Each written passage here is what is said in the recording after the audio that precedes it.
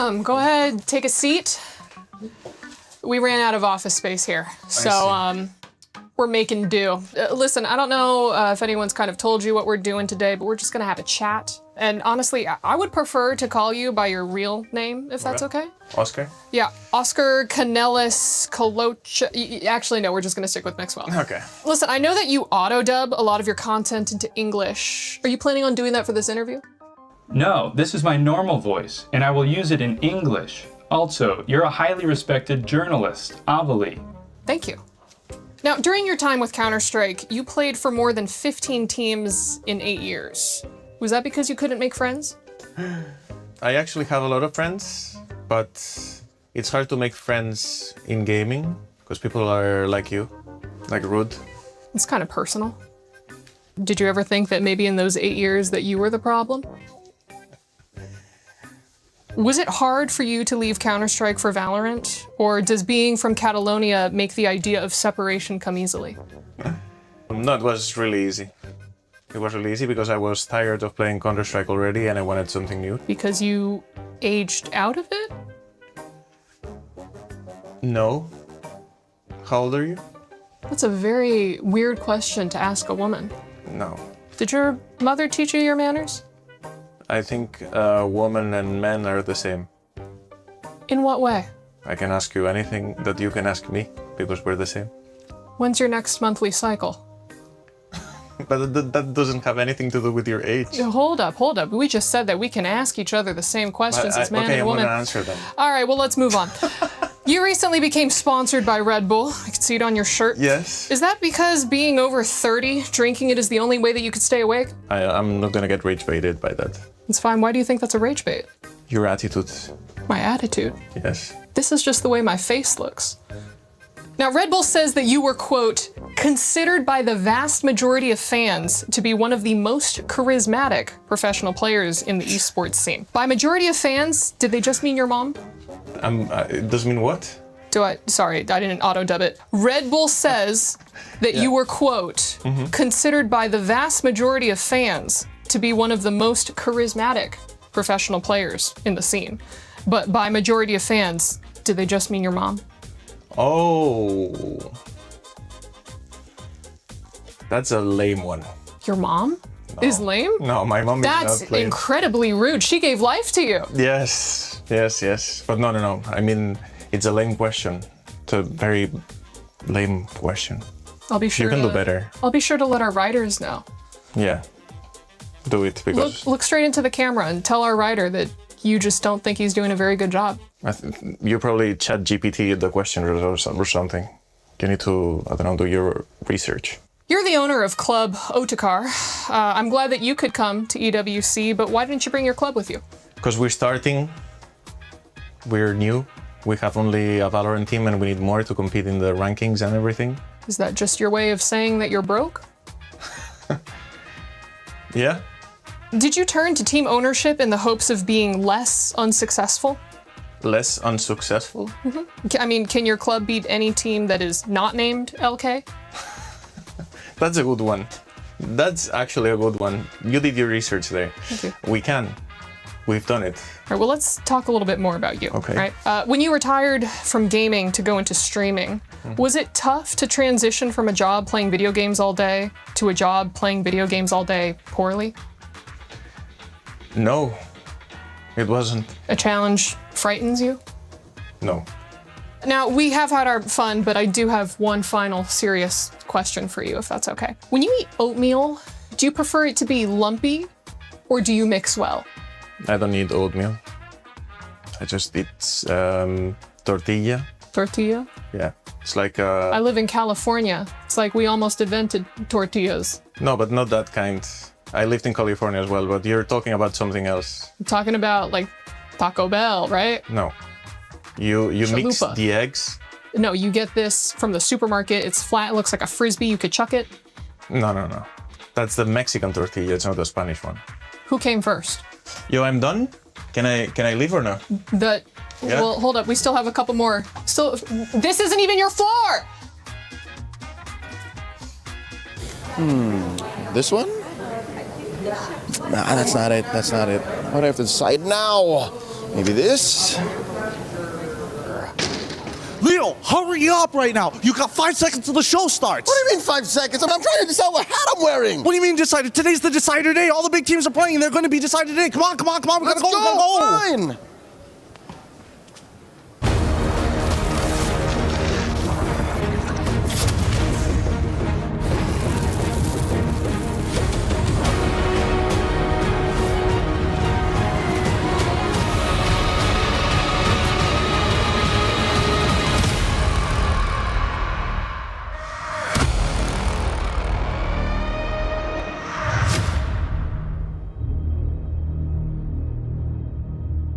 Welcome, ladies and gentlemen, to the Esports World Cup. Today is day 2 of the MWI. Day 2 is something else. Who'd have thunk that the ladies had it in them to bring out these kinds of moments? Gen.G versus Vitality. One moment stuck out. Ashley came in for a kick. It was almost perfect. And then she, weirdly enough, dashed a different direction when it was supposed to be a finish this way. Another moment, I think, that's cool is Galaxy Phoenix versus Falcons Vega Mena. It was an almost perfect Fanny entrance, but I think what made that extra cool was the counterplay, where Ling caught a mid-air Fanny with the shifting skies. It's perfect, right?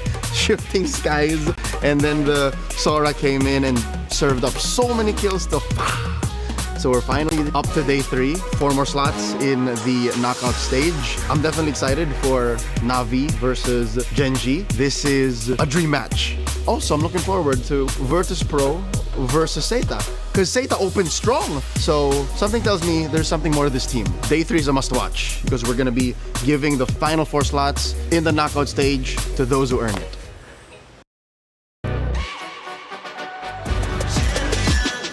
This ain't no regular thing. I came for the ring, you know what I mean. You see my name in the lights, better get right, I'm champion.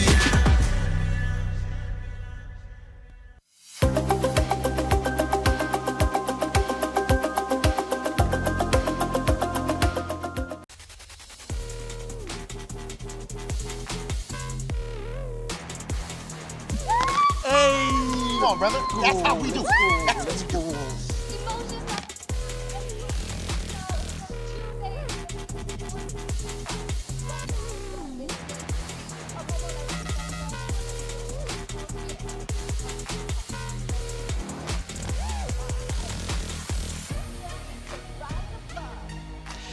Everything counts indeed, Cheryl. Today, every single match will be tournament life on the line. We'll have a lot of keys crushed and a lot of keys surviving to go for day 4 playoffs. Every single match is important. Today, it's about who survives.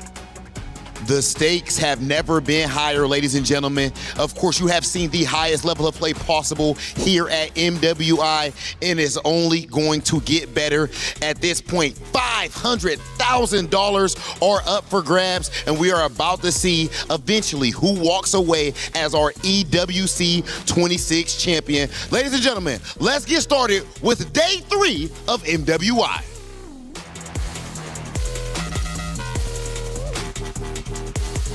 And welcome in, ladies and gentlemen, to the 2026 Esports World Cup. It's day 3 of the MWI. We have a couple more decider matches, and then we move into our knockout stage. Single elimination, 1 life to live, or your key is crushed. You want to be champion, you got to make it through the gauntlet. It's never easy, but being a champion never is. Welcome into the studio. I'm Taylor Reflections Noble, Brigitte, LaFell.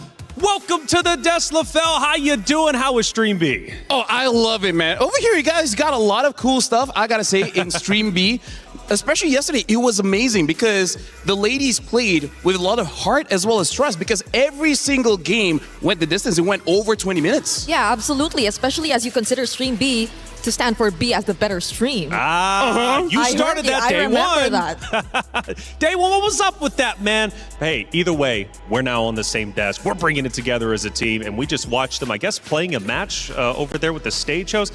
You know Cheryl won that, okay? Bottom line period, smacked up Rob and Damascus. Today's going to be a great day, though, for sure, even for our first matchup that's going to be starting. But let's recap at least the past couple of days, because we've had some great matches, and I want to start with the biggest one that that we had with the biggest storyline. It was Vitality versus Gen G. This matchup was historic. Of course, grand finals from last year. LaFell, it was, of course, Vitality getting the win, and they did so in a convincing fashion. The question now remains, who are the contenders to challenge Vitality? Actually, I feel like that was a very good match for Gen G because I feel like that exposed a lot of the mistakes that Gen G really did. And I feel like they have to go through this for them to eventually become champions because in 2025, they start off very shaky. After a good loss against one of the Na'Vi teams, they started like, you know what? Now we know what's wrong. They fixed it and went all the way to the grand final. So I think that was necessary for them. Ooh, that's tough now that you mentioned that because we're assuming that this was a better spot for Gen G and they are going to go up against Na'Vi later on today. So that puts Na'Vi in a position which is equally as dangerous because they too, I think, have just very recently discovered what really works for them. And we're hoping that we see it continued and maybe not a bit too experimental in this very crucial match. And Bree, obviously, we'll be taking a look at our schedule in just a little bit. A lot of great matches to take place. However, we need to catch you up, especially if you're just joining us for the first time, because there's been a lot going down. Check out the recap. C'est magnifique. Bonjour, welcome. This is the morning here in Paris. I'm having coffee alongside with Athena, which by the way, you look amazing. How are you feeling? It is an amazing day. I feel excited, especially it's a day 3 for MWI. Yeah, I'm not gonna lie, this feels like a date. Either ways, yesterday was amazing, at least for Stream B. The girls, they played with heart, with passion, with trust, because every single game of ours, Athena, 3-way elimination, it went over 20 minutes every game. When there's love, there is also heartbreak, right? But while we're over to Stream A, we had quite a few surprises. We were able to finally see the Ling and Fanny showdown from Fa and Nara. Quite an awesome surprise for a few of us who are waiting for that Assassin Jungler matchup. Well, we still have more games for today. We'll see who advances to the knockouts, but for now, we're gonna enjoy our coffee. Au revoir.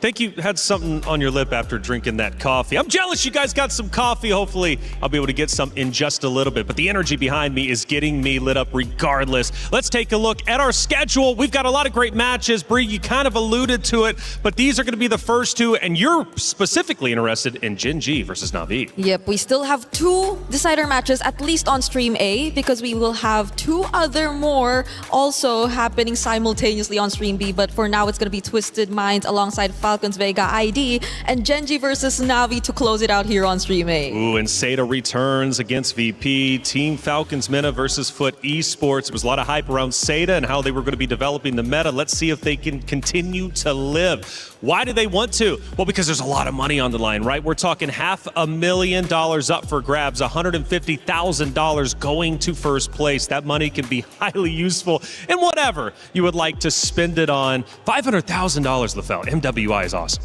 That is life-changing money. Basically, every single time we've seen champions came out of EWC, a lot has changed for them, but it's all for the positive. They basically reinvest into themselves just to make sure that they can keep qualifying to EWC every single year. Yep, and on top of that, I feel like even finals MVP awards too and prize money is another topic that we aren't really sure who to expect will eventually get that title anyway, because based on the matches so far, I know we've had a day 1 full of 2-0s. Yesterday, we had some of them too, but it was much closer than we thought, especially on Stream B, when there's tournament life that's on the line. Well, Na'Vi, they're going to be playing today, but they also had a chance to play a mini game called True or False. MWI at EWC26 is what you're watching, and now I got 2 special guests with me. I got Ira and Not Ayanami. We're going to be playing a very fun game, True or False. Let's start with our first statement. Chip is Angela's adoptive sibling. 1, 2, 3. False. Ooh, you guys guessed wrong. It's actually true. Freya is known as the Battle Maiden. 1, 2, 3. False. Okay, not Ayanami. You got it right. MWI at EWC 2026 Grand Finals falls on the 19th of July. 1, 2, 3. True. It's false though. Oh my God. Brute force breastplate is made up of 4 pieces of equipment. 1, 2, 3. True. False. Ira, you are wrong. It's true. Brute force breastplate is made up of 4 pieces, and so not Ayanami is up 2-0. Jusin has the ability to summon Ember Dragonflies. 1, 2, 3. True. It's a tie, but unfortunately you're Give me both points. wrong on this one. No points Still don't have for points. Ira. We're gonna give you a real hammer, and you're gonna have to smash her down, all right? Oh, dang. That's how we do it here at MWI EWC 2026. If you guys want to see them compete, tune in to the matches. We'll see you later. Play is in our DNA. Whenever we let it out, it becomes our superpower. Now imagine an entire city being built to supercharge it. Kadir City, powered by Play. Not gonna lie, that true or false was quite fun. Even our desk was getting involved and maybe did even better than the players. I'm not so certain, to tell you the truth, but either way, they know what they're talking about, and so does our co-streamer. We got a lot of co-streams taking place, and Rain is one of them. Let's bring him in and talk to him and catch up with everything that's happening at MWI. Rain, what's going on, man? How you doing for day 3? I'm good, man. I think it's such a lovely place, France, in terms of their food, their culture here, their scenery. All good, man. Well, France might be nice in Paris especially, but how's the MWI shaking up for you? There's a lot of unexpected outcome. I never expect that there's certain team from Cambodia and also from Arab that play really good, especially in terms of using mechanical heroes like Fanny, Ling, and giving me a lot of surprise, man. Hey Rain, kapa? Everything okay dekat sana? Rasanya you are over there. Sihat Rain? Sihat, alhamdulillah. Sihat, alhamdulillah. So Rain, just gotta ask, you know, Team Ray Young, they look amazing. How was that for you? And Arya's playing for Gen G. So how you feel looking at them play for the past 2 days? For Team Ray Young, I already expect they will qualify for knockout stage. I know they are one of the best because since they also defeated Malaysian best lined up during qualifier. And also for Gen G, I really hope they can go through, man, because knockout stage without Arya, without Gen G, without Ashley is quite weird for me, you know? So Yeah, I'm true. hoping they can give like a good draft and also good gameplay for this time. Okay, so at least we might just see, or so that might just suggest the potential matchup that Rain wants to see, no? But I'd like to go back to what was previously mentioned by Rain earlier on. There were a lot of unexpected picks. You mentioned it earlier here in MWI. But for at least the past 2 days, we've seen a certain trend in the meta. Do you think this is something that we might see carried over once we get into MSC? Or do you think it's going to be a bit different? I think personally it's going a bit different. For women's scene, I noticed that most of the teams give priority towards comfort hero or comfort picks. But for male team, most of the teams are really comfortable with a lot of heroes and can play counter draft really good. But I'm not saying that women incapable playing mechanical heroes, okay, but it's just in terms of data, they just playing heroes that really the identity of their own team. There are teams that play hero like assassin, but there are also certain teams that playing utility jungler. Well, Rain, it's a pleasure to have you, of course, in the venue. You're going to be watching MWI, and I'm sure we'll have a chance to catch up with you in future days. After all, after this, we still have 2 more days left for the knockout stage. Hey, if you guys didn't know, EWC has the creator program, and it's super cool, and it gives you an opportunity not only as a competitor, but a creator, or however you'd like to get involved, more in depth with EWC. This is a brand new thing. It just started this year, and it's quite special indeed. Your EWC journey starts here. Join the Esports Foundation, and hey, you get a lot of prizes as well and some merch. Who doesn't love that? They'll set you up, and that's the beautiful thing about it. You join the creator program, you get involved, scan that QR code, and they'll give you everything you need potentially in order to obviously be the best creator you can possibly be. And of course, being a part of the Esports World Cup is one of the biggest honors that you could possibly have as a competitor. Hey Rose, I hear you're catching up with some of the competitors. Who are you running into? Bonjour, everybody. Good morning. As we enter day 3 of MWI, we are here with the girls as they are arriving in the arena. And oh, the first team I am seeing is Twisted Minds. Hello, good morning. Are you ready for today? Yeah, we're ready. So, how excited are you on a scale of 1 to 10? 10. 10. Is there any words that you have to say to the viewers? Support us, guys. Period. Thank you very much. Bye. I'll see you later. And of course, we have more of the girls coming out of the buses. Let's see. Hello. Good morning. How are you? Good. You're excited for today's match? Yes, but it will be easy for us. Oh, easy? Why do you think it's going to be easy? Because we always match with the Falcon Mina and always we win. You always win. So you think it's going to be an easy 2-0? What? You think it's going to be easy 2-0? Yeah. Okay, good luck. I'll see you later. Wow, confident, I see. Now, let's see who else is here. You know what? Hello again. Hello again. How are you today? Doing great. You're doing great. How excited are we for the match today? Like rolling and excited because I'm so ready. Because you're so ready? Yeah, I want to take the 2-0 today. You want to take a 2-0 today? Who are you going up against today? I'm not sure yet because I don't know which team we're gonna choose yet. So it's depend on our coach. But it's gonna be a 2-0 either way. Yeah. Girl, good luck. I'll see you later. Bye. Ooh, the girls are rather spicy and confident this morning. I cannot wait to get started. So with that, let's show it back to you guys.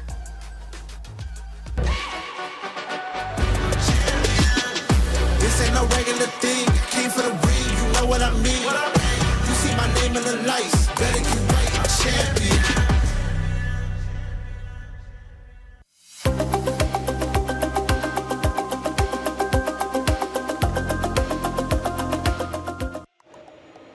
Comes to show you, sometimes you don't even need to know who you're playing. You just know you're going to dominate them either way in a 2-0 win. Thank you, Rose, for catching up with the players as they're heading into the venue, and they're going to be taking the stage in just a moment's time. Speaking of which, it's time for our crunchy story of the day, and it's going to be one of our first matchups, too. It's Twisted Minds versus Falcons Indonesia. Family becomes the enemy. The history on both rosters runs deep.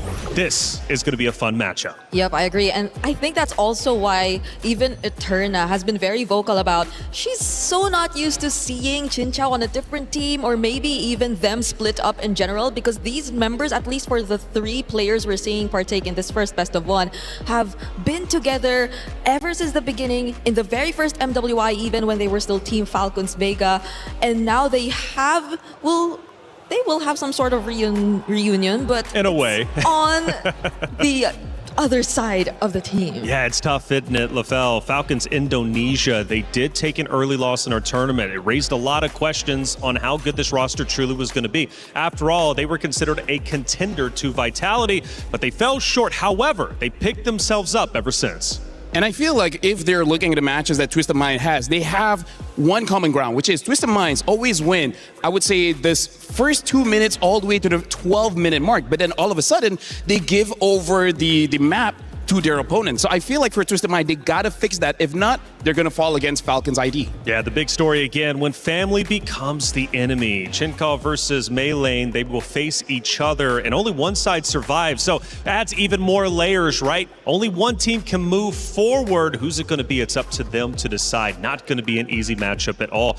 And Indonesian representation on both rosters. Now here's the thing, honestly, this is something quite interesting for a Twisted Mind because Maylane is known as an assassin player, but so far she's only been using tanks in the jungle. And Chinchao is really moving away from the meta. She has an amazing carry, but she even brought a 1-1 into the game. So I'm really looking forward to see if they will play the same or just against Falcons ID, they'll change it up.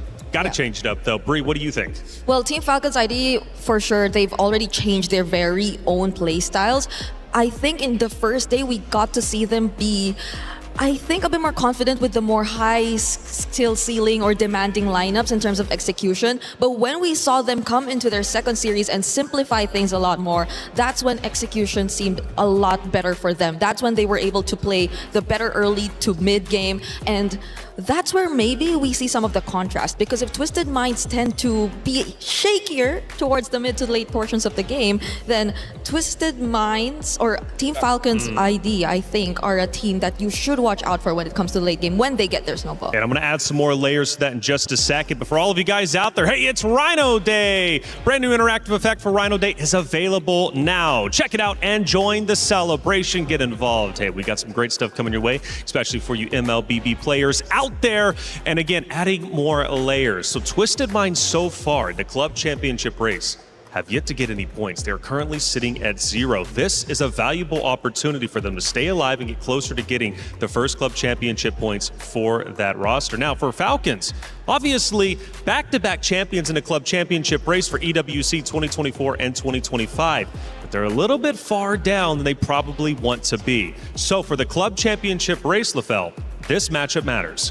Oh yeah, for sure, because I really feel like for both teams here, Falcons ID as well as Twisted Minds, it's like having seen them backstage, they're really trying to balance out having enough pressure so that you're playing with focus in the game, but at the same time, not too much that you overthink it, because that is something that the players do where it gets too intense that they start to, I would say, have brain fog in the middle of the game. Yeah, fortunately though for Team Falcons, right, in terms of the club championship, they will also have Team Falcons MENA still fighting later on for another qualification match. So I think this is a day where Team Falcons fans really want to pay attention to. Absolutely. Team Falcons fan, you got to send them your energy because they're going to need to build up that spirit bomb because things start to get real. Now, I mentioned that Indonesian pride represented for both rosters. And when we specifically talk about Twisted Mind, they got Coach Nasdux, and he has the understanding of the Indo region. Do you think this is going to be a big buff for Twisted Minds?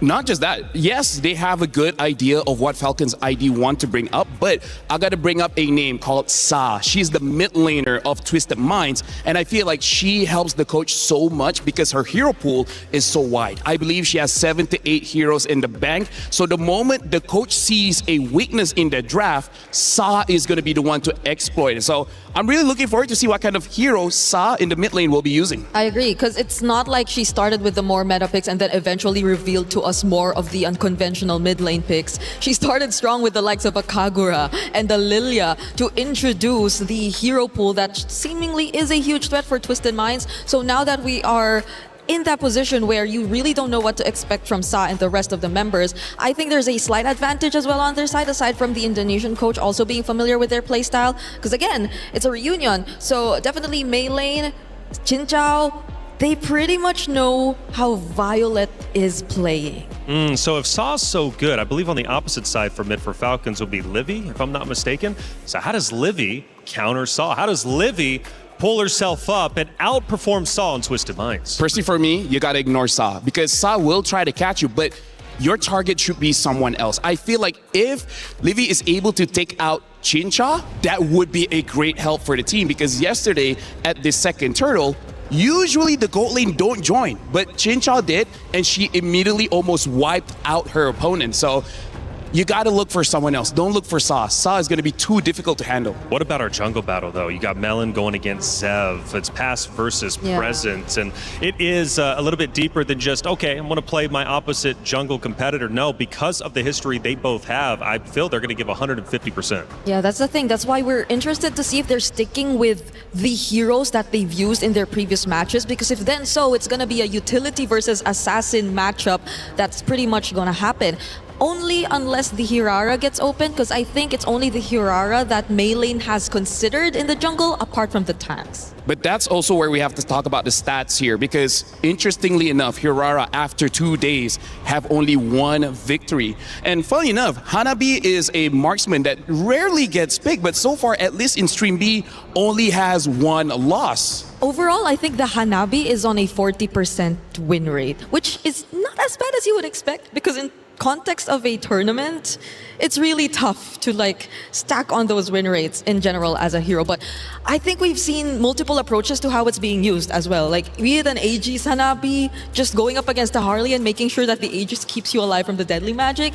There are multiple approaches to this, and I think we have yet to explore its full potential. LaFell, this is the most personal matchup we have had yet. Of course, we mentioned Vitality Gen G, granted grand finals last year, but in terms of friendships, pride, formal allegiances, they now clash into this one decider match. How do you prioritize that as a competitor? How do you put that to the wayside and simply focus on the game? That's an amazing question. I got to talk about Chincha because Chincha has been playing since 2021. Now it's 2026. Multiple times she tried to get onto the EWC stage, but was stopped short by Team Vitality. So right now, I really feel like she wants that revenge, and one step at a time, she got to win against Team Falcons. For now, looks like Falcons ID will be first pick, Twisted Minds on the second pick, Dangerous Grass will be the map. Matilda as well as Esmeralda immediately banned out, which I do like. Now the Marcel as well as the Hirara. So this does show that perhaps they just want to fight against a jungler that doesn't want to fight a little bit too early.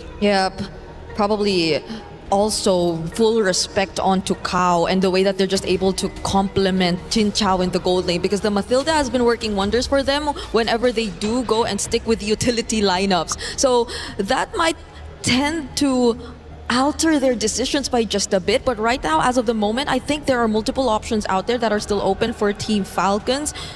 They haven't been using the Atlas recently though, so maybe some of the mid lane options could be considered here. I mean, like Belleric also has to come into the conversation because in Group B, only 1 or 2 losses for the Belleric. Belleric has been winning a lot, but looks like they will prioritize the Eve here. And I feel like Twisted Mind, they're still okay with it because Sa has a map in her head. You pick A, I have a different kind of option. Usually she would pick up something like the Kagura to burst out this immobile mages. I don't know if she will go for that because sometimes, even if it doesn't make sense, she will go for something like the Valentina or the Lilia. Yep, but something that makes sense though is the Claude, which I think Chin Chao will be using for the first time here in MWI, a direct answer to the Eve that they've already decided to pick up. And now Twisted Minds, that's the thing, if you mentioned Saw, they could probably save that for Red 3 and pick up a different priority here, which is the Atlas that we previously mentioned. Something that we have to check out here, they prioritize the Eve, so perhaps they do want a carry, which has been performing very, very well in Stream B, and part of the reason why Claude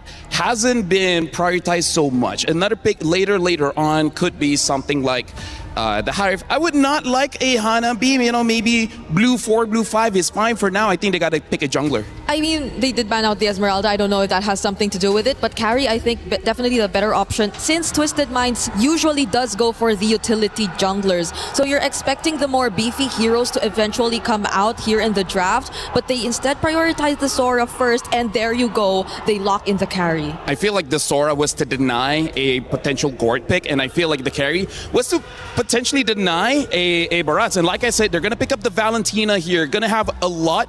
But here's the thing, you don't know if it's gonna go mid or the EXP. So far in MWI, we haven't seen the Valentina go to the EXP just yet, but now they have that option. That's true. Daisy has been very flexible on the EXP lane, already using even the damage type of EXP laners or even the Soras. But now, I think it's gonna be a much better position now for the Valentina Atlas because they've already taken out the Belleric. So that's one huge answer already taken out by Twisted Minds. Yeah, so right now, honestly, Twisted Mind, they gotta respect this carry. Carry has been a monster here in MWI.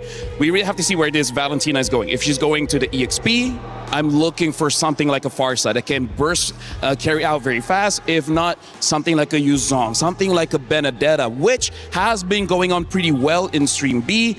I die, sure, but as long as I take you with me, I'm good with that trade. Yeah, I'm wondering if Twisted Minds are feeling that this is gonna go mid or EXP, and if they want to force it on a specific role, because they're taking their time thinking of what they want to ban here in the second phase. But they're going to focus on the jungle instead. Understandable. Twisted Minds. Yeah. Weirdly enough, I don't think they've picked up a Fanny just yet, but I think it's just one of the options here if you're talking about Mei lane. Yeah, this is the advantage and disadvantage, right? When you have a very well-known player on your team, you kind of know what are their comforts, you know their specialties here. So I'm really looking forward to what kind of jungler they're going to be picking up. I'm thinking something like the Hayabusa would work well. Something like the Lancelot has been okay. I wouldn't say it's really the best. And honestly, for this lineup, I can see a potential Suyo coming out of Twisted Minds. Oh, so this is indeed going to be slightly different from the usual playstyle that you get to see from Twisted Minds. Although, with the Claude, I think Chin Chao being able to join in the team fights will be much easier too, so there won't be much difficulty in terms of just trying to ramp up the pace and getting the gold early on, regardless of the kind of jungler they use. But this is the question. Is it going to be the EXP lane revealed to us or the mid lane, or do they just lock in their jungler immediately on? I think the strategy should be just pick up your jungler here because it's a deny as well from Falcon's ID. And then later on, you see where this Valentina fits the best. If you're going to talk about tank jungles, I don't like it just because you're going up against a carry as well as an Eve. Only the Barats is okay here. Fredrin, we've not seen a lick of Fredrin at all. Oh, a Guinevere. A Guinevere would also actually serve quite well for Twisted Minds if they want to go for the utility route. If not, I think a Suyo wouldn't be bad. Yeah, and they can link it up with the Atlas too. I think we've seen that Fatal Link Spatial Migration combo happen a couple times. But they save it for last. At least they match the Sora with an damage EXP laner as well. And at least they have someone to hunt down these backline heroes from Team Falcons. Rick, this is something that we have to talk about, where the mid duo has been quite a big contention here in MWI. We were talking about how side lanes, they like to trade, but mid, it really does look like after one wave, someone has to go home. The question is who? I wonder if with this Yuzong, there might be an early rotation into the mid just to make sure they have that priority. Yeah, because we don't know what kind of roamer Team Falcons actually are going to pick up just yet. Raymond, there have been instances where they do pick up the Hylos and the Belleric, which must be banned. But are both banned. The Hilda feels like it's not an option you could immediately go for just because you don't know what kind of jungler Twisted Minds is actually going to consider just yet. But if they really just want to take out the option of an assassin, which they don't because they go Gatot Kacha and Harley to finish up their draft. I feel like they pick up the Gato Kacha because you need a hero with Revitalize just to make sure that you don't lose out in those mid trades, which so far has been very, very important. If they want to go very aggressive in the mid, I really feel like something like a Suyo or a Guinevere would work out very, very well. Looking at the lineups here, it does seem that I would say it's a skill matchup for both side lanes, the EXP as well as the gold. So I feel like for the first 2 minutes, not much will happen. If something does happen, that means something really wrong just happened. Yeah. So what jungler are they going to consider here? Is it the Suyo or I would prefer really Gwyn. Sticking with a Guinevere? Because others are like only the Akai is left at this point if you're talking utility. Oh, yeah. So if okay, they're going Hayabusa. assassin. Yeah, I feel like the Hayabusa is also a very solid pick. Just be careful of the Gato Kacha because again, he has that Revitalize, so timing is going to be very important. I agree. This is going to wrap up our lineups. It's Harley and a Hayabusa going up against each other. A lot of iframes on the line. When family becomes the enemy, what do? Do you focus on the history and let it affect you in the game, or do you put it to the wayside and destroy your opponents? This is going to weigh heavy on the minds of Twisted Minds and Team Falcons Indonesia. As they go toe-to-toe, the history will ignite. The players are ready, and it's time to get into our first game of MWI Day number 3. Athena, Gideon, take it away. Thank you so much, Reflections. We come into our very first series of the day, and a banger series as well, with both compositions designed to attack your opponents with wombo combos, to attack that back line. It's going to be a skill matchup like LaFell said, but Athena, look at this. We're finally here. We're looking forward to seeing some flashy clashes as early as possible here for both Team Falcons and for both Twisted Minds. And looking back, we've mentioned that this is kind of a mini reunion, right? But that reunion wouldn't be stretched so far because this is still a lower bracket matchup between them and also a deciding match. It's really important that any one of these teams are going to be closing out the series 2-0. But for now, let's see how this early game is going to progress with so much on the line. behind. The pressure is on, especially when we start looking down at the gold lane. Jin Chao versus Liv. So far, we're already seeing Bargain Hunter being taken by Liv, confident that, hey, I'm going to get my 3 items faster than you. So far, we've seen a lot of teams do this as well on the gold laners. It's all about balancing out as much as they can. Plus, they want to compensate that fast aggression that Twisted Minds might do against Team Falcons this morning. But now, for Raimundo, it's all about protecting the jungle for Seb as well. But that wouldn't be the case, as Maylin will still be able to pick up some of those jungle creeps in the process. Beautifully done. Beautifully done. When you have first rotation and priority from the EXP lane, you can make these aggressive motions. With a small camp already done, Zev just hits level 4 just on time. But if you look on the opposite side, Maylin just has a lot more EXP and gold to work with in her own jungle. So we need to see the response from Falcons, because it looks like it's on towards Daisy's side. Okay, there's kind of a bit of a reaction here for Sev and Valet, but it looks like for Twisted, you're just waiting for an objective to actually spawn out, and it's all about maintaining the tempo, not yet really the diving in here for Twisted Minds, but still, it's a Raimundo and Sev in the vicinity of the neutral objective. Let's see what Sa is going to take. It's really important to have the correct ults for the right situation, and so far it's a 50-50 with both sides controlling 2 opposite ends of the turtle pit. Maybe it's best if she could copy or be in the vicinity where Liv is at, and that is exactly what she's doing. But no, she is going to copy Violet's ultimate rather, but still, it doesn't make sense. She slowly backs away. Maybe it's all because Melee is still not ready yet. Falcons here still focusing onto the turtle. Seb will be securing that one. The box is here, and it's going to be a takedown immediately onto Livy. Free hit here for Twisted Minds. Follow up instead here for Falcons, and they get a double kill as early as possible here for Violet, and not stopping there, forcing out the flickers, immediately taking down the jungler. That's too much of an advantage here for Falcons. Zero hesitation from the side of Falcons, zero hesitation from Violet. A really good way to zone out Maylin, who can close that distance and hop into the pit if she finds the angle. So far, Falcons have controlled this very, very well. They've already forced out a bunch of battle spells from the side of the Twisted Minds, and at this point, Daisy just trying her best as Zev is getting chucked down. Okay, that's a hefty amount of damage that Daisy is inflicted on, and Violet yet again with a kill. That is immediate. That is immediate annihilation here for Team Falcons, and it's quite looking good. They're preventing the snowball. They're preventing Maylin to actually get those numbers rolling as fast as possible. Now, there are bigger things happening in play. All these early game deaths coming in from Daisy, it's going to start affecting the mid and later stages of the game. Daisy is not going to be so strong enough to be able to one-shot some of the back liners. Zev is probably the only one, but even then, you're going to need that Petrify, which is coming up in 2 seconds. For now, another kill should be happening here. Fatal links into the next, but again, out of position and no control over the goal to support. Okay, that is kind of tricky here for Twisted Minds. There are a lot of mishaps happening around the map. Even AOG committed here for Raimundo. Jin Chao definitely will survive, but at what cost? She is kind of delayed in terms of the XP right now, and even the gold shields has already been kind of staggered over here for Team Falcons. Now, we also have to take notice that Twisted Minds really doesn't have the capability to assert their dominance yet, all because of what Daisy has gone through in terms of the aggression here for Raimundo and as well as Violet. But now they try and level things up here onto the mid lane. How?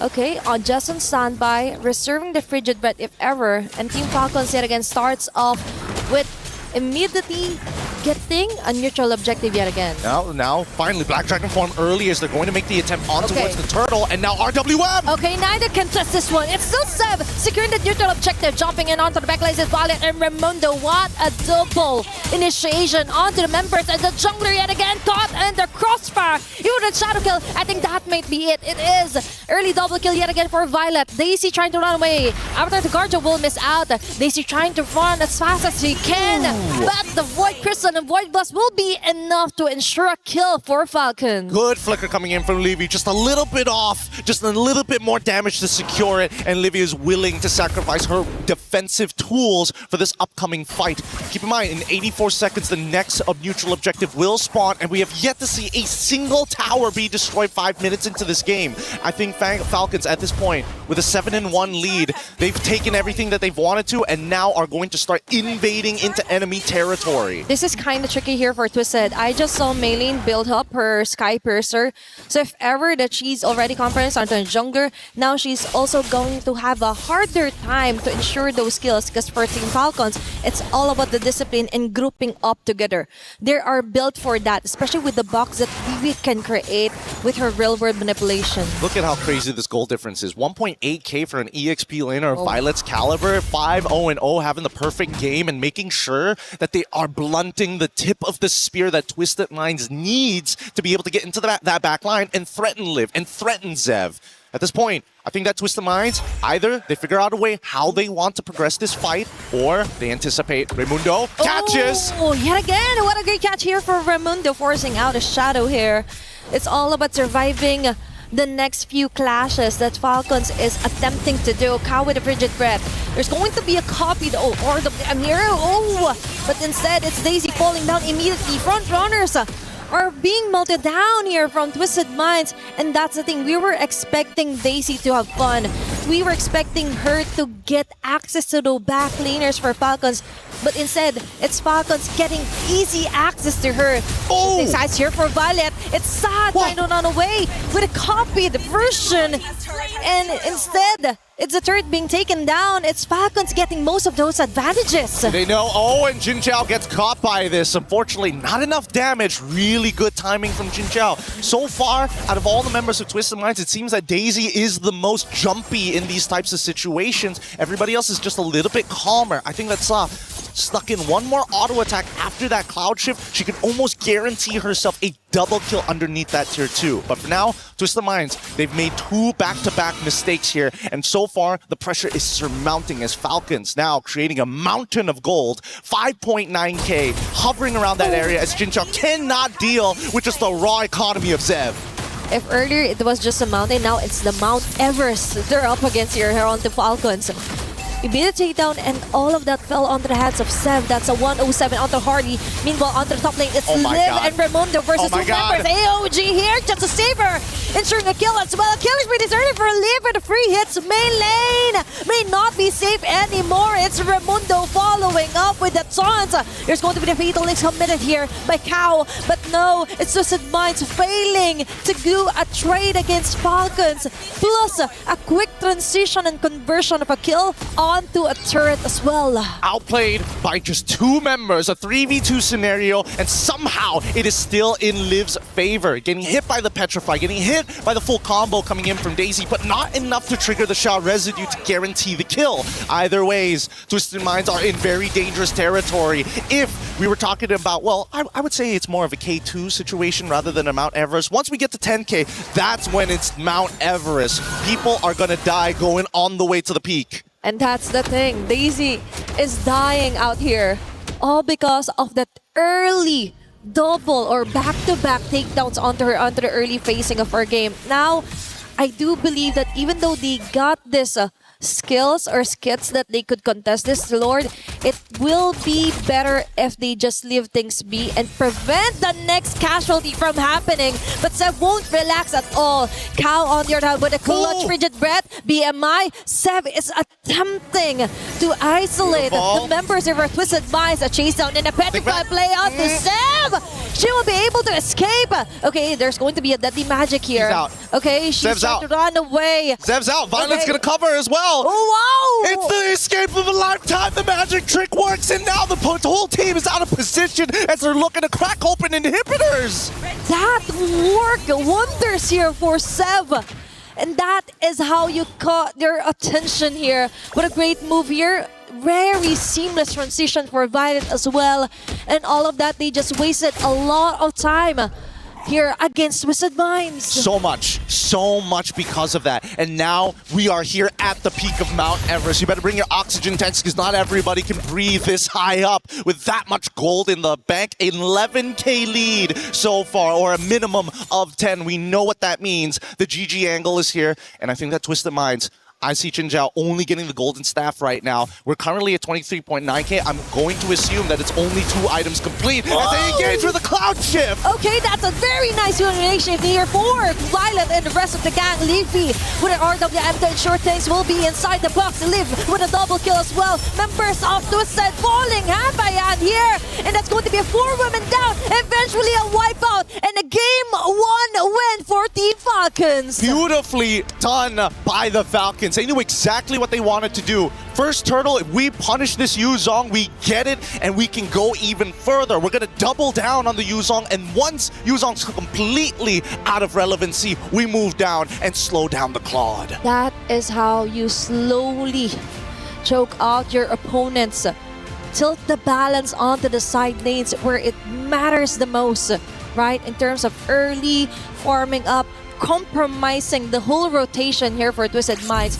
They were actually dependent on what Daisy could do, actually for Kao as well. But without those two, definitely an easy kill here for Falcons. Capitalism wins again. That 10k gold lead is just too much. But we're going to be throwing it back to the studio to break this down for you guys. We got another matchup here, and hopefully that match point isn't enough to break their confidence. Back to you, Reflections. Is in our DNA. Whenever we let it out, it becomes our superpower. Now imagine an entire city being built to supercharge it. Kadir City, powered by play. Well, if you blinked, you missed it. What a dominating map number 1 for Team Falcons Indonesia. Twisted Minds, wake up. You're not dreaming. This is real, and your tournament life is on the line. You want to make it to the knockout stage, you need to fight hard. Coming the next 2 maps. My goodness, let's talk about it and break it down, because Team Falcons Indonesia doing everything, it seems, and Maylane was getting punished. Yeah, I gotta say, looking at that game, they understood that, all right, Maylane this time is on a damage dealer. We got to get to her as fast as possible.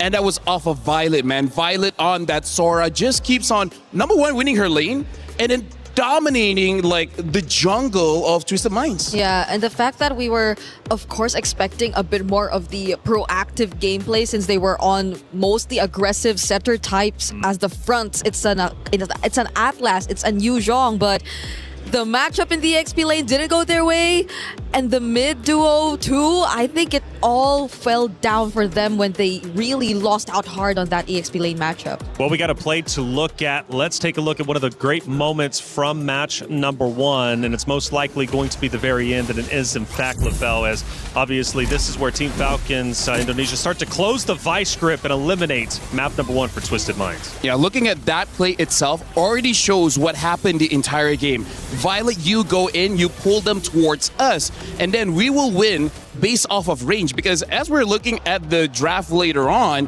having Valentina is great, but she doesn't have the same range as the Eve. So every single time they're fighting, Falcons will hit first, and then Twisted Mind is just trying to get close enough to deal damage, but you don't get close enough. Yeah, on paper, the Valentina stealing away the Sora's ult should do a lot for the team, but at the same time, you're not really able to use it to an advantage. You see multiple instances wherein they're just using it defensively rather than them actually being aggressive enough with the Valentina gameplay, and they could not reach the targets. They could really not find a way around this lineup from Team Falcons ID. Was I seeing that? Was it 16-1 in overall kills? Yeah. That's nuts to me. I mean, like, you think about it, that just wasn't, where was Twisted Minds? Seriously, what did they need to do coming in to map number 2? Because I think we talked about the hero selection, and it almost seemed like that they were trying to force a little bit too much. Well, hey, we'll talk about that in just a second. I mentioned, though, the implications. You got Twisted Minds, you've got Team Falcons. Both are playing for the club championships. Trev, how's things shaking up? Yesterday in MWI, 4 keys got crushed, but the rest of the competition remains poised to try and take the club championship trophy. Team Vitality, the frontrunners in this competition, are still looking likely to take the 1,000 points and the title of MWI champion home. They faced off yesterday against Gen G, which was a rematch of the grand finals of 2025, and swept them clean down to the lower bracket. Today, Gen G will face off against Na'Vi, who have been looking incredible in the Club Championship after a big win in Fatal Fury last week. Virtus.pro still hanging on to their last life, and the same can be said for the two Falcons team. After heavy investment, it doesn't seem to be playing out the way that they wanted. Stay tuned for more in the Club Championship. There. For every click, every clutch, every respawn. We were there for the years of grind. And we're here. Now. The proud founding partner of EWC. Powering the biggest event in gaming. Shoulder to shoulder with the world's best. Making history. Greatness deserves a stage. Lenovo Legion. Reach your impossible.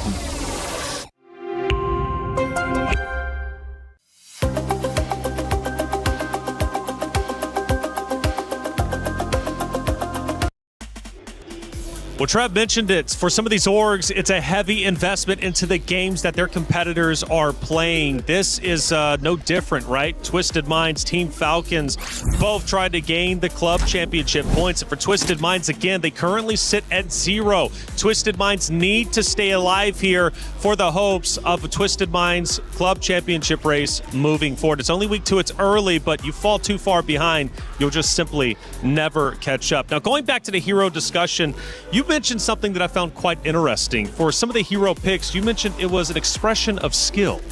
Yes, honestly, coming in from both teams, this is one of those high risk, high rewards kind of draft where if you die 2 times, that's it. That's the end of the game, because this is a very punishing meta now that the jungle gives more gold. Because what happened in that game was Falcons ID won so much that Twisted Minds could not farm up so that they didn't have the item. So it was like trying to chop down a tree with nail clippers. You will never have enough damage to do anything against Falcons ID. That will take some time if you do it with nail clippers.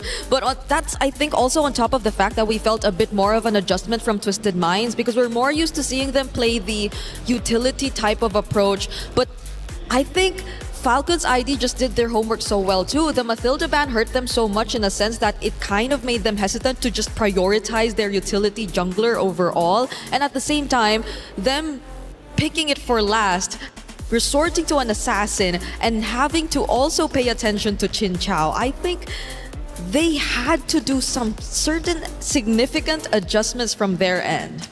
And I got a key talking point I want to bring up to both of you out there. But for all of you at home and also in the venue as well, check it out. My Champion Pick. It's here. 2 champions, 1 game. My Champions Pick event is now live. From July 27th, submit your predictions for the MSC and MWI champions for a chance to win 50,000 in-game diamonds and MSC 2021 and 2025 tournament skins. Don't forget to leave your picks under at MLBB Esports for even more chances to win. Lock in your champions now and cheer for your favorite teams. My Champion Pick now live. Get involved. It's some good stuff coming your way. Now, again, going back to the hero selection, again, it was a bit drastic. I mentioned the coach, though, for Twisted Minds, knowing the Indonesian playstyle, coming from Indonesian himself, of course, players also represented on both sides. Do you think he tried to get a little bit too tricky, thinking like, okay, I know the mindset of the Indonesian team on the opposite side for Falcons Indonesia, but maybe he just did a little bit too much? Indonesia as a region, they're a very fight-heavy region where it really is very, very short games just because you win the first 3 minutes. After those 3 minutes, it's very hard for you to make a comeback. So I think that's why both coaches tried to draft a little bit more risky and kind of hope for the best. I want to see them pull that back just a little bit and try to help out Chin Chao just a little bit more. I feel like she can get more help. She could eventually get them the W. A bit more for Twisted Minds, I feel, because again, we mentioned how risky these lineups already were, and the fact that they are both very team fight heavy lineups. They do really like to brawl. The moment that they lost out big on that early game, on that EXP lane specifically, then it was very difficult for them to scale back into a position where they could just really constantly fight back. How do you deal with Violet? Because she was disgusting out there. Absolutely nasty. Violet, even within the first 4 or 5 minutes, up to 5 total kills. She's clearly a problem. I feel like they're going to change just a little bit on the strategy, because what happened in that game was that the mid duo tried to make sure that the mid duo of Falcons ID does not move. I think this time they're like, you know what? let's help out the EXP lane. How about 3 people go there? How about 4 people go there? If they can shut down Violet early, maybe the game would have looked different. Yeah, maybe give the more Sa type of heroes that would just really catch them off guard. Have more range and have more range, movement around the map, because with the Valentina, range given, it's not so good as the other mid lane picks out there, but I think also movement really restricted because she really wasn't able to get the advantage in the mid lane up against the counterpart, up against the Eve. My biggest concern though for Twisted Minds, they lost that so quickly.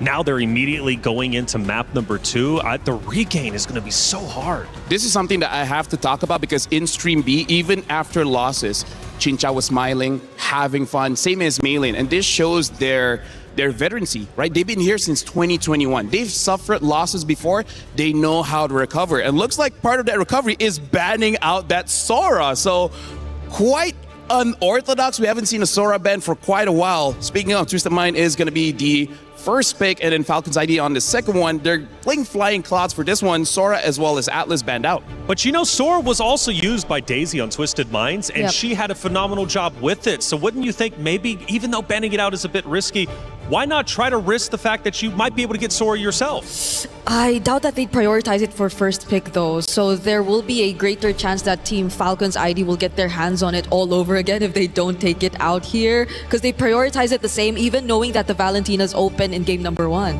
The other possible answer might be this time, maybe Daisy has to go for a tank, like a proper tank, so that you can actually have an assassin in the jungle. Because again, the EXP needed farm, right? The mid needed farm, jungle needed farm, gold needed farm. So losing 1,000 gold kind of feels like losing 10,000 gold. And because they went with an Atlas, which is a setter type, which is more like a bruiser rather than someone who could...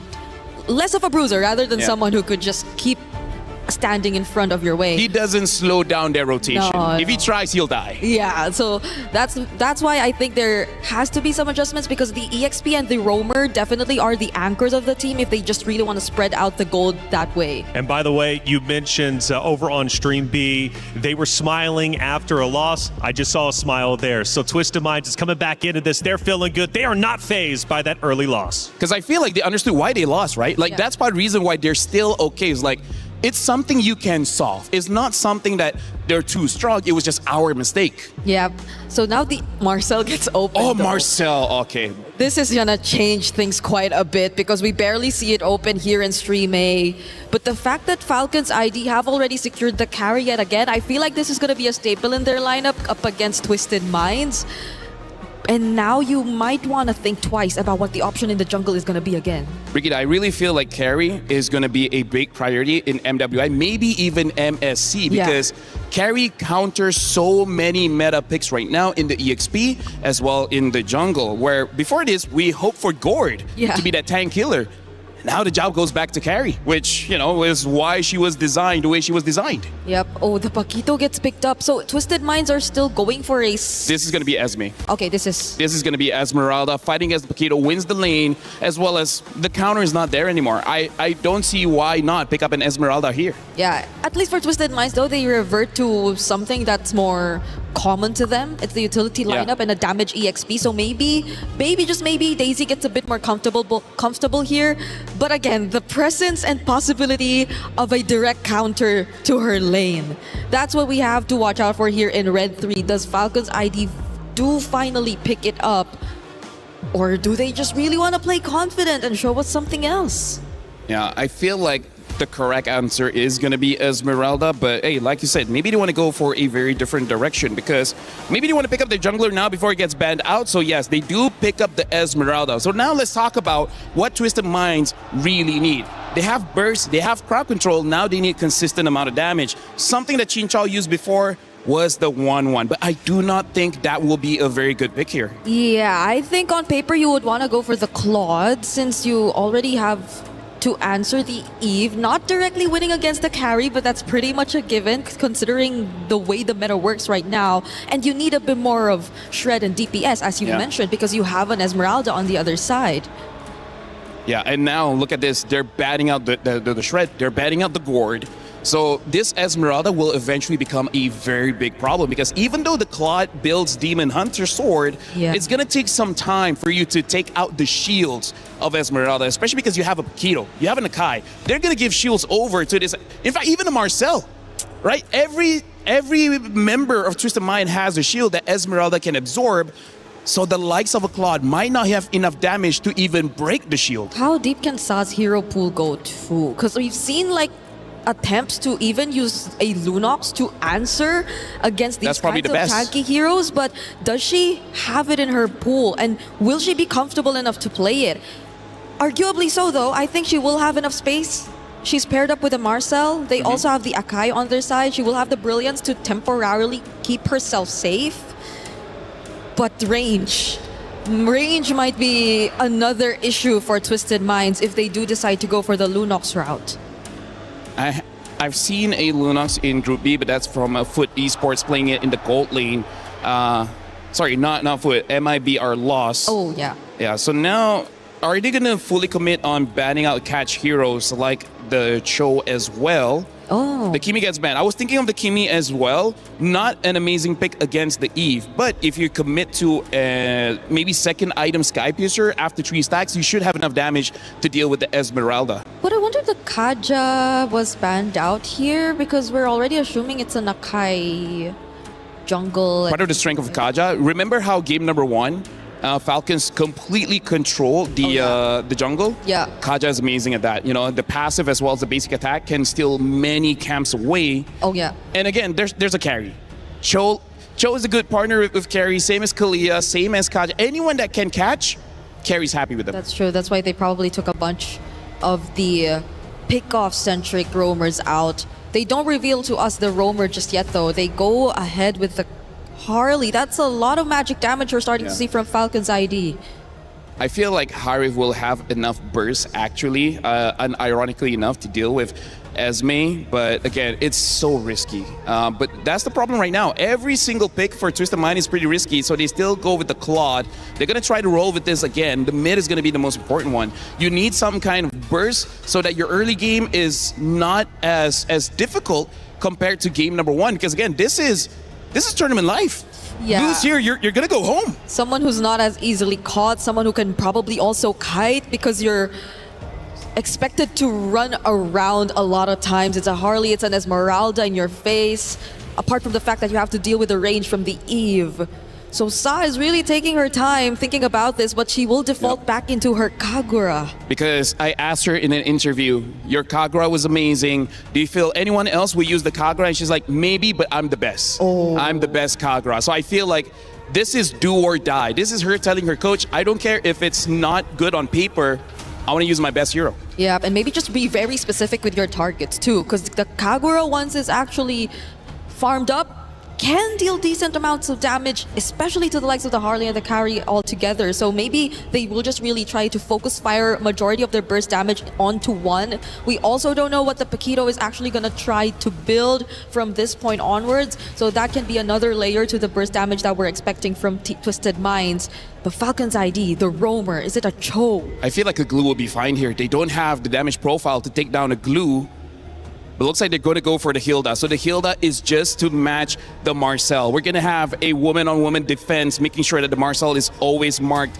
I got to say, Brigitte, looking at Twisted Mind, they're drafting like their life depended on it. And now Falcon's ID, they're trying their best to counter every single pick of Twisted Minds. But will it pay off? That's the question. For Team Falcons Indonesia, they struck hard in map number 1, and Twisted Minds are forced to come back to protect their heart in the tournament. The key, will it get crushed after this map, or will we go the distance to a map number 3? It's up to them to decide. Athena, Gideon, let's get it started.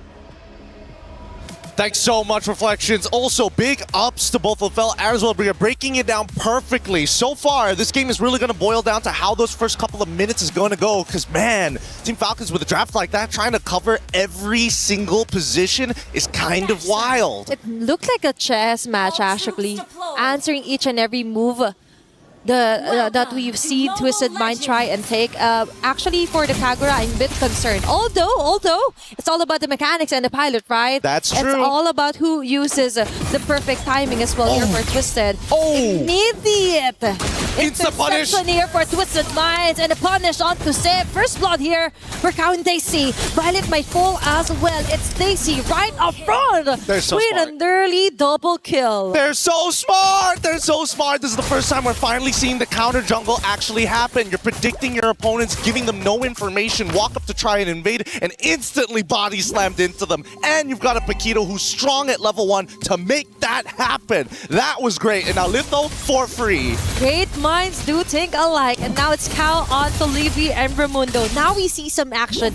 Now we see the countermeasure that Twisted Minds change from game 1, now reflecting heavily onto game 2. So good. So very, very good. This is the best start possible that we can see from Twisted Minds' side. However, it's not over just yet. Just because First Blood was given over doesn't necessarily mean that the entire game is over. It's just going to be a little tough for Zev to come back into it. And I think Violet, unfortunately, just does not have the base stats to contest with Paquito until first items are purchased. Yeah, and it's actually one of the analyses earlier onto giving Daisy a hero that could actually withstand and do some action.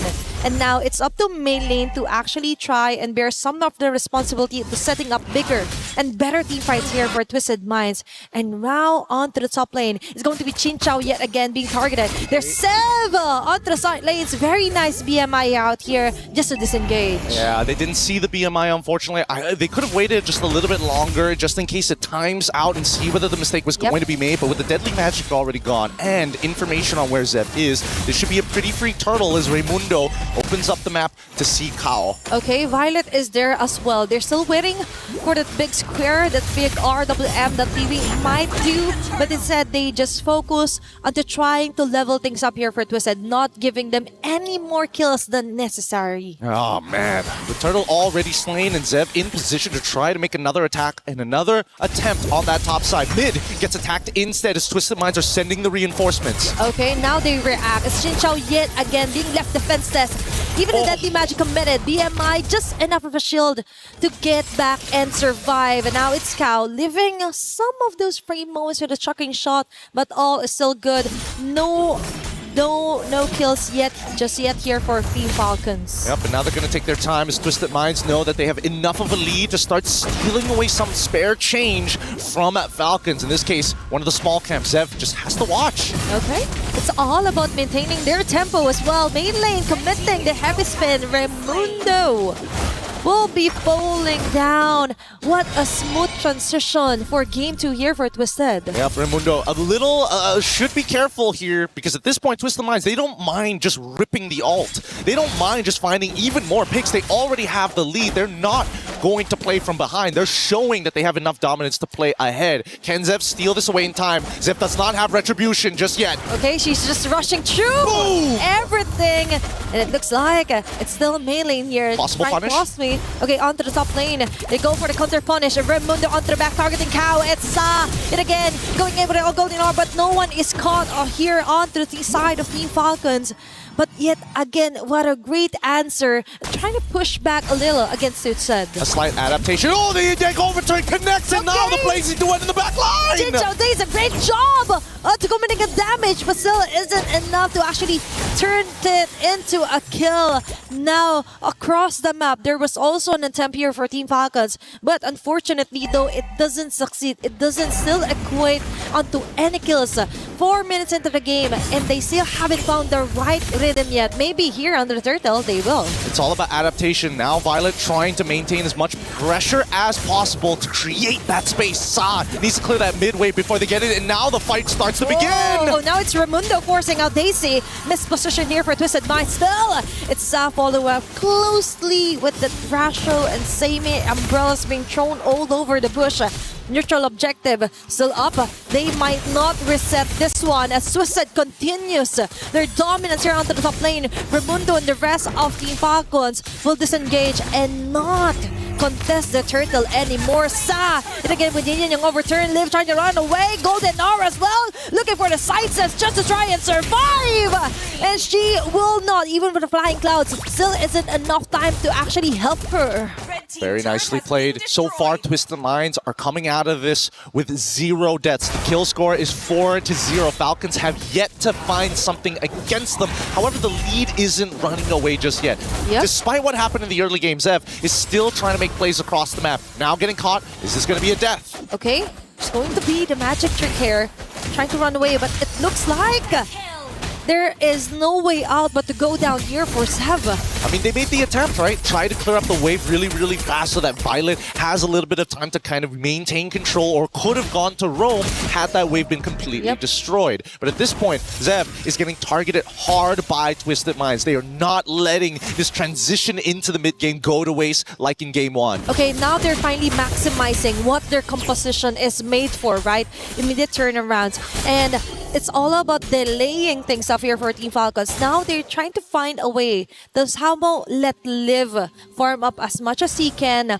But for Twisted Minds, they just did a really great job until finally getting an answer back for Daisy here, especially for that Paquito wonderful pick. And so far, it's been doing wonders. Oh, another Yin Yang reaction with a Sky Piercer on top of it. Sa finds the pick of a lifetime, and Zev continues to get punished. That is just messy here for Team Falcons. An early 0-3 onto your jungler, and now it's Twisted Minds written all over the map. Even Liv will have a hard time trying to find the right lanes to stay and farm up as much as he can. Yeah, the worst possible outcomes have already come true. Jin Xiao just needs to scale because Sa and Daisy are strong enough to take out Zev and Liv if they are exposed to the enemy. Now, Twisted Minds gonna take their time with this. I think they want to extend this lead even further. They didn't bother invading the orange buff, but they just want the turtle first. It seems like they're not going to overextend. They're playing it by the book. Very textbook plays. Okay, it's all about maintaining composure here also for Twisted Minds. And we do like that they don't do this flashy, unnecessary movements across the map unless it's really necessary. All about clearing up the lanes, not letting any lane turret being destroyed here for Team Falcons. And Daisy, she is confident enough that she could hold over on the 2 members, even forcing out some of the poker tricks here for Sev. And for Twisted Minds, if ever they committed, they were ready for any rumble. They were ready for battle immediately. It's a gradual climb at this point. 4.5 is starting to come into dangerous territory for the Falcons. They have yet to find anything. Not a single kill on this game. Not a single turret on the map. Yet they understand one thing. We can scale. We just need to hit our item power spikes. How do we stop the bleeding as they now try to intercept this dive? Okay, now they put some pressure onto Ramundo. Heavy spin will miss out most of the heroes here for Team Falcons. But now Livy is trying to find a way to alleviate some of those pressure. But it's going to be at cost of her own life. Chin Xiao and the rest of the members of Twisted Minds still got a better trade onto that one. And now they continue. They try to press the advantage here. Falcons tried. They finally get a kill back. Unfortunately for Livy, it did cost her absolutely everything. Last tier 1 turret here on the bottom side finally destroyed. Mid needs to be cracked wide open before Twisted Minds can accelerate this game any further. They're just limited by the structures that Falcon continuously tried to defend. And also because of Twisted Minds, the change and the momentum they're facing as well. And Sa finally getting her hands on the hero she's most comfortable with, right? She's doing a great job onto checking each and every bush, preventing what happened onto game number 1 with Sev just targeting all over again onto their core damage dealers. Vision is everything here for Twisted Minds. It is, and right now Daisy holding a very powerful position, but Violet's going to expose it first. I see a Genius Wand being purchased. Pretty greedy here, considering everything that's already happened in the early stages of the game. And I would have imagined, at least with the composition that they have, shredding that MR is vital for Violet and Levy. At this point of time, there should be an attack from the Falcons, but it seems like they don't have enough manpower or the resources. They will find one in Kao as the Lord goes into the hands of Twisted Minds. It's all about the baby steps here for Team Falcons. Taking those small steps might matter later on as long as they don't get full-on annihilated here by Twisted Minds. And somehow, Sev is still doing a great job onto somehow balancing out the longer lanes here against Twisted Minds and preventing that macro falling onto the hands here for Chinchao and the rest of the gang. Lord will be marching onto the top lane. Twisted Minds trying to find another person to actually take down here. But for Falcons, it's all about clearing up, making it safer, and being inflicted a lot of damage here, but still will survive. Still survives, and now we see the Falcons again maintaining these waves really, really well. Twisted Minds really lost a lot of confidence once Kao ended up going down. They didn't have their dedicated man, woman to walk into these bushes and absorb that kind of deadly damage that we're expecting from the Falcon side. Actually, let's pull up the item list before. Zev should not die here.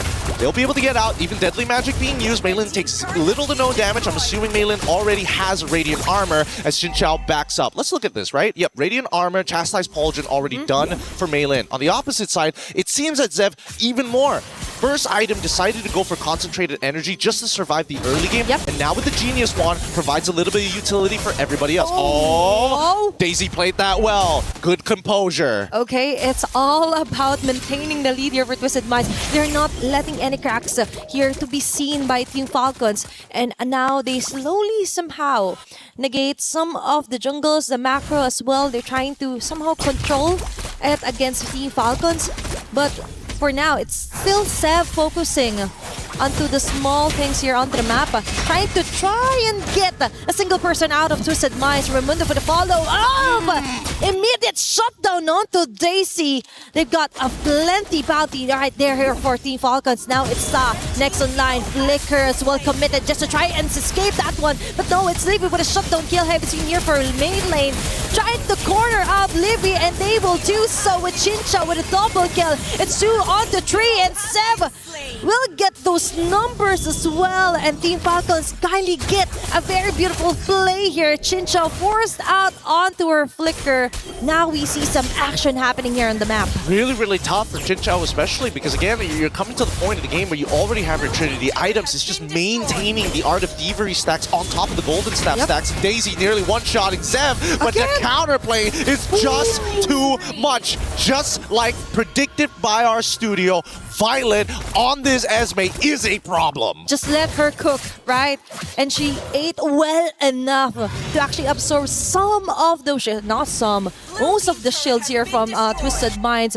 And now for Team Falcons, they were just waiting to pounce on their prey. And now finally we see the tables have been turned. Now they got the chance to take down an objective, and then top of that, a possible takedown yet again. Ramona onto Sa. They're forcing out Twisted out of their position. Xinjiao goes in with a blazing do it. Immediate shutdown onto Sev. And they go in and take the Lord as well in the process. Liv and the rest of the gang tries to go in with a trade-off just enough to finally get an advantage. Shutdown immediately onto Chinchao. They continue here on the purple buff side. And it looks like for Twisted Mind, they got a Lord, but at the sacrifice of 2 members. Yeah, not 100% sure how that was going to start playing out here. Fortunately, if Chinchao survived, I think there was definitely an opportunity for Twisted Minds to take this back. But look at the gold lead, despite getting the Lord, despite doing everything correctly, minimizing the damage, Falcons still walk away positive despite that. That was a very smart move actually here for Team Falcons, just waiting. And then Raimundo focusing solely on Sa, preventing the burst from ever happening. She was just so far. And even though Xinjiao was managed or has managed to actually reach Sev and the rest, but one thing's for sure, the rest of the gang, they were willing to take the risk and they took it. That is a high reward play here for Team Falcons. And now it's Violet being targeted. Even if Rhetoric was committed on her, but they were not successful. That is huge info here for Team Falcons. Just not, unfortunately, just needed a couple more attacks coming in from Chinchao, which is the main win condition so far for Twisted Minds. If you look at the items, and already max builds are starting to come. One last item to complete the full set. A Winter Crown coming in from Chinchao. We're expecting Twisted Minds for the upcoming fight to try to get Falcons to gather together to get a maximized Blazing Duet, and hopefully that's going to be enough to bait out everything from the Falcons. That's the thing. Now we have to solely focus onto when and where Chinchao could possibly come from, because she is the most crucial piece alongside with Saa. And Raimundo is just doing a great job onto spotting out those two critical members here for Twisted Minds. And looking at the Dabijot ranking, she is the key to all the fights that Twisted Minds would be able to win onto this clash. They're really struggling. Again, only Chin Chao can technically do relevant damage to this Esme, but now they're trying to defend themselves as the Conceal comes out. All this for a tier 2. You can see how the tables have shifted from a dominating early game from the side of Twisted Minds into the mid game, where Falcons use their experience to hold on to the economy and stop the bleeding. This is a really great showing of veterancy, not only by the Falcons, but creative adaptive plays from Twisted Minds, because now they've hit the second roadblock. The first one was preset from game number 1. Coming into this one, we need to see them do it on the fly without the help of their coach. It's all about maintaining the pressure to stop the bleeding, right? And that is exactly what Falcons did. They didn't let it really roll over here onto Twisted Minds. Instead, they still continued onto their day jobs, which is to farm up Sev as much as they can. Let Liv take most of the farms as well when it comes to the minion waves, and now they focus onto getting Daisy out of position. That was a really close call here for Sev. Now they come back. There's a positive position here for Team Falcons, and they could attempt another gank if ever, but Twisted Minds, they're just not letting things go walk by. This is so good. Falcons know how to get the attention of Twisted. They show that Harley in the mid lane. Twisted continue to respond to it. They gotta play this slow, and now Raimundo might just be in some trouble. Okay, she's getting a lot of attention here for Twisted Minds. Immortality being popped off. Cow eliminating Sev at the most crucial timing. Living with real world manipulation is Chin Chao with a Winter Crown play here. Beautiful placing duet, but Liv is still alive and will be able to take down the burst damager here for Twisted Minds. Daisy, on the other hand, will get the trade-off, but now it's main lane locking in closely here on the members of Team Falcons, and Violet is the only woman remaining, and Twisted Minds one onto the clash and will be able to secure a Lord. One simple mistake. Liv just needed to buffer the flicker as soon as that heavy spin connected the very first time before she gets pinned against that wall. You gotta be a little fast on that one, and Liv right now needs to do so much work, because for the rest of the team to peel for her, they have to put their bodies on the line. Liv tried to be the peeler with the RWM, and guess what? Chin Chao already one step ahead with the Winter Crown. And now they're looking to somehow compromise some of the jungles here for Team Falcons. What you mentioned, that was beautifully played out here also for Twisted Minds. Very smart targeting for Mei lane, and Cow directly assassinating Sev started everything, and it all fell onto the hands of Twisted Minds. Now the Lord will be marching onto the bottom side. Now this is where it's going to get a little difficult here, because Twisted Minds don't exactly have the greatest ways to zone their players off without having to commit really big ultimates. And in this case, it's that heavy spin, unless we see Daisy flicker, which isn't up for another 36 seconds. Yep. But they're making it worth it, right? For Raimundo. Oh my god.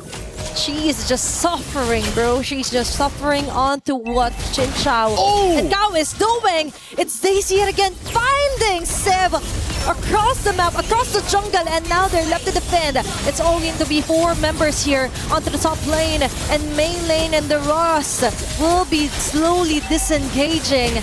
That was an immediate answer for Team Falcons, but that was a close call, by the way, for Sev. Oh, can they save the turret? No! The inhibitor turret gets broken down.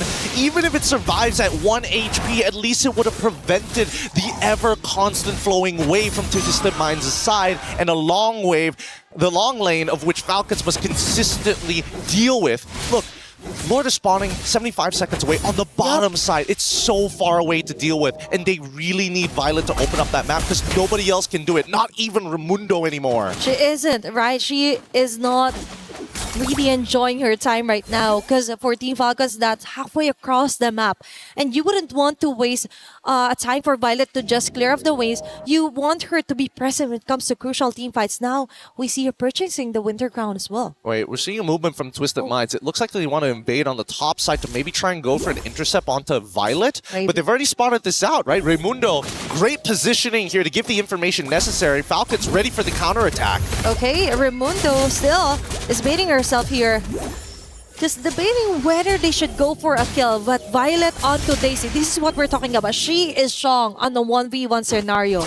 But if there were multiple members, that is a different case. So Team Falcons needs to be really careful onto sending Violet alone across the map. Falcons, again, that counterattack, had it happened at the 40-second mark of when the Lord was going to spawn, they probably would have their ults back up for when the Lord actually spawned to fight once more. But it's just too risky. It's 15-13 so far, and Twisted Minds, both sides are all at max build, with Twisted Minds with a little bit more economy to start item swapping in the middle of these fights. We'll see whether that's going to matter in just a little bit, because you can tell Falcons, they're the ones who have to press the charges. Twisted Minds, they can just wait. Look at that top wave. It's building up fast. Yep, they have the luxury to take things slow when it comes to this Lord take. And as we mentioned, it's always going to be a -1 here for Team Falcons just because of that base art being destroyed here for Twisted Minds. And now they commit. They saw that there are not a lot of members here for Team Falcons to try and contest this one out. It's Liv trying to fall back here with a free hit. And Violet with the Falling Storm will be able to hit Sa. But the process is going to be taking too long here for Team Falcons, but immediately get in with the kill. What a way to get off the Lord and get another kill. Xin Chao with their multi-spark rope. And a double kill here for the carry. Falcons have done it. They were able to get a Lord, a kill as well, and now they slowly make their way through the map. Genuinely beautifully played by Falcon's side. I thought maybe for sure that this was going to be a Lord for the side of Twisted Minds, but the target priority from Falcons in the middle of the scrum was just too much to deal with. And now, with the immortalities, they're looking for the end game as Daisy. They're going to have to recall. Yeah, it looks like they've accepted what's about to happen. And look at Libby, so far behind with the RWM ready to punish. Okay, they know it's going to be a jump here for Daisy. She's taking the risk. We'll be able to eliminate Raimundo, but the Lord is so full of HP. It's Team Falcons focus fire onto the base and winning over this match onto a 2-0 sweep. From deadpan silence to all smiles on the side of the Falcons. What a difficult battle this had to be for the Twisted Minds. They were the ones who were leading the charge. They were the ones who were setting the tempo, but it was Falcons' experience and most importantly, their patience that got them through these hurdles. Definitely, now they rise as legends. Many had doubted them from the first day of MWI. Now they put their mark yet again as Indonesia's finest to stay here at MWI at EWC. Ooh. What a game. If this is what we're expecting from our very first series, I don't know what's in store for later on today. The quality is already going up, and we are seeing some high-level ideas being implemented here in MWI. Let's look at this replay one more time here at the end of this match when we were looking for that closing moments. Both Daisy and Sa desperately trying to not only clear this wave, but they needed to pull the Lord's attention. And unfortunately for the Falcons, they said, no, we will not let you aggro the Lord. We will not let you distract our minions. And they made sure, hey, we're not baiting this out. We're playing this good and honest. They're playing it right to their strengths. And the redemption now continues for the side of Team Falcons Indonesia. What a start here for our deciding match of the day. Let's throw it over to our interview up on stage.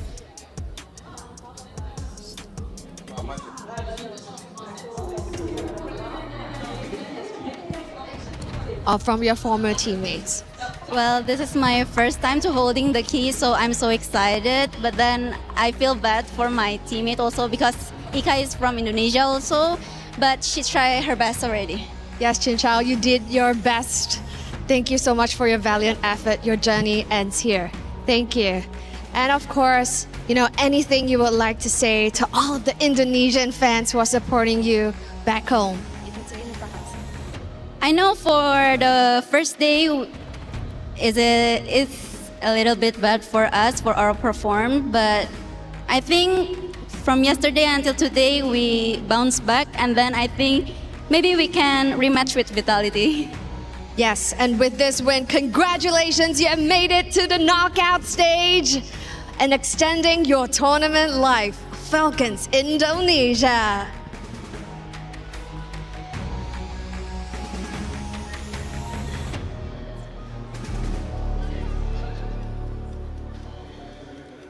is time for that very important moment. We have a tradition here at the Esports World Cup.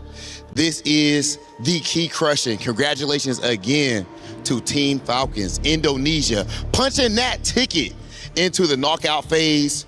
We got to make sure we careful here. Stuff get real serious. Making sure that our key master lets you know exactly how it's done. Okay.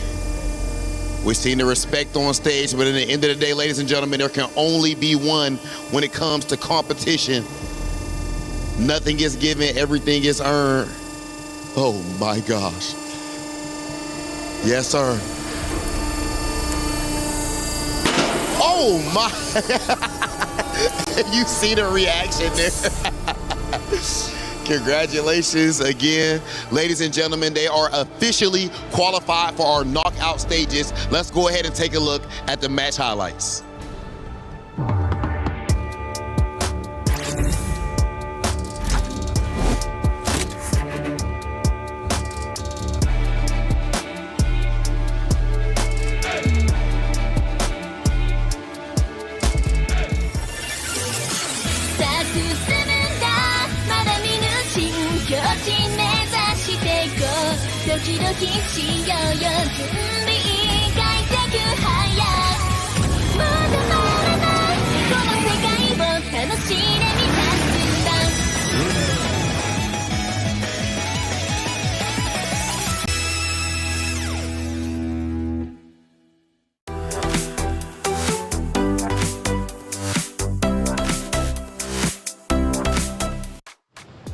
Well, the first key on day 3 has been crushed, and let me tell you, that key put up a fight. It was loud indeed, but at the end of the day, it's the reality of EWC. Twisted Minds, unfortunately, will not be progressing to the knockout stage, but for Team Falcons Indonesia, a clean sweep of 2-0 puts them in an excellent spot. During the match, though, Rose had a chance to catch up with some interesting people out in our audience. We're having fun here in Paris, but I do have a few questions because it is an interesting match right now. We know that Falcons ID is going up against Twisted Mind. Now, I'm pretty sure Funi is split because if you guys remember, Funi used to play in Falcons ID, but her sister is in Twisted Mind. So how are we feeling about this matchup? Actually, right now, I'm very nervous. I'm trembling nonstop. Oh my God, I almost cried. Oh my God. Okay, but yeah, I can feel you're nervous. Yeah, but yeah, Funi, does this match makes you feel sentimental? Yeah, I mean, on one side, it's my sister, and on the other side, it's my ex-teammate. So, of course, I feel a bit sad. Yeah, either Twisted or Team Falcons lose, I will end up crying. Pretty sure. Oh no, please don't cry. Please don't cry, girl. Now, of course, we also want to ask Sabila. Now, Sabila, as the Indonesian reporter here on ground, I want to ask you, how do you think or what do you think is happening with the Indonesian representatives here in MWI? Okay, it's a hard question because you know what? As we see from the Falcon ID, their play on their first match is not that good. They lose 0-2 from Seita, but now we can see their step up from yesterday until today. I'm sorry, Funi, because as we know in the first game, we saw Falcon ID playing so good, playing so well, but on the second game, we don't know. But Falcon ID, you have to reset. You have to do your best because this is your last chance to go at the knockout stage. You know what? I feel the Indo pride really strong right here. Sabila, I know you have a question for Funi, right? Yes, Funi. Is there anything you want to say to Chinchao, your sister? Good luck. I love you. Whatever happens, either you're winning or you're losing, you're still the best gold winner for me. Oh, she's tearing up. Oh my God, so sentimental. Thank you so much, girl. Sabila, anything for the Indonesian viewers? Of course. Can I say in Bahasa, right? Yeah, go ahead. Alright. Teman-teman semua, satukan dukungan kalian untuk tim ataupun player Indonesia yang sedang berjuang di MWI at EWC26. Thank you very much, girls. That's it from us, and we'll see you guys next time. Play is in our DNA. Whenever we let it out, it becomes our superpower. Now imagine an entire city being built to supercharge it. Kadir City, powered by play. Thank you, Rose and Sevilla, for catching up with some of the players out there in the audience. Funi, what a tough spot to be in. The tears were flowing. My heart breaks. The story that she has being out in the audience, having to watch those two teams. What's the story behind that? It's so tough to be in her spot because, again, as previously mentioned by her, on one side, it's her sister who's fighting. That's why you see her tearing up just a little bit when she had to give her final message. But on the other side, she had former teammates. So she's very much familiar with the competitive scene. She's been playing in Indonesia for a while now. She knows for a fact how competitive it can be and how much of an achievement it is to be here in MWI at EWC. So I can only imagine how she feels for her sister because she's already made it to this point where you only need to win one series to make it to knockouts, but you have to witness her lose it out in such an unfortunate manner after dominating the game for so long. That's why we framed it family versus the enemy. It's tough. It is for some of these matchups. I mean, it goes deep, especially with the history between certain rosters and teams, and maybe even some people on our desk with some upcoming matchups. Let's talk about some actions throughout, though. Game number 2. Man, it was tough to watch. It really was, because Twisted Minds, at least at the start, we're at the 4-minute mark, LaFell, and I felt like Twisted Minds were off to an excellent start. It was perfect. And honestly, Taylor, that's why it hurts. Imagine playing perfectly for 19 minutes. And then the moment that counts, the final action when Sa, as the Kagura, she missed her ult. She could not kill the opponent's carry. That's at the point of the game, you're like, I made a mistake. We cut our losses. Let's live to fight another day. Yeah. But the mistake was they committed. They're like, no, we have to win now. They all died. And that was the end of the game. That's how crucial one mistake is at 20 minutes. Absolutely brutal. We take a look at our second moment, and I believe we get deeper into game number 2. And this is where things might start shaping up for Falcons Indonesia at the 12-minute mark. Now, Bree, from this point in time, it's still relatively even. I believe Twisted Mind still has maybe a little bit of a lead, but you can tell Falcons Indonesia are creeping up. Yep, this is a moment where Chintrao was actually still able to find the way around the objectives, but it was where also Falcons ID were gradually being more confident in just trying to fight back against these objectives as well. And that's when I think they've also acknowledged themselves that we're a scaling lineup.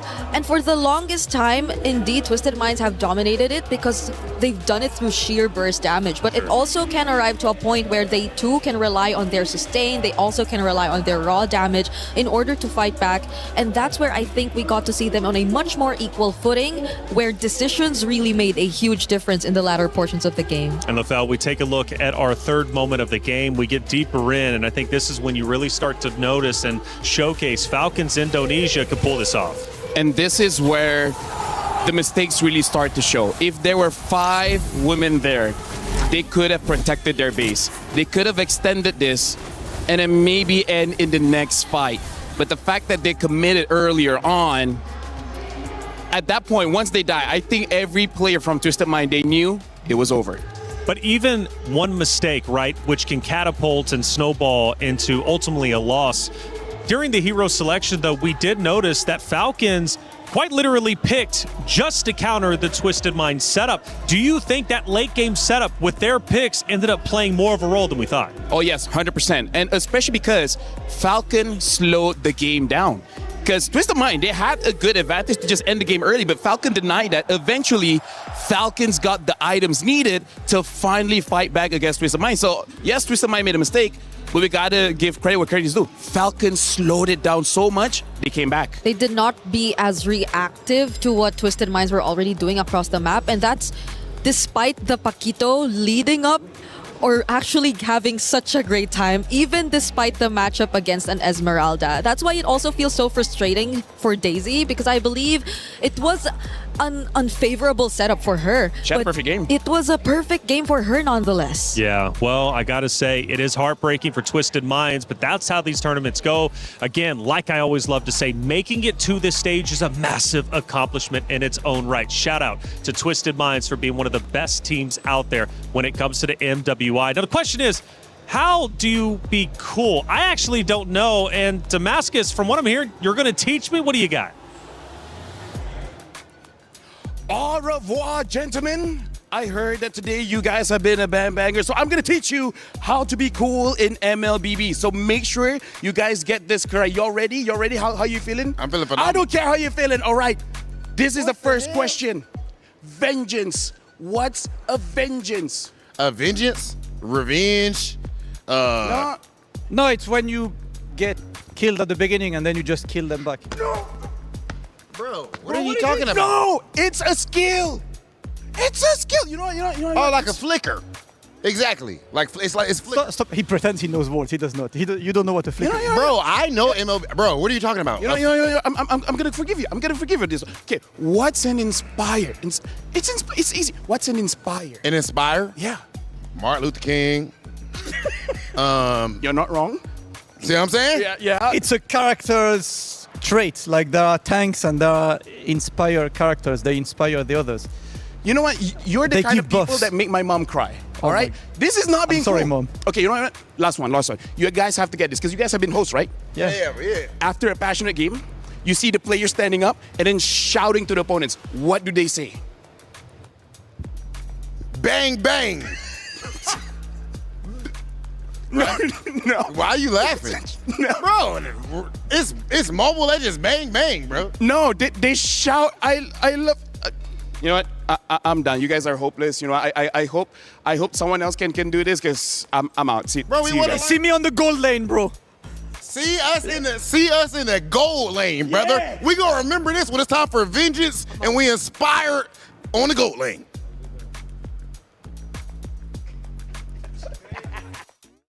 Play is in our DNA. Whenever we let it out, it becomes our superpower. Now imagine an entire city being built to supercharge it. Kadir City, powered by play.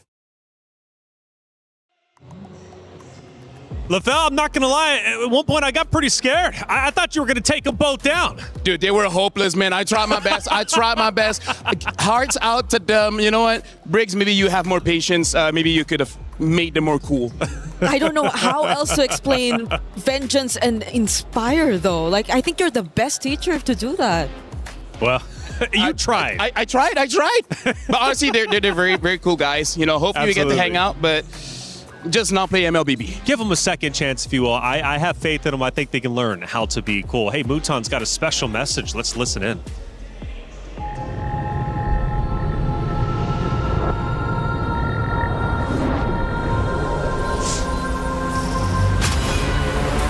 In the past, we were always in Asia. This year, we came to Paris. What stories are still left untold? Kami sudah membuktikannya, tapi ini baru permulaan. Tiada siapa akan ingat siapa nombor 2. We need the win. Bukan sekadar keinginan, tapi tekad. Hindi ang pag-abot sa tuktok ang pinakamahirap. Ang korona ang mahirap ipagtanggol. What happened last year became fuel for us this year. This time, we bring it to Paris and finish it. A new lineup, new chemistry, new fire. Once champions, not settling for podium finishes. World champions, defending MSC champions. As the final boss of MLBB, can anyone stop them? Names have been made, stars have risen, but now they need to show the world what it takes to rise above. This time, the world is bigger than ever. Like every year, new challengers step on to the world stage. Some carry the ambitions of 2 continents. Some fight for the pride of home turf.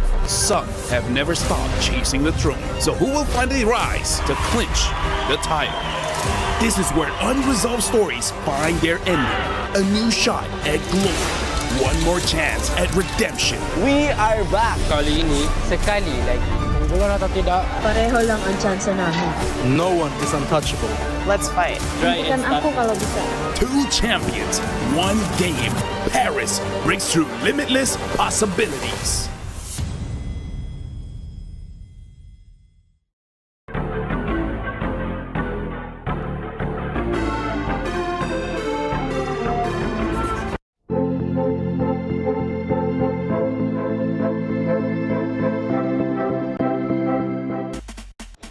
I don't know about you, but I'm pumped up not only for MWI, but MSC as well, taking place here in Paris, France at the Esports World Cup. LaFell, it's MLBB for like 3 of the 7 weeks. Oh, dude, I love MLBB. That's why I've been here for like 9 years now. I didn't know until someone asked me. I was like, I've been here for 9 years, bro. Yeah, I didn't even realize that it's been here for 10 years 10 already. years. Because just yesterday we celebrated their 10th anniversary. Yeah, she just hit 30.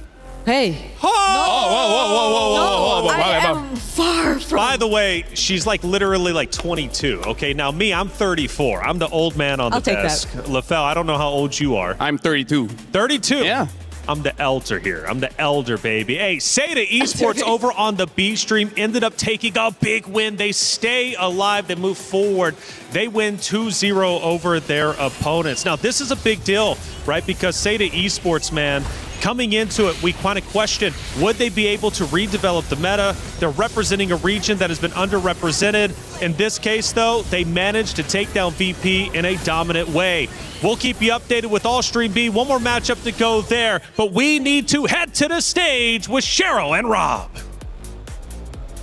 Ladies and gentlemen, it is time for a true clash of titans. On one side, you have Team Gen G, who is last year's second place finisher at MWI. On the other, you have Team Navi, which of course was the champions in 2024 for MWI. Two amazing teams, two titans, but at the end, only one is gonna qualify to the knockout stage. That's right. Now Gen G is hungry for that do-over opportunity, so they are going to do everything they can to secure this win. Whereas Navi PH is on their journey to redemption. But who stands in their way? Gen G, the very team that sent them home last year. Two powerhouses that is seen here on stage, but only one ticket to the knockouts. Let's do it. Thank you, Cheryl in Hollywood. Rob TV, let's get it going. It's Gen G versus Navi, our second elimination match to move into the knockout stage.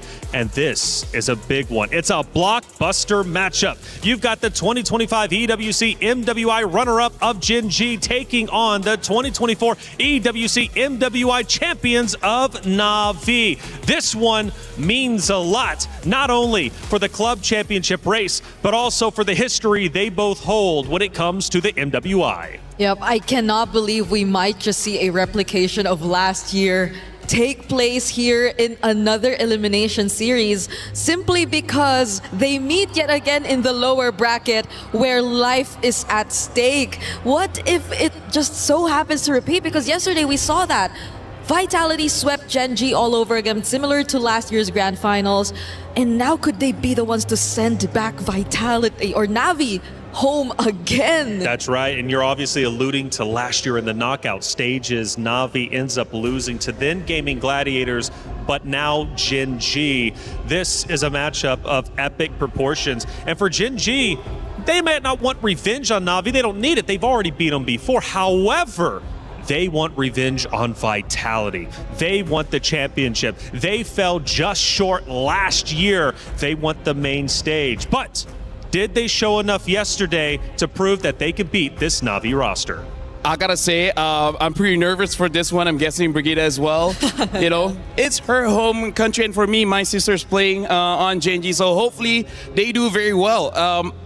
I feel like Gen G, they have this pride, they have this ego where they're really like, I don't care who you are, I just want to be the best. And the fact that they lost against Vitality might be dangerous for Na'Vi because Na'Vi is the one that has to go through their wrath. Yeah, and I think even in interviews, it reflects so much that they had a change in mindset even. Because even Ashley, in terms of her character, she no longer really wants to compete for the title Mother of Tanks. It's more of her being want to be known for something else. And I think every single time they go up on stage, you tend to just realize how much they've matured because they're just after the wins. Now, as we get into our pick and bans, something to note, Na'Vi has an extremely deep hero pick pool. 22 unique heroes in this tournament. We're talking debut picks of, Chip, Masha, Bauman. They know how to play around different team comps, and we're about to see a little bit of that now. It's a deep hero pool, but I think very limited have worked for them.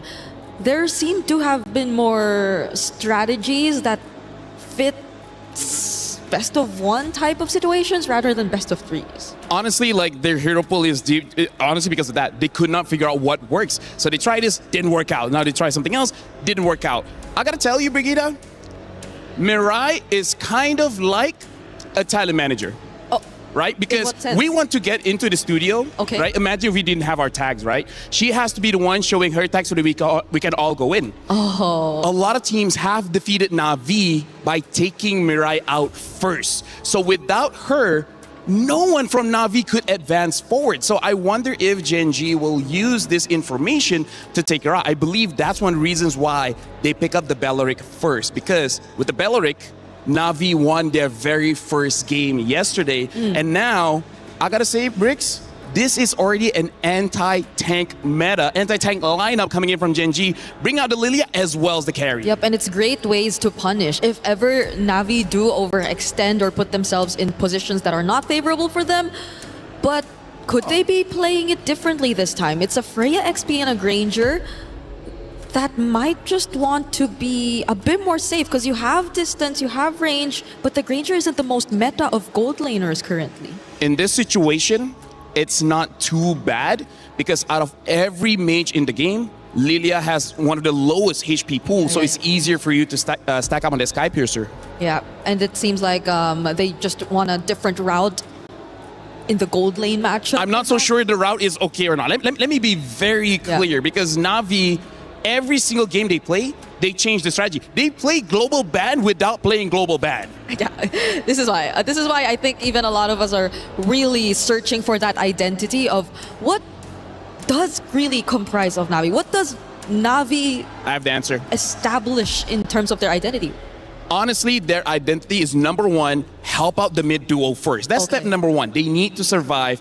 Mirai is such a playmaker. And then number two, get not Ayanami on a hero like a Masha, like a Benedetta, like an Esmeralda, someone that can dive all the way deep into enemy territories and take down their damage dealer. She might die. Honestly, she might die. Okay. But the team is okay with that. So it's more of a glass cannon situation for Kamikaze all the way. All right. Because I think a lot of times too, whenever we see Na'Vi on the defense, it's not like their gold laner or mid laner really goes down. It's just that they're forced to play from behind because their frontliners are always being punished or taken out every single time, which in this scenario hopefully is not just Mirai, because Keishi did pick up the Baksha anyway. Yep, let's look at the bans here, by the way. Gen G already banned out 2 EXP laners, ban out the Paquito as well as the Phovius, and then 2 roamers here with the Atlas as well as the Matilda. Na'Vi finish out their bans, Marcel, Hirara, Esmeralda, Akai, as well as the Sora. So they're really targeting Arya as well as potentially a tank jungle from Rui, bringing in that Akai. I think that's a very good idea, kind of forcing out Gen G to use a damage dealer in the jungle, which I gotta tell you, it doesn't look like a very good assassin jungle matchup here. If they have a Bellman, Gen G might survive this draft. Yeah, and at least so far, Gen G and their mid duo have been also picking up some of the more unconventional mid duos, I'd say, because yesterday I think we already got to see the Selena from them as well. But you might not really want to consider that if Na'Vi just really want to go all in. You do have the Belleric, yes, and the Lilia, but at the same time, backline access showing that the Granger might just be a very vulnerable target could also be one of the considerations for Gen G in this draft. Right now, when it comes to elimination, I want teams to draft simple, right? Make a composition that has very little room for error. Even if you make a mistake, it's not that big of a deal. So I'm just worried on the EXP pick here. And now Na'Vi, they committed onto this Eve. If they want a tank, something like an Alice might still be able to work out. Heck, maybe even a Uranus. Maybe not the best because you're going up against the Baxia, but that is one of the comforts of Gen.G. Yep. So the Alice and potentially an assassin, which is still open to this point, but you already have to go up against an Eve. Maybe the Suyo would be tough to play in this game. But very tough. Even the likes of the Frederick, I think we already have to put that away now. So that's good. Honestly, a Bellman is probably one of the better picks. It's just that, have they practiced it, right? Have they practiced it or not? Na'Vi did yesterday. And they won. Yeah. They won. They won. They were able to shred all the tanks. Their Bowman look amazing. Now, 4 seconds in, this is going to be the final pick here. Guinevere as well as Ling. Now, this is very unorthodox here. Ling, I think it's okay. We did say backline, yes, But if Na'Vi picks up a catch-type roamer, it's going to be tough. I'm looking at picks like the Cho here. I have not seen a lot of Chos here in MWI. No, there's still a Cho, there's still a Kaja even, if they really want to go hard on lockdown. But is this a Guinevere EXP? This should be the EXP, right? The Beleric is going to go in Rome, so... There's a chance the Beleric could go EXP, actually. You think so? I've heard rumors from, let's be real, credible sources, right? So I'm thinking the wise choice, Beleric Rome, Guinevere there, and then the chip. They're showing the chip again. I don't know if this is the lineup for it. And look at this, it is probably going to be Beleric in the EXP, so... Oh my god. I gotta say, reflections based on this draft, I think we're going to have a very chaotic game one. I like chaos, yes I do, and we're definitely going to get it with the historic teams of Gen.G and Na'Vi. It's a blockbuster matchup. History between the two, not only in terms of their accomplishments in the MWI, but also last year in the knockout stage. But who gets revenge and who wants to move forward to the knockouts? We're going to find out very shortly. It's Gen.G versus Na'Vi. Athena, Gideon, take it away. Thank you so much. Once again, we come into our second best of three here today. And this one's going to be a little spicy. We got Ling already showing back up here on day 3 of MWI. But this is going to be a make it or break it for either one of these teams. Momentum starts here. First team to get that match point so far, based on how the MWI schedule has been going. The sweeps are prominent. For Gen.G so far, we've seen them kind of react onto the draft, but a very credible source out there for Lafel, with Arya using the Beleric onto the XP. Something quite refreshing, although it's not really the standard that we've seen here so far for MWI. But the thing is, they're up against a Freya onto the XP, plus a chip tempo changer here for Na'Vi PH. Yeah, the tempo changer and the tempo breakers are going to be really, really important in this game. Arya, as much as, the Wrath of the Dryads is used as an initiation tool, might just be used as a replacement to deal with the shortcut from Chip. And now, I think I'm most worried about, it's going to be that Granger, right? Because Granger, the only situation that they want to have is, yes, I am winning from the get-go in lane, and then once I get out of the lane, I can clean it up easy when Ayanami does a majority of that work. Not only does Ayanami need to win this lane, but as you can see, patrolling along enemy territory just to give that info back. It's all about Ayanami's move for this game to actually kind of compensate onto what others will be missing out on. You've mentioned the vision. Whoa. Looking closer. Actually, looking closer to this, the pathing coming in from Ruyi is very interesting. Starting on the bottom side, small camps, taking another small camp, and then instantly going to purple buff before coming back to orange. Oh, and it will be... Ashley's fine, right? She always had her spatial migration. Also, still had that flicker as well, expecting nothing. And now look at this. They invade once more, and they see 0. All they see is one small camp, and Ling is nowhere to be found and already at level 4. And that's the thing. That is how you somehow improvise a plan if you're the Ling, right? Because it's always going to be you invaded all over again. But the thing is that the neutral objective will be safely secured here by Navi PH. They didn't want to go for the contestation. They don't want to put anybody's lives at stake here. As long as nobody dies, it's totally fine. But the invade from Kenshi, as the small camps are the first to actually spawn. Look at the opposite side of the map. This is a set play from Gen G so that they can set up and not let Rui get disturbed. But now Navi, they figured it out, and now they've adapted. One camp down unless Retribution is used here by Rui. Oh, that's a retry activated here for Keishi. We're trying to run away, but as you've mentioned, it's all about navigating the jungle safely for now, right? For Gen G. It's preventing Mirai from finding the right target, which is actually Rui. And right on cue, it's going to be shortcut activated. And as I mentioned, it's going to be forcing out the Tempest of Blades here for Rui. Tempest of Blades right there. Going in. Is going to be Rain with the RWM, not Ayanami, going wild. There are not a lot of kills. Actually, 0 kills at all from that initiation. It's just a purple buff being contested. And that's bad enough, especially when you're on a Ling. Rui will have a little bit of downtime and doesn't necessarily have enough energy to go back and forth between lanes to search out for these finishing kills. However, not Ayanami has done a very good job at relaying the information. A great play from Navi PH, finding the little pockets of space in enemy territory, figuring out what Gen G were trying to do with the jungle path. Plus, it's a good idea also to kind of brute force her way, especially as she didn't get her ulti at time, right? When the purple buff was kind of contested. Now we see some reactions all over the map here. Some visions for Mirai as well. Looking forward to more clashes now that the shortcut has been activated here. Plus, another neutral objective we're keeping our eyes out on. Now, the scary thing right now is the fact that Ashley can only do so much against that shortcut in comparison to Arya on this Belleric. So Arya somehow not only has to clear the lane a little bit faster than Ayanami, but may have to sacrifice her lane a little bit more during these neutral objective fights. Okay, it's all about getting the better trade if ever.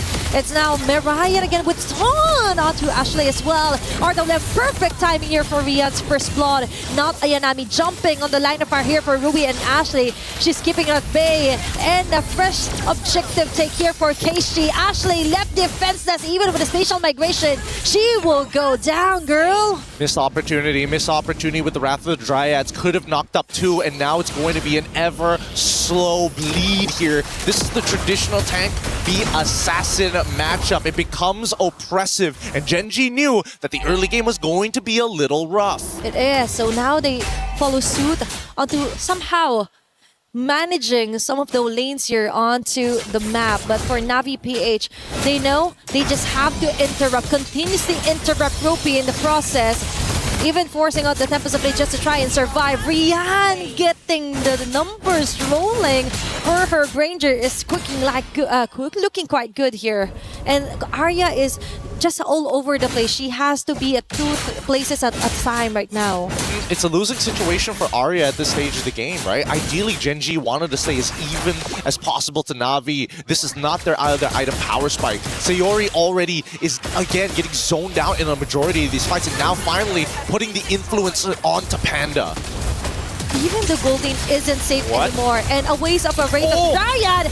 And a big info here for Rain. Although Panda 1 will be able to get the kill, a jump and a space of negation. Veteran to climb onto Ashley, not Ayanami from the back with the Valkyrie descent. Ensures a double kill. Might go for the triple, but Sayori flickers just in time to escape the wrath here from Navi PH. Rui being cornered out. Things are not looking good. The 3 women here targeting her, continuously hunting her down. A turret in the process taken down as well by Navi PH. Oh, and look at that. I just love the protocols that I'm seeing from Navi PH. They're like, even if we do give up that space, let's double check it again. And Mirai coming in to join this fight doesn't have the shortcut, but is enough to show presence. And now the rest of Gen G must contest. Okay, Ashley, with a good entry point, but the damage just isn't there yet. They need to find a way to relieve some of the pressure, but without thinking so, now the last turtle for this round obviously might go onto the hands of Navi PH. Arya, though, she wants to contest it, but rather the Riot, perfect timing! And a clutch steal for Rui. Rain with the RWM, but Gen G manages to get out of the way. Rui, but in terms of blades, just one blade that she actually gets off,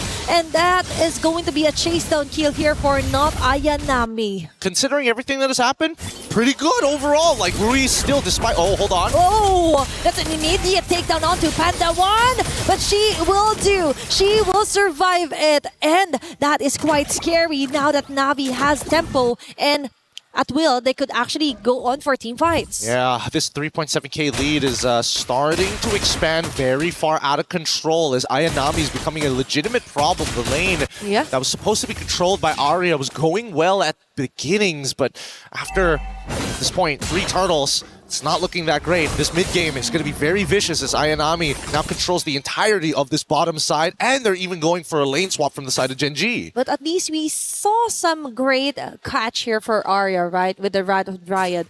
But the thing is, you mentioned the gold lead was quite onto the side of Navi PH. So with that said, they have to be really careful onto where they will be sending at Panda. And right at you, he just purchased her a golden staff together with the corrosion side. Now we kinda get some action or little bits of damages coming in from Gen.G if ever, but still, it's a never-ending deny and somehow vision here onto the purple buff. But now Rui finally gets the purple buff, but in the process, it's not Ayanami doing their job, taking down turret after turret. Again, Navi PH, they come in, they say, you know what, let's give them a forked option. In chess terms, is putting 2 pieces under threat at the same time. And unfortunately for Gen.G, they must only pick one. They chose the purple buff, they sacrificed their T2 because of that, and Ayanami is having the time of her life. Panda on the opposite side. The last hope here for the late game for Gen.G. They're going to need a lot of time for Panda to get to where they need to be because of how much pressure and most importantly,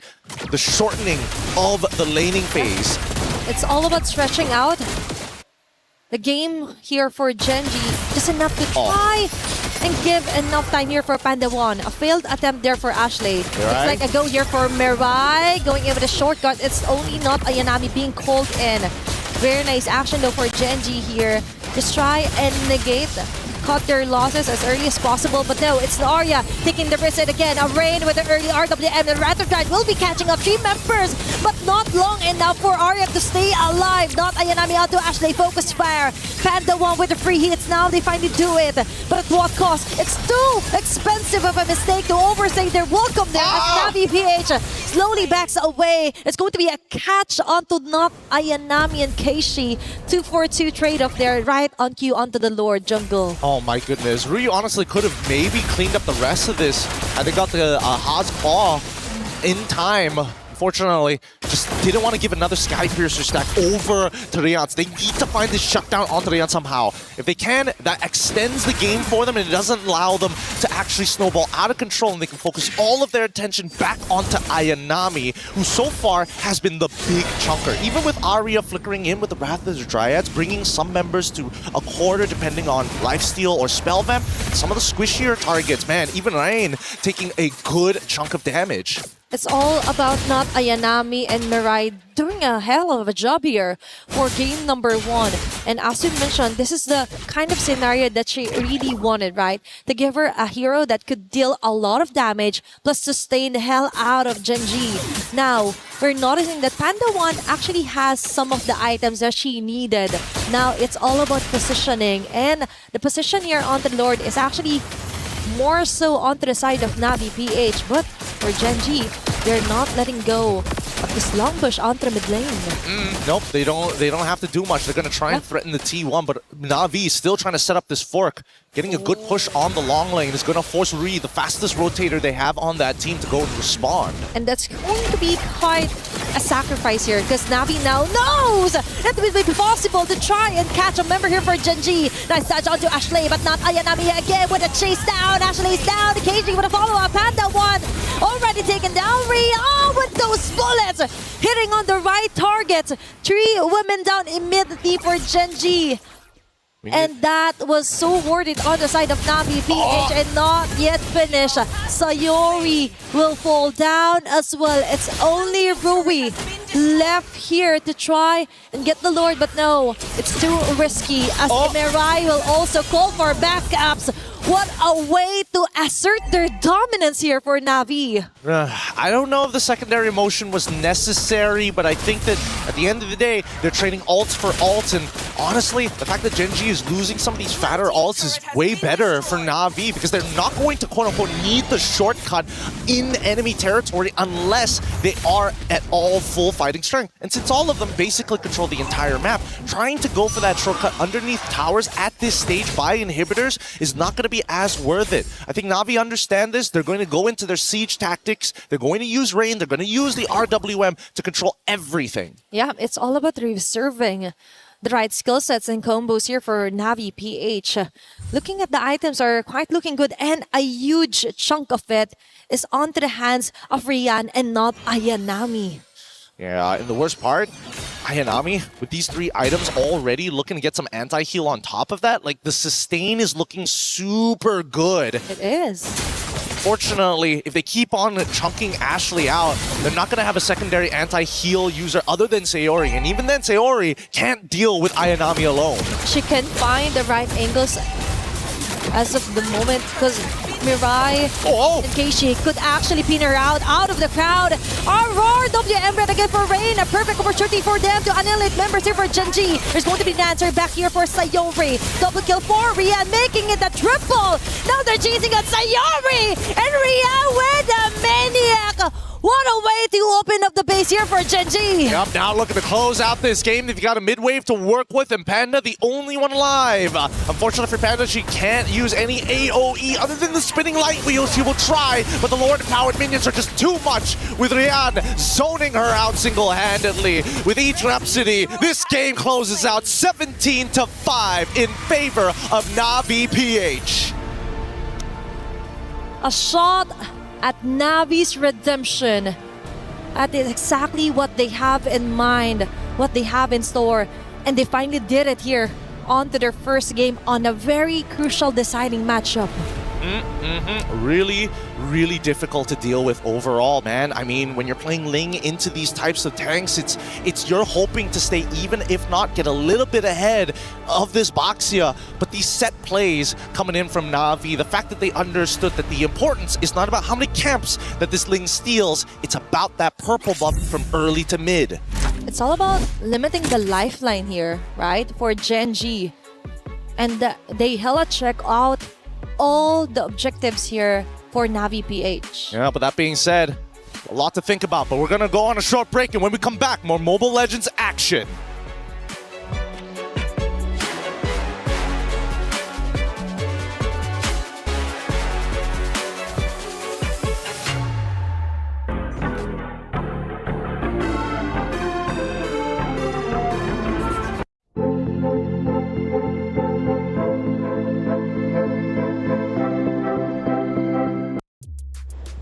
Na'Vi takes map number 1 to put Gen G at risk of having their key crushed. But Gen G, they've been here before. They know what it is to have the pressure elevated. Let's see if they can come back. Hey, welcome back into our studio. I'm Taylor Reflections Noble, joined by, of course, Brigitte Lefel. Good to see you two once again. First off, to open up the section, Beleric and EXP for Gen G. It was a risk, right? We knew it was. If it pays off, excellent play, but it didn't pay off. Yeah, but the question is, why didn't it work out, right? Because here's the thing, Beleric is a great hero, but he is slow, right? So that was a mismatch, because that is a situation where you're on a racetrack where not Ayanami was a sprinter and Arya was a strongman. It was not close when it comes to what they're supposed to do. Yeah, because even for the composition of Gen G in terms of the engage, it's mostly on maybe landing a spatial migration or two onto specific targets of Na'Vi, but the ultimate that you expect from a Beleric seems like it's more of a means to just respond to what Na'Vi might do. It's more of catch to the dives, and we saw it happen multiple times, but in the first few moments that we did, during those crucial times, Arya wasn't really able to be present because, as you mentioned, it's a pretty slow EXP laner if you're expecting a response from. And we have a couple of big moments from that map number 1. We take a look at least at our first one. Now, one of the things, Lefel, you were educating me on, Gen G, early game, right now, they just want to stall. They want to get into that late game because of the hero composition. Yeah, here's the thing. If we're looking at the heroes, once Rui gets around 4 items, once Peta gets 3 items, they should be able to deal enough damage to take down Na'Vi. But that's part of the problem, right? You're playing a waiting game. You don't want to wait when you're going up against previous champions. You need to be a bit more proactive. So I feel like this is a very ambitious draft, trying to hope previous champions play the game a little bit slower. Yeah. Great synergy, by the way, in that clip. You could really tell that obviously Na'Vi was firing on all cylinders. We take a look at our second action of the game, and I think we get towards the end because that was about the 13-minute mark. We now start to push through. This is where Na'Vi says enough is enough. Yeah, it was a conceal from Ashley, a combination of a spatial migration and a flicker, but at that moment, I'm not even sure who the target looked like. It was Keishi who was trying to like roll around the area, but even then, I don't think catching Keishi would be the best priority. So maybe they could have attempted to go for the likes of Rian or even Rain, but these two seemed like targets that you just could not reach. And that's on top of the fact that Rian actually had Purify. She barely had to use it during the entire game. And you know what? That's a problem. Clearly, at this point, I did bring up with you, Ashley. Last year, she didn't have as deep of a hero selection. This year, she's switching things up. She's trying quite a bit. She does go with the squishier hero. She tried that against Vitality yesterday. It didn't end up working out. This day, though, she goes for it again, and it doesn't pay off. Yeah, this is one of those things where a lot of professional players go through, where they're mastering 1 or 2 heroes, but the meta just keeps on shifting is not enough. Right now, Ashley's at a problem where she's a jack of all trades, master of none. And now going up against previous champions, you need that 1 or 2 hero that you know you're going to win. So does she go back to default, Bree? Is it time to give up the squish, go back to the tank? I understand she doesn't want to go with the moniker of Mother of Tanks. She doesn't want that battle. But if it worked before, it didn't get a championship, but it at least got them to grand finals. Yeah, but what does work for them? Because their only wins have been on a Minotaur. The moments she tried a Cho or a Selena, more single target type of roamers, it didn't really work out. So is it really the tanky tank that maybe they have to default back to? I feel like if they want to play a safer game, then maybe they can try to opt for that. Because if we're keeping things simple, then that might just be the way to go. Yeah. Hey, check it out. Esports World Cup is a lot. We're talking 7 weeks, 24 different games, and you all need to keep up with the EWC app. Thinks he can come in here and play my game. Let's go. He knows nothing. Let's go! Tyler Wine, you're done. This is my ladder. You can't climb it. That's an L airline. Somebody better hold me.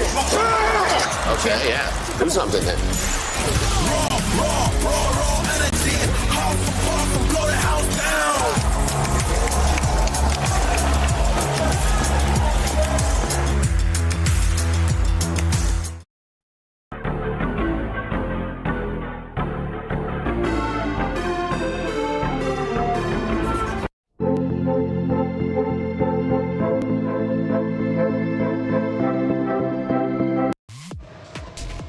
Leaving off into the EWC app, we were discussing Ashley on the tank, going with more of the squishier heroes. I question, of course, should she go back to default? Bree, you gave your answer. LaFell, you also want to give your own.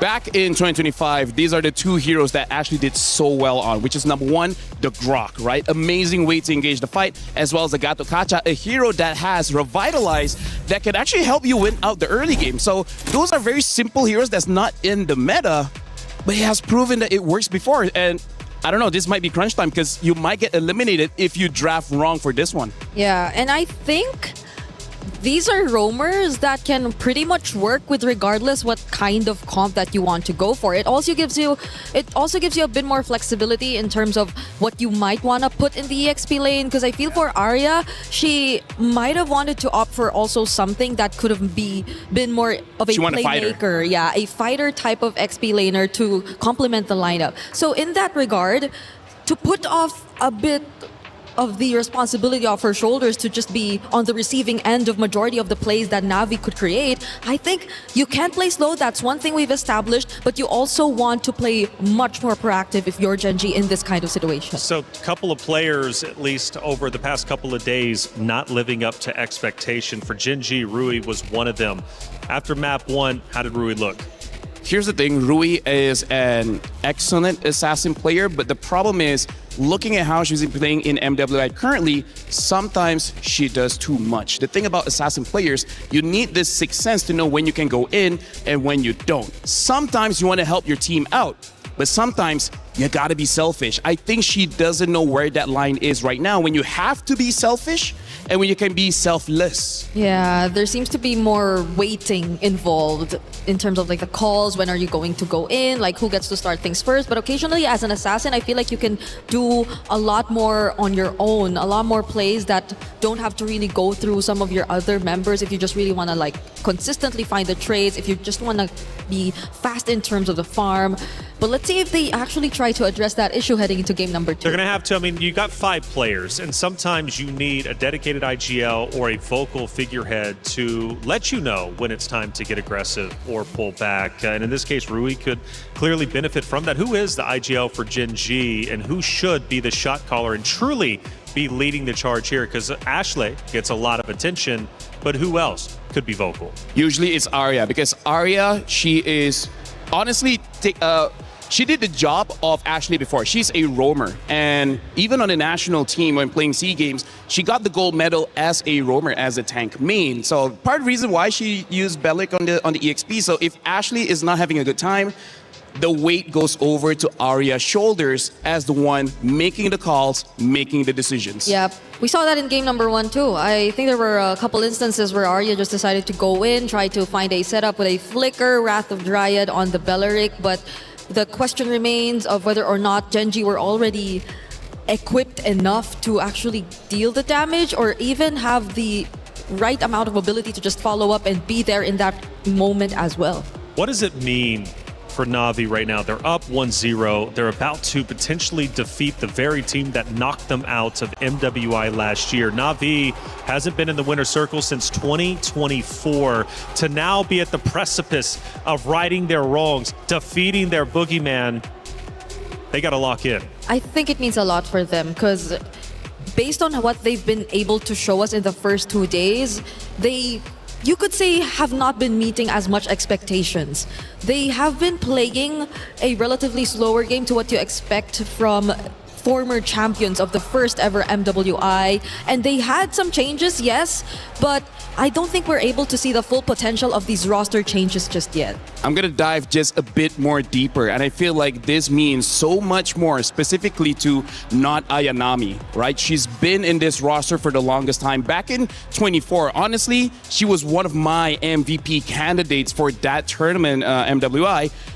And here, starting off this year, she had a very bad start, right? Yeah. She played the tank in the EXP.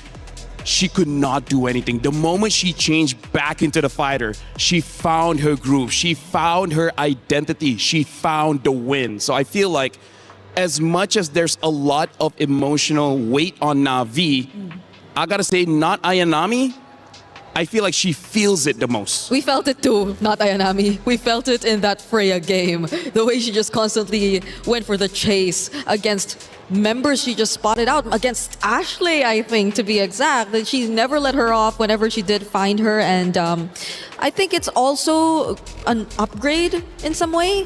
The way you see that she's not just really dying, even though she just constantly commits to the chase. On the side station for Stream B, it's currently underway. Another elimination match. In fact, these are going to be the last 2 played out before we head out into our knockout stage. It's Team Falcons Mena going against Foot Esports. Team Falcons Mena take map number 1 in sensational fashion. They also look to move forward, which is a big deal for the Falcons roster, Falcons organization in general. They could have 2 Falcons teams for MLBB for the MWI representing for the club championship race and knockouts. And honestly, that's pretty big, because we had an interview where we start off the day where Foot basically said, we always fight against Falcons and then we always win. And this time, Falcons, when it really needs to lock in, they finally defeated Foot. Well, at least for 1 game. Even in the player arrivals, right? I think that was something one of the members from Foot Esports actually mentioned, that, yeah, she's feeling good about today. She's looking at a 2-0, but it seems like it's not as easy as they thought. They have to push it for a game number 3. And I want to go back to the Gen G Na'Vi conversation, because, LaFell, there was something you brought up yesterday to me when we were discussing NA teams in general. It seems like they've got to go through the gauntlet every single event just to make it to the next stage. Honestly, it's a mystery. If it happens for 1 year, fine. It's been like for 5 years now. That's insane. Doesn't matter if it's the open qualifiers, if it's the female qualifiers. Every single group that they're in, there has to be champions. There has to be former champions. There's always the favorites. I have no idea what luck that they have for 5 years straight.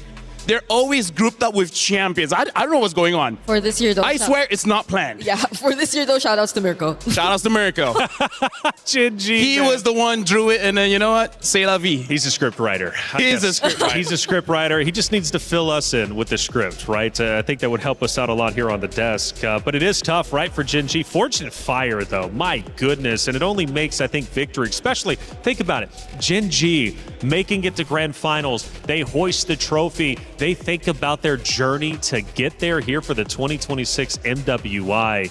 It'll make victory all that sweeter. I gotta say, Gen G, they sacrificed a lot. They spent quite a good time flying from North America to boot camp in Malaysia just to train so that you can face off against Indonesia, Philippines, quite strong regions in preparation for MWI.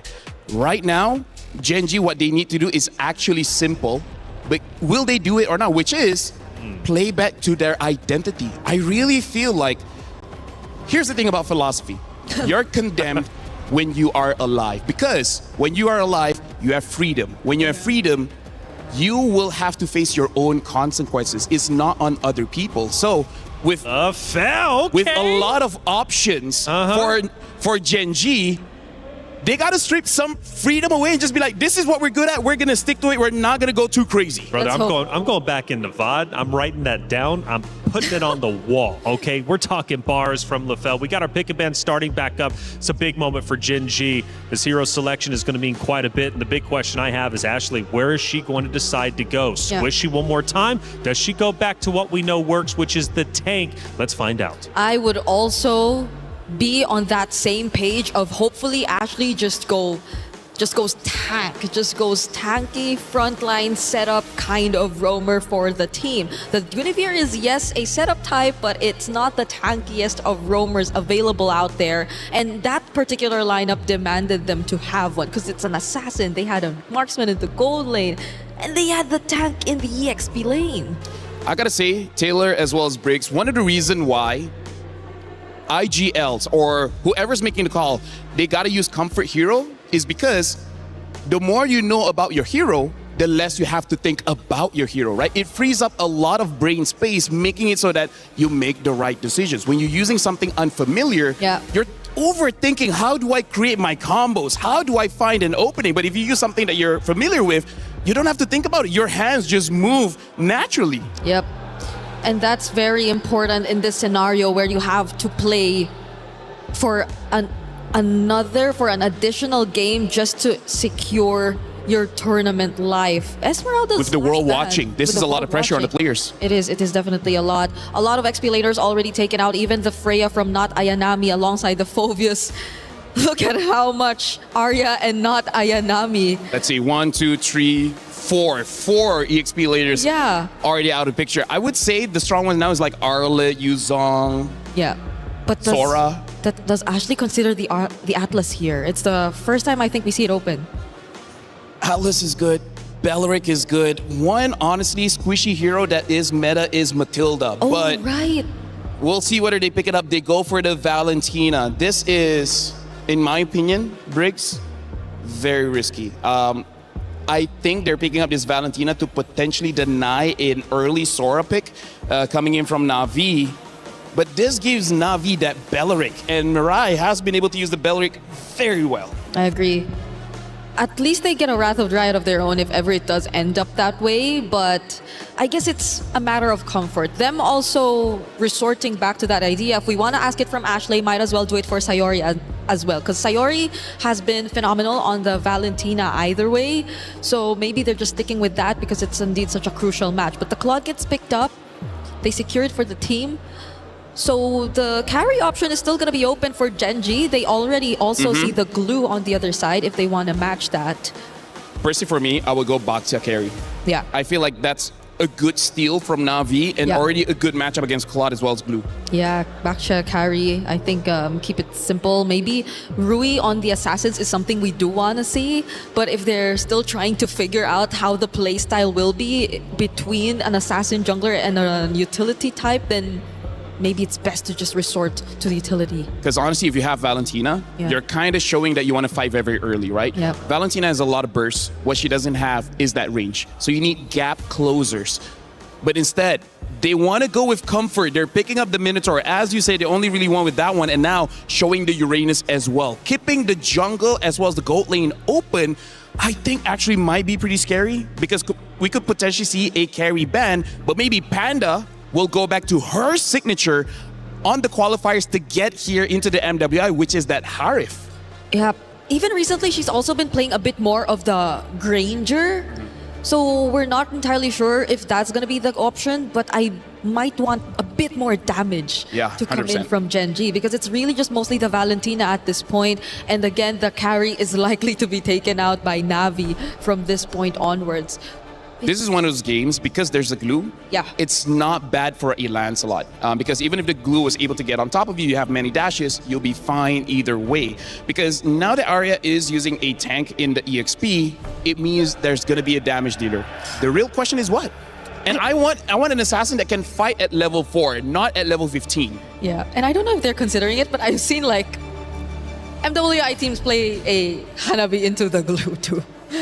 It works because, It you know, works, just right? extra bounce. Yeah. And hey, you can't... Stream B, we only have one loss. Okay. I don't know about Stream A, but Stream B, we only have one loss. So it's a viable pick.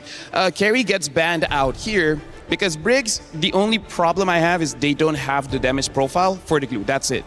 This glue can make or break Gen G here. And now even the Bruno gets banned out. So they're really, what they're showing here, Claude wants to win the lane. They want to make sure that all the counters are out of the picture. You still have one, actually you have two, which is the Leslie as well as the Clint. Yeah. Which, because they have a Minotaur, maybe not be a bad idea.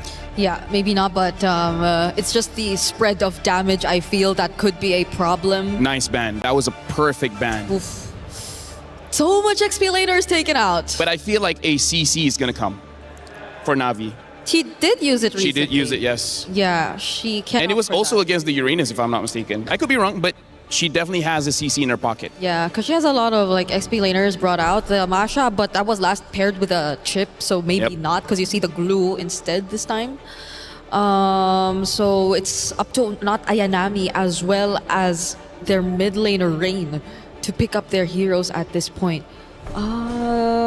Honestly, if they want, Azushi would be not bad. There you go. Azushi is picked up. It's a good counter towards the Minotaur as well as the Uranus. And it's an okay ult for the Valentina to steal, but not the most game-changing. It's not. So the question remains, do they want to go Leslie Clint and more linear type of damage for EXP or for gold lane here and Panda?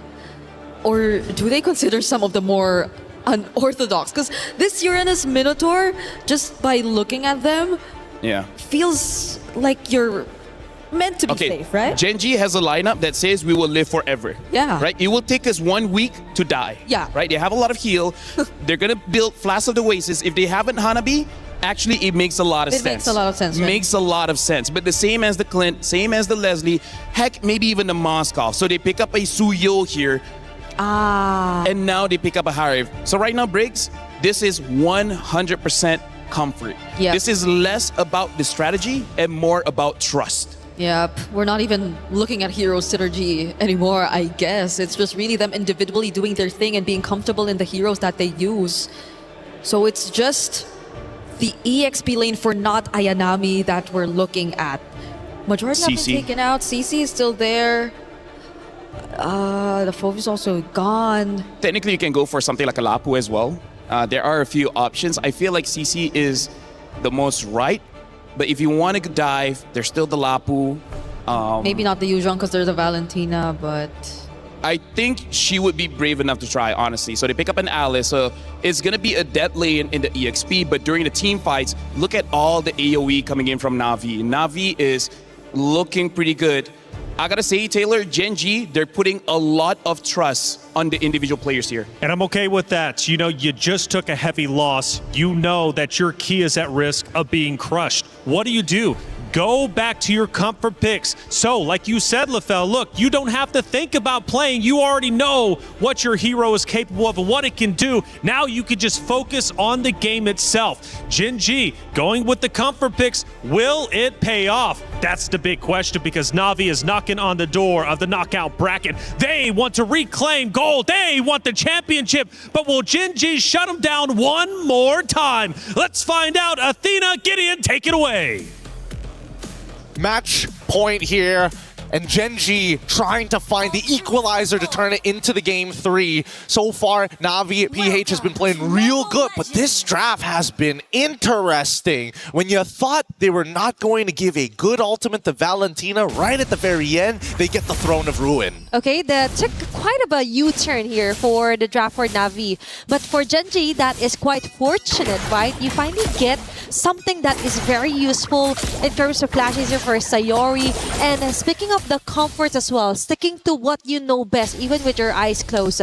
Let's see if that will reflect heavily as well here for the playstyle for Gen G. I want to see how this is going to play out, especially after level 4. I feel like there's going to be a kind of nothing burgers in the laning phase, especially both sides. And I mean, look at even Ayanami as well as Arya having, you know, a wet noodle fight here over a Lithal Wanderer as they lose EXP on the top side. One minion already gone here for the Alice. Yep. It's all about who's going to find the perfect first blood here. And as you mentioned, we're not gonna be seeing a lot of team fights yet, or even 1v1s here for not Ayanami and Arya. It's all about roaming around and giving vision and assistance if whenever needed here for Na'Vi and Gen G. It's about controlling the wave, but most importantly, it's about maintaining the tempo. Both compositions kind of want to play the fights really, really slow. They're looking for the high-impact engages. An early rapid boots here from Mariah as we see the gank on top. Okay, that's going to be somewhat of a vision, but not really enough to get the first blood. We might see that on the body of Panda, but great assistance there for Ashley. Now, in a few seconds, it's going to be the turtle up in the mix, and it's Mirai finding her way already here to try and predict things on where members of Gen G will be focusing their lots for. They did lose a little bit of tempo off of this. Mirai had to reposition as they are looking for the right targets. And in this case, it's going to be Rui. Mirai did this the last time, right? Made Rui's life really, really difficult. But now that Rain is level 4, look at the positions. Okay, it's Arya onto the backside. That took too much. And it gave Keishi the perfect first blood. Rain with a Force Crimson Beacon. And assistance with a not Ayanami, resulting onto a kill. That's 2 members down. XP and room immediate takedown for Gen G. The chain CC was just a little too good. Arya couldn't even get her ult off in time. And now you see Rain down on the bottom side, getting hit by the gank. Okay, Rui, go for the follow-up. Rian dashes out right in time. Now it's 4 members chasing them down. It's Rui being cornered out. What a commitment here for Na'Vi. And even with a slam down spread and a grab, it all interconnects and results onto a kill for Na'Vi. They weren't able to find the trade. This is great for Mirai. Again, the battle spell difference creating this tempo, and now the dive. Okay, they're forcing out a way to shut down Panda 1 as fast as they can. It's Mirai. Even tanking up most of the turret damages. Oh boy, the shield from downtown right at max distance as well, and Sayori finally gets the Throne of Ruin as Arya looks to maintain control over that top side, but there's an interception about to happen. Keishi could punish this, and that concentration isn't going to be enough. Look, the anti-heal, Arya cannot tank the damage. Oh my gosh. This is kind of heartbreaking, especially for Arya. To be punished like this onto the early parts of the game. Could you imagine that? She still survived though. She played it as well as she possibly could. Waited till the very last second, waited for Ayanami to try and commit to the Throne of Ruin before committing to her mobility skill, knowing that at any point Keishi could try to go for another shield unity. Either way is played perfectly well despite the scenario. It's all about surviving first. then we see a plan formulating for Gen G. And as you've mentioned, it's all about the mechanics too on what Arya could maximize with a hero such as Uranus. This is quite different with what we're used to seeing for her. But let's see, for now, for Navi PH, also taking their time before the turtle responds, and Arya just goes in with a cut, same as not Ayanami. Now, they slowly make their way downwards towards where the turtle will be respawning. Look at this.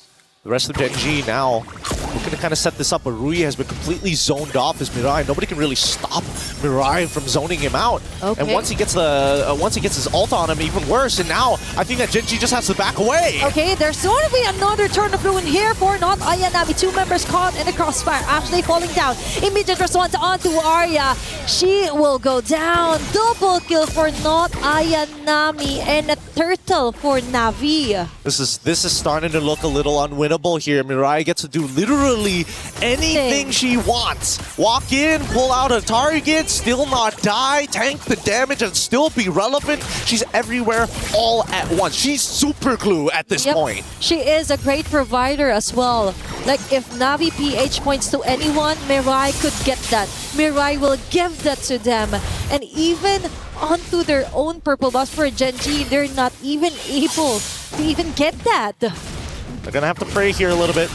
But Navi makes the mistake, and unfortunately, it's just too tough. Rui even has to commit the retribution as well. They're unable to peel it off. I think that at this point, Ruyin as well as Sayori need to kind of work together to give that opportunity to kind of set the pace, right? Make sure that Mirai is CC'd enough so that Rui can actually get in on these fights to get the damage down. But still, it's such a big floodgate to get over. Okay, it's all about changing or spicing things up here for Gen G. Because remember, it's still the early game-ish here for both Navi and Gen G.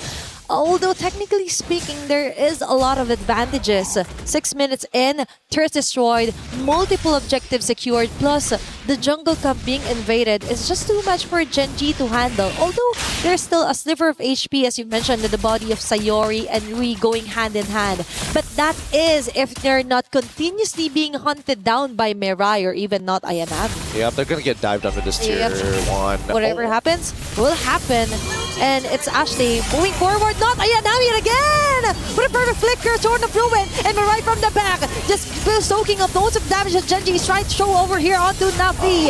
Padawan was able to let her Zaman Force build in, but not enough to equate onto a kill. It's still Navi getting a great team fight center here against Gen G. The mechanics are starting to deteriorate. Sayori, unfortunately, just didn't flicker forward. Used the Throne of Ruins. I guess they gave up on the fight before they made the call, and now the Zaman Force out onto not Ayanami. Okay, she will technically still survive, but no, it's going to be a chase down here for Sayori. A quick start here, and trying to group things up, freshen things up here for Gen G. A start is still a start, but now that they finally get a purple bomb, it is the turtle that's going to be traded for here for Navi and Arya. Arya wants to buy some enough time, but no. It's Navi just securing the objective clean and square. Yeah, they just have to scale Panda up. Everybody else has lost their relevance in this game. They are giving their bodies up, and luckily, I think that unless they find a huge shutdown, and even then, it's on right now, the majority of the lead is actually onto Kenshi and Mirai. Yes, Mirai will give you just a little bit of oh wait, actually Mirai is overscaling here, making a little too much money, in a matter of fact. Now the lowest gold overall is going to be Rain, so no more passive gold for Mirai. No, because Mirai actually noticed, hey, I could be anywhere and everywhere. That's actually 100% KP for her, a 205. Like imagine that. She's doing the right marks on the right targets as well. Compromising so much of Rui's jungle. Like onto the level comparisons here, Rui is also being kind of locked down here against Keishi. And now we see a more proactive play with the Conceal even under the turret. They're going a bit too greedy here for Navi, but Rain as well, committing even a Crimson Beacon just to try and make things harder here for Rui with the dash Blade Surge. There's going to be another dash out, trying to survive. Not Ayanami and the rest of the gang will just focus their marks here onto Sayori and Ashley. They'll take whatever they can and they will get it onto the hands of Sayori. Oh, they can't cleanly walk away. They can't really open up the map, especially with this glue. They've lost pretty much every potential out here. This is just a slow and painful death from this point onwards. And Mirai can use the ult again if she wanted to, but really there's no need to. The discipline coming out from Navi PH right now is looking great. Earlier on the draft, we were kind of concerned that they didn't ban out the Harriet. They kind of took a U-turn onto picking up the Alice as well. Now we do understand, even though Sayori has a wonderful ulti that she could copy, but she has to technically go in the front lines, find not Ayanami on this sort of a mess, and then commit to go for a setup. But that's not happening at all, because the moment that they're being shown on the map, that's an immediate kill here for Navi and an immediate takedown of an objective as well. They're going to take their time with this now. The next fight is about to begin as Mirai has already initiated. Oh, now Ayanami with a catch here on 3 members. Panda one with his Diamond Force, but it's backwards all over again here for Gen G. And it's Ashley right now trying to find a way to escape, and she will. Mirai might be the sacrifice, and Ree finally gets a kill onto her hands. Now that was a quite bit of a messy impact here for Navi PH, and Gen G got 1 out of the 5. At least they were able to get 1, and honestly, that's a pretty big win for Gen G at the very least. At this stage of the game, 10 minutes and we still have some Holy Shieldings to work with. So at least for Gen G, if they can just minimize the damage and protect this long lane, they might have a chance. Okay, it's all about Arya right now, doing a lot of the heavy lifting here against Navi PH. The Holy Shield just might pop off. It's going to be a risk here for Gen G, and right on cue.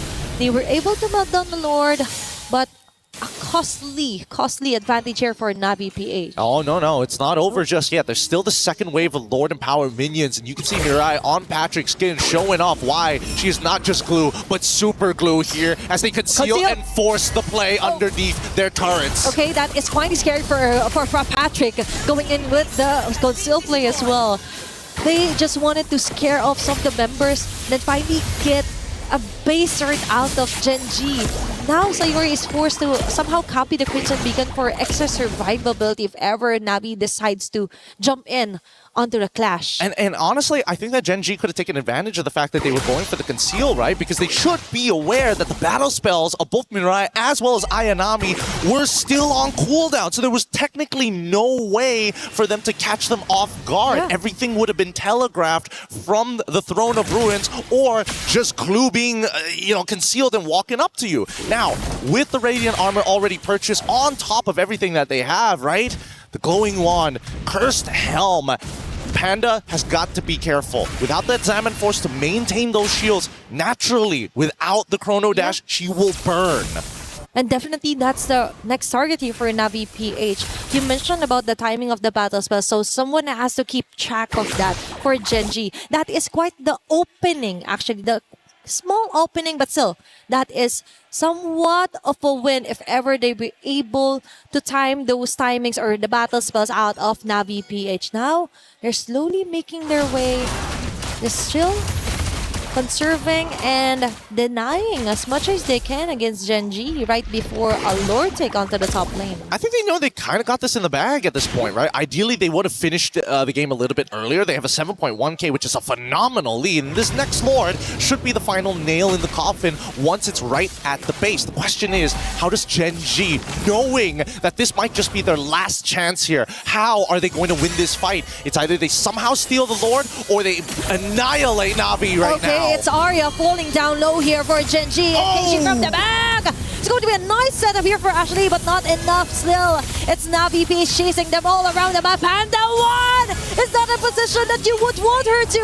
And Mirai single-handedly zoning up 2 members in a row with a grab as well. Taking a hold of Sayori. It's 2 members immediately down, which is kind of good, would be helpful in some way for Gen G if they manage to survive. But for Navi PH, they just want to continue their dominance, targeting Arya in the process. And there's going to be a ladder flare. Stones their stacks as well, enough to totally tore her down.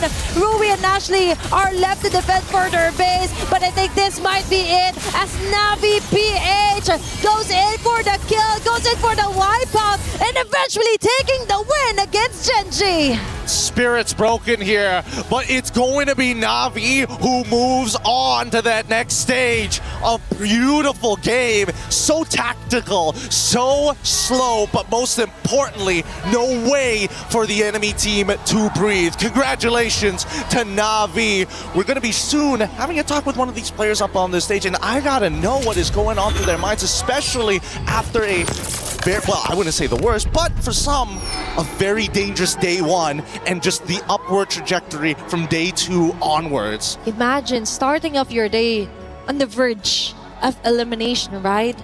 But now, they could finally exhale some of the nervousness or pressure. But so far, quite a sad day here for Genji fans out there. But let's take a look back here onto our STC replay on what happened onto that final moment where Navi PH totally ended that round. Well, let's go straight to our stage here. We gotta see how these players are gonna go, because again, this is a devastating moment. Let's go up onto the stage for the crushing.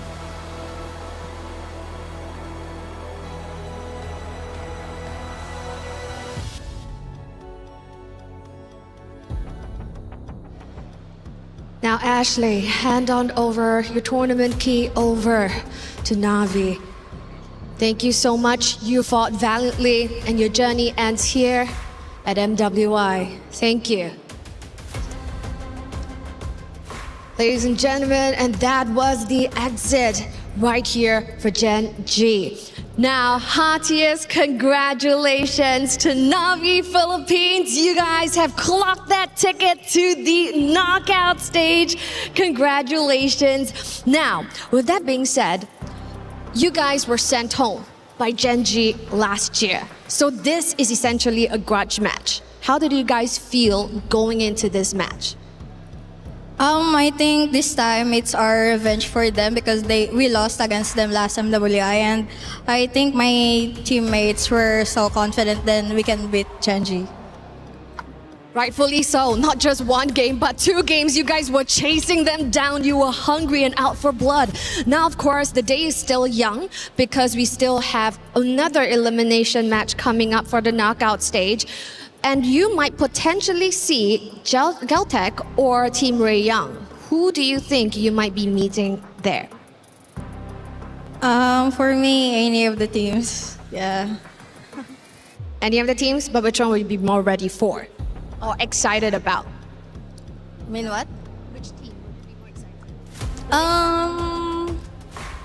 Any teams, pero maybe Malaysia. Team Ray. Oh, why?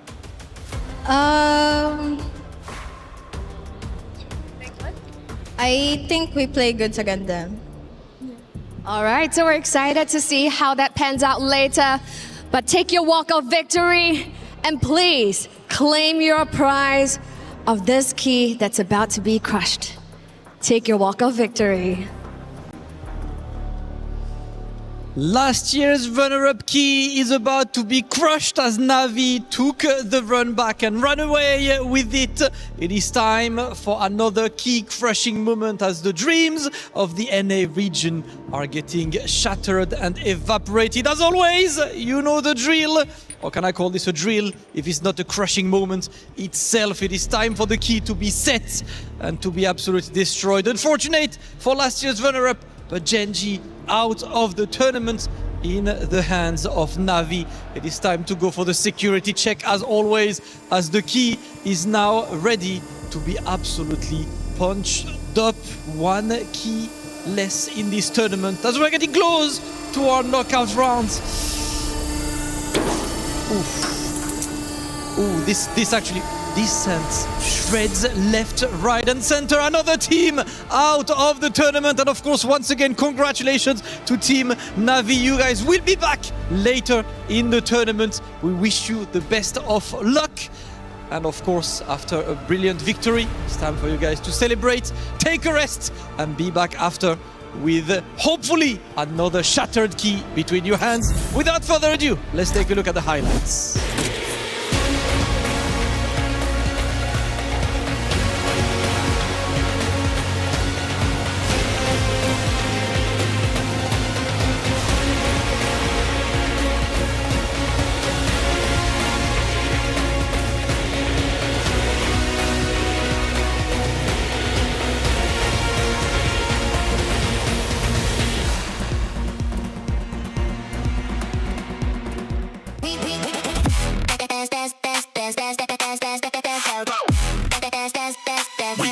Esports World Cup.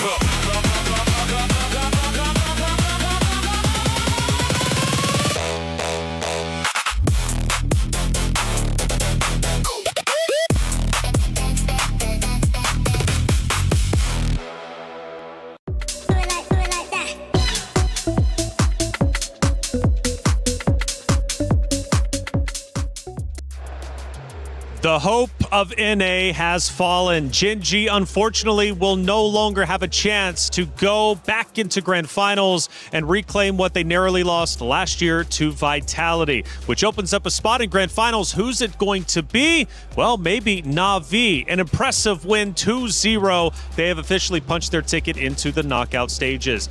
We talked about the hero selection. Gen G going with their comfort picks. I get the idea. Unfortunately, it did not work out, but what a titan that has just fallen. Yeah, I gotta say, so we will be talking about a game, but talk about this. There's a possibility of a 24 champion against a 25 champion in grand finals. Now that is crazy. But talking about that game just now, we discussed how the previous series, that one mistake at the late game cost you the game. Unfortunately for Gen G, that one mistake in the early game where Arya was just in too deep in Na'Vi territory, and Na'Vi having that Boxia denied Uranus of that heal. That was the mistake that gave everything to Na'Vi. Yeah, it's understandable. You expect the Uranus to just be very aggressive in the lane, potentially go for those early cuts, but it's different. Now you look at Na'Vi and their lineup, they're also very tanky dudes who are just prepared to fight you on in the early stages of the game. And it just snowballed into more and more kills to the most unfortunate targets. I think Rui followed next after that kill onto Arya. So these two anchors already falling down meant a lot for Gen G. It was Na'Vi taking the win. Let's take a look at their path to victory through our first moment. And we're deep into the game at this point now, 10 minutes in. You can already see a goal disparity between the two. Na'Vi at this point already has a severe lead. I would say this is actually very impressive by Gen G. I honestly thought they would have been wiped out, but somehow, some way, they were able to kite long enough that they're able to kill Mirai. And honestly, I think at that point, they're like, hey, maybe we can win this, but 7,000 gold is just too hard to keep up. Yeah, Gen G had multiple instances wherein they just really worked together to keep each other safe. It's surprising, although that's not the kind of mid to late game you want to see from them, because again, evidently they were on a Suyo, they also had a Harith, which I think they also really thought hard about, because that's where their main carries are going to revolve around. But the fact that the ones who were supposed to protect their carries already fell in the early stages, it hurt them a lot and it was hard to come back from. We have one more key moment to victory. Let's take a look, obviously, as Na'Vi starts to again close that vice grip, taking down Gen G. Ultimately, we're now 13 minutes in and the troops are pushing forward. This is where Na'Vi was being very patient. They understood the intentions of Gen G, which is Gen G tried to take a surprise fight against Na'Vi around that Lord. Na'Vi smelled it a mile away and just waited for Gen G to expose themselves and then go in and then fight, because they know they had the advantage. At that point, there was nothing Gen G could do. Yeah, it was a very honest lineup too for Gen G. You could see the kind of plays they would go from for a mile away. You know that it just should be typically starting from Ashley. Sayori, most of the time, did get the Throne of Ruin a couple times, but it was just mostly just keep her teammates safe. And we didn't really get to see her play the aggressive type of Valentina that she successfully did in Dame #1. It was a blockbuster matchup for sure. Long-standing history between the two, not only in MWI, but also here, or excuse me, last year, whenever it comes to the knockout stages. And it is the revenge arc now for Na'Vi. They've already won 3/5 of the roster in 2024. They're looking to do it again. Did they show to you, LaFell, a lot of strengths during this matchup? Because, again, you mentioned their hero selection, their hero pool, right? They have a plethora of heroes that they can use. With that deep amount of hero selection, I mean, for me, versatility, that mentions, for me, I think a champion. I think Na'Vi could very well make a deep run. They showed improvement, and that's very important because they started off looking very shaky. A lot of their fans showed doubts, like, are we sure this is the Na'Vi that we thought could be champions? This is nothing that we hoped for. But then, day 2 of MWI, they started slow, but they got there. And today against Gen G, they look like they're in 2024 prime position to win it again. Man, and also, too, for Gen G, losing out on this means they don't get club championship points for that organization. But Na'Vi potentially does, and they need them because last year they had a storied run. This year, they want to do the same, and this is one step forward in the right direction for this Na'Vi organization. If you had to give an MVP to one of the Na'Vi members from those 2 maps, easy. Who would you give it to? Easy, not Ayanami. Game 1 on that Freya, always give pressure towards the damage dealers. And then on that Alice, how many of those setups was like highlight-worthy, TikTok-worthy highlights? Those were amazing engages by not Ayanami. Plus the game-deciding play also, which happened in the first few minutes of the game, was all because of not Ayanami. It happened in her lane. It happened towards her counterpart, which was Arya. So I think it's very well-deserved of her to get the MVP of the series, if ever we did have any. Not Ayanami getting a lot of attention, not only in our content pieces, but also out there on the stage. And now things start to get real. Up until this point, it's been double elimination, but now we're moving into the knockout stages. What does that mean? In the knockout stage, the stakes escalate with every single step. Teams start in a best-of-3 quarterfinal before advancing to an unforgiving best-of-5 semifinal. Teams who fall short of the grand finals will be granted the opportunity for a podium finish in the third-place match. Finally, the top 2 teams battling for the title in the best-of-7 grand finals. In this single elimination format, every match is do or die. On the world stage where dreams are shattered and history is made, a monumental $500,000 prize pool and crucial club championship points are on the line. But only one team will rise above. In the first of 2 MLBB championships at EWC, who will be crowned the queens of MLBB? 2 champions, 1 game. This is MWI at EWC26.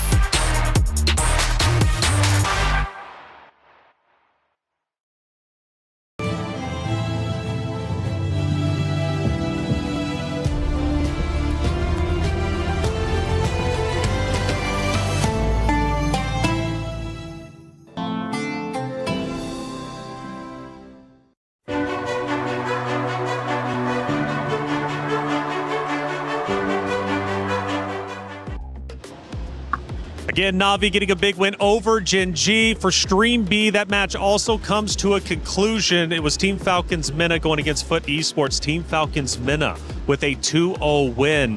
Again, massive for the Falcons organization who went back-to-back in the club championship. Now they've got 2 teams represented, and they're trying to catch up the first place, which is tied with 3 teams, one of those being 100 Thieves.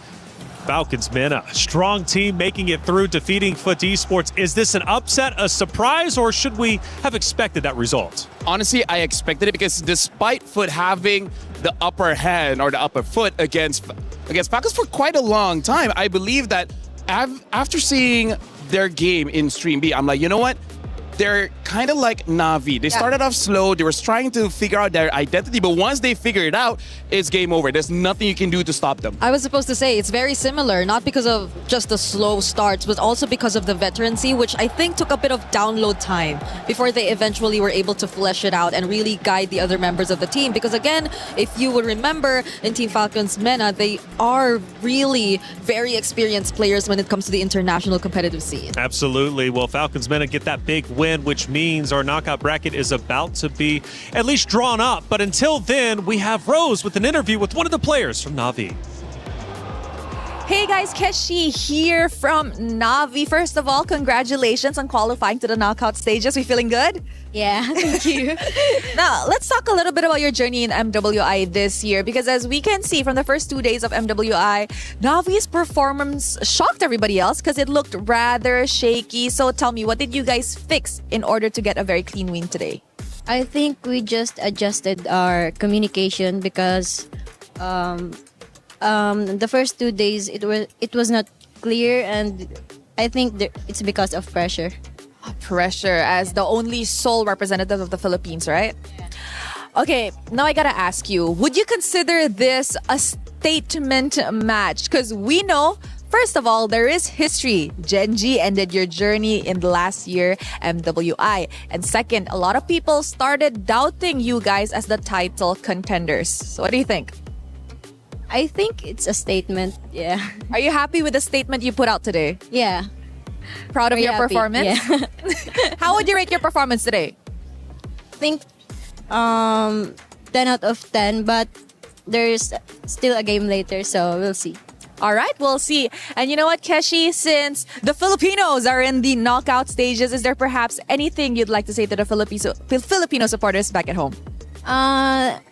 Thank you for supporting us and continue supporting us for our game later. Thank you, Keshi.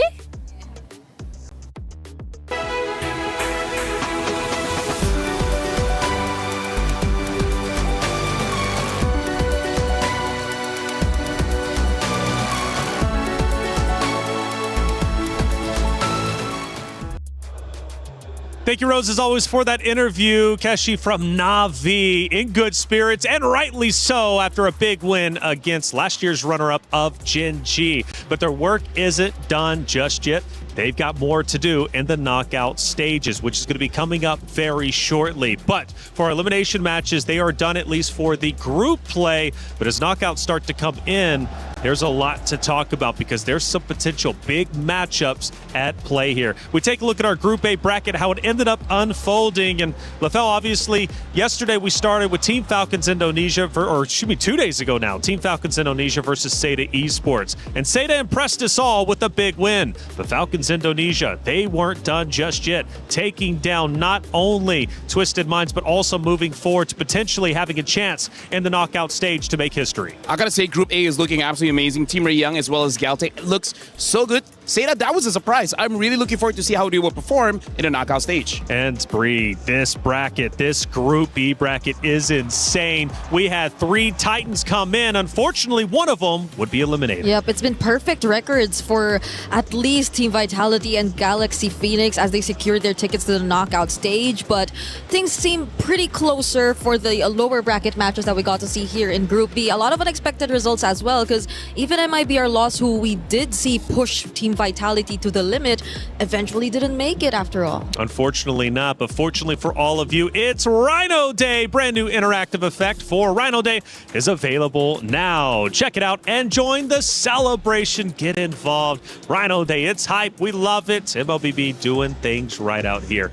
Man, coming up, though, is going to be the knockout bracket. Super excited for this one, and it's unique and fun because the competitors themselves will be choosing who they want to play. And for whoever's not chosen, well, they unfortunately will have to play whoever the other ones do not pick. So starting off, it's going to be Galaxy Phoenix choosing first. They ended up being the #1 seed because, well, throughout our bracket, all of our teams in the upper bracket finished 2-0. We needed a decider to figure out who would be seated higher, and it came down to time finish, which Vitality now probably scratching their heads thinking, well, we wish we probably would have known that. I don't know if they did, because they went, 26 minutes? They could have had first pick. Yeah, I feel like they're a bit upset with JG. JG also made their game win a little bit slower. Yeah. And this, honestly, right now for Galaxy Phoenix, they're choosing for themselves as well as Vitality. Yeah. Like, I feel like for the teams in Group A, they're like, please choose us. We don't want to fight against Vitality, which, I don't know, personally for me, I think if they were to choose anyone, It's either Seta or Falcons ID. That's right. I think they would choose Falcons ID. Oh. Falcons ID. Bree, I want to hear your opinion in Falcons ID. just a second because we got a theory craft on which matchup would be better. But Muton is doing things right when it comes to EWC. And we have 2 incredible events, one happening now and one happening in just a week or a couple weeks' time. Check it out.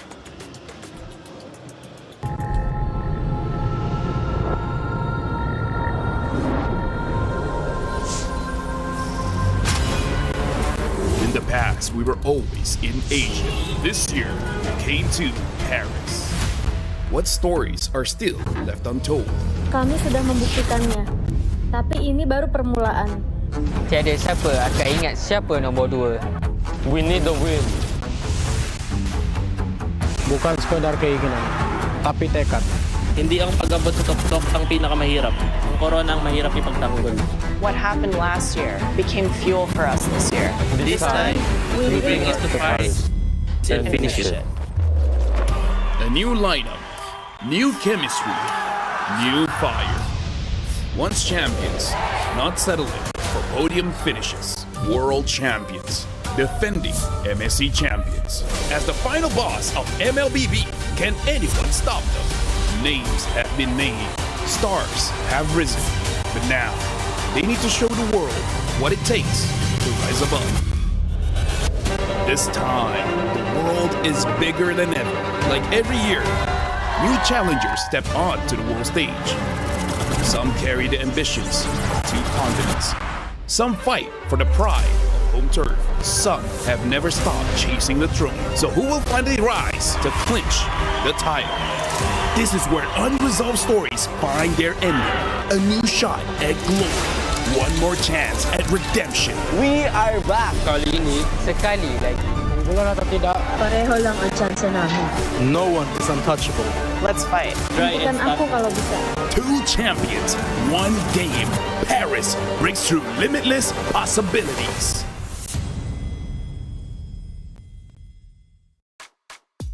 It's MLBB for the next 3 weeks, and we love it, and I know you at home love it as well.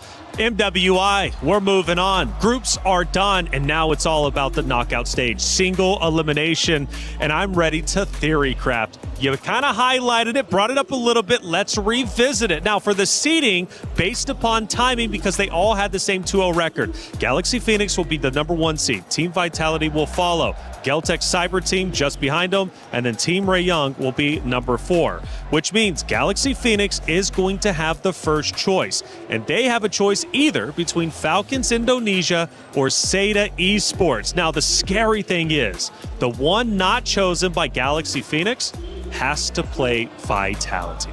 Actually, now that I think about it, it's better for them to go up against Seda because Falcons ID, Vitality, they're from the same region. They have a lot of information with each other. So I feel like the smart move would just let them play because you would get so much information out of that. Oh, that's true. And I believe it could be somewhat of a double-edged sword if you have very limited information about Seda overall. But at the same time, you might just want to risk the edge of having more experience compared to a newly coming region to the competitive stage of MWI. And you got to think for Falcons Indonesia, though, if they are chosen, one of the things, Galaxy Phoenix matchup will be taking place first. Oh. So Falcons Indonesia goes from matchup straight into matchup. Now, talking such a short time period, Lefel, how do you prep in that such a short time span? Because, man, you're going from a match on B stream straight in to the mainstream. Honestly, it's quite weird, but some players actually prefer it just for one simple fact, which is you got your warm-up. Because some players, if they play and then 2 hours, 3 hours of doing nothing, they just start to slow down. So some players is like, yes, we are good now, let's just go now. And instead of thinking about what your opponent is doing, just focus on what you're doing. And then after game 1, hopefully your coach can figure out what to do game number 2. Yeah, at first it does not seem as favorable. It comes along with being in the lower bracket and having to survive through all those elimination matches. But at the same time, especially if it happens in the same day, might as well just keep the ball rolling because you've already started playing anyway. Hey, the comms are flowing, and Sadia had a chance to get our listenings from day number 2. Let's hear what the competitors were saying during their matches.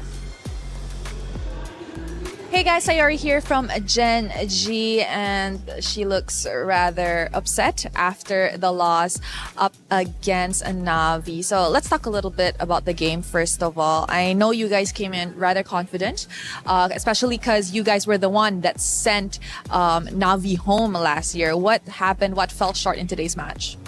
Honestly, we did come in confident. We knew that we could beat Navi, but I think just in game, I think how we usually play just didn't it just didn't go into the game, and maybe communication was off and our play style, because this was not how we usually play, and we know that we're way better. So yeah. I It was understand. just very disappointing that we did lose. Yeah. I understand. Losing is never easy. So I want to ask you, throughout your journey in MWI this year, and you know what, throughout your journey, throughout all MWIs over the years, what is the biggest key lessons that you always take home with you? Honestly, I think the biggest key lesson is that, honestly, like,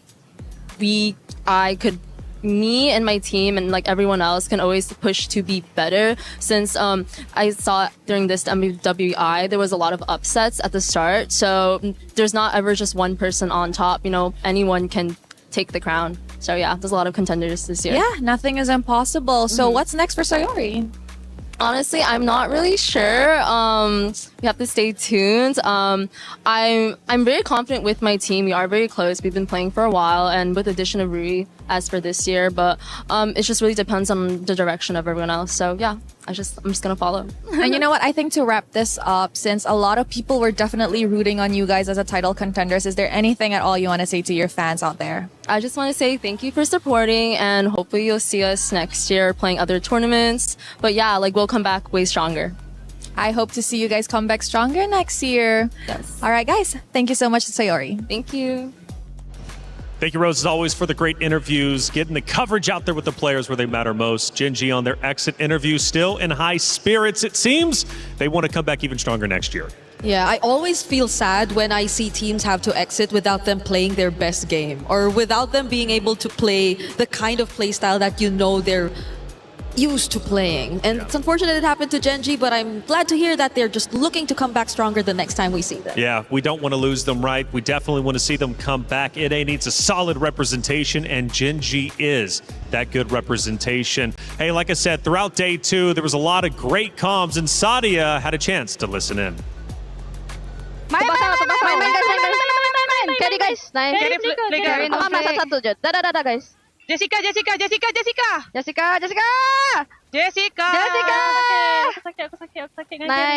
guys. Dadah, gak usah.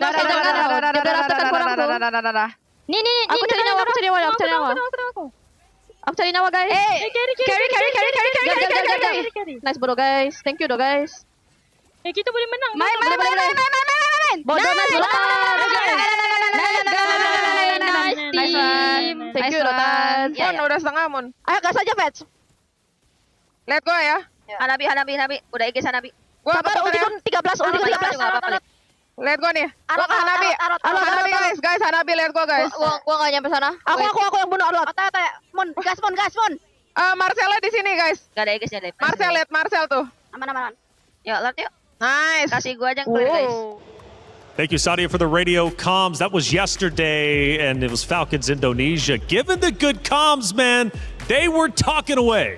Yeah, as well as Team Arena. Let me just say, I understand both teams, and even I need subtitles because that was I know the language, but there was so much, and I was like, yes, Yeah. yes. That's when you know they're hyped. That's when you know they're hyped. And good communication is when you hear one thing, and that's just who you want to target. Jessica. And that's it. That's right. That's all you need. I always love listening to comms across multiple esports because it's chaotic and sometimes fun to decipher, as you were saying, LaFell. Hey, EWC is doing a lot of things right. Check out this EWC play. He thinks he can come in here and play my game. He knows nothing but go! Tyler Wine, you're done. This is my ladder. You can't climb it. It's better than being hard-suck at Masters. You're going too far now. Your eyes buggy. Your elbows ashy. Is that airline? That's an L airline. Somebody better hold me. Okay, yeah. Do something then. Raw energy. Blow the house down.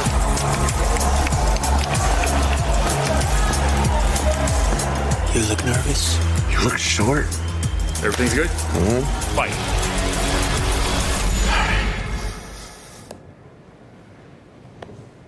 Okay.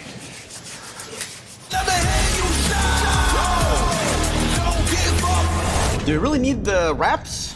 Yeah, it feels like overkill to me. Body was built to move. Not trapped at a desk in one singular posture for 12 hours a day. It's time your chair evolved. This is Secret Lab Titan Evo. Ergonomically engineered for you, gamers, hybrid workers, artists, backing your every move. The knockout stage draft is just minutes away from taking place, where the opponents get to choose their opponents. It's going to be a lot of fun, and the stare downs are going to be entertaining for sure. Still, though, we need to discuss the other side of the bracket. We talked about Galaxy Phoenix, whether they play against Falcon Indonesia or Seda Esports. They have that choice. The other gets to play Vitality. But on the other hand, Geltec Cyber Team comes in. They were the number 3 seed, but because of where they were in the groups, they get the first pick. Falcons Mina or Na'Vi. Those are the two choices. I know, Bree, you look like you're in pain. I'm going to give you a second to maybe think it out a little bit. How about you go first? For me, it's easy. So how about you go first? I am having a hard time. I can For see you that. It's easy. I am having a hard time. Like, I do not know if I want Na'Vi to be up against Geltec or if I want them to go up against Team Ray. Oh, okay, that's actually a good point, Right? because honestly, for Geltec, I know the best choice for them is Falcons Mina Vega, because their playstyle of KOE playing those assassins is better against Falcons, where they sometimes put yourself in a situation where you can punish. Compared to Na'Vi, Na'Vi doesn't really make a mistake that gives the map to the opponent. So if I was Geltec, I know who I want to go up against. Yeah, but that's not good for Na'Vi either.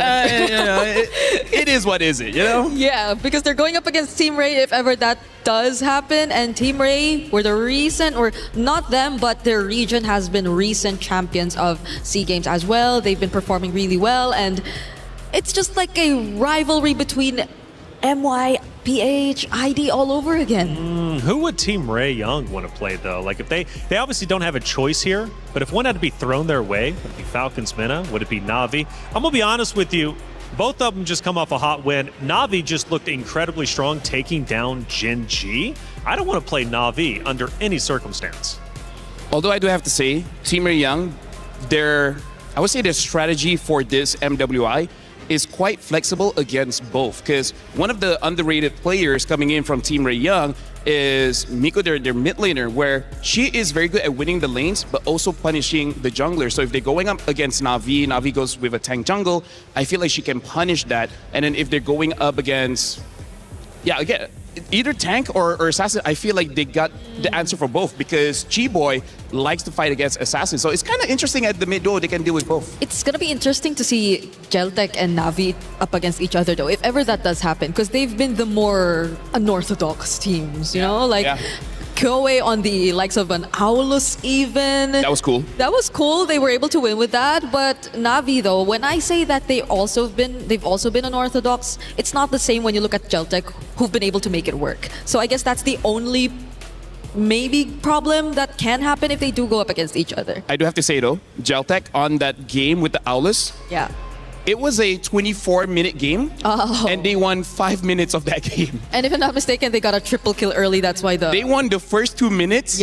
And then lost for 19 minutes and only won the last 3 minutes. So it's a good pick, but they lost for a long time. Okay, so you're never really sure, but regardless, I think them picking their matchups will all be equally as interesting. And they do get that choice, which is super unique, by the way, in like the format tournaments. You got to think about it. You're walking up there, you're looking at your opponents. You've got 2 keys to select. Which one do you want to crush the most? Because it is single elimination.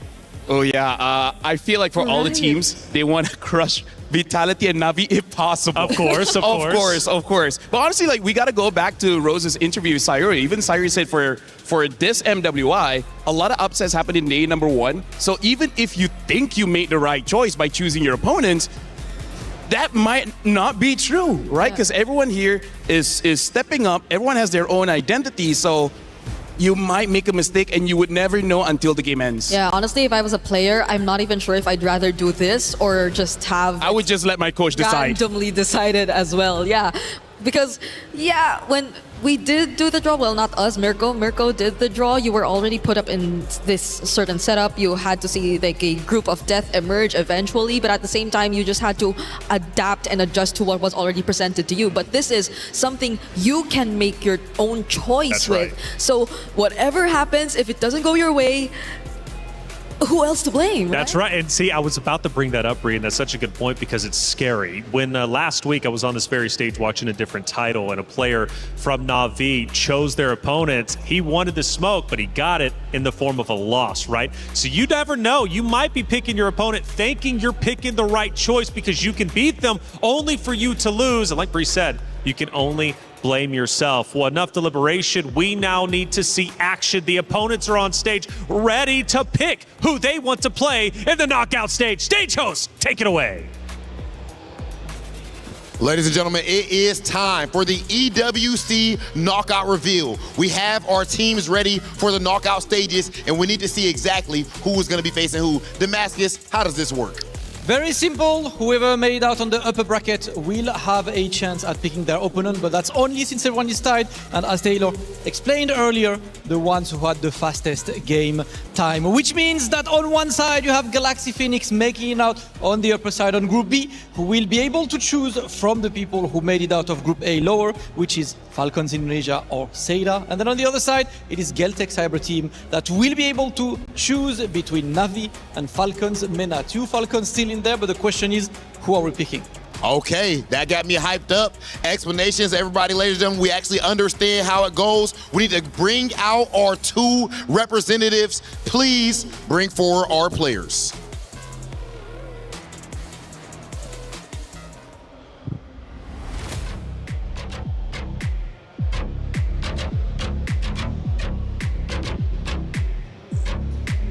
Okay, first, Team Falcons coming to the stage.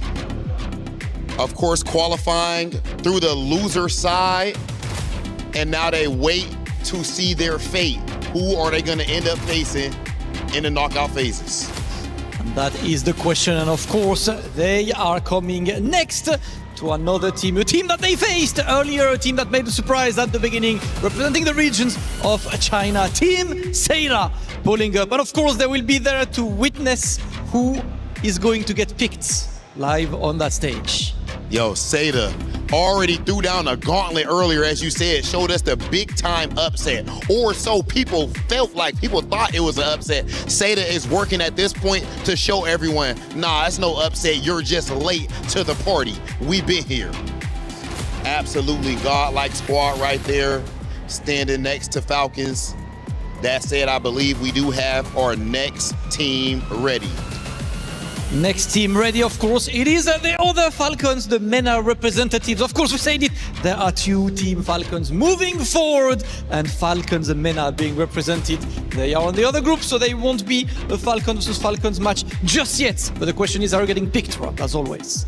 Okay, in a situation like this, Damascus, do you think that all of the teams here have certain teams that they're hoping to get picked by? Or is it like, yeah, it doesn't matter who it is, I'm ready to cook? I mean, Vitality is not picking. I don't think anyone want to face. This is very true. I don't think anyone want to face the Queens right now. Speaking of Vitality, we do know, that, of course, that Vitality is our last year's champion, but back in 2024, this next team was the one to win it all. Na'Vi coming to the stage. Na'Vi, a tough out for anyone, but will one of these teams be bold enough to make them their choice? Of course, and without further ado, we are ready to welcome the team captain for Galaxy Phoenix, who will get to choose between Falcons Indonesia and Seda. This is the big choice, Rob. Remember, it is single elimination after this, so you only have one chance. Whoever you pick is potentially going to be your final opponent. Okay, yeah, I'm ready to see it. This where that drama at right here, Damascus, okay? Making that choice, technically, picking a certain team could be taken, that team could take it as disrespect, brother. It can make it a little bit personal. You had the chance to fight against someone else, but you chose me. And it looks like we will be making our choice right now, I believe. All right, it is time Okay. Get a pick. Is it Seda? Is it Team Falcons? We take a moment to think. And actually, no thinking. It looks like the pick immediately is Seda, picked by Galaxy Phoenix, which means Vitality inherits Falcon Indonesia. Cheryl, what do the players have to say? What an unexpected matchup. This means that there will be an Indonesia versus Indonesia in the quarterfinals. So, please tell us, why did Galaxy Phoenix pick Seda, even though Seda actually won Team Falcons Indonesia? Maybe I like them. Oh, you got your eyes on them.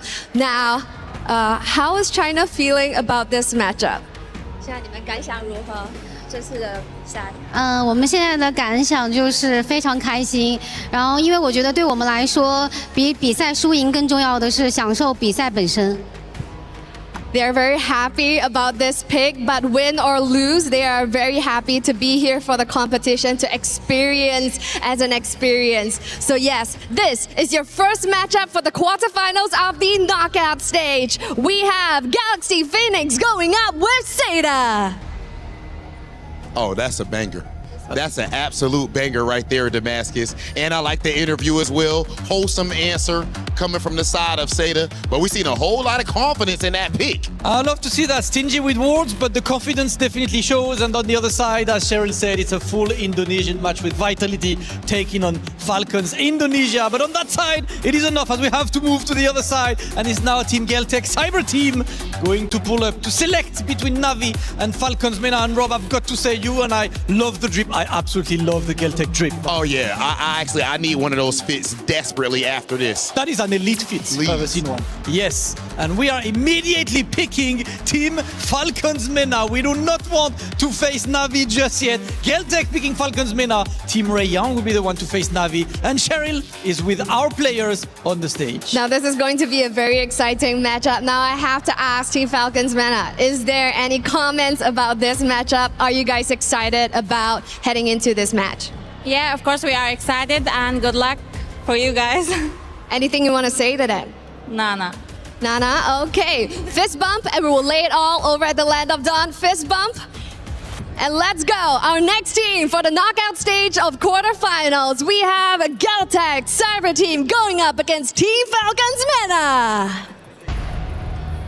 This is what we want to see, and with these picks being done, all 4 matches of our quarterfinals are now set with the big bracket on display. And to take a look at this bracket in detail, I would like to send it to the studio. Taylor with our experts in there. What are you guys thinking of that bracket? Ooh, it's looking spicy. Hollywood Rob TV, Damascus, Cheryl, thank you so much for settling the score with the competitors. Now we know what our knockout stage looks like officially. And it's a spicy one for sure. Let's start with the first matchup, Galaxy Phoenix versus Seda. It's going to be coming up first. What do we think about the opponents? Well, first of all, called it. Yeah. Second of all, it's like, wow, we're so surprised this happened. But yeah, I really feel like this is good on both ends because Seda also showed quite a lot, and I believe Galaxy Phoenix have gotten enough information to know what kind of draft they want to use against Seda, but also because they force Vitality as well as Falcons ID to fight against each other, they need all that information to know potentially when they made what they're gonna do. Yeah, but it's an early Indo matchup that we're gonna see, and again, only one of the few, if not only representatives, to send out at least 2 teams from a single region, and that's gonna be, I think, one of the closest we could possibly see ever because they know each other so well, and that is something that they could not really control. So talking Galaxy Phoenix, they are about to play an opponent that they know, but they haven't played just yet, at least on the stage for MWI. And this team is incredibly talented, have gone through the gauntlet. They did, in fact, have some early struggles as a roster, but they ended up as Queen's Legend Season 3 champions. They also have competed in other leagues for the first time as an all-female roster. So they've got a lot going for them, including, of course, winning out their group. I gotta say, Galaxy Phoenix, it's like they're masters of rock, paper, scissors because their jungler is able to play tanks, able to play assassins. So when they know who they're going up against, they're able to change either rock, paper, or scissors, and it's on to the opponents if they can fight back on their lineup. Yeah, they have so much heroes too that not necessarily are out of the meta. So I think that's one really good strength that you can look at when you talk about Galaxy Phoenix is the fact that they have such great mastery over the heroes that are actually relevant in our current time. But strength versus strength in this matchup, because let's not forget, Seda Esports was developed specifically for the MWI stage, which means they've done their research. So when you talk about a deep hero pool for the side of Galaxy Phoenix, Seda equally also has the same. Yeah, but I feel like watching how Seda has been playing, once Galaxy Phoenix is able to control the first 4 minutes of the game, that's where they start to use their advantage, which is their experience. They know how to play from a lead, and they will maintain that.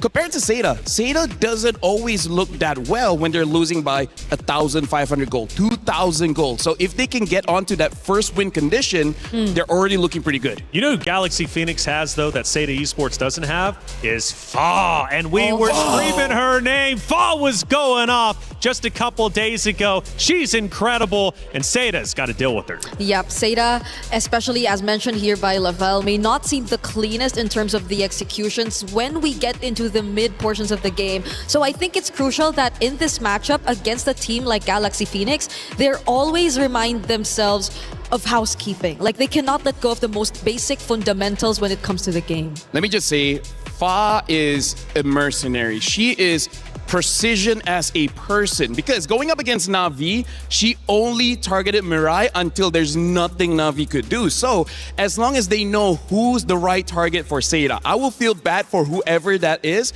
because no matter the pick, either Guinevere, either Ling, Hayabusa, Yisashi, I really don't care. I think she will get her target. Let's find out if she does. She's a serious competitor. I love that you call her a mercenary, and she absolutely is a mercenary. Look, Seda, though, again, not to be messed around with. They are truly phenomenal and absolutely insane.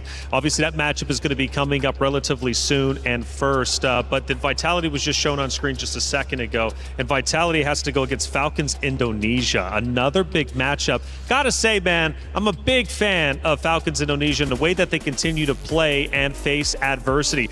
But Vitality, come on, they are the queens after all. I mean, like, not only are they great mechanically, but they can get into the heads of Falcons ID. Yeah, and if I'm not mistaken, I think the revenge storyline continues because Falcons ID in the recent qualifiers that they had for MWI 2026, I think barely got to get a game against Team Vitality. They went up against each other in the upper bracket semifinals only to get dropped down to the lower. But the moment they meet again in the grand finals, they got the exact same result. You know, I'm so encouraged, though, from Falcons Indonesia to improve from day one. When I was watching them as a contender, we set them up as the top dogs. And while they finished 0-2 defeat, I was like, well, that's not what I was expecting. But they've come back stronger than ever. But there have been questions about Vitality and if they still look as strong as they did last year. And a lot of that comes from that MIBR loss matchup.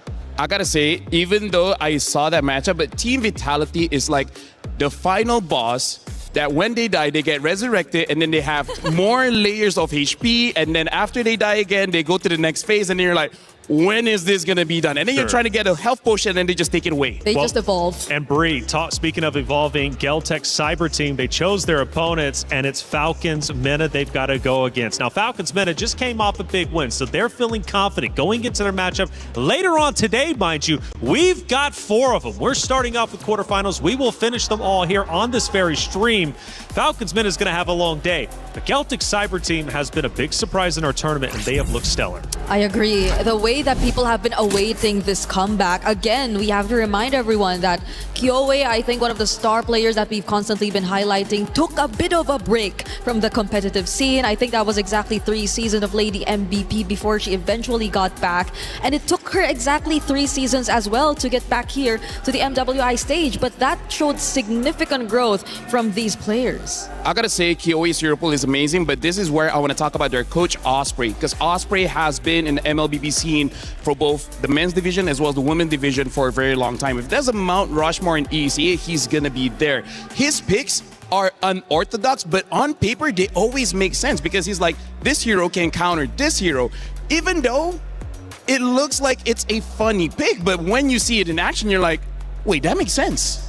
I like unorthodox, though. I mean, it's tough to obviously plan around that. I think being unpredictable is definitely the way to go. Now, Team Ray Young, this team, I think, surprised the desk, at least on day one, based off their performances. Bria, I think you were also surprised. Like, Team Ray Young playing incredibly well, but Team Ray Young's got to go against Na'Vi. Now, that's not going to be easy, especially after watching Na'Vi dominate Gen G, beating them 2-0. This matchup is stacked. Yep, and if you have personally felt like a fan for Falcons ID and their story that they've been able to build here in MWI, I think I've been drawn to Team Ray more so because of their personality. Like, they're such a fun bunch to look at, and even their interviews just stand out every single time. I think I'll have my eyes on Chiboy just simply because of the way she just presents herself, and I think that helps boost her team's energy and confidence so much. I would say part of that is because of Queen's experience back in the SEA Games, where I believe during that grand finals, she's seen her team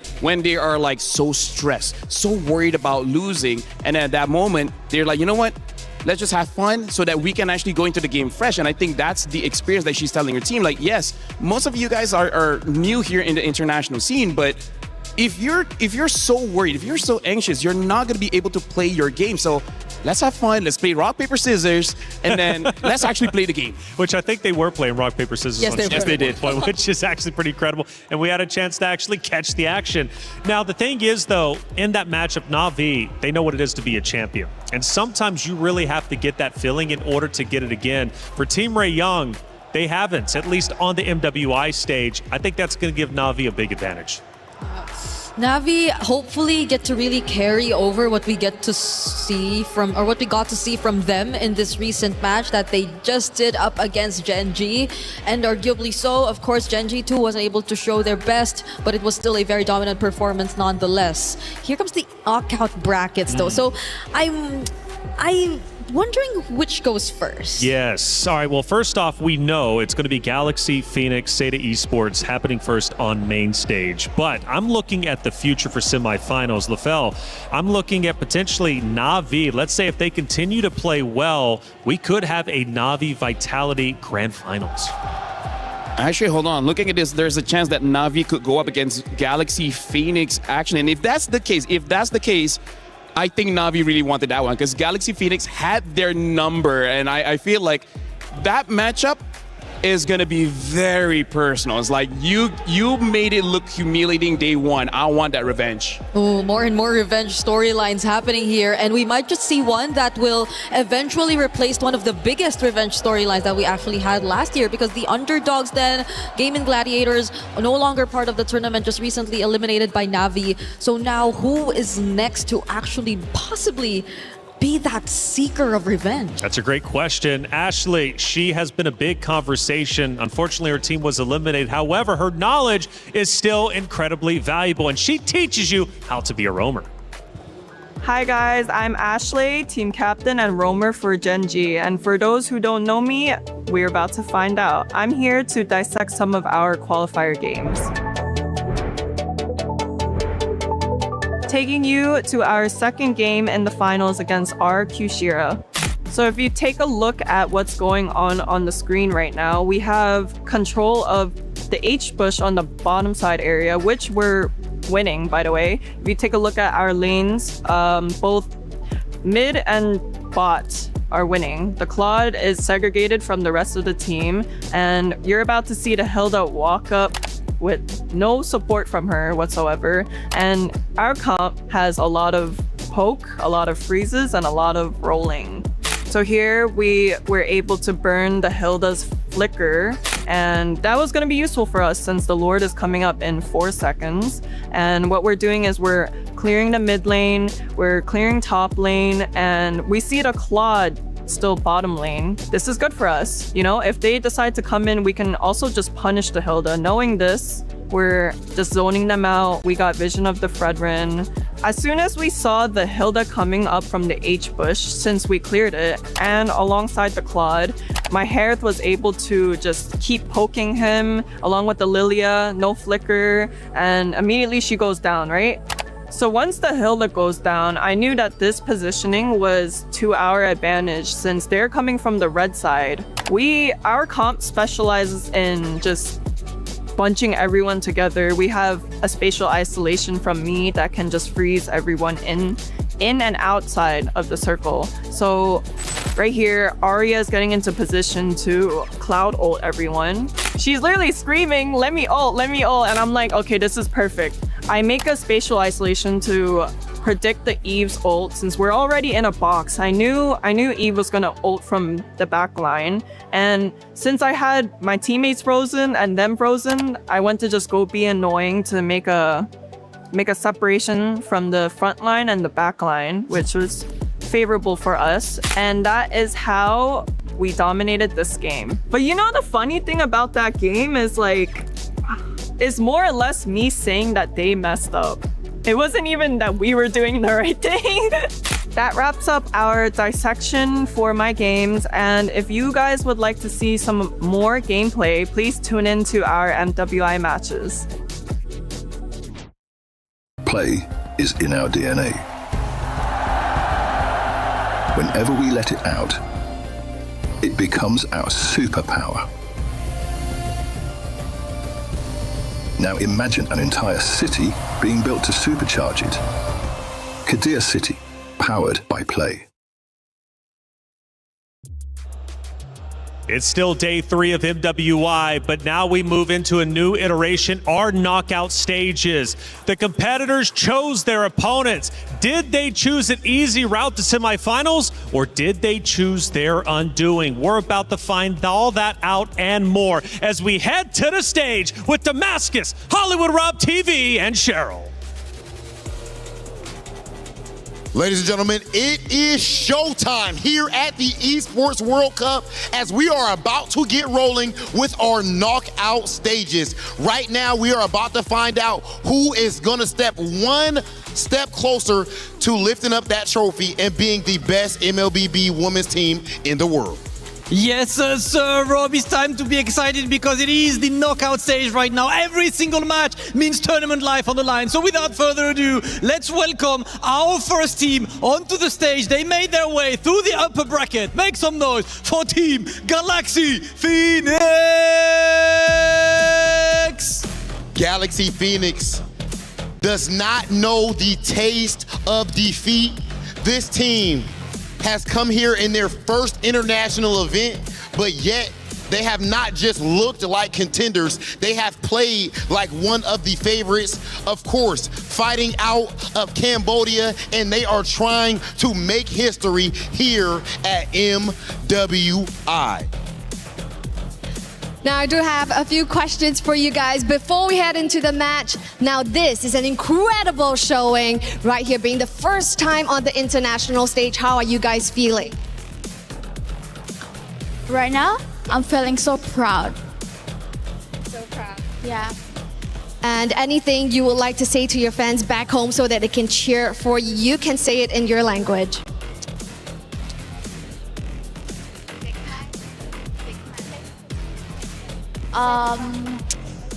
Yeah, nothing else. Like I don't have nothing. Like I don't have a lot to say, but I'll try to fight for the nation. National pride is on the line. Is there anything you would like to say to your opponents before we head on over to the battle station? I just want to say that good luck with your match. All right, good luck, and we will have another exciting match, so please head on over to your battle stations. Thank you. Okay, ladies and gentlemen, now please welcome to the stage their opponents, Saito! The team representing China, the new project, they entered the stage in an incredible way by the big upset, sending Falcons Indonesia straight to the lower bracket, fell to Team Ray Young, and then redeemed themselves against Virtus Pro. This team has been ridiculous, and when they win, it's always a 2-0. China's proud representative stepping up to the stage. 恭喜中国来到 knockout stage， 有什么想要对你的对手说的呢？ Is there anything you guys would like to say to your opponents? 我没有什么想对对手说的，我想跟我的队友说，我永远爱我的队友，我们是最强的队伍。They said that they have nothing to say to the opponents, but she just want to say something to her teammates, and that is, they're the best and they can do it. All right, so thank you, and please head on over to your battle stations. Now, this is a curveball that we did not see coming. Immediately after selecting their draws, they are going to play the match. This means that both teams are going in essentially blind, and this is what it takes to be the champion right here at MWI, because to be the creme de la creme means you have to go in prepared as always, and this is match 1 of the knockout stages. Over to you. Cheryl, Hollywood Rob TV, Damascus, thank you for setting the stage and as well for the interviews. The players are ready to go and they're about to get it underway. It's Galaxy Phoenix versus Seda for our first best of 5 matchup. It is single elimination. You only have 1 life. You lose, your key is crushed. You move forward, the championship is that much closer. We've already talked about these 2 wonderful teams. Let's break them down just a little bit more. Now, overall for Seda, biggest surprise we had, looking at the roster, Miss was supposed to be there, but Miss hasn't been there to my knowledge. It's been Fanwa who's been the sub. However, a sub that has led Seda to where they currently are. What do you think about that, Bree? It's a very explosive sub at that. I think her being the roamer and being one of the main leads in the team has really helped a lot. The way that they've actually been confident enough to even debut the likes of a Tigreal in their first series and be able to do so in a very dominant fashion, that means they're very versatile in terms of their gameplay, because even when you think that they are actually more on the unorthodox end of their picks, they actually can show you some of the more meta ones as well. They also have a really decent usage and mastery of the Belleric, as seen in their recent qualification match, in order to make it here to the knockout stage. I do wonder though, now that you're in the knockout stage, is the wild card play to bring Miss back in? We don't know why, of course, Miss was benched. Maybe it was a strategy play, maybe something else was going on, but it has led to a pretty fun conversation. I mean, like, because of the meta change, perhaps her hero pool just didn't suit the current meta. That's a good point. And by the way, can we just say this might be the start of a legacy coming in from both organizations, because they haven't really had much success so far in MLBB, but now they're in the knockout stage. Winning this one, every single win each organization has after this just cements their position in MLBB lore. That's an excellent point. I mean, for both, right? Really the first time showcasing what they're made of as an org, as well as players here on the international stage. And this is a big moment, and I love that you set the stage with that very statement, because that's what the MWI is all about. And in fact, what the Esports World Cup is about in its entirety. It's about making history. It's about cementing your name, not only in the history books for the Esports World Cup, but the history books of esports as a whole. And Galaxy Phoenix and Seda could very well do that. This is just one of those road stops that they have to get through to the grand finals. Now, for Galaxy Phoenix, again, with those early struggles, one of the first things that I noticed is they've been working on their play style for years. Going into this matchup, that play style being worked on for years is going to pay dividends. I gotta say, looking at their games, they have a very unique way where their jungler as well as the roamer is the one moving the map, where everyone else is just focusing on getting enough money to actually get the items and then eventually help everyone out. So they have a way of play that the speed is just something that people cannot get used to. Yeah, you get to take so much of the opponent's attention with just these movements from their XP and their jungle. Whereas I think their gold lane has been very stable for the entire tournament. It's only been the claw that Winnie's ever used throughout all of their matches, and you really don't get to pay as much attention to it. It's just a very stable lane. She just really pretty much gets the job done, but majority of the action just comes from the other sides and the way that they move around the map. Going to the EXP lane now from Gold, Jessica for Seda has been on fire this event, opposite of that of Ling. A power matchup for sure. Jessica, I mean, talk to me about her, LaFell. She has brought so much to this competition for the side of Seda, not only from the hero selection, but just from the slayability. Honestly, I gotta say, like, yes, we want to talk about the players, but this entire day, Taylor, whoever loses that EXP lane is super punishing, because you get immediate access into the jungle. And if I'm gonna compare between the both of them, I kind of feel like Jessica might have a hard time. Of course, it depends on the heroes, but I don't know. I'm actually leaning towards Galaxy Phoenix for this one. Their EXP lane is so strong. Yep, because their lane is amazing. Their hero pools are pretty similar. If it's just that, like they both use the Alice, they both use the likes of the. No, it's actually just the Alice, I think, that they use both. It's their shared hero pool. But other than that, we see more flexibility from Ling in terms of how they're able to utilize it. Because if there's one observation we got to see from Jessica yesterday when they lost, it's the fact that she probably does shine a bit more on playmaking or heroes that just play for the team. There tend to be more miscalculations whenever you give her those less flashy kinds of EXP lanes. It's 5 players per team. All of them have to work together to win. But Fa is an absolute powerhouse. We mentioned her earlier. And from what I'm hearing, Lefelt, she might be just one of the strongest junglers in our entire MWI event. Honestly, I'm willing to put money on that one because honestly, Fa is an absolute mercenary. It's one thing when you're good at one hero. It's another when you're the master of each element, right? If you want someone to be the front line, she can be that. If you want someone to dive to the back line, she can be that. If you want her to use a selfless hero where she doesn't need to farm, everything else can go over to the goat lane, she can do that. Like, I would say that's one of the kind of players that each organization after MWI might start emailing her. It's like, hey, are you willing to relocate? That's true, that's true.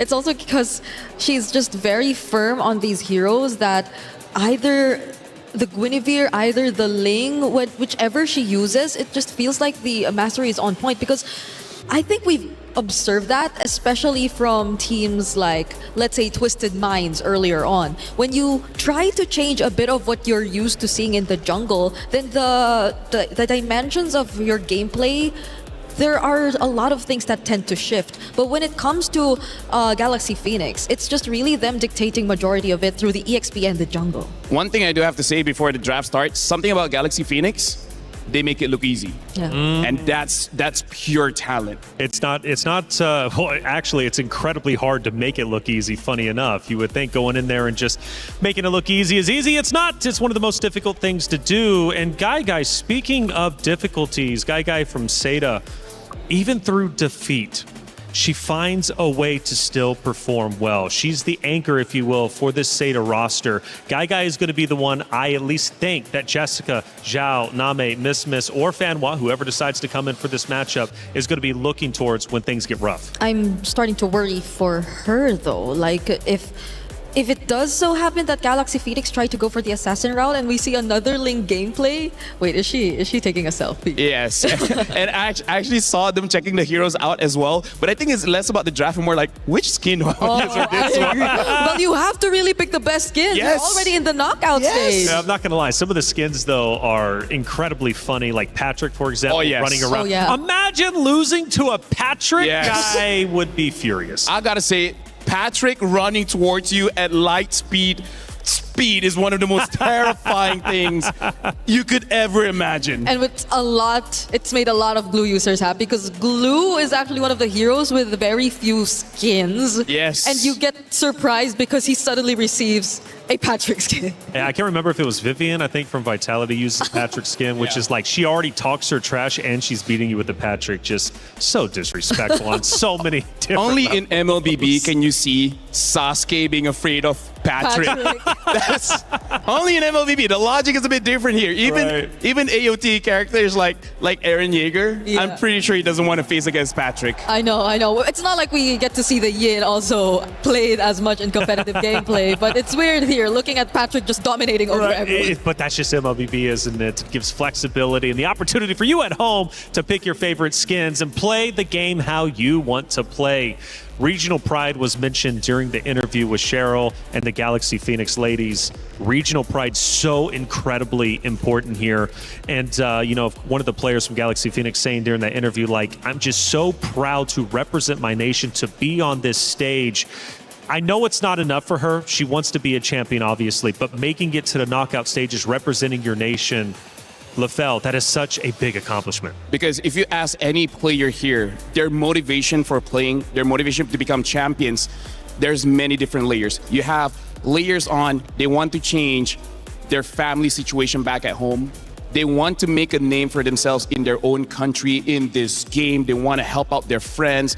In fact, some people here, they're not here for themselves. They're here for other people. So no matter who you talk to, there's many different motivations, and every single one of them is valid. And that's why when we see losses, all of those hopes get crushed. But that's the reality of becoming a champion. You don't win by necessarily making a lot of friends. You get to win by crushing someone else's dreams. And at the same time, they had to crush the dreams of, I think, also one of the longest running representatives, if it's regional pride that we're talking about, because we're seeing a different lineup fielded here as representatives of Cambodia, and they definitely want to be exceeding whatever they were previously able to achieve.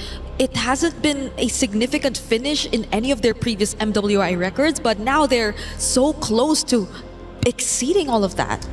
Building a home, helping your family out, $500,000 goes a long way, and $150,000 for first place. That's what is up for grabs. We start our first matchup, our first pick and ban between Galaxy Phoenix and Seda Esports. Yeah, right now, honestly, this is a very interesting start here, break, where Seda is first pick, and yet they're banning out the Marcel. Yeah. That's kind of not a great ban, because you would want your opponents, Galaxy Phoenix, to ban that out. And now this is already a very big tell. They're banning out this carry. So expect a lot of front lines. I really feel like they're already building the draft just so that Link can have a good time in lane. Oh, but Seda too. This is a smart ban. Yeah, 100% smart ban. Respecting so much of what Galaxy Phoenix have already previously shown us too.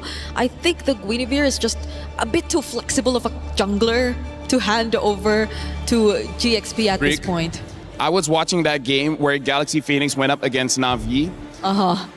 That kind of experience makes you uninstall the game. Let me just say that. It was so devastating. Yeah. Do not let Fa on that Gwyn anymore. Yeah, because it's like sort of in between the Ling or either the utility type. She first builds the concentrated energy so she can 1v1 and she can also play for her team. Right. That's why I say she can be selfish and she can be selfless. Yeah, there are only very few times we see the Gwyn really punished. I think it's mostly when it's also in Rome. Just earlier we got to see that also. But even the Valier being banned out, I know that Sophia has been very deep too in terms of her hero pool. I think she's the only one to play the Farsa in this tournament, if I'm not mistaken. I mean, here's the thing. They're clearly showing they're going to have a very heavy front line. They're banning out all the anti-tank. So I feel like they're going to charge forward. They're going to dive. And they're gonna say, Seda, you have nothing in your arsenal that can stop this charge. Yeah, so I wonder what this Valentina ban is also trying to say. Because it's not likely going to be a sort of priority either here for Seda. There are a bunch of options out there. The Juicein's still there too, but it hasn't been as prioritized for first pick as well. I feel like they need to take the Esmeralda because that's what Galaxy Phoenix is setting up. Oh, right. They don't want anyone stopping the Esmeralda from just getting close. But does Jessica want to play that kind of hero? Or is she willing to just pick up another comfort pick similar to the Alice that she already shown us previously? But definitely not in this spot. Here's the thing, if she does not take the Esmeralda, there is one other hero, well actually two heroes that can counter it still, which is the Lunox as well as the Balman. But also both are very niche heroes, and instead they go for the Harara. But I feel like Galaxy Phoenix, they are okay with this. You know, the Harara has been a safe pick for Seda Esports since day number one, and I feel like that's one that they're trying to force super heavy, especially given the new meta coming in, the buff. Jessica on Harara, she can pop off with this. It's a matter of how they're going to be able to counter on the side of Galaxy Phoenix. Yep. It's still a 50-50 in terms of stats, in terms of the win rate, if you look at the Hirara, but it's a very considerable comfort pick if we're talking about Seda. Now they get the Claude. A lot of the roamers are actually available as well, such as the Atlas and Belleric if they already want to consider that. But knowing Galaxy Phoenix, it's been mostly just the Belleric, and there you go. They take it alongside the Claude. Yeah, still very strong opener coming in from Galaxy Phoenix. I gotta say, Seda on this Hirara pick, I think Hirara is a good hero, but she's not a win condition. She enables a win condition. So they still need to have that in the bag. And with carry gone, now you know you're going up against the Claude. What is going to be the pickup? I'm thinking if we're talking about meta, it should be something like a Moskov, but Moskov is a mid-range marksman, which is not great against the Bellary. So they do pick up the Bruno as well as the Esmeralda. So now it's on Galaxy Phoenix, and they pick up the Boxia. And again, carry ban, Valir ban, Eve ban. This is their strategy from the very beginning. It's such a dive comp that they're really trying to go for. They're just going to go all in and force out the fights, which I feel is very uncomfortable for Guy. Now that she's on the Bruno, I guess you would also want to consider maybe a potential pairing that could help her. The Mathilda is also there. They have the Esmeralda on their side, which I don't think will be much of a problem. But does it get through the second banning phase? My theory is Seda is thinking whether they want to fight fire with fire. But for now, Galaxy Phoenix, their fire looks a bit hotter here, especially because there's very little that Seda has that can directly counter what Galaxy Phoenix has been showing. Yeah, and if they even do consider going for a utility roam, then most of the front lines are just going to fall on the Esmeralda, on Jessica all over again, and not to mention the fact that they're on a Hirara jungle.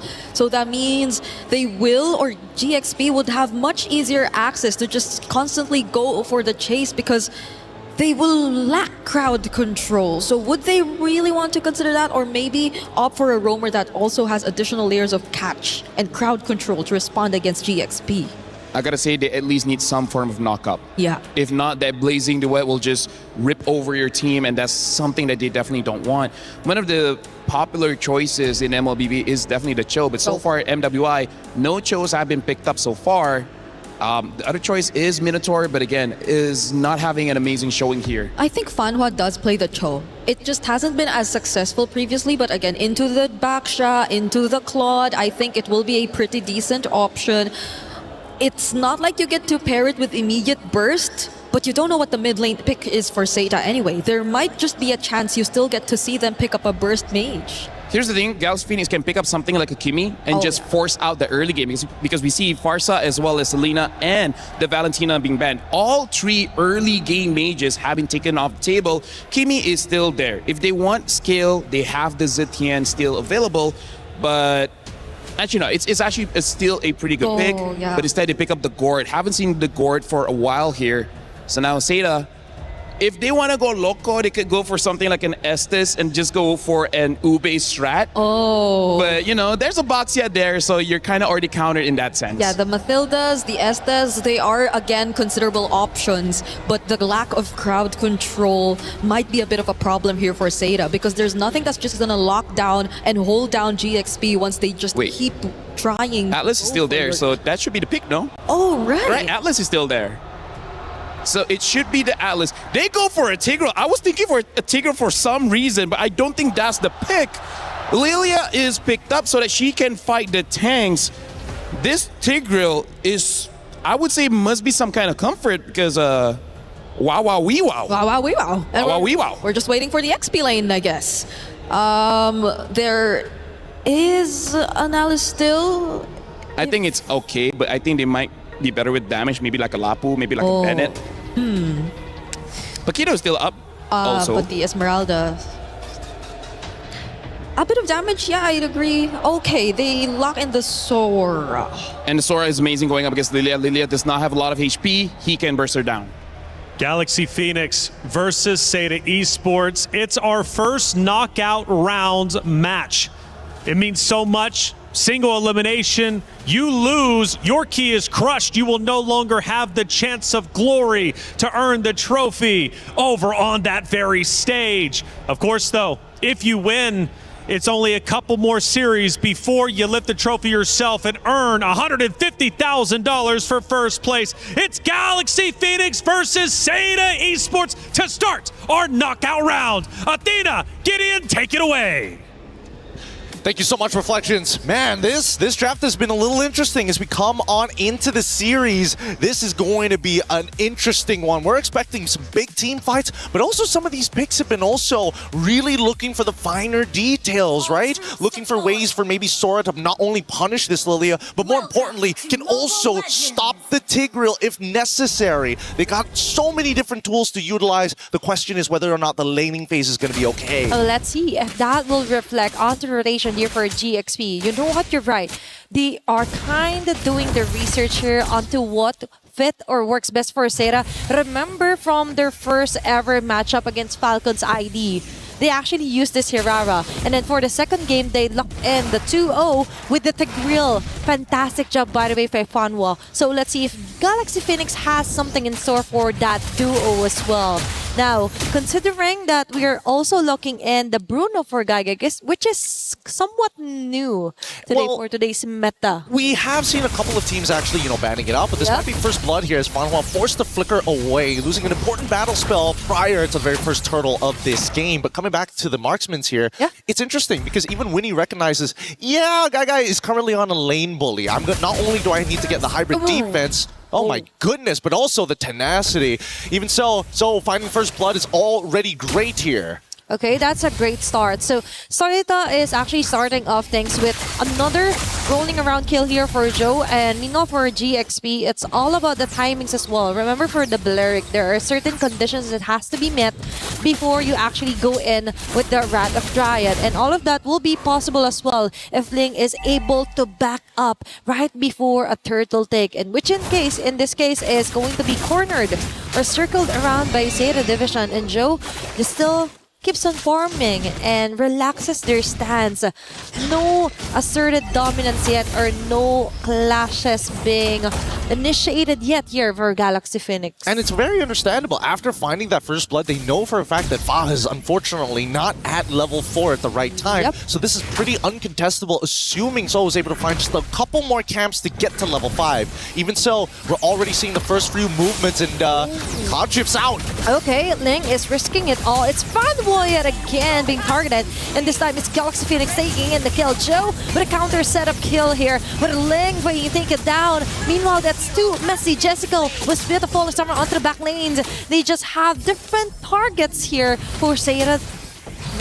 Sophia, beautiful three-point shot with a Mystic Projectile over the wall to not only make Fa's job easier, but now this is a winning position. They just need to deal with Jessica. Okay, now they're hovering over here onto the turtle. It's Fanwa yet again with the position. She doesn't have her ultimate yet, so it's going to be GXP cornering most of the members here for Zeta, and Jessica with a jump will hit no one, but instead it's Ling hitting in the face here for Joe with a double kill, plus a perfect Mystic Gush to top things off here for GXP. They might as well just grab the turtle while they're at it. Yeah, you can tell that GXP is kind of nervous, and even Zeta, both of them are playing very anxious this game. The turtle contest was also a little weird. It was a little 50-50, and honestly, I think it's technically in Zoe's favor in the earlier stages of the game, having so many abilities and high base damages, out base damaging, unfortunately, the Baxia. It's 600 to 800, and now we're going to see Name in trouble. Okay, that's a forced black shoes onto Name.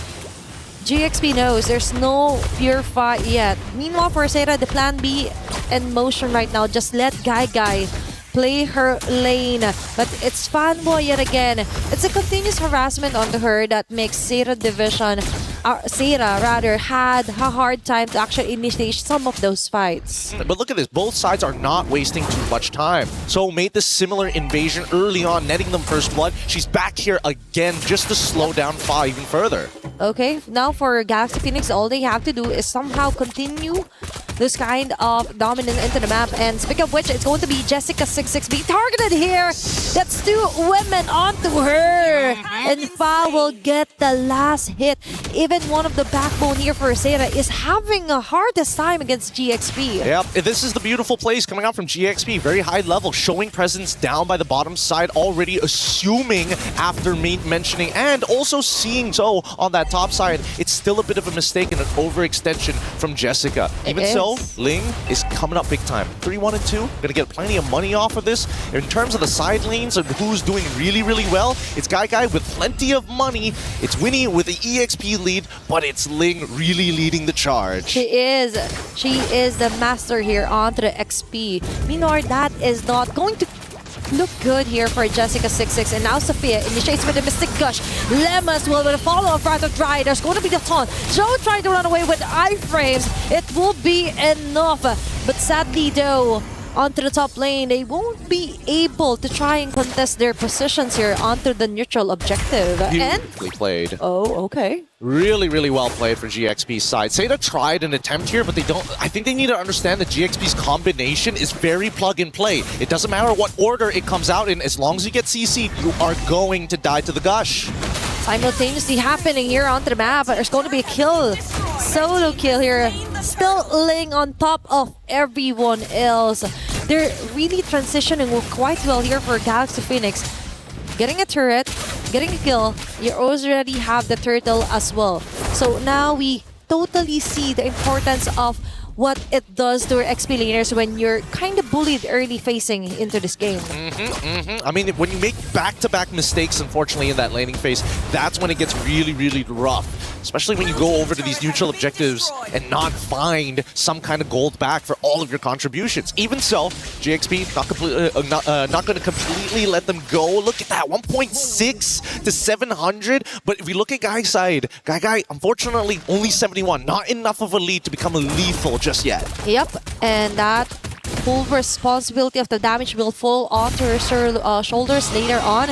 But it's also Galaxy Phoenix to actually try and corner her out. They're trying to choke out most of the damage or impending damage as Sarah could actually go in against Galaxy Phoenix. But for now, Silpha on to Fanwa. We haven't seen a great implosion play yet because she is just continuously being harassed here by GXP. She's actually getting targeted quite a lot by the poking damage. Oh, wait, Conceal coming through, targeting towards Ling. Probably not going to be a good idea, but here comes the cavalry as Fa going to initiate. Okay, it's Sophia yet again. A very great Mystic Projectile plus a follow-up Mystic Gush. Okay, falling down low air is Fanghua. No frontliners here for Seda Division. Both are kept busy here by GXP. Meal for Joe going in for another plan in action, which is to somehow push off some of the lanes against GXP. Overall, it's still a winning matchup here, but GXP, they got to be careful. Seda, they already found their set play as they look for the second kill. Okay, Flicker was exhausted here by Sophia, but still, for Seda Division, that might have been quite an opening or a small window that they could totally maximize before they try and contest this big objective. But it looks like Ling already has it covered. It's Fanwa yet again that she sees Jessica from the back. Will they be patient enough to wait for the perfect timing? Conceal play. But meanwhile, it's Ling taking down Guy. And now GXP finally gets a chance to actually shut down most of the damage dealers are supposed to be.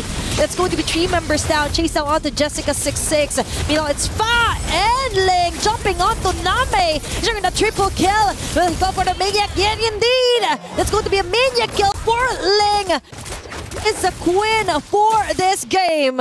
This is starting to get out of control as GXP have found their stride, and unfortunately for Seda, communication is breaking down. Lilia did not have enough mana to have a sustained fight. The fact that you already saw Ling walking up into your backline should be the signal to back off. With that being said, the economy lead is going to be clear, 4.4k, and Seda unfortunately can't make any invades happen to equal it out. Just when he thought that Guy will be one of the last resort for Seda, she's also been targeted here for GXP, and you're right about that. You have to be more aware on where Ling, even Lama, is actually going around here onto the map of Seda Division, Seda rather, and it's kind of bit sad to see that 9 minutes in the game, jungle's already been compromised, and now Joe has to resort to somehow just clearing up the bits of the waves onto the sides just so she could slowly build up her stacks. Well, I mean, honestly, I think Nami should have just said, guys, we need to, it's either we delay this or I recall back and get my mana, because unfortunately, even if she does decide to use the black shoes, it's too late to get all of that health and mana back. But now, Rapid Grinds the into commit. combo. Okay, that is just too much of a burst here for Galaxy Phoenix. Now they go in far onto Fun1. Nami trying to run away. There's no black shoes at all to save her. And it transferred back onto the damage onto Guy. She will be backing away. But Galaxy Phoenix got most of those kills. The Shui women down. Plus, they might even get a T2 onto the mid lane. Oh man, they've set this up perfectly. They can guarantee an inhibitor here. They broke the Holy Shielding, and now they're going to go for a little bit more. With this next Holy Shielding about to fall, they have perfectly set up the next potential fight. And it's going to be, I guarantee you, they're going to get this Lord. If Seda can steal this somehow, that would buy them a guaranteed 6 minutes into this game. They've waited for this moment. For Galaxy Phoenix, it took years for them to actually perfect, to actually try and get the super team that they wanted, to put their faces, their team, and the MWI map. And there they have it. Very dominating win against Seda.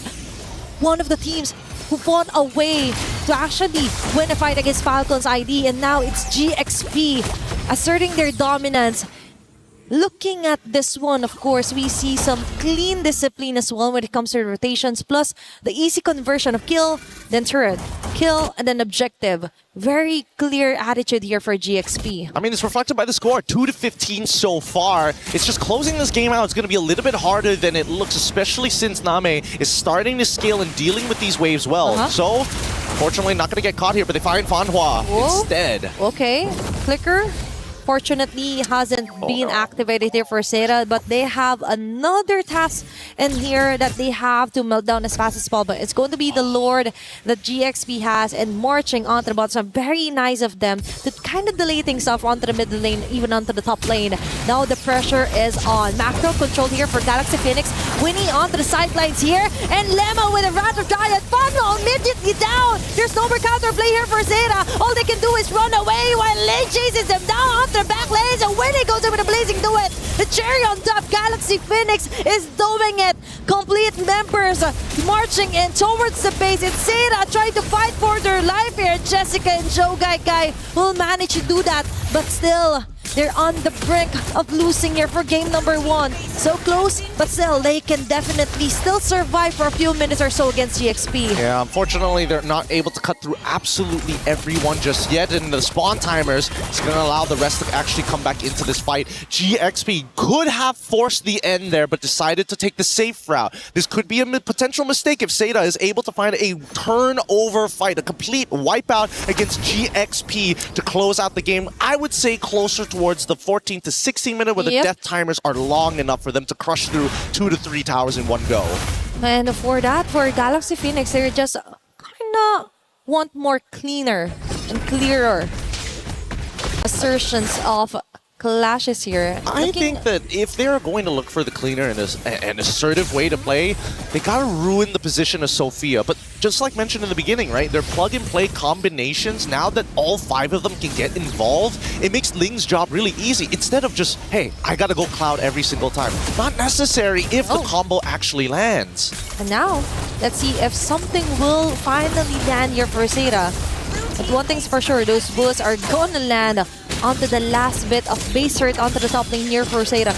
This is making it harder for them to go outside and try to somehow farm, even contest the Lord that will be spawning right on cue. All right, now they're going to have first position here. This should be a pretty free Lord for the side of GXP. Zeta, unfortunately, must play the defense. As soon as they start walking out, but more importantly, since their jungler is about to get revealed on the top side thanks to that top wave, GXP have nothing to fear. Now, Zeta, how do we play defensive in a composition that just has so much counter-engage?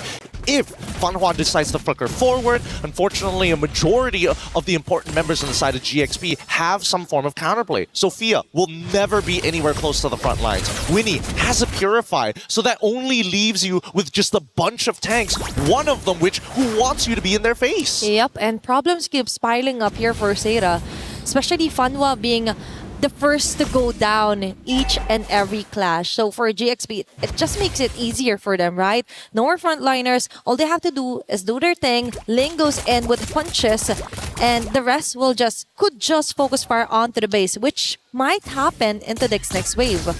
Well, let's see, because now It's about time, and you can see that Fa is already trying to pull the attention apart. Okay, Lord has to be melted down here for Seira. Now they're too focused on the setup here for Fanwa, risking it all, even with the dark round play, is able to do it, but the damage just isn't there yet. GXP focus fires onto the base, gets the game number 1. That is the cleanest closing I've seen from many different teams here today, yesterday, and the day before, but GXP, they do it by the book. They do it honest, and it feels like a snake wrapping around your neck. You just choke out. You don't even feel the pain. It just goes black and the game's over. Definitely. And now for Galaxy Phoenix, they only need one more win to stay another day and fight for their way onto the semifinals. Meanwhile for Seira, man, they're going to have to hit the drawing board again. I think that they had an opportunity in the draft to actually punish this composition, but unfortunately decided to go the safe route. And the order, if the order changed just a little, it could have definitely helped at least GXP slow down that early game in the middle of this game. With that being said, though, we're going to go on a short break, and when we come back, it's going to be more MLBB action here at MWI.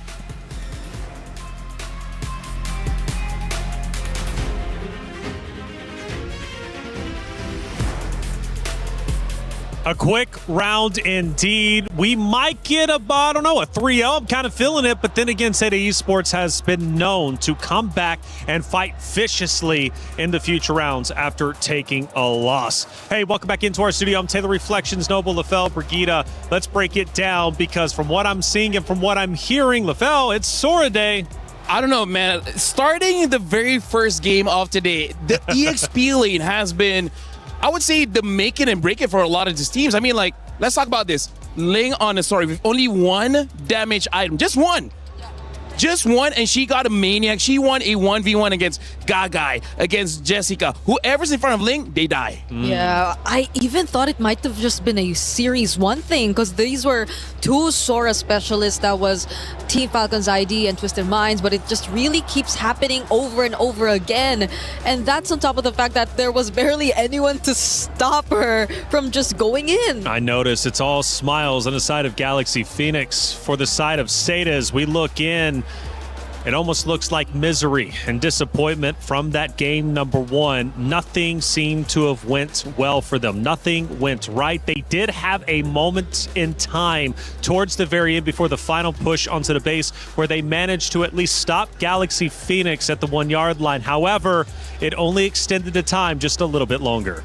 Can I just say, like, I feel like going up against Galaxy Phoenix is like going through despair, because I don't want to jinx it. I really feel like they can go all the way. I feel like GXP can go to the grand finals, because as of right now, like I said, not only do they win, they make it look very easy. Especially, I like how Gideon put it. This is a very plug-and-play kind of draft, where sometimes you have a draft where you're waiting for that one person to make a play. But every single hero that they got, Gort can have a long-range stun. Yeah. The Boxer can just jump in. And even the Sora, you can either assassinate or set up for your team. But let's talk about our first action of the game. One of the winning moments, at least, coming out from the side of Galaxy Esports. We look now at the 8-minute mark. We're getting closer to the fight for the lore. But when we look at the left lane, my goodness, is there a fight developing? I believe this is the moment where we see Ling get that Maniac. She started off by taking out the gold laner first, the main damage dealer. And then after getting that triple, they're like, okay, you know what? This is mine. Yeah, and that gold laner kill was so easy, because Fanhua, I think, was very active on trying to find those implosion plays, those setup plays. And she does find them. She does get 2 or 3 members every single time, but then what's next? They don't get to actually provide the follow-up. Ling has been always attempting to isolate the backlines. And we take a look at our second one. Great breakdown. Let's break down another. This one's most likely going to be about 10 minutes in. We're just nearly there. Again, we go back to the mid now, even to the bottom right. We start seeing another skirmish develop. This also just shows how individually everyone from Galaxy Phoenix, they can take care of themselves, because there's dives. This is basically like a 1v1 everywhere else, and it's just like you against me, who's gonna win? And every single person from GXP won that bout. Yeah, and it's great because whoever starts to try and go for the fight and jump in, it's always them also being on the same page. Because sometimes you see people just trying to go for engage, but the targetization seems a bit off. Like they go for very different targets. But in this scenario, GXP, if Fa wants to go in, she jumps on a single member, then you could expect just everyone to focus fire on that before they move on to the next. One more final moment to check out during that first map that we ended up witnessing. And this time we go to the 11:30 mark. I believe this was one of the first base attempts, and it was in fact Seda Esports who was able to hold it back, but only for a little bit of time. This is kind of showing how GXP, they're able to win by taking out all the firepower, right? Just like how Brigida has been saying, like, you can have a good setup, but without the damage, it really doesn't matter. It's like getting a bowl of ramen and then having no spoon or fork or anything. That's the worst. You're just looking at it. Give me 2 twigs. I'm still finding a way to eat it. Imagine having ramen, just nothing. At most, you can just get the soup. That's it. I'll figure it out, though. LaFell, me and you will figure it out, okay? Bree, that final moment, though, casters were even saying it was one of the cleanest attacks onto a base they've seen. In a way, And I agree. But also, it's partly Seta putting themselves in that position because Fanhua again tried to go for something, and that's with the knowledge that the Belleric still had the Wrath of Dryad. You just always have to be aware that this is such a great catch. This is such a great way to just intercept whatever you want to do. And it's so low effort. They barely had to do anything. Lema just had to wait so she could cast the Wrath of Dryad, and that's it. Now, one of the things I brought up during the hero selection, breaking it down, is for Seda, they love that Harara. Now, you did point it out, LaFell, that's not a win condition, but more so a piece of the puzzle that Seda Esports is trying to put together. Felt like Seda tried to do this on day one. It actually ended up working out. Relatively similar hero composition. Are they too reliant on the Harara? Do they need to switch things up? This is also why GXP is so strong because, like I said, they're the masters of rock, paper, scissors.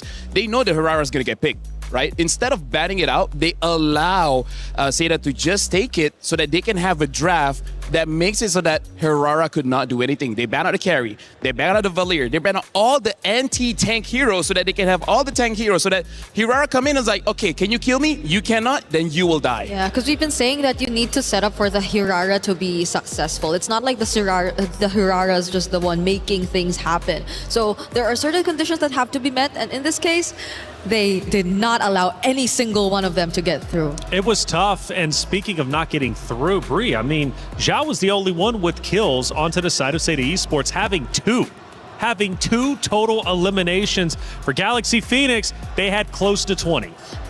But those all happened in the early game, and that was about it. One ended the late one when she got the clot, right? Yeah, that too, but most of it just really was when they could really take the Hirara and take advantage of how mobility is reliable, how the burst is slightly reliable, but everything else after that was just countered out here. It was tough. It really was tough to watch, to say the least. Seda Esports, I know, has so much more potential than what they just showed. I know for a fact they can play better than that.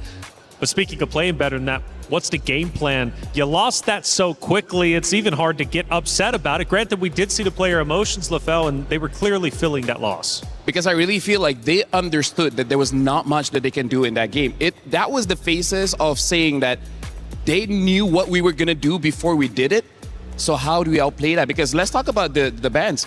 Guinevere, one of Fa's best hero, got banned, and she still had the Boxia. She will still have the Ling. If you have 5 bans for Fa, she still have a signature hero. That's why I say it feels like despair. Yeah, but I'm pretty sure they still have so much to pull out, and they're not even pushed to the limit. Like every single draft feels like they've just been expecting everything to come out, and they eventually get a hold of what they want. You know, coming into this again, and I keep bringing it up because I think it's such a cool story, Seda Esports was built for the MWI stage, but that means their hero pool as well.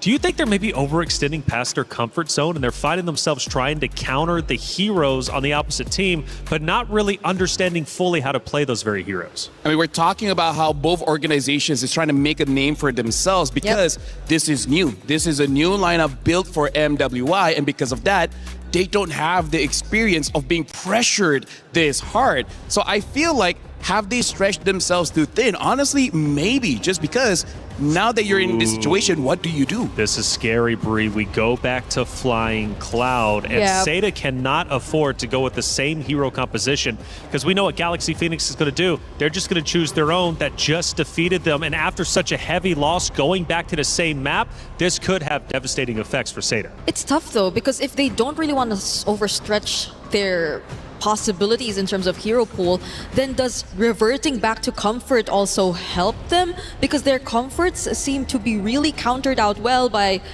Galaxy Phoenix nonetheless. That's a good point, but we just witnessed Gen G try to do that. They went with their comfort picks, and they unfortunately ended up losing. So it's not a guaranteed, but it is something that I'll still stand behind. It does help, especially whenever you're feeling uncomfortable going into the next map after losing in such a severe fashion. I feel like you need to find a good middle ground. Yep. Because like maybe 2 or 3 players need those comforts. The other ones need to be a win condition, right? They need to be meta here, because right now for Galaxy Phoenix, they kind of know the comforts of Seda, and they're just taking it all out. And this time, look at the difference here. They're not betting out anti-tanks. Now they're betting out burst heroes. So maybe they just want to show off more heroes. Just be like, hey, we got more in the tank. Hey, what if it's an assassin game this time for Galaxy think it might Phoenix, be. right? Because if they don't want these annoying XP laners to just come in, well, the carry makes you think twice just a little bit, because there is also a chance they took it out. But these are mind games. Like, Seda are probably not sure what the game plan is for Galaxy Phoenix at this point. Just give it the first 3 bans that they decided to show us. I feel like Belleric is a pretty safe pick, because, again, that's one of the heroes that Nima really likes to play. Other than that, everyone else has been so good. Belleric has been picked up, so now for Seda, the problem is they don't have a carry to really fight against this Belleric, so I don't know. Even taking away the Sora is so dangerous because the Valentina is still there. I agree. At this point, they just want to snatch away the Lilia, so they have to deal with less problems if a Belleric Lilia combination shows up again. But that's not the only thing you can expect from Galaxy Phoenix, because if they go all in on the more tanky heroes, then they might just also opt for the likes of a Jusin, because it's also still open, so they have more ways of responding to it. But it's scary, but comfort is the game, I guess. They're showing comfort with the Sicilian pick, but that Sora early pick.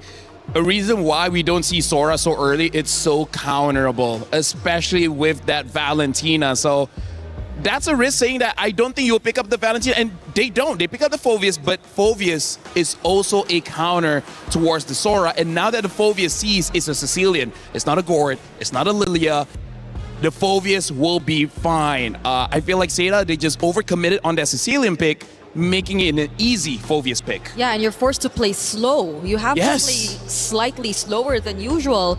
You do have a Sora, but the fact that it's already countered out, then you have much limited movement across the map. And now they get the next best option, I guess, which is also the Claude. So not even the Sicilian's safe. You'd have to be worried about sudden entries from the Blazing Duet. The way that the draft has been shaping up, they even got the combo Carmilla as well as Cecilia. The way it's been shaping up is like Seda is running in one direction, and then Galaxy Phoenix is taking brick by brick, making a wall, making sure that you're gonna run into that wall. Because as of right now, Seda said, you know what? We are going for comfort. We're going for wombo combos. So just hoping for a very big team fight win, but that's one of Galaxy Phoenix specialty, especially with that Belleric. I don't know if that's the best way to draft for this one. I hope Seda at least find some way to play opposite side of the map, because if they're just going really heavy on team fights and you're already forced to play slow, then that just really lessens your chances of being able to catch up to Galaxy Phoenix, because I just feel like Galaxy Phoenix are always gonna step on the gas. They're not really gonna allow Seda to play whatever game they want. At this point, Galaxy Phoenix is riding an electric vehicle. It's so instant. You just can't stop it, right? After the game, they'll charge it up. But during the game, it's all speed. Seda now banning out the Boxia. Very good ban, because as of right now, it seems like a different kind of dive comp coming in from Galaxy Phoenix. And Seda, I guess the flex here is Carmilla, I guess. We've seen it in the jungle. It could be Roam. What I think Seda needs is wave clear. If they have wave clear, they can slow the game. Exactly. No minions, no turrets destroyed. But what other good wave clearers is there? Right? They already showed their mid. They kind of showed their EXP. So now it's gold lane. Yeah, that's why maybe There's no quad. the Moskov, if they just really want someone to take charge of the lanes. I almost want to make a risky pick of something like a Granger so that the early game is there, or a Harv, because I'm just worried the Moskov needs 3 to 4 items. It does. Cecilia needs like what, 20 minutes? Also, because you're already forced to play slow, you're scaling in mid, so might as well go for an early game gold lane. They need some kind of early game. If not, this is gonna be super one-sided. So should they just go fighter sides and maybe like a YSS in the jungle to actually not bad. balance it out? Actually not bad. Or fighter in the jungle. We haven't seen Lucas for a while, but Lucas used to be good during that time. And there's a Valentina option still, so maybe, actually, you know what? You're right. Okay, they ban it out though. Maybe. What other picks in the gold lane here? If you want, I can see something like a CC. A CC. Wait, hold on. Wait, the Freya's actually still open. What the heck? I was looking, like, wait, something's missing here. Freya's still open. Okay. Which is not bad if Seda wants it. It's not bad. It's good. It's wombo combo everywhere. Phoveus kind of counters that Freya as well. Yeah. So like I said, Seda is walking straight, and Galaxy Phoenix is building a wall directly in front of them. Yes. That wall is looking a bit too sturdy now, because Seda is just limited in options. A Bruno will be the option. It's very scaling right now for Seda. And not a lot of wave clear. This is one of those games that either ends by 9 minutes or ends by 30. There's rarely any in between. Okay, shoutouts to our casters who are casting this game. Let's see if it does end less than 9 or maybe 30 if they get to successfully defend, because at this point the Juicin option, it's just picked up by Galaxy Phoenix.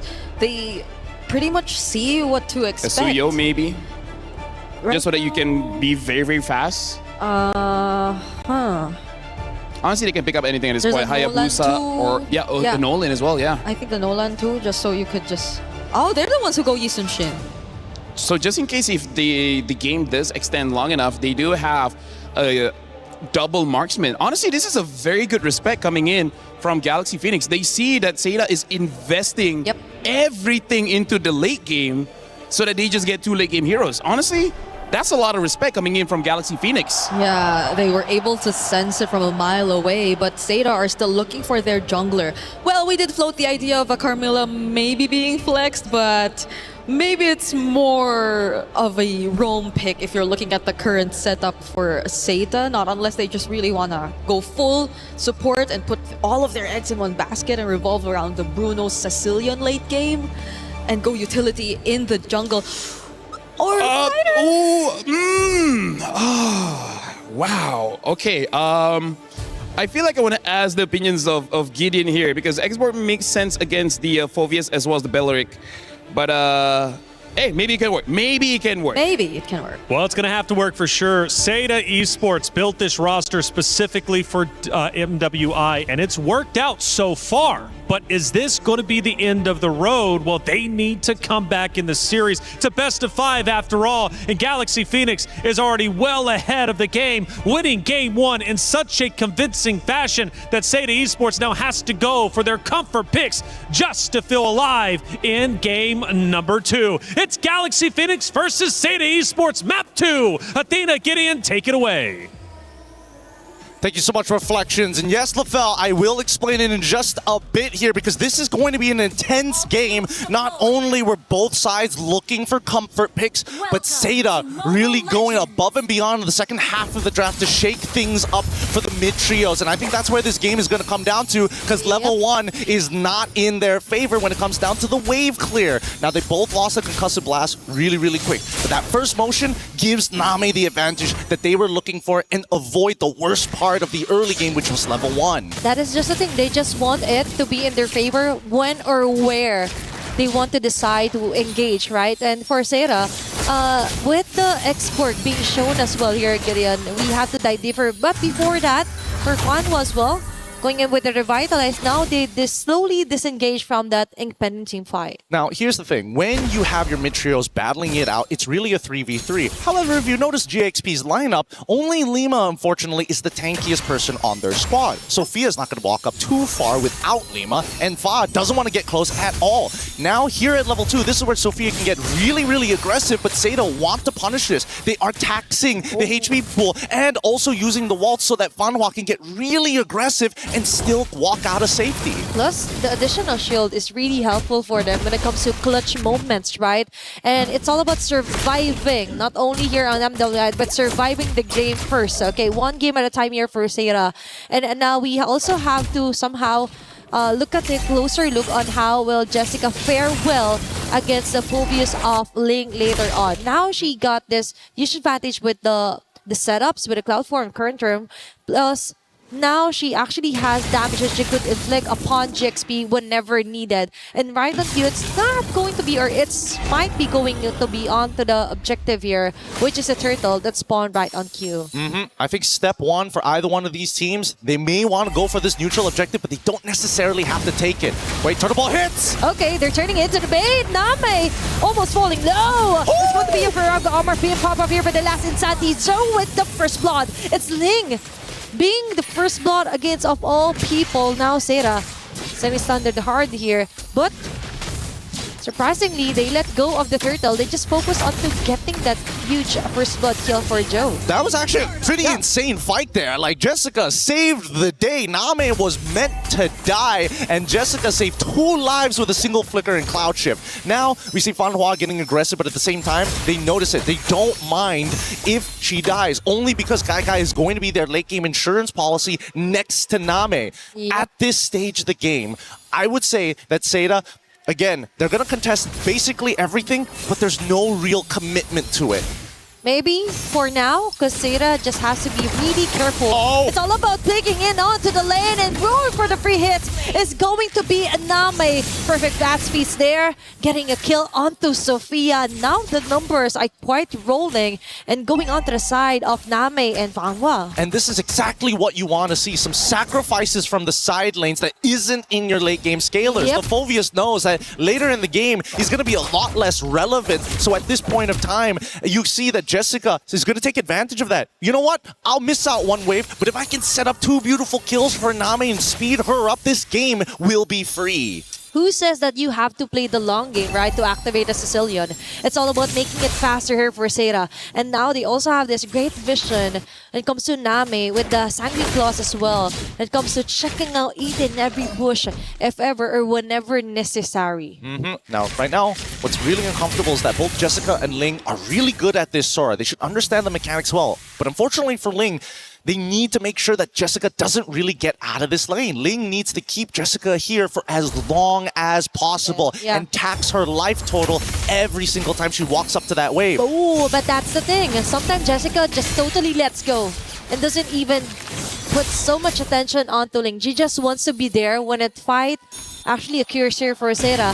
And that might actually happen in the next few seconds or so. It's Spa getting an advantage here by the Pixel Bush. But there's the Sanguine Claws that we're talking about. Great advantage here for Name. In this position here for GXP. They're trying to dance around this neutral objective, and Jessica26 is ready to rumble whenever ready. Foundry Shocker activated as well. It's going to be the blast here for Jessica26, targeting Fa of all people. And Joe freely gets the turtle in hand. The bat flaps will be able to land in on those targets. Bat piece activated as well for Name. And Guy will join in the fights, but a little bit too late because Seda already got objective and a kill, but GXP got a trade in return. Now, already with the Clock of Destiny finish here, I think it's really unlucky because Fanhua just could not find a really good angle to get that Cursed Blood onto multiple targets, and the counter engage from GXP was just a little too good. This comes down to execution, and I think that right now, both lineups to a certain degree is going to be very even towards the later half of the game. My biggest concern is whether or not Va will be able to scale in time, because Fanhua is kind of unstoppable when Name is not too far away from her. They need to find a way to actually like zone out and let Va do her job, which is to actually farm up as much as you can. So if ever that doesn't happen, what they wanted to do is somehow let Winnie do the talking, let Winnie do the damage if ever Fa doesn't get enough of the resources that she wants. And now Sera, here on the mid lane, they could actually force out some pickups here, but no, they're playing it safely for now. Personally, I think that Winnie, once she gets 3 items, she's going to look to Blazing Duet Name as soon as they can.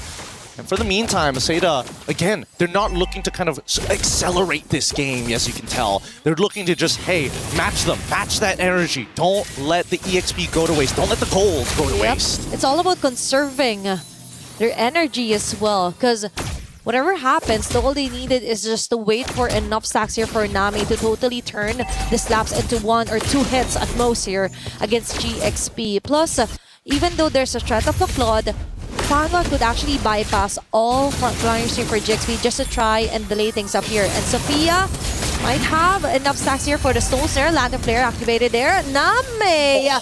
Okay, we see that coming. That is quite an advantage here for GXP. They could just try and reach her from the back, which is exactly what Ling is trying to do. No more flickers, but now they have to play it safe. They're slowly back away. Now they get a great vantage point, and they actually turn the tides into their favor and getting Ling in return. Beautiful, beautiful setup coming in from Seda. They got GXP again in a 4v5 scenario that they cannot win from. And until we see GXP fight as 5, these fights, even a man advantage, is all Seda needs. And that is exactly what Seda wants as well. That's going to be the last turtle falling onto the hands of Joe. Fa goes in with a plan B, just split pushing onto the top lane. And as you've mentioned, they need to fight on 5-on-5 here for Seda, but that isn't happening. So Jessica26 takes advantage of the fact. Fast meets yet again for Name, collecting all those stacks to win it with a side blazing duet. She might actually fall, but no. Luckily, she will be able to get back just in time. But still, it's Ling taken down yet again by Sera. Good teamwork coming in from Seda. They had to make sure that the chain CC was going to be effective. I mean, yes, it broke a little bit, but it was enough to chunk down Ling enough and get Winnie out of there. Oh, that's a Crimson Mirror activated by Sophia. A slap is there, but last insanity committed here by Joe just to try and ensure the kill if ever necessary. Name with a bad speed free hit on the win. Finny, of all people, will be taken down. Flicker out here for most of the members of GXP. But still, for Seda, it's all about throwing the body Fanwa to get something more in return for Seda. Yeah, but the thing is, they're not finding any more moments. Now GXP is starting to get into a scaling, starting to scale up into this match. Endless Battle already purchased for Yi Shin. It will be able to start sustaining and getting in and out of these fights more effectively while still maintaining high bursts. When we look at everybody else, Guy so far already with 2 very valuable items is looking to get that Malefic Gun to extend her range, and then the composition is complete. Yep, it's all about making Guy more dependable as well. Like compared to game 1, she didn't have enough time to actually scale up. Now she has the advantage. She has the position. Now they destroyed her onto the top lane. Controlling the macro as well is one of Seda's weakest points from previous games, but now they're also focusing on balancing out waves. And with Winnie, on the other hand, she just wants to focus or force out reactions from Seda, but no, they have their own plan in mind, and that's to target Sophia. Still no flicker yet. They know that it's just a Crimson Beacon. Now they transition here onto the objective.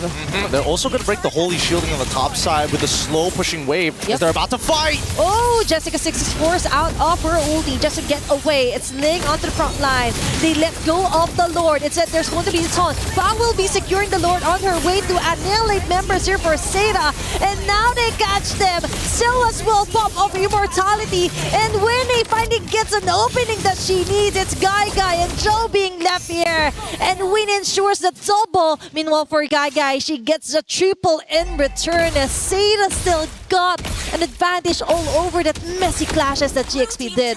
A 3 for 3. What?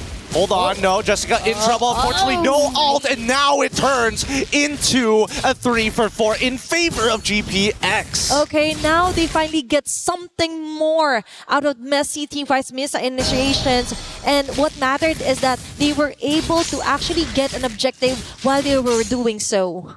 They're going to keep on doing this, right? I mean, just look at the way that they're playing it, right? I think that the mistake here is the fact that Ling didn't immediately flicker onto Gai and trigger that passive. They needed that mini stun to happen to allow a cleaner way for Winnie to get in and apply that damage. Not to mention, got to stack it up. So again, communication starting to break down here, but it's not over just yet as they're about to dive. Okay, they're approaching Fanwa with a Dark Right Inferno pursuit, but Jessica26 goes in with a counterplay, but not enough to do so damage. But still, that is a kill here for Seda. Gai onto the front. They were able to take down Link in the process. That's a 1-for-1, but Winnie just doesn't want that to be a tie. Ensures a turret destroy onto the top lane. They're really good at their macro tank side here for GXP. It's actually really insane how good they are at making these macro decisions, right? They're not wasting any time, and Winnie knows that Zoe's got nothing on her as long as she has BMI. The only problem is Gai, because every one of those auto attacks, while Claude needs to get like 14 in to get that big damage, and oh, hold on! Okay, it's still Jessica26 trying to somehow set up a play. Being forced out of their positions here is GXP, but still, Flicker activated for Sevilla just to try and survive. I think at this point, Seda getting a little nervous here. Ice Queen's wand being purchased from Zoe. Now they can play the traditional front to back. The composition is already complete. They just have to fight 5v5, and it's the onus is on GXP to kind of break those boundaries. It might be a little bit hard, right? Because that cursed blood, it's just too dangerous. If any of the squishier targets like Winnie or Fa get caught by it together, I think that's game over. That is super risky here for GXP, and that's why they're really being careful where and when the target. It's being caught in a crossfire here for the members of Jessica26 and Seda. Actually wants to get a kill. Even the flicker for Name, but that is going to be an easy kill here for Fa. He definitely knows there's no more escape here for Name. Beautiful, beautifully played by Fa. Looked for the flank angle, was really, really patient. Unfortunately, Ling might have died there, but they were still going to risk it, especially if they find that shutdown onto Name. The slower Name scales, the better it is for GXP. Yep, with Galaxy Phoenix now, they're focusing their attention onto controlling out the wave and position when it comes to taking out the Lord. It's going to be a free Lord here for Galaxy Phoenix, and now great zone out by Lemma and Sofia against Seda. It's looking really, really good here. But unfortunately for Seda, despite the score being 8-11, the Lord is in the hands of GXP with a 1k lead, looking to explode it into a 5. However, now that bottom side, no holy shielding both top and a bottom, it kind of doesn't matter. I feel like GXP has kind of conditioned Seda a little bit. And yes, look at that mid lane.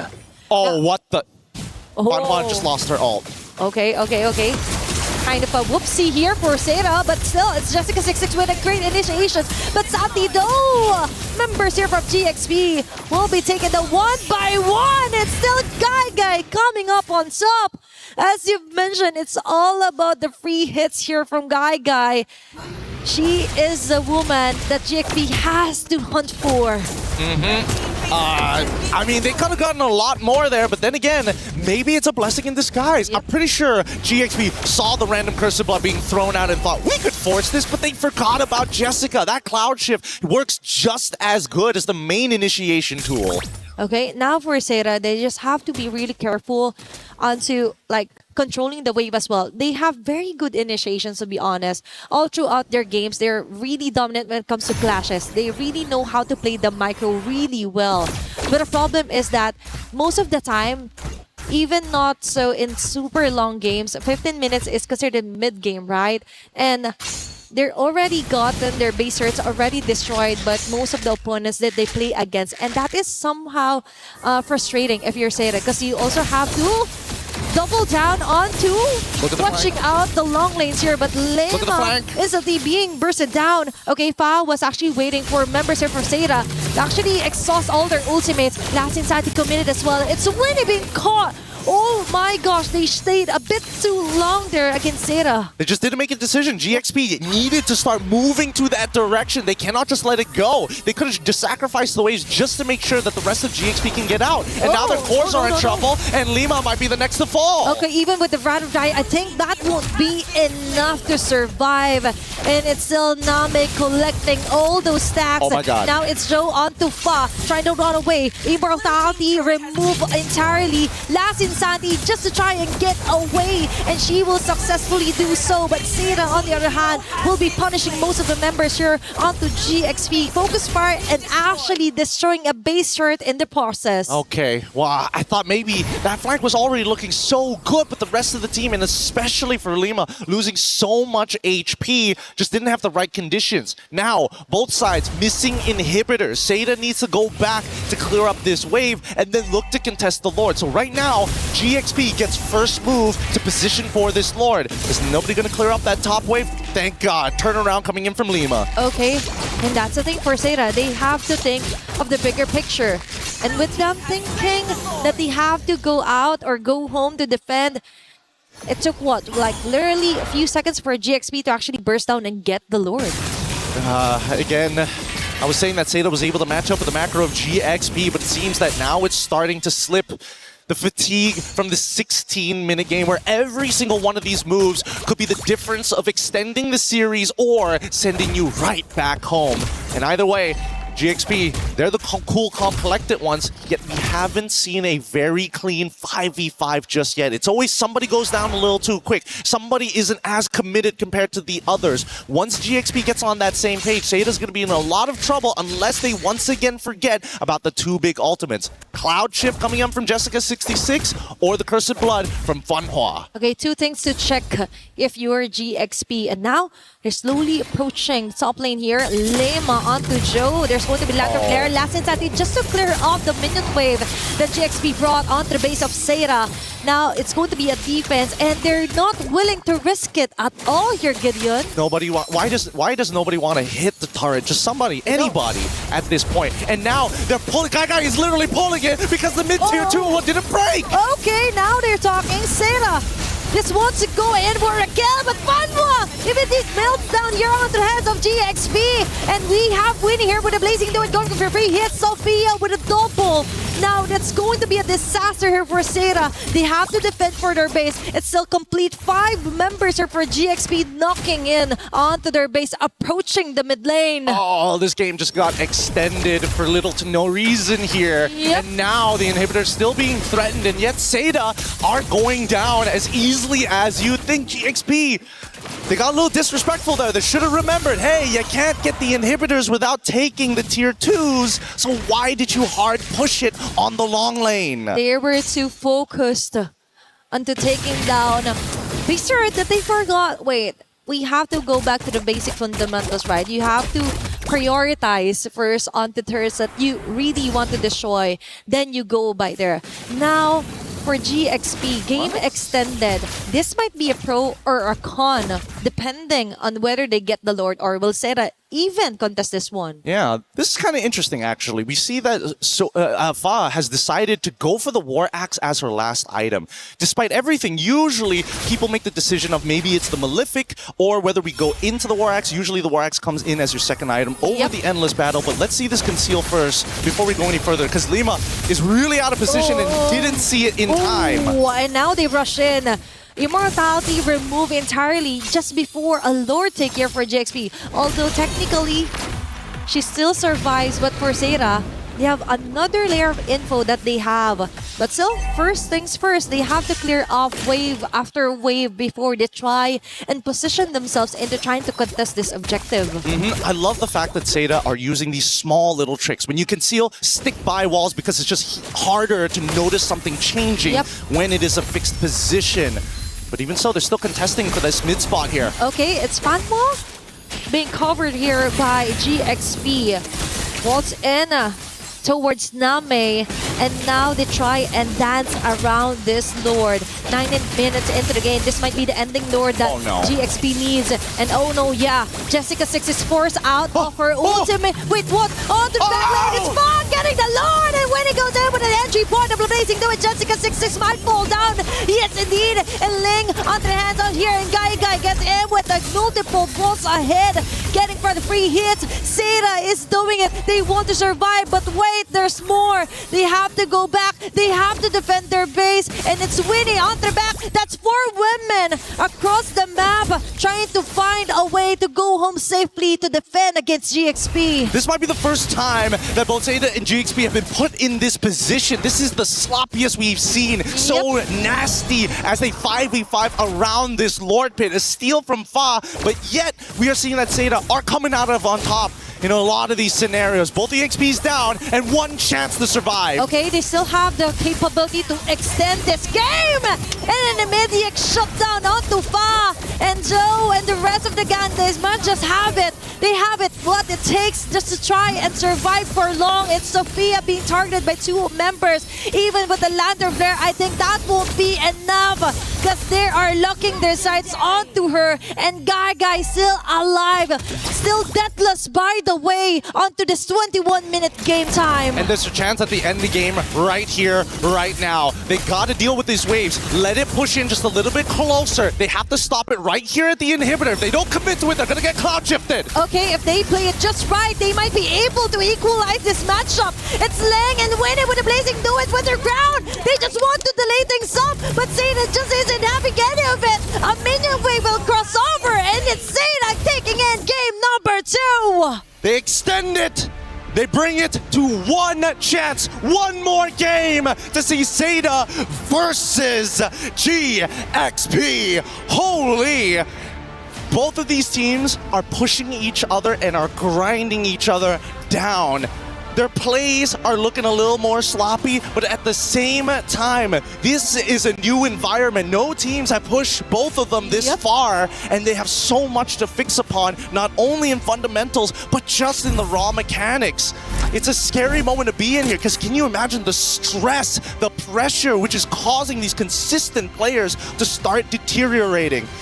We're going to take a breath here up on the table. We're going to be throwing it back over to Reflections at the studio. More MLBB action right after this.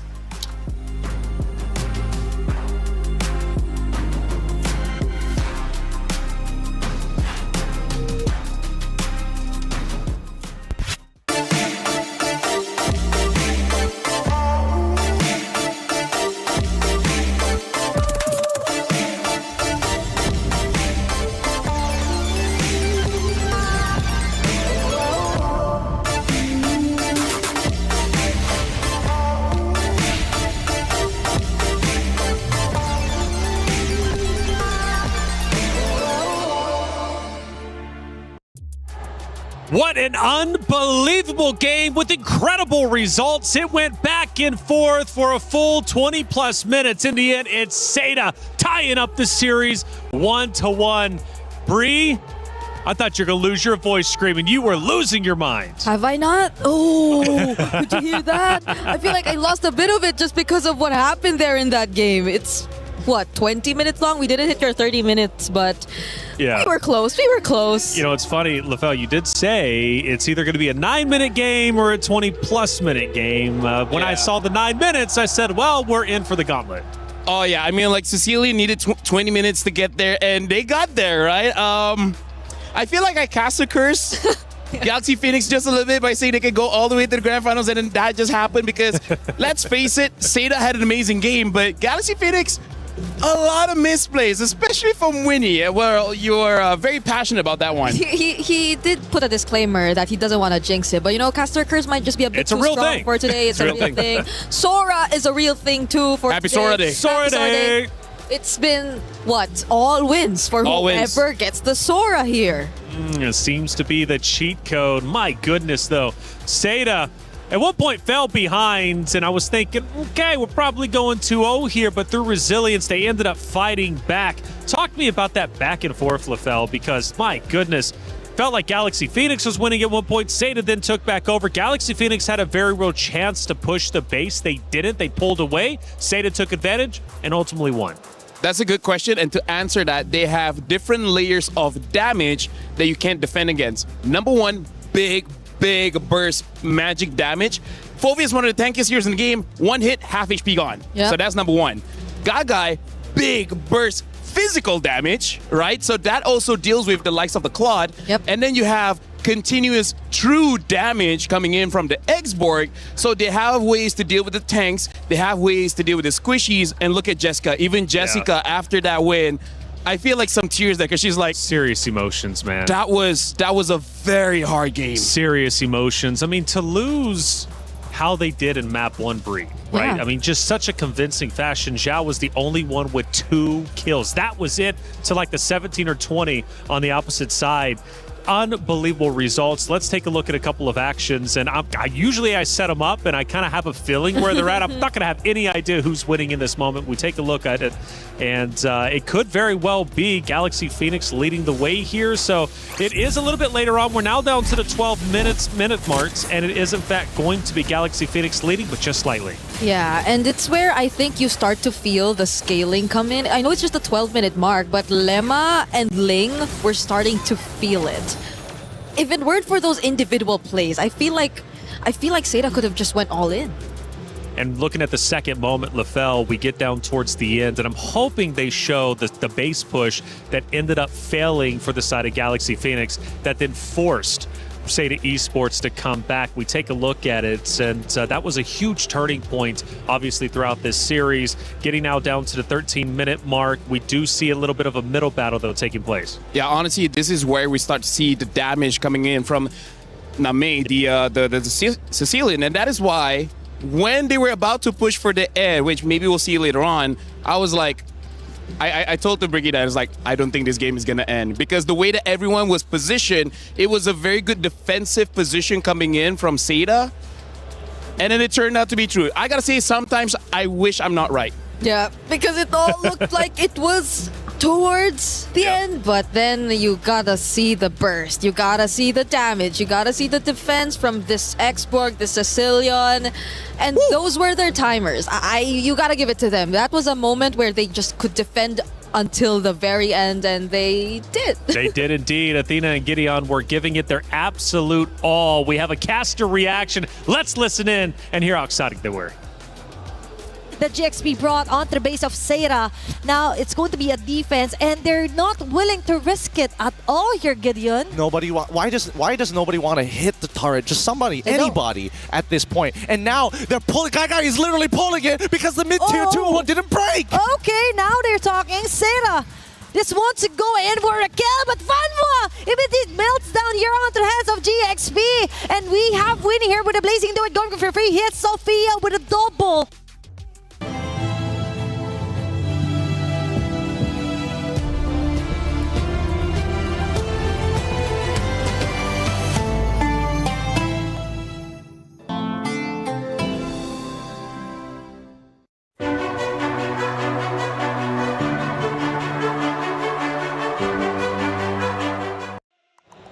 It was Inception for a moment. We're watching the casters react while watching the casters react to the caster react. And Athena, man, she was definitely caught off guard by that one. But you know what? They give it their all. Gideon, let me just say, same. Me and Briggs, like, if there was cams on us, we'd also be like, we're very passionate folks. You know, we love MLBB. Yeah, we love MLBB. And he's put a caster curse in game for 3 times straight in just a single minute. I don't know how that was possible, but everything just went the opposite way of whatever we said. We need an analyst cam, though, on you, especially when you start losing your minds. I didn't know what was going on. I actually went to LaFell. I was like, what is happening? Like, what? Honestly, it looked like she was having a seizure. She never does that. You've never been this passionate. I was screaming, yes. Yes. Galaxy Phoenix, she's backing them up, man, and she was excited to see them come back until it wasn't a comeback. Seda Esports, man, 1-1, all tied up. My goodness, do they look unstoppable. But I have to say, after what we saw from Jessica, yes, and her emotions, yes, we might really have to give it to them because they risked it. They risked it so much to go for a Sicilian Carmilla lineup to end or to get in that game. So, like, they went in with, I think, one of the strategies they've been trying to keep, but they were just forced to bring it out because they just desperately wanted to stay alive in this tournament. Look at that damage as well. Gagai did 123,000 damage while Name did 105,000 damage. Sophia, funny enough, also did 105,000 damage, so that is quite a lot. But this just shows, as strong as the Sicilian was, a lot was on Gagai on that Bruno. So, and by the way, clever pick for that X-board, because I did not notice there was not a lot of bursts from Galaxy Phoenix to destroy the Faraga armor. So I didn't notice that. So honestly, brilliant drafting coming in from Seda. Yeah, because it seems like you're just so tempted to go for the Jusin. Everyone just seemed like they had to go melee and close towards the opponent so you could just freely use your lantern flares. But we're looking at Ling and Jessica. So much highlight on the EXP lane, at least for today. Whoever gets the Sora has a huge advantage. But in this particular game though, Ling, I think a lot of times Ling was just doing what the Phoveus would definitely do, but Jessica, for some way, found her way around it. If we're looking at the gold distribution, it tells the story of the game here because we see coming in from Jessica, she took no gold from the jungle crease, meaning that she's always around the map, around the river, as well as the lane. Whereas you see Ling have to take some jungle crease, meaning to say that she was losing, right? She needed money somewhere, and one of the options there was the jungle.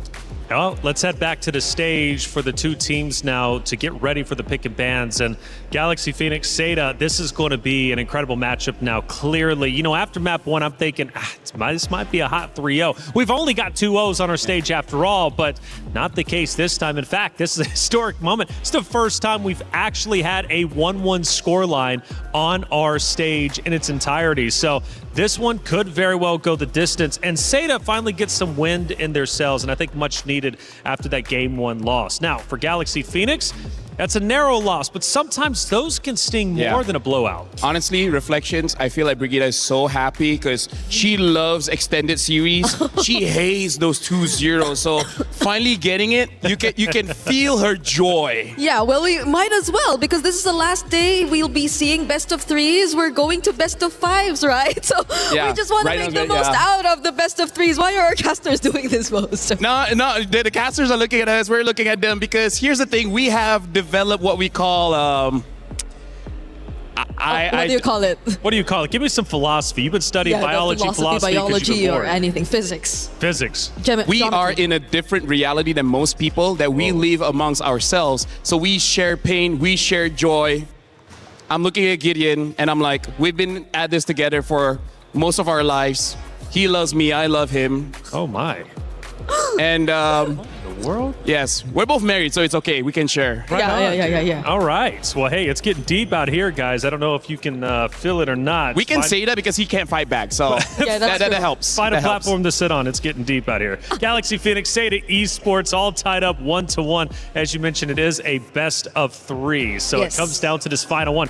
Remember, guys, single elimination in our knockout rounds, okay? So if Seda wins this, Galaxy Phoenix are gone and vice versa, right? So it's tournament life on the line when it matters most. And for Galaxy Phoenix specifically, to win that map 1 in such a convincing fashion allows Seda Esports back into the series. If they were to then lose this best of 3, have their key crushed, that map 2 is going to haunt their dreams until next year.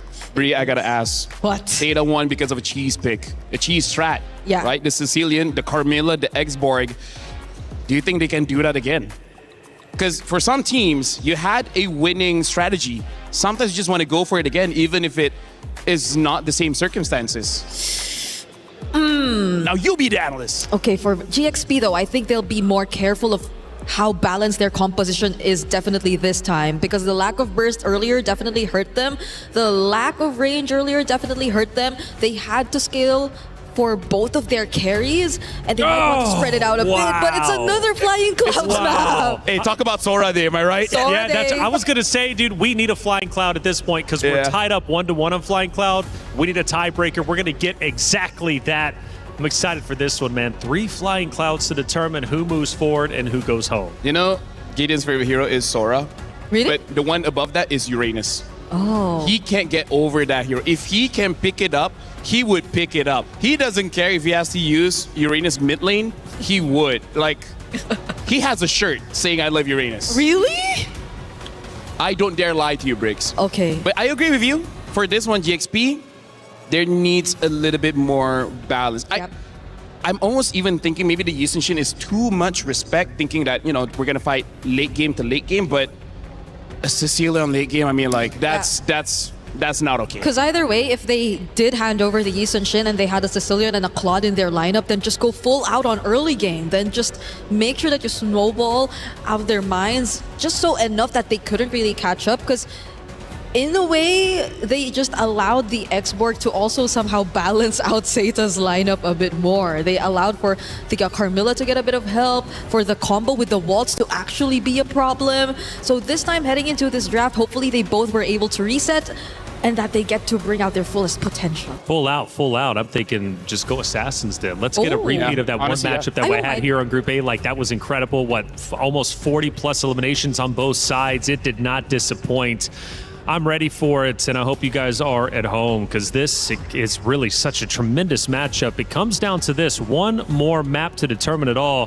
For Galaxy Phoenix, their first international LAN, and they are performing sensationally. Now, on the opposite side, for Seita, a team built specifically for MWI. They've had shaky moments, yes, but they continue to persevere and make it through against all odds.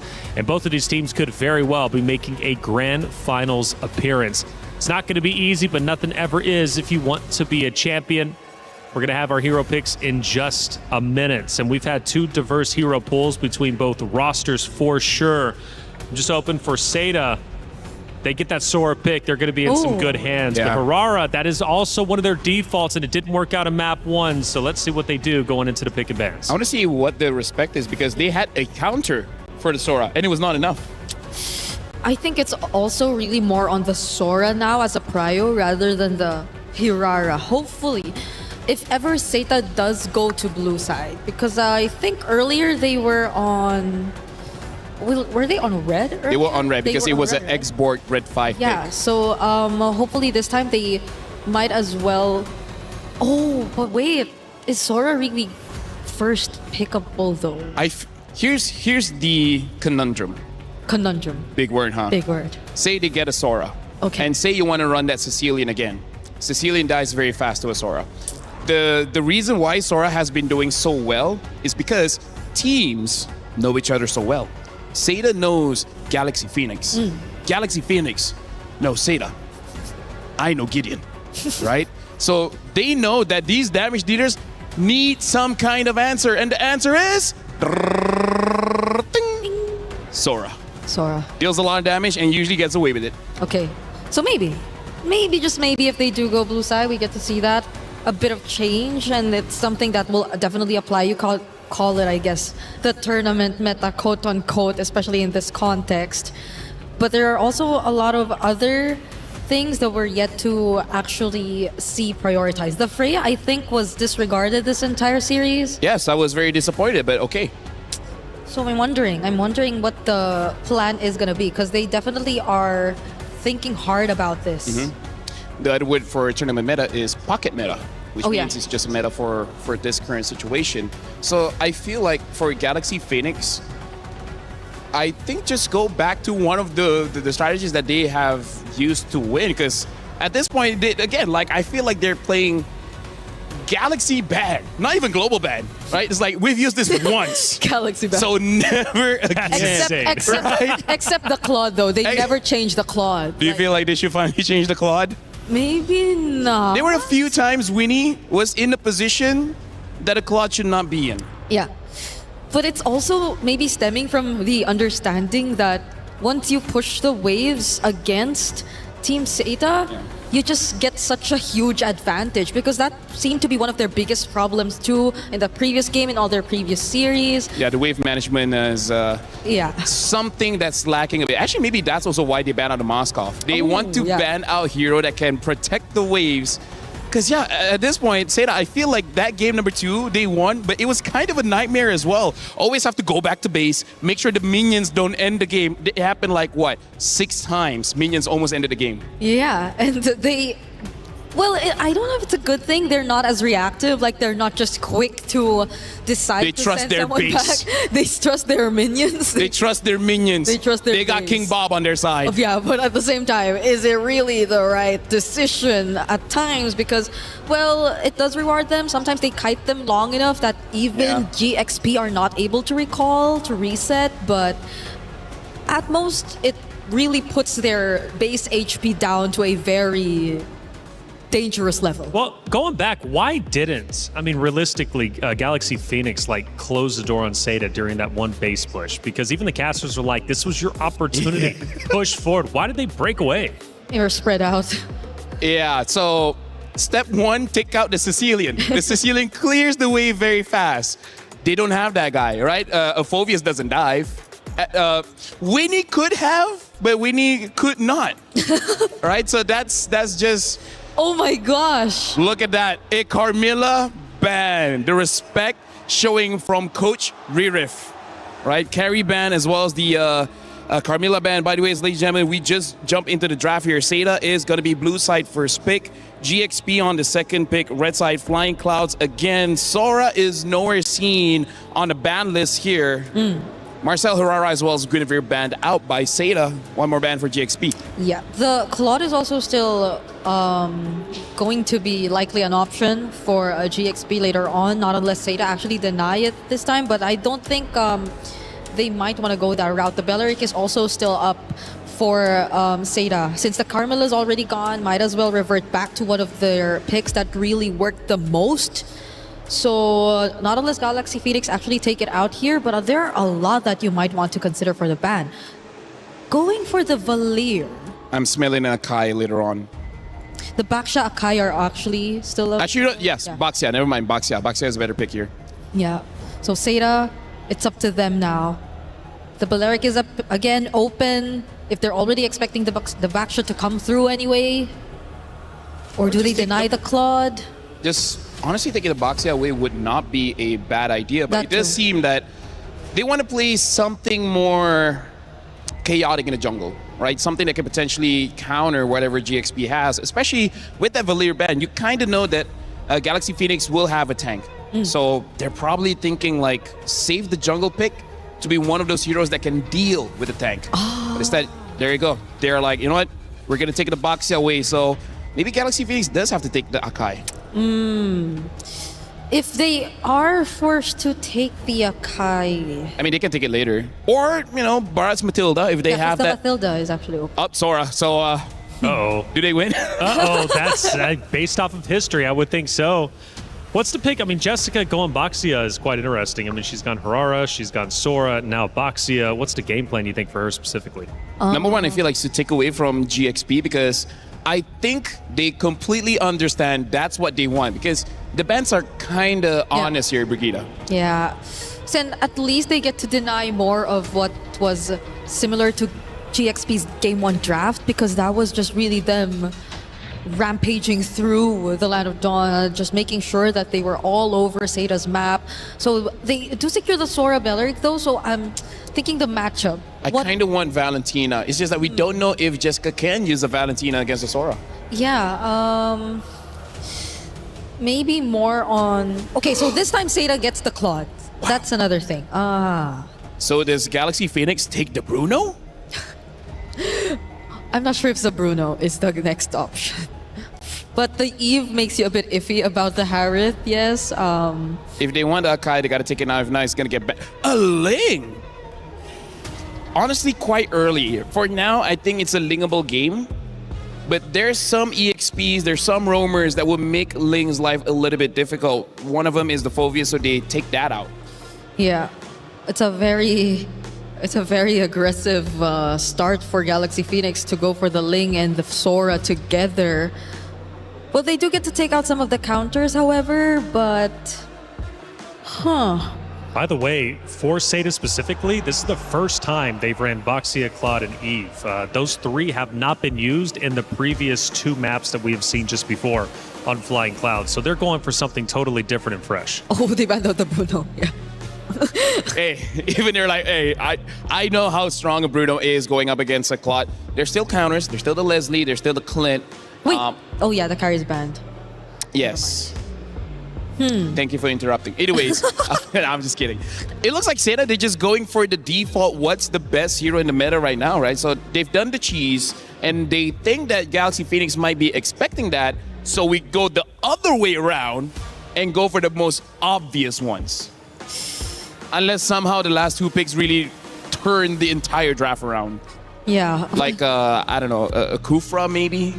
Huh.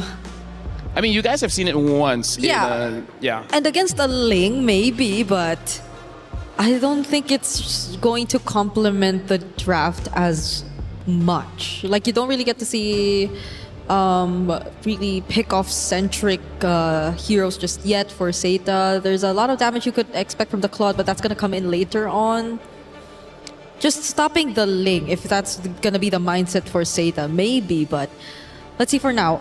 Galaxy Phoenix have to yet pick up their mid lane as well as their gold lane. This is the first time they're not gonna be on a Claude. Moskov is not bad, also an option. But if they just want a direct counter, having a burst heavy hero like Clint or Leslie would help. But if that's the option, maybe they'll pick it up later.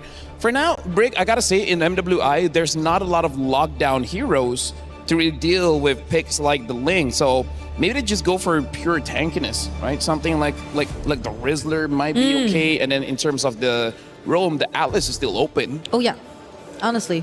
I really wanted to see a pushing gold lane for Galaxy Phoenix. However, they stick with the Harith, so they might just want to take on team fight before those, or rather than the likes of the Moskov. Zeta now, again, you mentioned the Atlas. Yes, it is going to be available. Anything that can just really interrupt the Harith from freely using the Zaman Force, and maybe the dashes from the Ling, since the Phoveus is also out.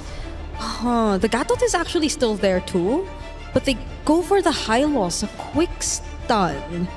Not the kind of idea I would think about lockdown. However, I do have to say the Law and Order is a very easy click stun.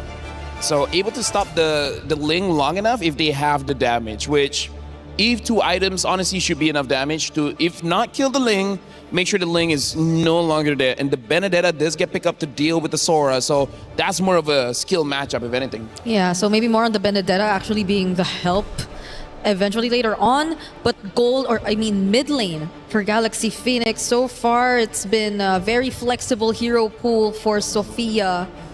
But considering this lineup right here... Don't you wish you had a Valier? No, they took it out. Yeah, but, you know, that's what I mean. I agree. Valier would have been perfect here. What is it there? There's a Lilia? Honestly, Lilia is probably the best pick. It's just that Eve counters Lilia quite hard because the burst is quite a lot. So they go for the Farsa here. I gotta say, maybe not the very best because Benedetta, Hylos, as well as Claude deals with you. But hey, if you kill people early, then it doesn't matter.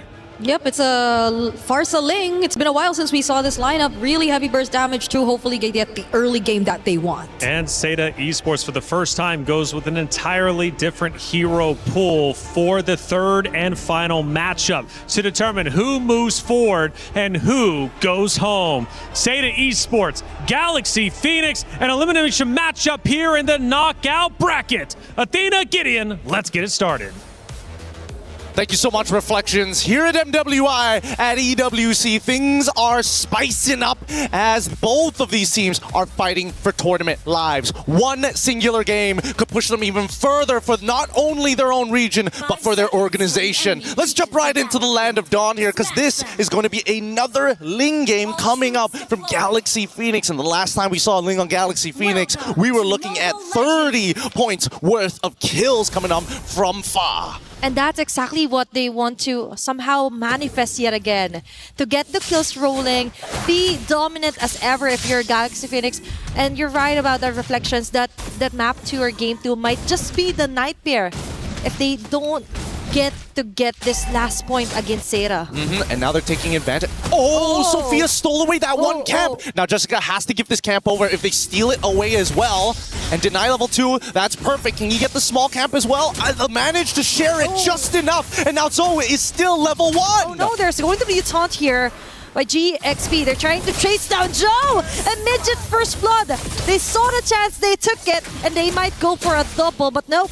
It's going to be Fa yet again, changing her mind. Fangua, just a little bit of a defend there and preventing from things from de-escalating here for Zeta. Beautifully played, beautifully played. A great response from both sides. The instant invade, the set play to try and take both of the camps. It was so close for being good, but unfortunately, GXP responded very, very well, noticing, hey, wait a minute, these motions are a little weird from the side of their mid laners and especially their supports. Now, as this game continues to progress, and more importantly, looking at the emblems, nothing too out of the ordinary. This time, we have to keep in mind that Sophia is going to scale really, really well with that weapons master for the later stages of the game. You could definitely expect a change of facing here for Sophia, and they have this plenty of burst.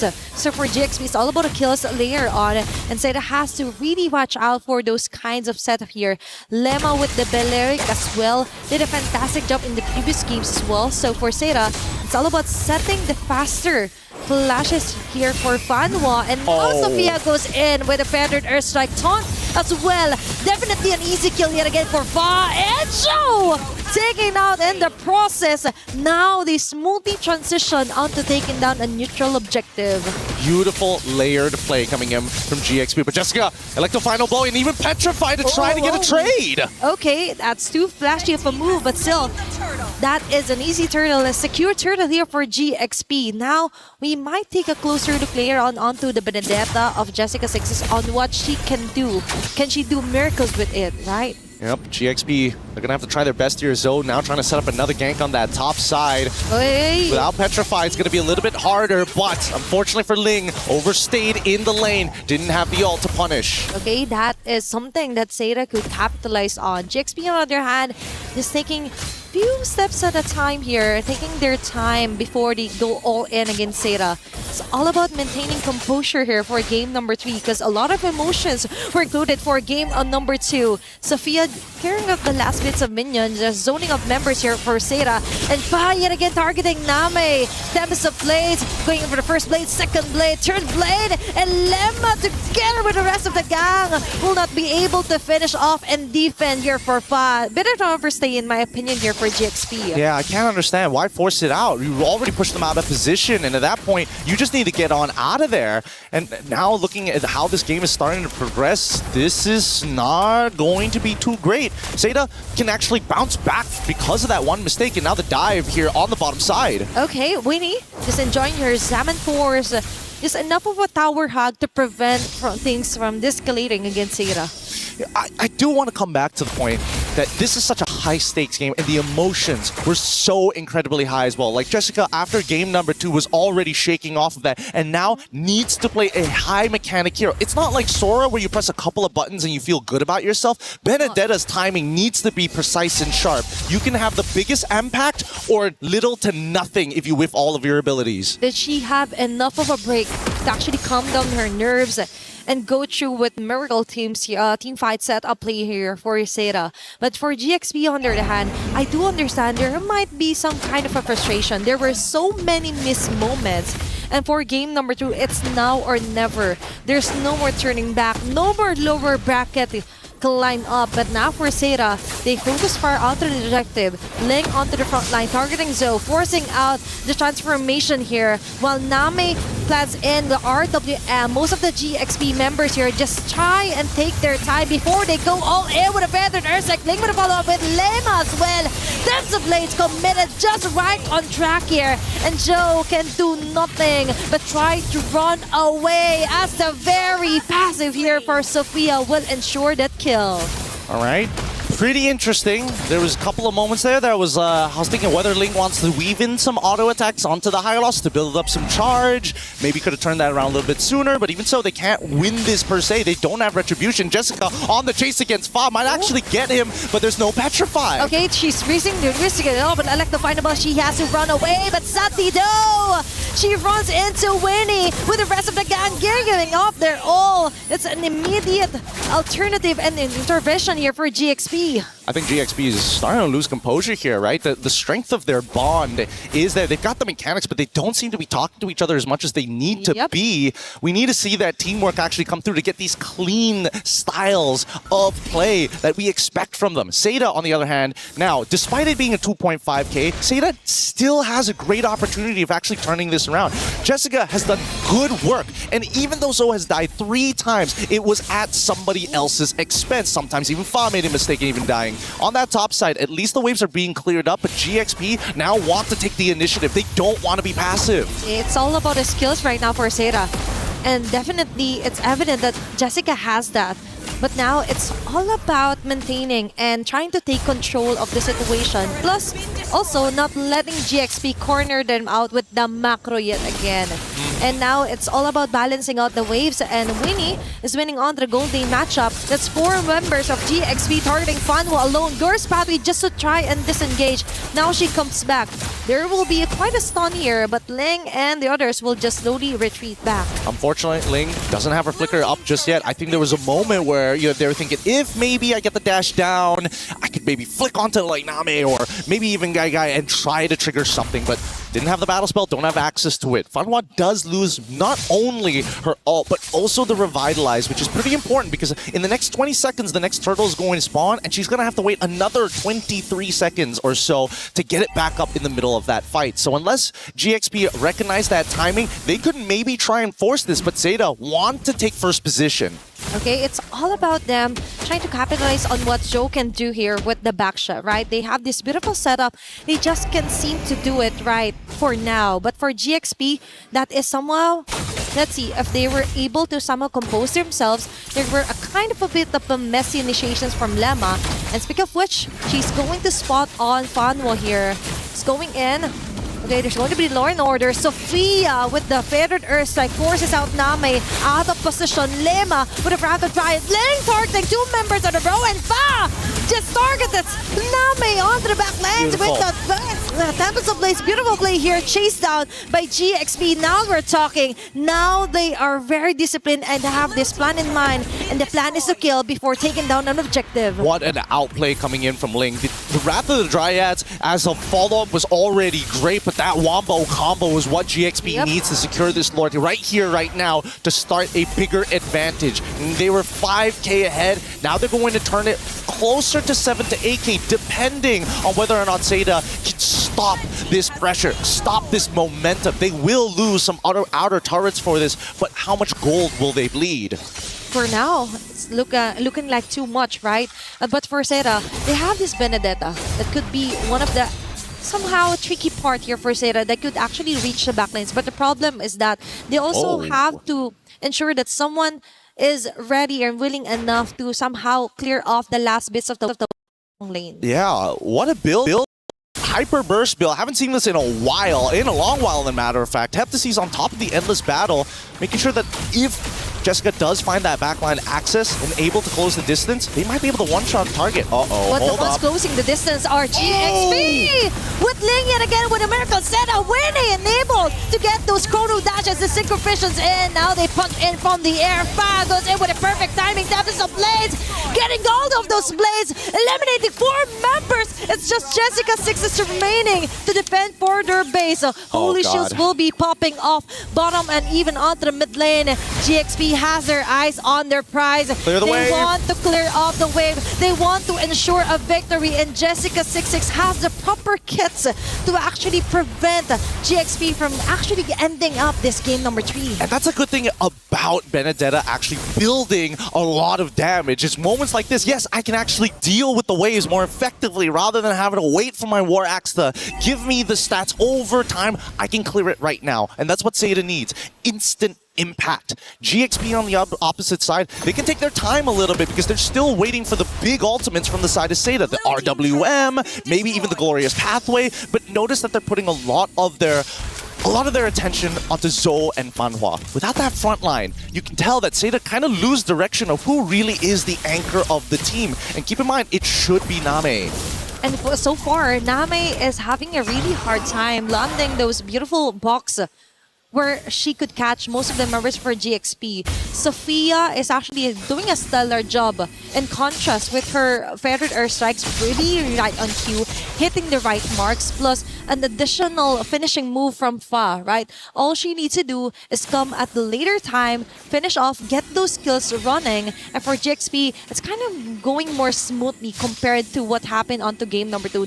Looks like they've got it all together for now. For now. The question is, when is it going to be enough to overtake it? It's 4-14 still with an 8k lead. The economy is in GXP's side. 3rd item already complete from Winnie, so that's her power spike right here. Unless Guy has 3 items, I don't know how they're going to compete. Let's see.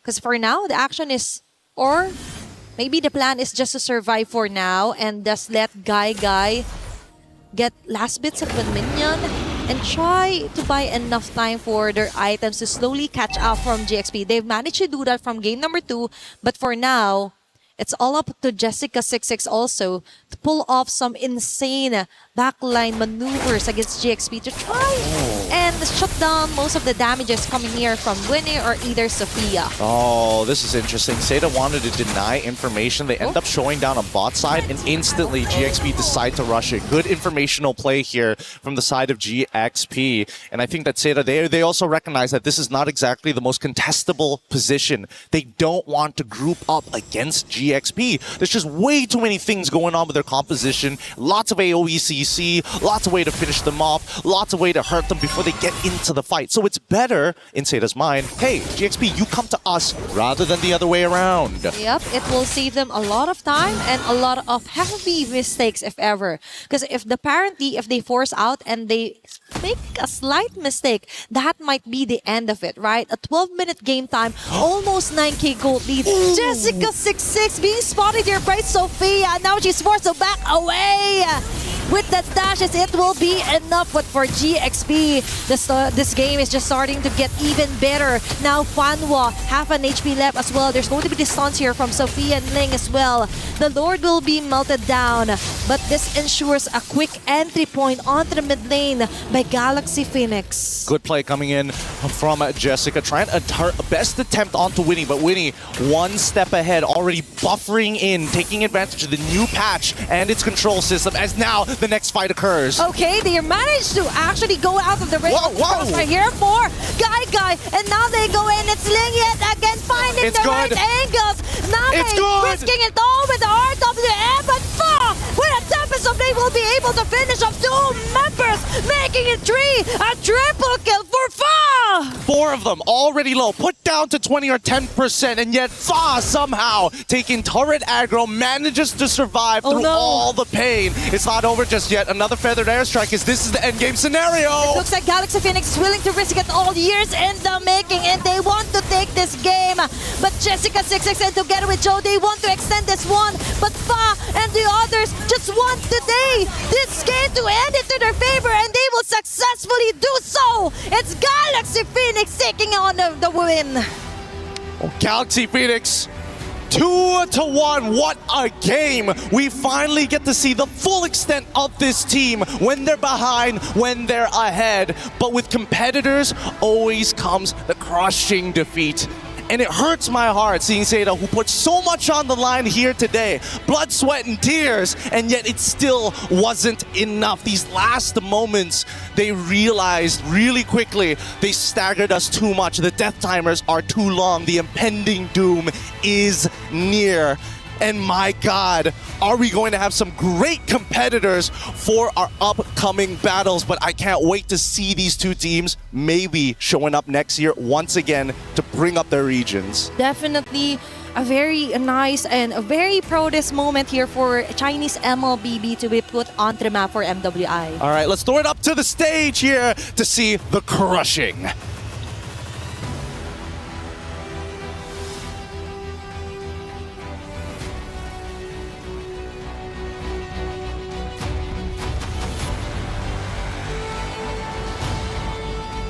Have our winners of Galaxy Phoenix. Congratulations, and of course Seda. So we will do the key handovers, and thank you so much, Seda. That was an incredible showing. You guys fought valiantly, but your journey ends here.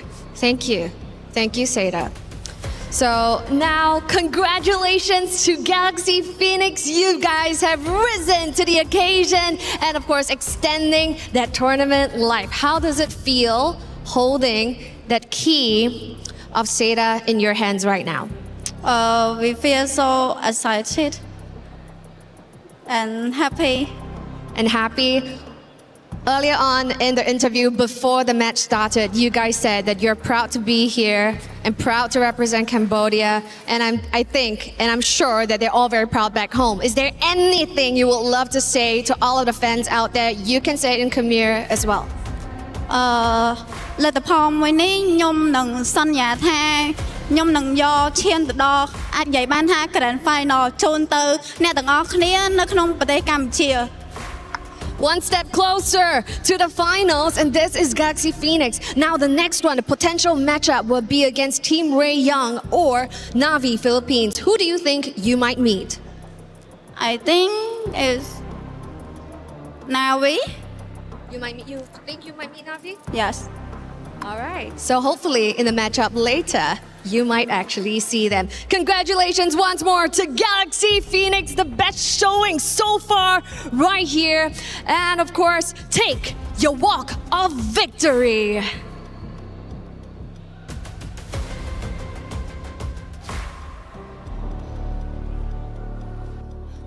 Okay, Galaxy Phoenix, phenomenal performance yet again, their first time at an international event. And this is how they decide to show up. You cannot make it up, ladies and gentlemen. This type of performance representing Cambodia, a region that some people might not have known how godlike, how phenomenal they are in the world of MLBB. Oh, it's about that time, yeah. Gotta be heartless with it sometimes. It's about wins and losses. Be careful. Okay, she didn't push it all the way through. Okay, we giving a little bit more or no? Oh, Derek, oh my goodness. Are you? It's okay. All right, ladies and gentlemen.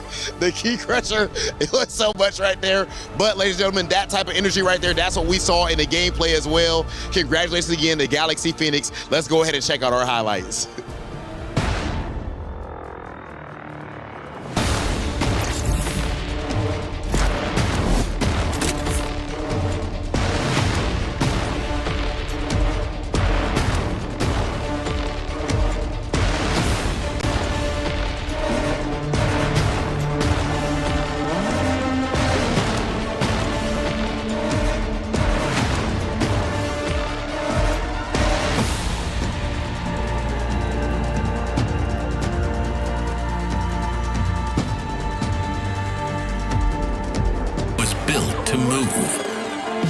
Not trapped at a desk in one singular posture for 12 hours a day. It's time your chair evolved. This is Secret Lab Titan Evo. Ergonomically engineered for you, gamers, hybrid workers, artists, backing your every move. On their very first international stage, Galaxy Phoenix gets the job done. It wasn't easy, however, it was our first ever third match in a best of three here on this very stage, but it was entertaining nonetheless. And one name that was being screamed, Bree, was Fa, the mercenary, making it happen. My boy, Fa. So talented. So talented. This jungler, I am now agreeing with Lafell when we say that she just might be one of the best that you have to watch out for here in this tournament. The mercenary, man. Like, she gets the job done, but shout out to Seda as well. That was an amazing play. Like, we can feel the emotions, even though, like, we're quite a distance away. Right. True wins, true losses. I hope they come back next year. You know, they were built specifically for MWI. They joined the stage. They made it to the knockout stage. That is a huge accomplishment to finish 5th through 8th, and one of their first appearances here on the international stage. You've got to give credit where credit is due. And you, like you said, the emotions, you could feel that from Jessica, especially after that Game 2 win. She really wanted it, but at the end of the day, it wasn't Seda Esports moving forward. But making it to the stage was a massive accomplishment. Shout out to Seda, Galaxy Phoenix, and shout out to Sora. It's Sora Day, and Sora gets the win again. 100%. How crazy that is this? What, almost 5 hours? I know. Of our show, and every single time Sora sees the Land of Dawn, he wins. More and how many flying clouds have we had?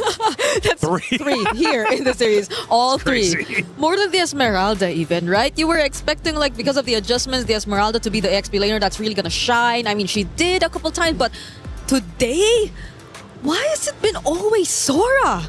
Sora has been making waves, the setups have been on point, and the matchups, they're always winning it out in the EXP lane. Seems to be the case. Sora, grand finals, you're a champion. That's really what it takes, right? Again, looking at the players' emotions, still feeling so much for the team of Seda. They really gave it their all. And shout out to the ladies, of course, for doing it. And shout out to Fanwall, too, coming in as a sub and playing so incredibly well and getting this roster to the main stage. But Galaxy Phoenix continuing to move forward. They are looking unstoppable. Oh, yeah, for sure. And I feel like even though they lost in game number 2, I think they already took some notes on what worked and what didn't work, right? Because if you want to become champions, honestly, getting 1 or 2 losses here and there is going to be very beneficial, because if you keep on winning by grand finals, if you did lose one game, you have no idea how to recover. There's no better way to discover more of what could be improved than before the grand finals. And they said it themselves. They think it's going to be Na'Vi. They want to go up against Na'Vi in the semifinals before eventually getting there. So that's an interesting pick, because I believe the record has been much smoother for Team Ray Young. Ray Young has definitely been looking great. The record has been a bit smoother. However, it doesn't matter if it's smooth, rocky, choppy, as long as you get there. That's all that matters at the end of the day. For Galaxy Phoenix, yes, they drop a map, but they still ended up crushing the key of Seda Esports. They will move forward, but the question is, who is going to be their opponent? Well, we'll have to answer that in just a little bit. To recap this match even further, let's take a look at one of our first moments of the game, at least that we wanted to break down, because there was plenty of them, and a lot of moments making you two go absolutely insane. This is our first one, 9-minute mark. Bree, what are we looking at?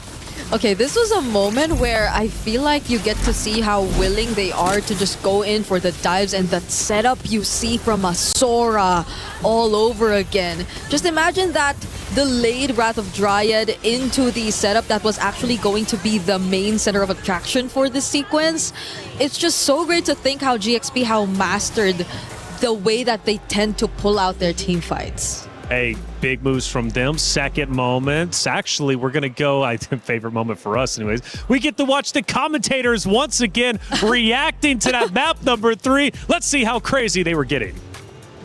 Hey, they managed to actually go out of the ring of the crossfire here for Guy, and now they go in. It's Ling yet again finding the right angles. Name risking it all with the RWM, but Fa with a Tempest of Blade will be able to finish off 2 members, making it 3. A triple kill for Fa. 4 of them already low, put down to 20 or 10%, and yet Fa somehow taking turret aggro manages to survive through all the pain. It's not over just yet. Another feathered airstrike. This is the endgame scenario.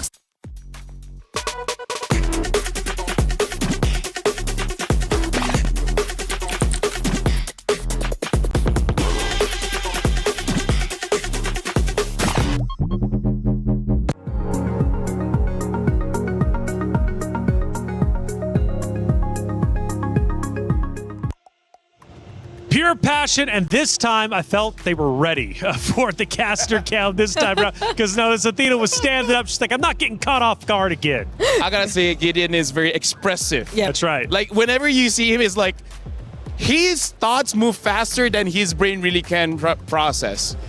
Shout outs to Briggs. We don't always get to work together. Yeah, I know. For this MWI.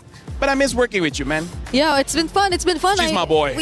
We've been screaming. You see us, you hear us. You guys have been going crazy. You guys have been I think it's not just Gideon who's very expressive. That's right. Yes. That's right. Off cam, we are as expressive as Gideon. Absolutely. And speaking of expressive, Rose ended up grabbing a couple of our players for the post-match interview. Let's listen in. Hey guys, Fanwa here from Aseta. Although a reverse sweep was not granted, we'd still like to have a little chat with her regarding her journey in the MWI. Now, Fanwa, we know that this is the furthest your region has gone in an international tournament. An amazing one, if you ask me, and you guys look extremely strong. But I gotta ask you personally, how has your experience been like this MWI? As you know, our team is first time come up to the international stage, and for our whole team, I think we didn't imagine we can go so far as to get this time. But I'm looking forward maybe next year or next year we can get a better result. Oh, this result to me is amazing. Honestly, I counted on you guys as the underdogs because from match 1 up until now, you guys always had such a great fighting spirit. Now, I gotta ask you, what more can we expect from your region, China, in the upcoming tournaments? I'm expecting like our regions, no matter which is like women MLBB or like men's the game. I expected our score maybe next year will be better and better. Yeah, we just keep on improving. Now, Fanwa, is there any message that you have to give to the Chinese fans watching back at home? Thank you guys for all the support, and I believe next year we'll do better. Jayo, good luck, Fanwa, and I hope to see you again next year. That's it from us.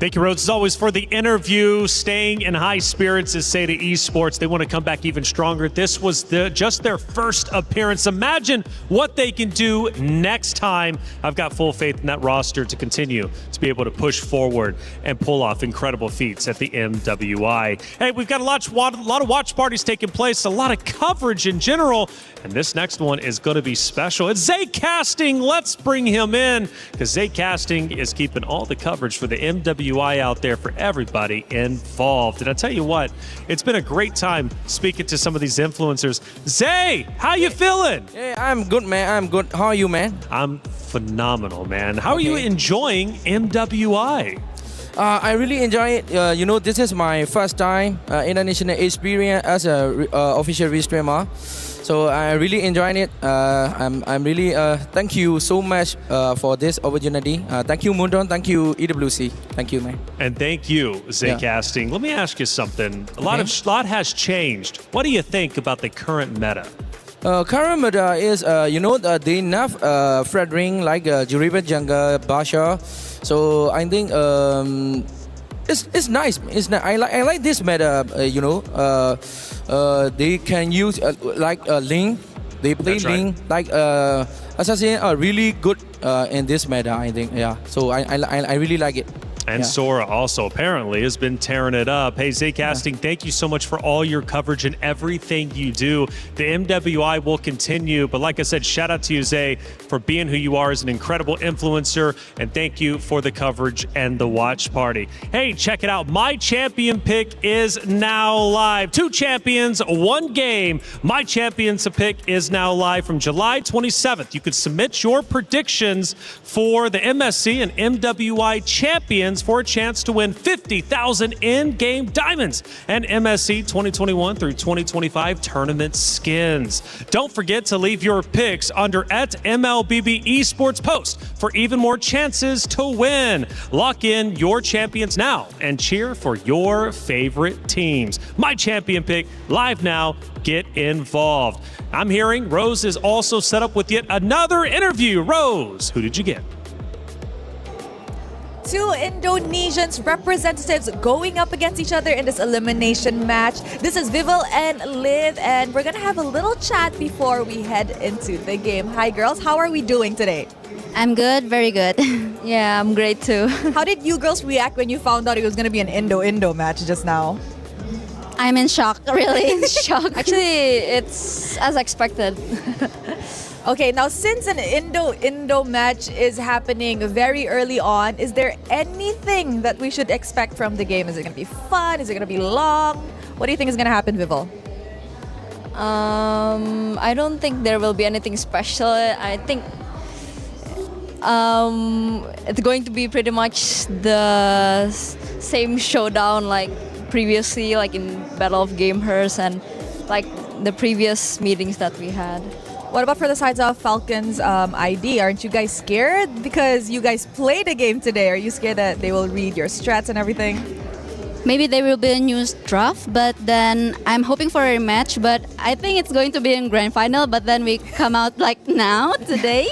But then, we'll see on the Line of Dawn. We'll see in the Line of Dawn. It is a very early matchup. So now the question lies on, what do you think the score will be? Let's start with Liv. I'm hoping for 2-1. 2-1. Okay. 2-1. I'm also hoping for that because since we are Indo and Indo are facing each other right now, we want to make this a very fun game for y'all. And yeah. Okay. I think it will be a fun game, definitely one to watch. So any message to each other? Let's have a good match. Yep, good luck, have fun. Good luck, have fun. Very friendly fire over here, nothing too extreme. Good luck, girls, on this match. And that's it from us. Throwing it back to you guys at the studio.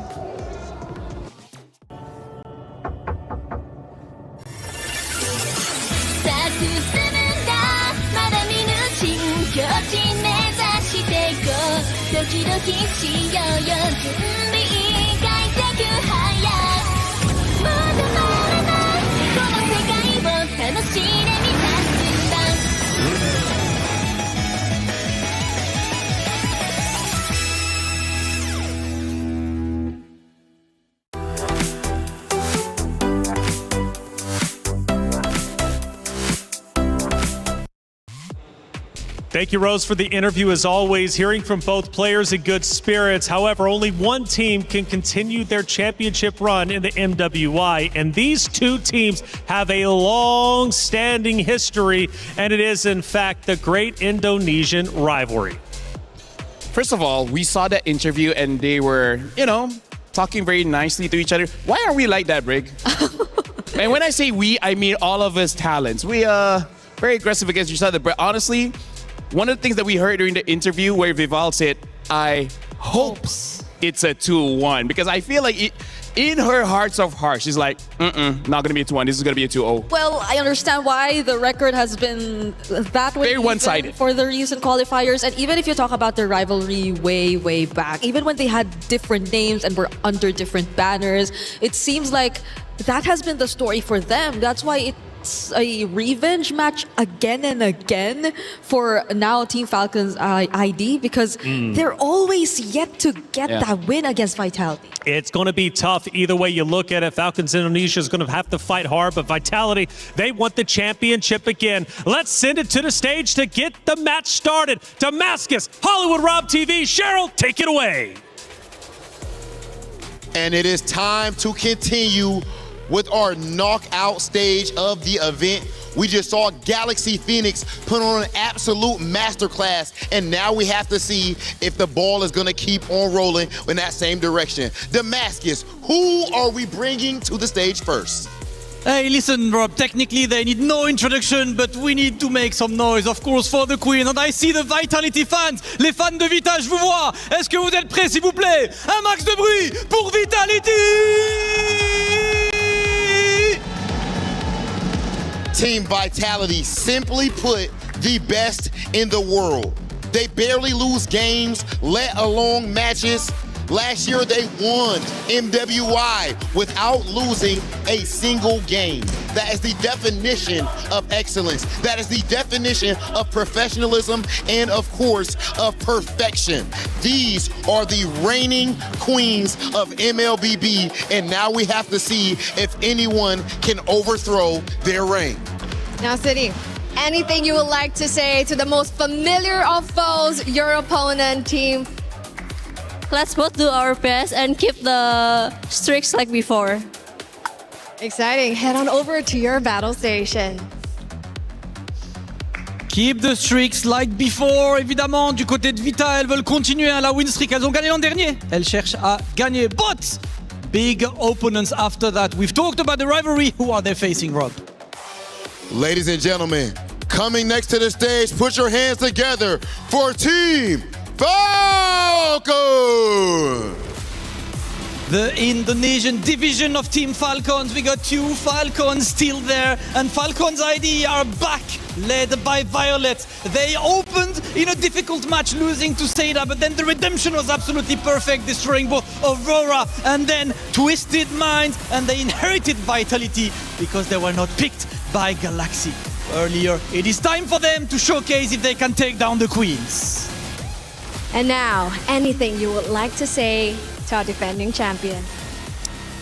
I hope we can have a good match and we can 2-1 you guys.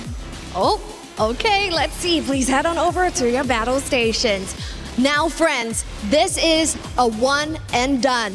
No more extra chances, no more extra lives. On one hand, our defending champions, Team Vitality, has been having perfect streaks so far. Whereas over on the other hand, Team Falcons has been fighting from day one. One is well rested, one is relentless. But there's a bigger picture at stake. Organizations, club championship points. Can Team Falcons score one for the team?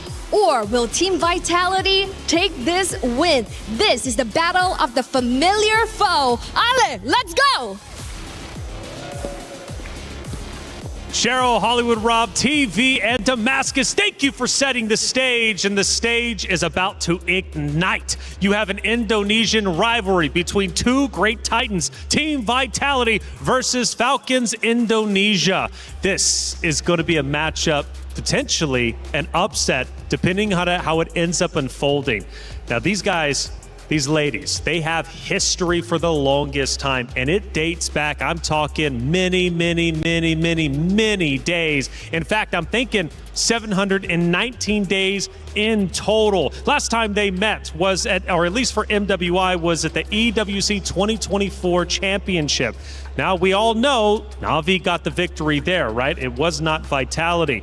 But either way, for Vitality, they beat Falcons Indonesia. So, LaFell, they meet once again. I don't know. The rematch. Let's see how it goes. I mean, here's the thing. If we're talking about history, Vitality made a name for themselves because they don't just win. They dominate. They make sure when they enter that tournament, they don't drop a single game. So, honestly, for this one, I feel like for the players, for the organization, it's not enough to win. Yeah. It has to be quick. It has to be decisive. It has to send a message to every single team thinking they can get Vitality later on in the grand finals. Yeah, especially as they finally made their return to the MWI stage. Because if you would recall last year, they also weren't here. That's why we saw their last matchup way back. Because it was Onyx for TV, if I'm not mistaken, taking the stage last MWI 2025. And now that they finally made it here, they did rebuild their roster. And they've shown up even though it was quite a bit shaky in day number one.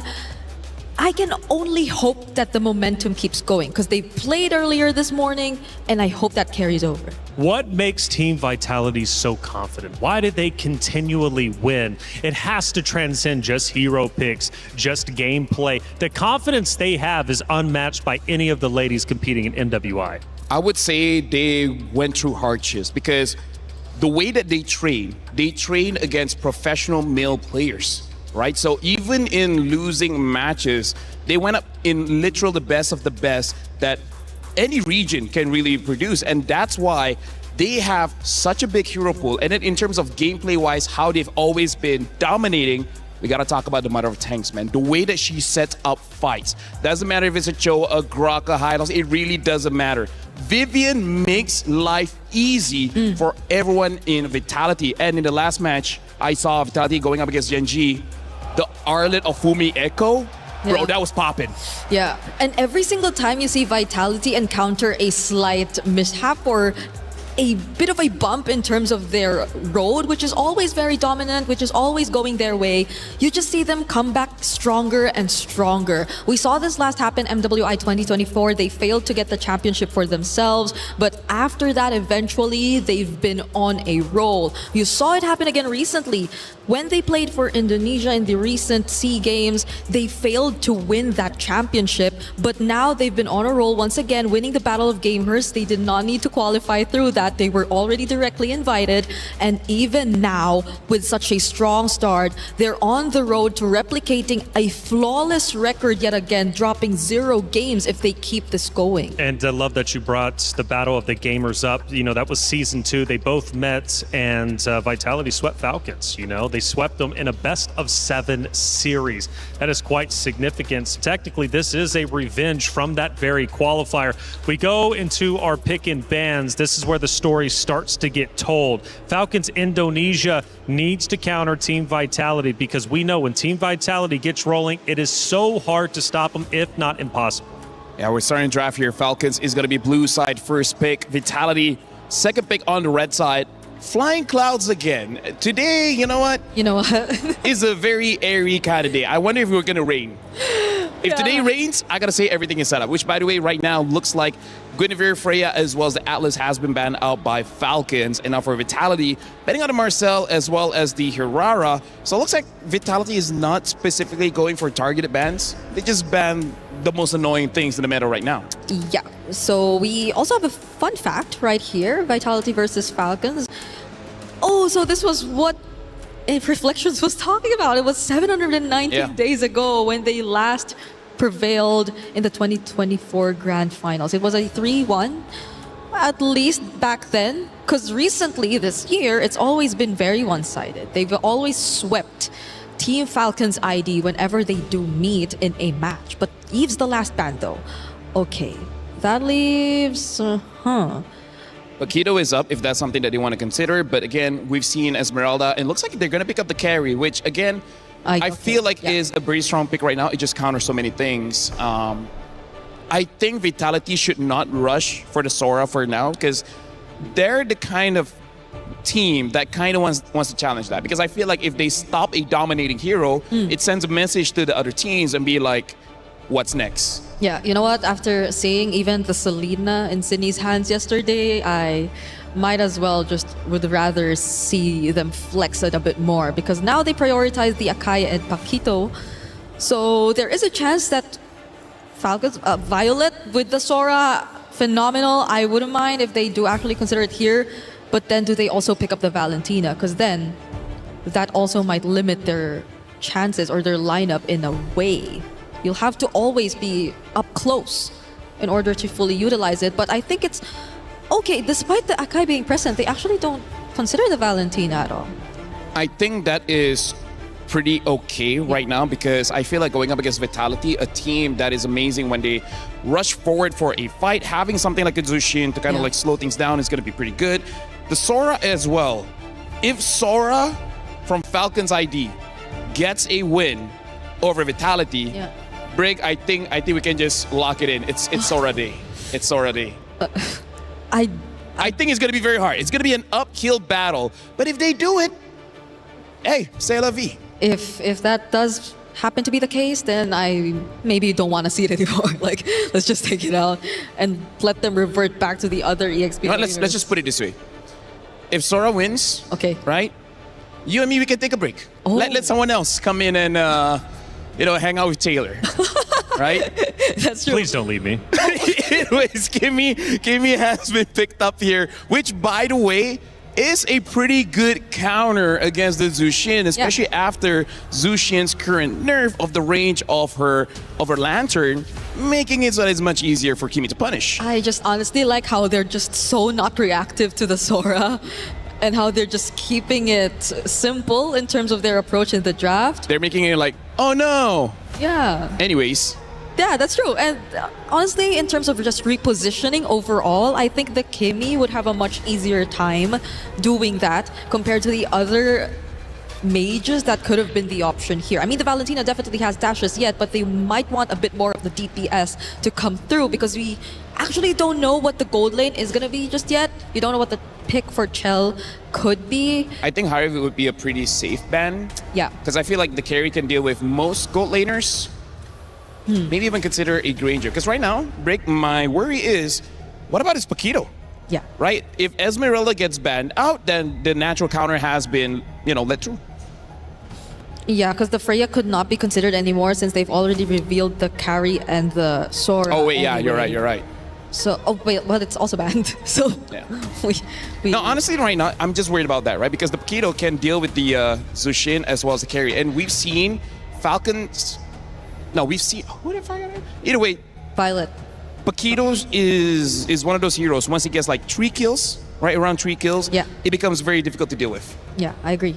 So at this point, we also don't really know what the mid duo is gonna look like for either sides because we already see the mages. The glue is still open if that's something that Falcons wants to get. Because right now, let's recap about Vitality and their strategy going into this game. It looks like they're trying to force Falcons ID on some kind of damage jungler because in terms of the tanks, I would say Balman is still up, and Balman is not great right now just because going up against Paquito, a lot of CC, going up against Akai, a lot of CC, going up against Kimi, a lot of CC. So right now, Vitality, they're really attacking the junglers. At this point, I really don't know what's good for Falcons ID. If it's someone with some slight escape mechanic, the Suyo Harley can be considered here, especially as you see how vulnerable the mid lane actually is. So you might just want to force out those random escape tools every now and then with those surprise angles if you go for the Harley. Objectives, I think, are, well, however you look at it, going to be a problem though for Team Falcons ID. Yeah, having the Akai as well as the Paquito, it kind of covers two problems, right? Around the turtle itself, the Akai is going to be great, and then the Paquito can deal with the mid laner, he can deal with the junglers, so yeah, I feel like they're opening the only viable option is a Fredrin, but Fredrin after the nerf, you can really feel the big difference. He's not as tanky as before. Eventually, he'll kind of be, you know, where he needs to be, but that's not why you pick up a Fredrin. You want Fredrin for that instant result. Yeah, I mean, if you pair it with a carry, maybe there can be some ways around it. And then you can opt for a more tanky roam just to compensate for the front lines, because I think the Sora is more of a setup rather than a front line. If I'm a jungler, I hate going up against this trio, man. Yeah. The Belleric, the Akai, the Paquito. At this point, I'm like, hey, can I don't know, use a Hanzo or something? Oh, wait. They've used it before. It did not look great. It did not. They've used it before. I know. That's why I brought it up. Nolan may be okay, but less about those objectives and hyper farm, try to get a 2-level lead against the Akai, and then try to deal with the Kimi or whatever gold laner they eventually get. So there are a couple options out there for Sev. There's a Suyo, Harley, Nolan, maybe a different assassin too if you would consider, but it's just tough. At most maybe a Haya. I mean, like, look at this. They're all tanky, right? Like I said, they're gonna pick up the Nolan because they're trying to hyper farm. That's the only damaged jungler that I feel like you can hyper farm against an Akai, because the nerf makes it so that Akai clears very, very late, and then just ignore 2 turtles. Yeah. Ignore 2 turtles, get all the farm, and I hope you have enough damage. With this, Falcons ID might be okay with letting the Hearth through, but does Vitality really pick that up?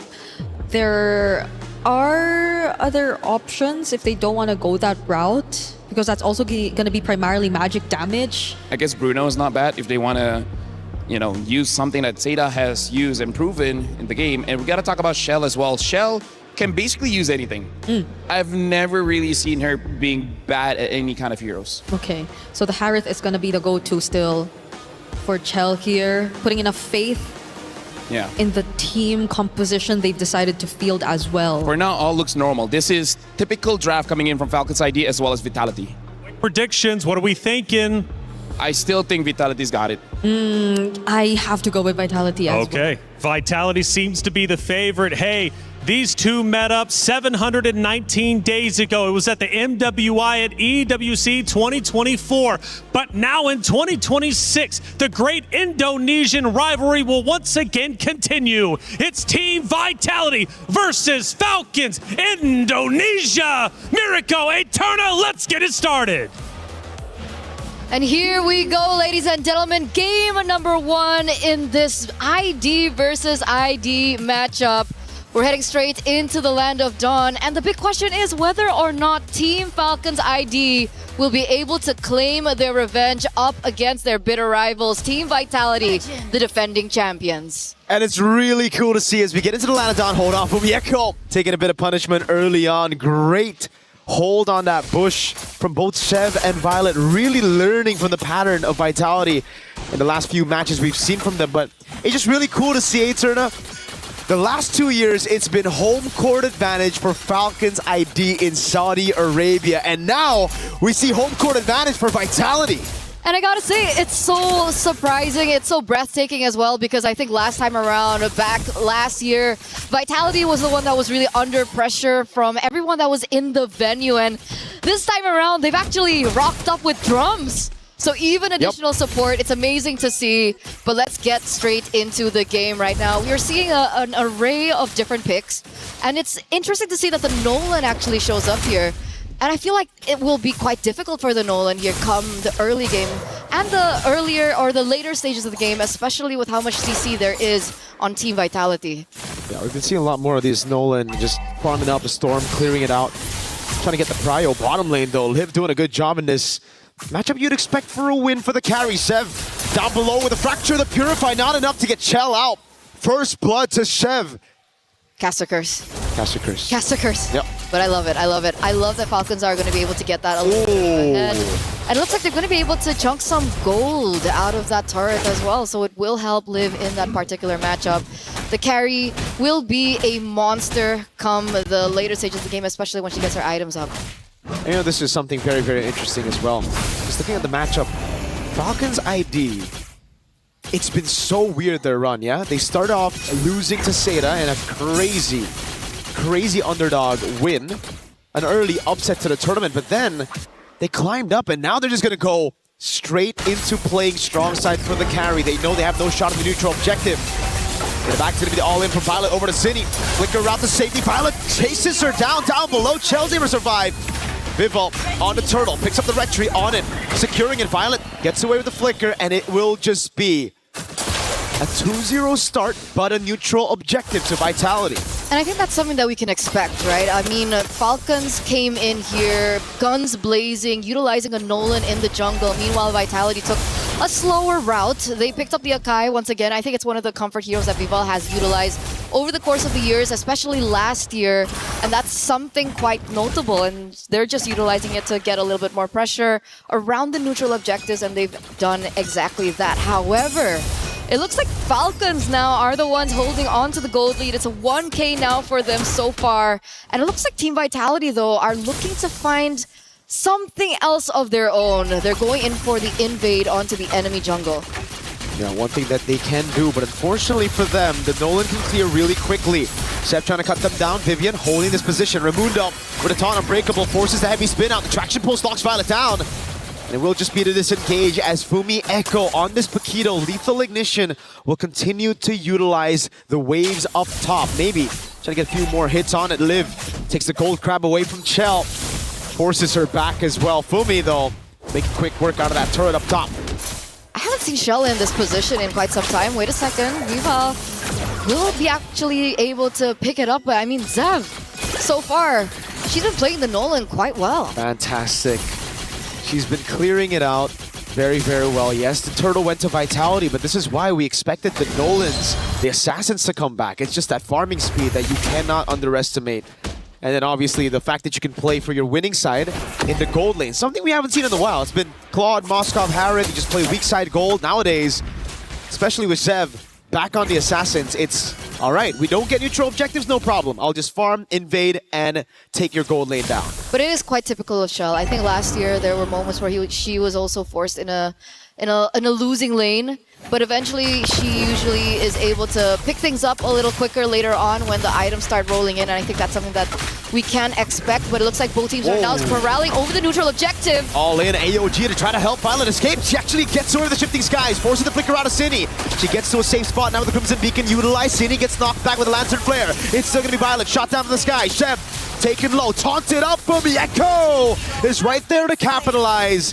And it's Vitality who level the playing field, 2-2 on the scoreboard. And there's the mentality, there's the experience flowing through for the defending champions as they are 2 men ahead. I don't think there's going to be a contest here. Team Vitality will pick up the next neutral objective.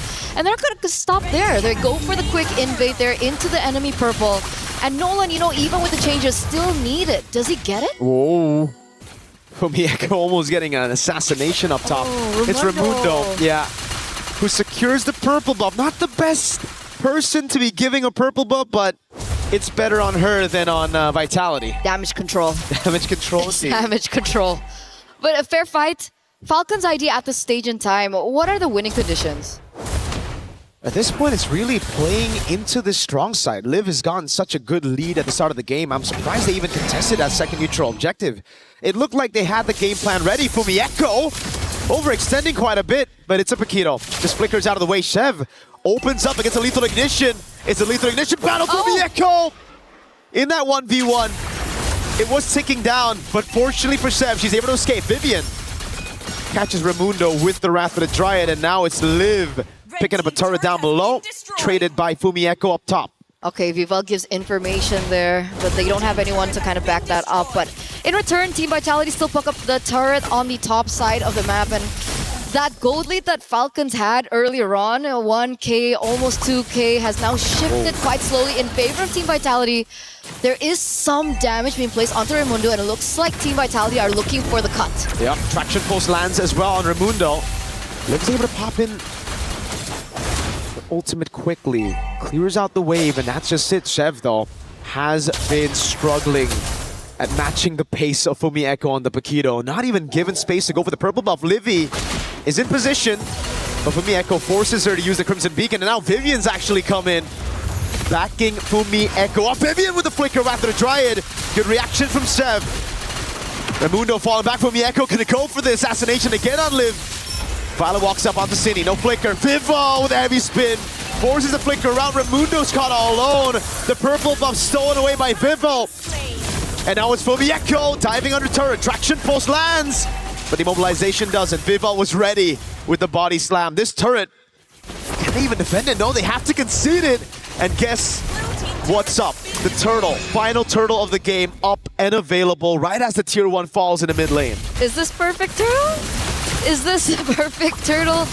Is this a perfect game now for Team Vitality as they quickly find their own pacing here? 7 minutes being as aggressive as ever.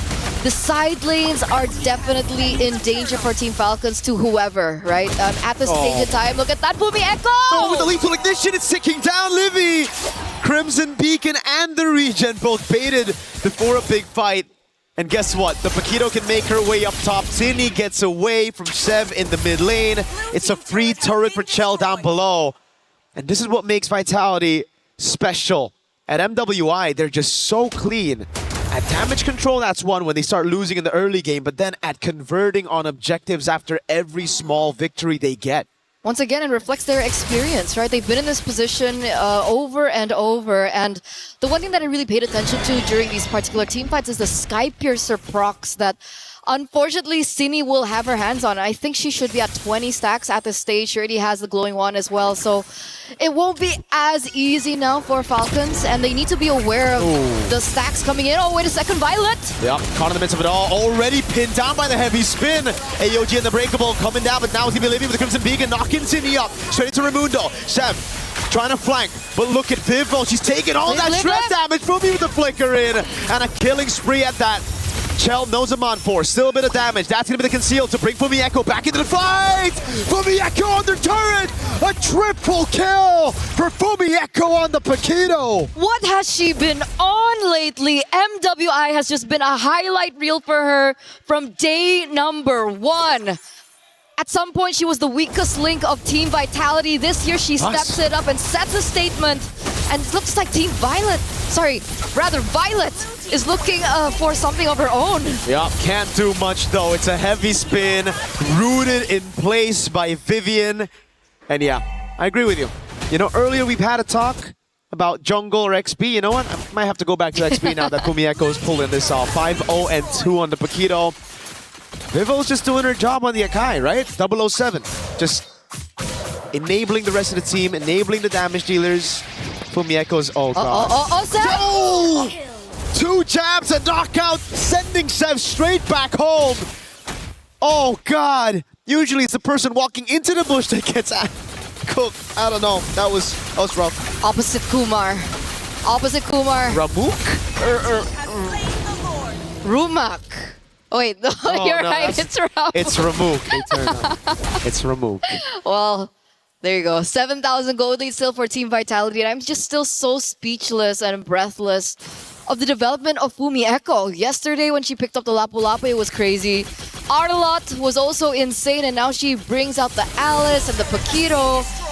And now Team Vitality are knocking on the base of Team Falcons. They have a Lord on the way. It's only been 10 minutes. And I feel like Team Falcons don't have the best clear. They really don't, no.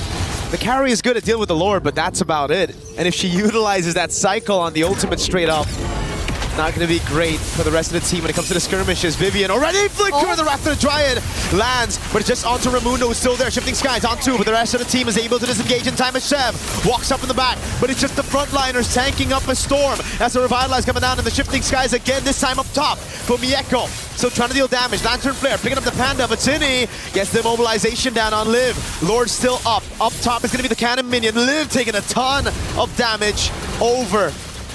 And they've cracked open the base already. Base turret number 1 taken down in the mid lane. They're going to try to push in these waves to get another top lane. Highest priority to get the far lane control. You always got to look at Mieko whenever she's in a 1v1. Purify can't save her. Shifting Skies on 3, but it's only Vivian that gets brought back as Chell is kiting them in the back. Tini's kiting away right now as Liv walks up and gets the double. Mieko waiting for the moment. Falcons have defended well. 1-for-2 trade, 1-for-2 trade, and they lose Cindy in the process. So the stacks on the Sky Piercer are going to reduce quite a bit. They lose Vivian in the process, and they fail to take the side lane inhibitor turrets. Falcons, I would say they walk away, and they walk away clean here, right? All they need to do now is try to find a moment where Liv can execute these team fights a lot better. I think spacing is going to be ever as important. Viva and Vivian, though, aren't going to be easy to push through. Wait a second, Shell! She gets taken out! Absolutely, Falcons know when to pounce. It's almost like they got that bird eye view of what's happening on the map. Chell took the purple buff, stayed a bit too long. Fumieko wants to go for the punish. Order a knockout strike on Zev. Good peel though. Fumieko thrown back again. That's gonna be a big shutdown for Raimundo. Violet jumping to the back, now jumping all over. It's the rest of the team trying to peel for her, but it's Violet over there with Livy to take City down. Vitality's crumbling, the Lantern Flare to bring her back into Liv. All of a sudden, the game's back to level. That 8,000 gold lead now down to 2,000 as Zev will try to take the purple buff. Vivian, the mother of tanks, is able to save the purple, but that's about it. I don't know, Zev, because she made that move onto the purple buff, she needs to recall, and that delays this take for just a bit. That's true, but it does still surmount a comeback angle here for Team Falcons. The fact that they were able to get that move onto Shell, the fact that they were able to look for that opening, that was brilliant. Team Vitality, after that, they looked scrambled in that particular team fight. They lost Sini in the process, they lost a lot of members in the process, and now Team Falcons are the ones to pick up the Lord here in the 13th minute of the game. Wow. Wow, wow, wee, wow. Wow, wee, wow. Is that the new one? Is that the updated one? Could be. Okay, Falcons ID. Now let's see how they capitalize on the Lord. So far, they've been great at setting up ambushes. Just like this, just a bit of poke onto Vivo. Straight to half HP. Chell's got to be really careful, man. Gank down below for first blood. And the second time around, it's just overextension. Shifting Skies, baiting on the Purify. Good breath for the Dryad to disengage, but now the AOG comes through. Vivian got knocked up in the Lantern Flare, but it's not enough as Fumieko makes her move into the bottom lane. Now let's see how Vitality deal with this. On the base they go. It's Fumieko taking the turret down, and it's a winning trade at the end. Falcons ID though with the Flying Clouds going in, getting the assassination with the help of Livy. So Fumieko here gets a taste of her own medicine, and then she gets ambushed. But she didn't realize, you know, I thought it was going to be a 1v1. It turns out they brought Livy with her. So a little unfair, but obviously they still got the job done. Fumieko, however, despite losing her life, was able to get that inhibitor turret in the bottom side, and that is going to work in favor of Team Vitality come the next Lord. That should spawn in under 90 seconds now. The thing is, the carry has her power spike down too. Wait a second, Violet. Shifting Skies, Cini has to move away. Wrath of the Dryad taunts Violet just a bit. Cini goes past the wall right now as Zev is able to cut him down. Raimundo picks up the kill. Vivian has to jump away with the flicker. Immortality already down, and now she's going to be caught. Bursted out by Liv. Vitality down just to play it safe. Falcons ID have taken control of the map. But like you mentioned, Eterna, that is true. When the Lord spawns back again, Vitality will still have that far lane control, and it's up to Falcons ID to try to send someone down below and play it quick. So the big question is, who are they going to send, right? I don't think if they... It has to be Chev. And I don't think Chev can be alone. Nope. Because 1v1 against a Paquito, we saw what happened earlier on in the top side.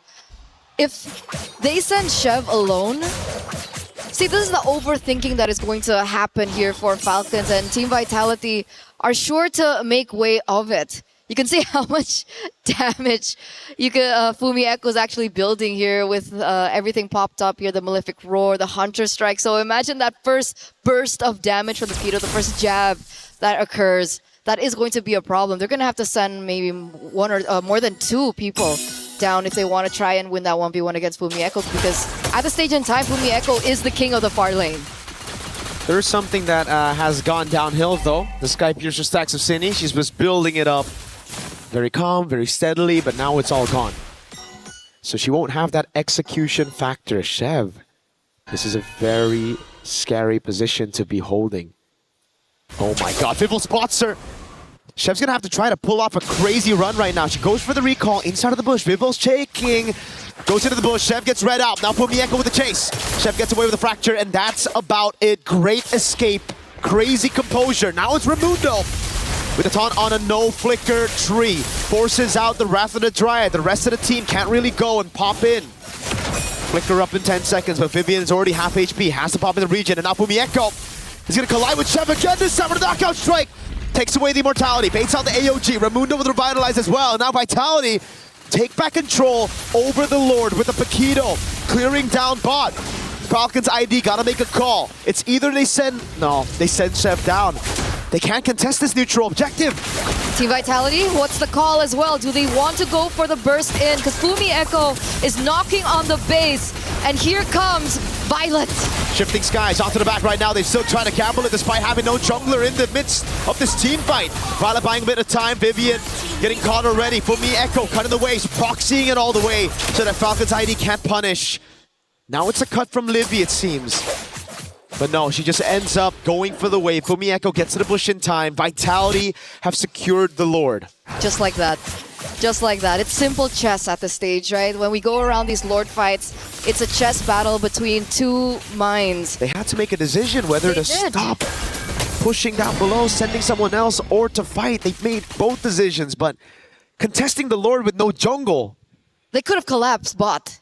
Exactly. Like that could have been a decision as well, but the Lord is going to be pushing, and interestingly enough, they're actually not going to push with it, so they don't really get an advantage with the Lord thing anyway. Nope. Falcons ID did a fantastic job dealing with the waves and getting a trade off of that. Remember, it was Vivian taken out in that skirmish, so not much they can do without their main frontliner. So it's back to a stalemate. It's back to building up. And in this endgame, it's all about the far lane. Again, for Vitality, they have the advantage down below, especially with Fumi Echo on the Paquito. 1v1, it ain't gonna work. I think for Falcons ID, they just gotta gamble around neutral objective. I think that's what they're gonna do.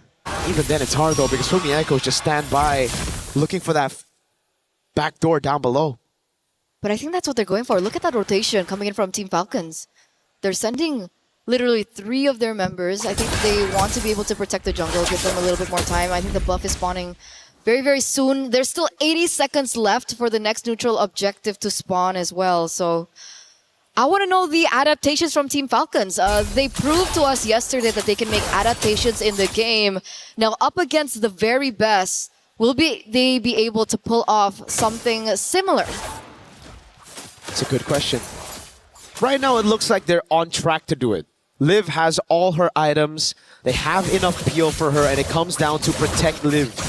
If Liv can live, they can win. I get it. Yeah, nice. Vitality, though, it's really all about controlling the neutral objectives and breaking the box of Falcons ID, right? It's a front-to-back classic up against Vitality, want to attack from different angles. The thing is, though, Falcons ID still have that X factor in Chev. She can come in from behind. She can actually look for the assassination on Chell once the Zaman force is down. So it just comes down to execution at this point. It comes down to that macro decision-making as well. And so far, Vitality have looked cleaner on that department. Damage taken, though. The tree is taking a beating. Damn. Violet as well.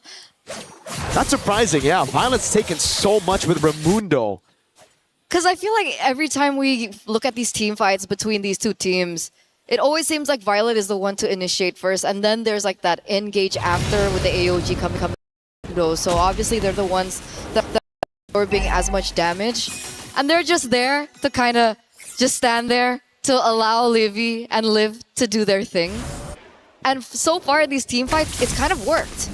So is it possible for them to force another 5v5? They can force a 5v5, but up top, the minions will take the base turret down, and it'll go straight to the base. Livy shows herself up top. Vitality hold the Lord on the edge of a reset. And they send Fumieko down below again. It's the build-up play. It's all about that Lord dance. And Vitality, they have the composure to do it. Falcons ID, they have to make a decision while the wave isn't shoved in. Now it's a bit too late. That's the decision though. They're sending Carry and Gato Kacha on the bottom side of the map. And that gives Vitality the green light to go for this Lord. They're going to try to utilize this Lord as bait though. It's all about baiting Falcons into a 3v4. Fumieko into the mid lane, trying to get the prio there. She knows there's going to be an auto build, slow push down below, as long as Vitality are the ones to hold this Lord. And that's the call.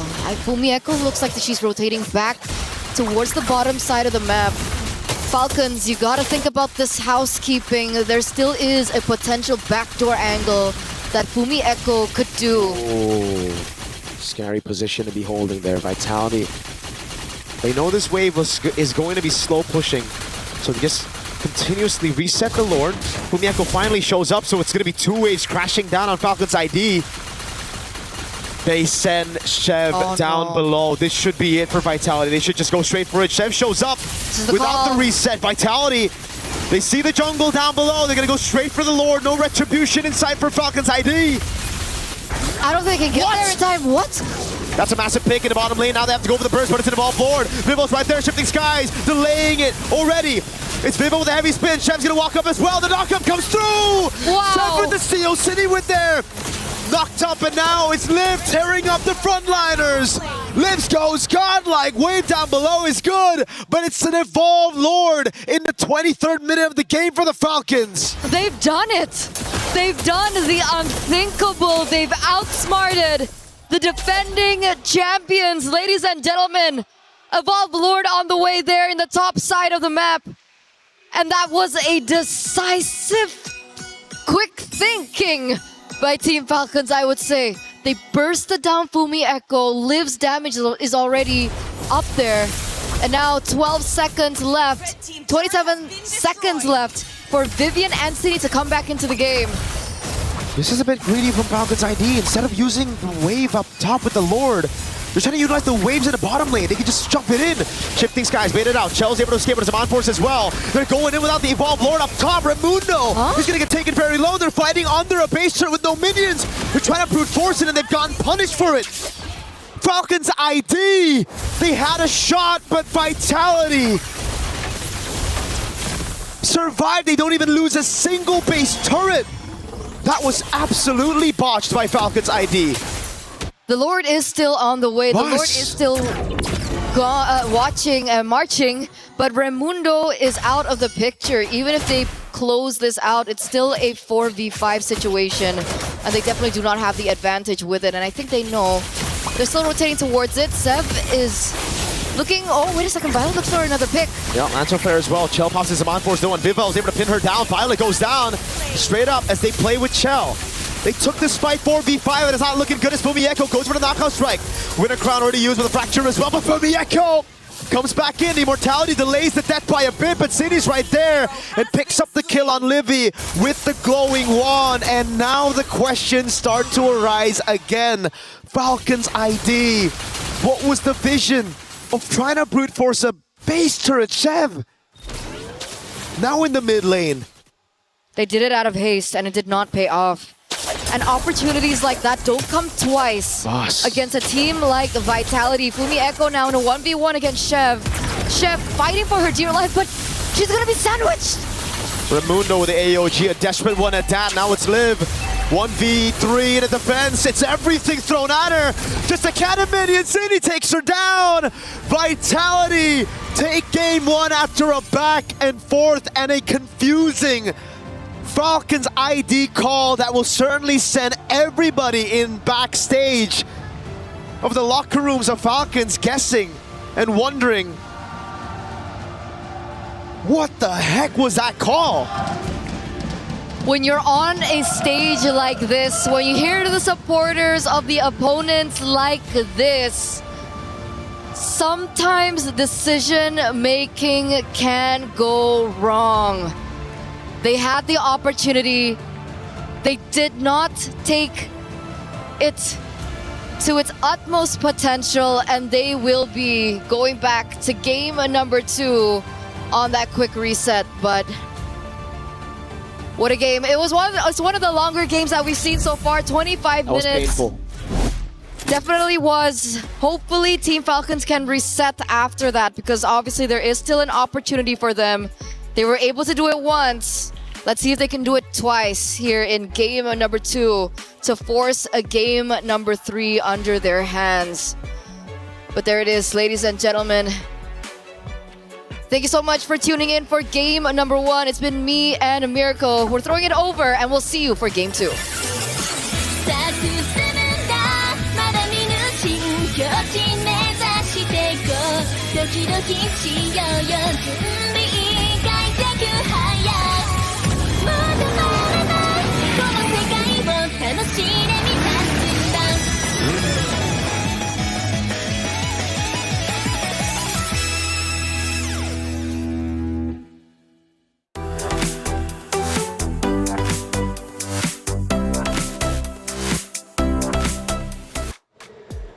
The great Indonesian rivalry is well underway. What an incredible matchup, but a matchup full of mistakes and overcommitments. But in the end, it is Vitality standing strong. But you could argue maybe they caught a lucky break a couple of different times. What a series, 25 minutes, mistakes begets mistakes. Bree, I know we were screaming. We were going for it. The fans were also going nuts too. Let's walk me through from start to finish. Let's start at the beginning. Looks like Falcons Indonesia are off to a great start, and I'm thinking to myself, my goodness, we could have an upset. I agree. They had the start which reflected so much of the experience and learnings that they've had throughout the years going up against this team again and again, and it seemed at the beginning that they were already able to adjust enough for it. But it did not stay that way up until the very end. That's right. The decisions that came along with those small wins, or maybe I wouldn't even consider them small, they were wins that could have led to actual victory. So going back to when, of course, Falcons Indonesia, they're leading, they're looking great. All of a sudden, Team Vitality start looking like the champions they are. They start dominating the fights, taking them down. The fans are going nuts. And Team Vitality push towards Falcon Indonesia's base. They get there. They have one turret left on the left-hand side. They leave it. They back away. I'm thinking it's over with. But then all of a sudden, Falcons Indonesia had something else in mind. They flip the script and they take the lead right back. So Taylor, that's basically them riding a bicycle. They took a stick and they put it inside that tire. Like, that was honestly self-sabotage. I can see the vision where you're trying to force and engage, get the kill, and then that will be good. You know what make that look bad? That was over 20 minutes. If you did that at 12, you know what, sure, right? It's not that punishing. But after 20 minutes, you're telling your opponents, hey, my base is going to be undefended, you know, have fun with it. It always has to be Vitality, you know, with the longer games. It's weird to think that it's actually the case, because again, they're the team to beat, so you would expect the cleanest of games to come from them. But eventually teams have found ways to extend the matches against them, and in this scenario though, it's just frustrating. It's just frustrating to think about the way that things ended, because it was already such a good one for Team Falcons. Such a good one indeed. LaFell, let's take a look at our first action of the game.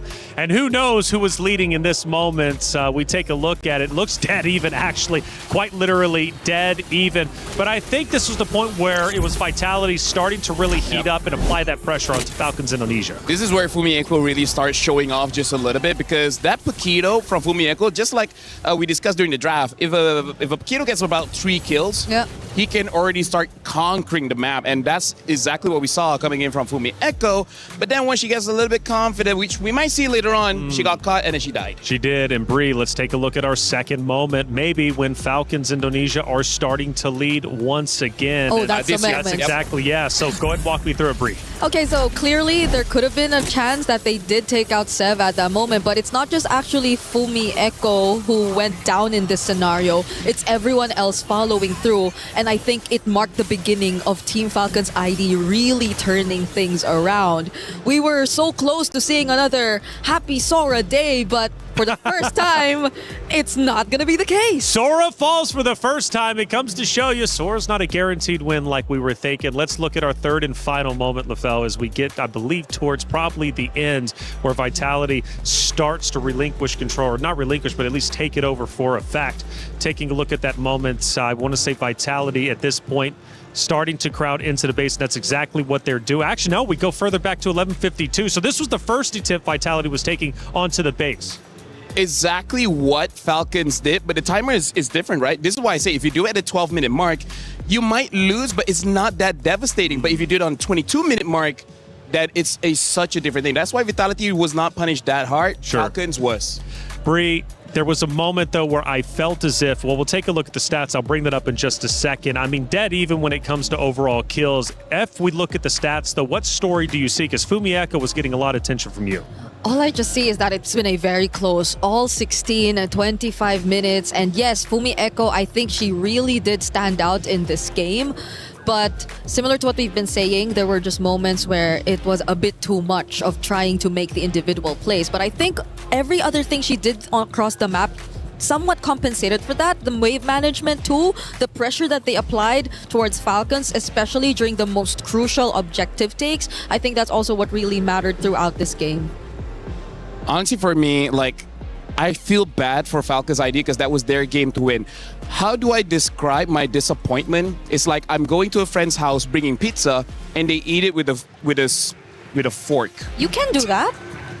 What? Eat pizza with a fork and knife? Would that really disappoint you that greatly where you're like, you're no longer my friends? Yeah. Are you going to end your friendship with it? I'm not Italian, but I'm pretty sure there's going to be a lot of angry Italians seeing you eat with that. But by the way, look at this. The rich guy, Zev, clearly able to get quite a lot of gold. The carry shell on that Harv still dealing quite a lot of damage, around 39,000 per minute. And then Vivian the sandbag. But Livy, the best wingman. Honestly, it's quite weird we don't see any of the EXP laners here because they played a big role in this game as well. Yeah, it's maybe we don't count them anymore after what we've seen today. You know, like they've always been stealing the show, and they've been taking these.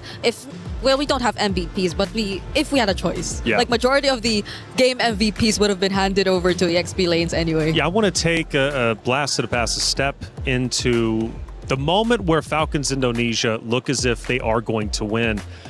But walk me through the moment where they get a bit too greedy, because I felt like they shouldn't have overcommitted. They also had the Lord who was behind them. Why not wait for the Lord, pump the brakes a little bit, fill it out, and then push up into the base? They knew that was the right play, but for some reason they didn't make it. Taylor, you're talking like an analyst. You talk like I'm finally made it 3 days in. Like you've casted this game for 2 years, because that's exactly right. Like they had all the opportunities to end the game, just sync up everything, and then just use everything together to end the game.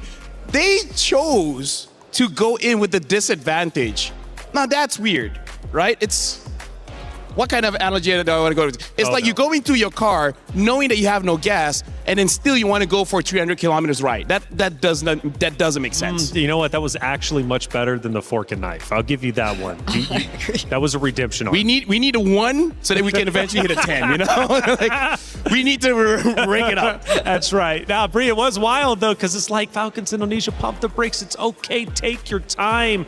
It had already at this point been 20 plus minutes, and you had Vitality by the throat. Vitality, in my opinion, I feel like they didn't really outright win that. You know, they got lucky for sure. They got lucky for sure, which makes the next map that exciting. However, for Falcons Indonesia, I always like to talk about the mentality. My goodness, they're going to be hurting after that one because they knew they had it. I was about to get to that because that felt like one of the hardest games to get over that kind of loss is the kind of loss that will take a bit of time to recover from. But again, they've been doing this for so long. Hopefully it doesn't get to them, because losing to Vitality, I guess, is something they've constantly tried to get through. And that's the key point there. And it's kind of akin to what I always say about being a champion. To be a champion, it's better to feel what it means to be a champion in the past. It's easier to win championships when you've already been a champion. It's hard to win your first ever championship. In this case, we're not even talking about the championship. We haven't even got there. But we're talking Vitality here. And for Falcons Indonesia to lose as many times as they had, and we're talking, honestly, I think it's hundreds of times in comparison over the time span of them playing each other. They finally got to the moment where they're like, oh my goodness, we can finally do this. And they just lost their minds. And it happens because, again, once you get over that hump, once you finally beat the boogeyman, it's like, okay, I know I can do it again, but you have to do it the first time. I gotta say, this is one of those moments where you get a bit superstitious and be like, there must be some kind of curse, man. How is it possible that you just lost that super winnable game? I agree. It's it's good to see that at least they somehow look recovered from that, based on at least their maybe body language and facial expression. Bree, the important thing is, though, is they didn't get dominated. They didn't just go in there without a fight. They genuinely could have won that. And I think for them, if I was their coach, if I was their mentor at IGL, I would say, you know what? Yes, we lost that. It's frustrating, but we could have beat them and we should have beat them. Let's repeat it and do it again. I like the carry ban because that was a problem. Live on that carry just destroyed everyone from Vitality. So now they got to find a different answer. Yeah, Liv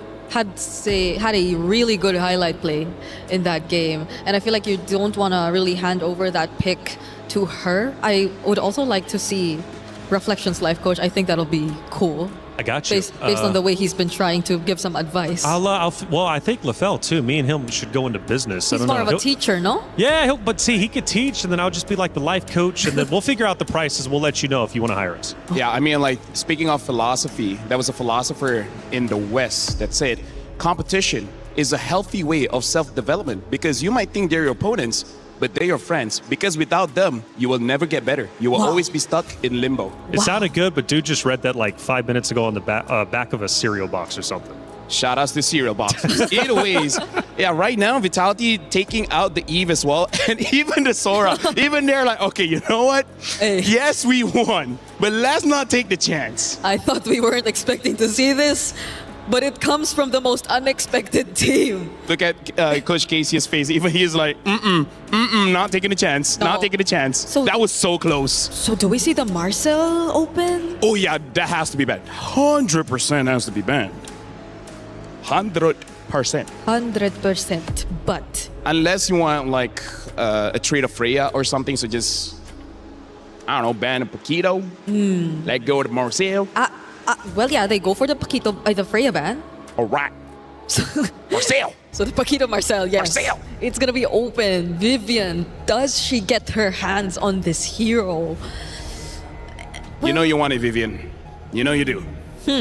Everyone wants Marcel. A good photographer. Who would want that? Yeah. Shout out to all the photographers out there. Y'all doing a great job. We have a lot around us here. Some of you aren't great, but the rest of y'all, pretty good. So I guess if they do get the Marcel, the Bellark will also be still there either way. So I'm thinking if they really want to prio Paquito instead. Yeah. Esmeralda is still there as well. Echo was well, okay. Esmeralda. Just get the answer. Yeah, because even going up against Marcel gives shields. Esmeralda are like shields. She's like, yes, give me all shields. Especially now that the carry is not there. The viable answer now is something like a Balman, something like a Lunox, which I'm pretty sure Falcons ID have in their back pocket. But I know, girls, your pockets are fake, so I'm not so sure if they can bring that one out. Oh, yeah. What is up with that? It depends. It depends on the style, okay? Sometimes we have functional pockets. I do have one right now. Oh, yeah, you do. Yeah, right? See, it depends on the style. So maybe also one of it would be the Claude if they just really want to... Well, I mean, the Claude Harris trade is still available anyway. So Atlas is the priority alongside the Baksha. I like the Baksha pick, a direct counter towards the Esmeralda, but also picking up the Atlas. I don't know. It's like they're letting go of the Marcel. Are they too worried that the Marcel shield is going to help the Esmeralda too much? Because now there's an opportunity for Vitality to take it. And Marcel, that's... The thing is, they already picked up the Atlas, so it's not like they're going to counter with an eventual Hilda or something, right? Yeah, so that's a lot of really good picks that could go over to Vitality if that were to be the case, but they just settle with a Claude for now. At least it's not going to go over to Team Falcon's ID. Liv will not get her hands on that, but is it the roamer that they pick up here, or are they also just gonna be okay? Since they already pretty much see that it's an Atlas, they don't have to worry about the matchup. They'll just lock in another Akai for Vival. It's crazy, Brick, but I wouldn't be too upset if they pick up something like a Valir. The Valir to be able to deal with the Esmeralda as well as the Akai, because, well, now they pick up the Moskov. So before the gold laners get targeted, they banned is out. So Vitality and Falcon's ID at this moment, we've seen their game. We know that they both have what it takes, right? So going into game number 2, I feel like the draft right now doesn't scream a clear winner, right? Not from Vitality, not from Falcon's ID. If this trend continues, we might go for another extended game, something like 22 minutes and above. Ooh. Because both have shown Falcon's ID are very close to the level of Vitality. They just got to make sure when you have that lead, you need that discipline, right? You have to be... I know you're excited, adrenaline is pumping, but bring it down a bit. Yeah, and you also don't know what the mid lane option and pairing is going to be just yet. I believe there are still some very go-to mages that are available. The Gourd even might just be one of the options if we're talking about Shred, because you see how tanky these lineups actually are so far. You have Esmeralda, Akai on the other side, you have an Akai and a Baksha, so you might want to deal with it through additional damage, additional burst and Shred, and Gourd could be one of them, but does it get through? It's Vitality picking first after this banning phase, and so far they've just tried to take out more of Vivian's options through the Matilda. Yeah, the Student Master, either the Valir or the Gourd, both would work pretty well here. They're banning at the Arlet. I would say that's a pretty good ban considering they have quite good amount of crowd control, especially because there's a chance they can pick up the Zushi later. So the Arlet could potentially be dangerous. Now that the Matilda has been banned out, in terms of the other roamers, I think Glue could be respected because looking at their lineup right now, they don't have the kind of damage profile to deal with the Glue. But at the same time, this is Vivian. Vivian has a lot, maybe even ban out the Marcel just to not deal with that. Or still the Balearic, since it's open. Balearic as well, yeah. They could all just go in and just pop the Wrath of Dryad, so you already have direct answers. Plus, you could layer it pretty well. Again, we still don't know what the mage is gonna be. They're not paying attention to that. Oh, but yeah, Team Falcon's ID would not want that to happen. They take out the Balearic and the Matilda too. So the Glue maybe next option, unless they want something along the lines of a Gadot Gacha. I'm thinking of Falcons now because they have to pick up the mid here. Yeah. I don't think there's much that really answers the Akai right now because I feel like if they go for Izushin, I think it will work, right? Win it out with both the Atlas as well as the Baxia. There's a very good mid trio. Yep. The only problem is the Zushin doesn't really help that much against the Claude, doesn't really... maybe eventually helped out against the Esmeralda. So yeah, I feel like Gourd or Zushin might be the pick here, but picking up a Gourd is very dangerous when there's a Claude and Esmeralda. Yeah, on top of the Akai that could just keep spinning around and potentially push you away, but there goes the Paquito ban. So even despite them having the Esmeralda, they would just rather not hand it over. Benedetta is still available. But the damage XP laners too are still out there, like the Benedetta. I feel like Bennett should be one of the better choices now against Esme. What else? A CC is there if you want to go simple. Lapo too, if they just want to go for... Oh no, that's an Esmeralda. The matchup is not going to work. I mean, it's okay. Just you know, ignore the Esmeralda. Treat her like an X. Actually, no, some people still go for their X. Either way, CC, the simpler option, gets picked up. Yeah.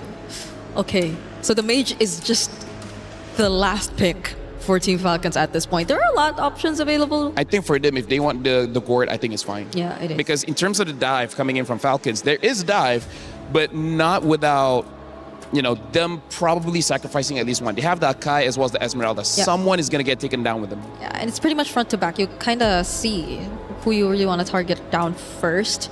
So I don't mind. It could also really pair up well with the Akai once you get to find a setup. But the roam options for Vivian have also been very limited. Marcel Glue. Considering that it's a CC, maybe not the... Well, the Gatot can go in alone either way. Whoa! Oh! Wait. Yamete Kudasai, hold on. Is this Akai roam? Because I feel like Balvin should be better off in the jungle, especially because you can deal with the Boxia as well as the Atlas. What? Or I don't want to hear an or. No. Balmain jungle. Okay, Balmain jungle. Okay, Balmain jungle. Let's keep it that way. Falcons, they definitely need the damage to come through. You know what? I'm okay with Gord. Just kill the front line so fast. The cloud will be a problem, but that's a problem for 12-minute Gord later on. 0 to 11-minute Gord would be somewhat okay. But if not, what, huh? There's a... Yeah, Gord. I mean, like, eventually the cloud will be a problem, but hey, c'est la vie. That's someone else's problem when the time comes. See, I told you! No way! It's not Jungle Balmain. Wait, can't be Shell, Goat Lane, Balmain, no? Okay, no. No, wait, no, yeah. You know what? How about we throw that? Well, not only did Game 1 bring surprises, so did our hero pick for Game number 2. Once again, we go toe-to-toe with Team Vitality and Falcons Indonesia. But this time around, Falcons Indonesia, their key is at risk. It might get crushed, and Vitality is looking to do so. Can Falcons Indonesia fight back, or will Team Vitality end it here? Let's find out in map number 2. Mirko Eterna, take it away. Everything is on the line here, Reflections. Thank you so much to the panel as we head over to game number 2 between Team Falcons Indonesia and Team Vitality from the exact same region. Indonesia. The stakes are high. Tensions are at the utmost peak as well. And obviously a very interesting draft coming through as we do see finally the Balmain jungle here on Stream A. And I just gotta say, did they think it was gonna be Balmain Gold? Did Brigadier think it was Balmain Gold? No way, man. That's kind of crazy. Anyways, yeah. Balmain in the jungle. I think we expected this as well, man. We got the crowd going crazy here in Paris for Vitality. And, man, I honestly think this is the composition to do it. It looks like they've covered all grounds. The Valentina to steal the Fatal Links away, and it's a massive threat to everybody up top. Violet, Chev, and Raimundo. Even Livy with a flicker. This Fatal Link steal is going to be massive, and you have to remember, Cini's going to get level 4 for Turtle 1 at the start, so it's a Fatal Link advantage for Vitality. On top of it, a winning lane up top, a safe lane down below, and a Balmain that clears so much quicker than the newly nerfed Boxia. Which is why I'm thinking about the winning conditions for Team Falcons Indonesia here, considering they are the ones that would like to force this game number 3. We do see some active rotations here in the mid lane here by Chev. Look. But at this stage in time, there's nothing that they can do. Raimundo! Oh, shove it! Almost taking Raimundo down. Flicker out though. And look. Vital's already cleared her entire jungle. Chev is only now gone to the orange buff. Great stun, no retribution though. Vital takes it away. And it's exactly as we mentioned, this clear is ridiculous. That's why Leo, a young man from the Philippines, has been spamming this in the ranked games here in Paris. And he has been destroying everyone. So with that being said, I guess the thing that they can fall for is the fact that they have 2 really strong backliners, right? They have Liv, they have Moskov, they have Levy as well on the board. But wait a second, we do see Cini. Mystic Gush coming down right now. Vital's gonna get taken out. Vivian's right there, gets away, but Cini splashes her with damage. Now Fumieko in the midst of it all, trying to deal some more damage. Vivian with the flicker in. Zev gets ult just right in time. The Mystic Gush comes through as well. And they throw their lead early. Vitality going for a fight, completely disrespecting the strength of Falcon's ID. And here lies the loophole. Herein lies the moment that Team Falcons look for a moment of their own. The neutral objective falls into the hands of Team Falcons as they hold a little bit of gold. And it looks like they want to transfer this onto something else. Shell looks like she's in trouble. Yeah, she's going to be all good. But man, Cindy taking away the Mystic Gush instead of a Fatal Links, that really stopped everything from happening, right? Like, they should have been able to lock these guys down with the Fatal Links. She instead went for damage. And you got to understand, when you have Vivian on an Akai level 3, there's no one to set. It's a Bauman as well. The strength of a Bauman is that crazy clear, which she still has, by the way. She's probably going to steal the lethal counter and the retribution. Fatal Links, there you go from Cindy. But Raimundo is going to answer with her own Fatal Links into the Mystic Gush. Good splash of damage. Vivil's able to survive. Fumi Echo trying to walk up with the Falling Star Moon. But you can kind of see the idea of the composition coming in from Falcons, right? I know we've been talking about Team Vitality and how it looks like they have a superior draft in comparison. Wait a second, that's gonna have to wait because Liv now is gonna die. Yep, that's what happens when Vivian gets the heavy spin up, right? Before this, they lacked CC. It was up to Cine to get the Fatal Links, but now it's all good, yo. There's so much to work with. They do. They have the splash with Terrify. They have Vivian with the headbutt. They have Fumi Echo dead up top. I don't know how that happened. Chev, I guess just caught Fumi Echo lacking there, trying to go for a trade against Violet. She's gotta be careful. Vivol though, oh god, already a level ahead with the turtle on the hands of Chev. And 2 kills and 2 assists, and it's still Vivol. Yeah, it reflects the clear speed that you were talking about, that you were mentioning from Bauman, and it really is reflected into the game. And despite everything that you mentioned earlier on, it's still Vitality that also holds that gold lead, 1,000 and counting. The next neutral objective is going to be spawning into the game in under 10 seconds, and you can already see the setup coming through from Team Vitality. Vivian is in position. Raimundo is trying her best to give out information towards the team. But at this state in time, again, Team Vitality have so many resources they can utilize. Let's see the clapback from Falcons. There you go. That's a Fatal Link steal. That'll set them up in this fight. Remember, there's so many vulnerable targets to this Fatal Links. Violet's on a vengeance.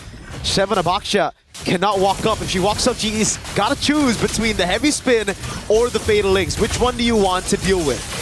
Raimundo pops in a perfect match. That's a free neutral objective, and Vitality will just take it and go back to their own lanes. And it feels like Team Falcons understand that, right? Yeah. They wasted absolutely no resources whatsoever, and they understand in a true 4v4, considering that, of course, Liv was still up top. But a second shell, still going to be able to get out of there, so no problem just yet. But yeah, back to that point. It looks like they're looking for a rotation of their own, looking for something that they can take over the map. I think Chev wants to rotate to the bottom side, but it looks like there's a pit coming from Vivian as well as Vival. Yeah, luckily Chev was able to get away in time with the Shield Unity. Liv up top though, going up against Fumi Echo. This should be okay for Fumi Echo. The rest of Falcons are planning something here. They know there's no Purify. Instant Fatal Links coming out with a perfect match and the Mystic Gush, but Fumi just runs out of there with a sprint. No Fatal Links to play for anymore for quite a few seconds, and it does seem like Liv is going to have to respect this. Falling Star Moon, Fumi Echo. Vivol's also coming in to invade the jungle, and Vivian's already helping out down below. Vivol, now that's a lot of damage. No Spirit Misery, lethal counter, forces the flicker. Down below, it's Violet, who has to respect this damage. Purify coming out with a Blazing Duet as well to Violet. So low, SOD lands. Liv takes it. City comes around as well. That's going to be the pincer maneuver by Raimundo to get a pick on Shell. Not bad. Not bad by Team Falcons, right? They looked for a pick in the top side, it didn't work out. They instead rotated towards the bottom side, being unable to pick out Fumi Echo, and they get Shell in the process.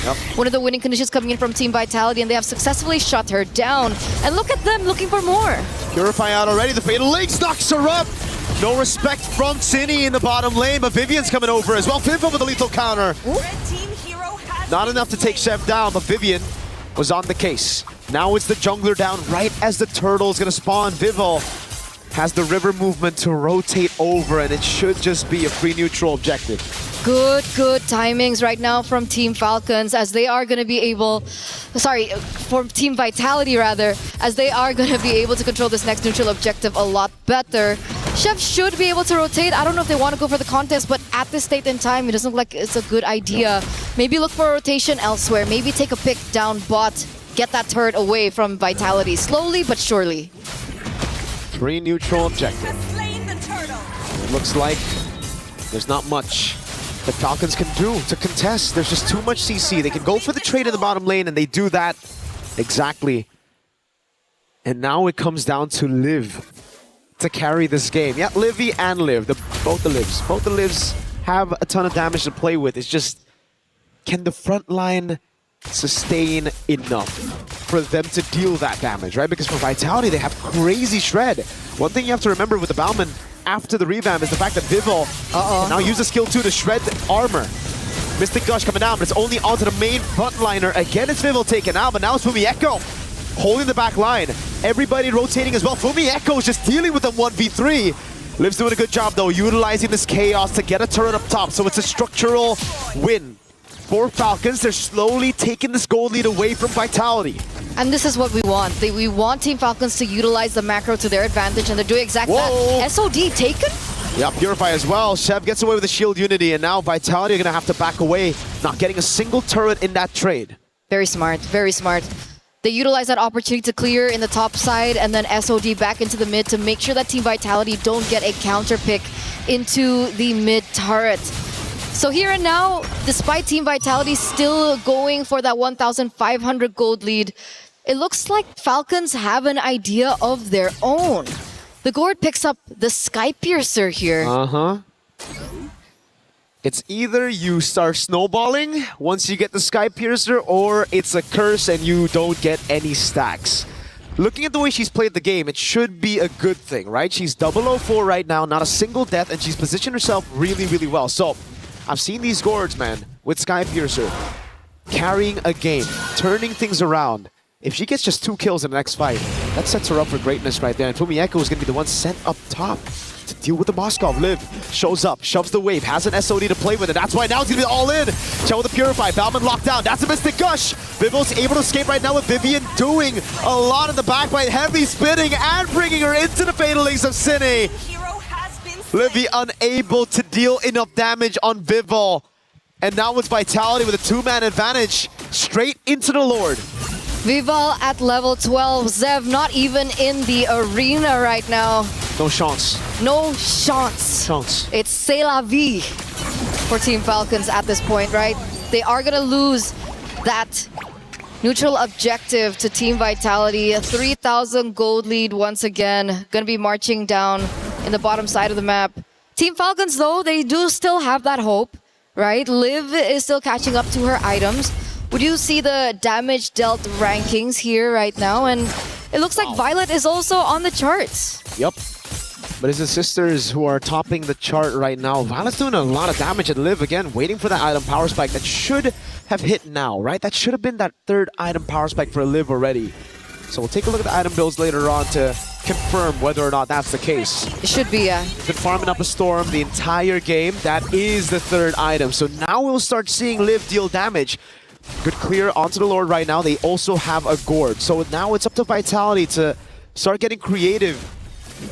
Try to siege this base. Vivian trying to be creative, gets pincered. And the Holy Shield has already been procced. Up top, Tier 2 gonna fall as well. Tier 2 in the mid lane, the final one.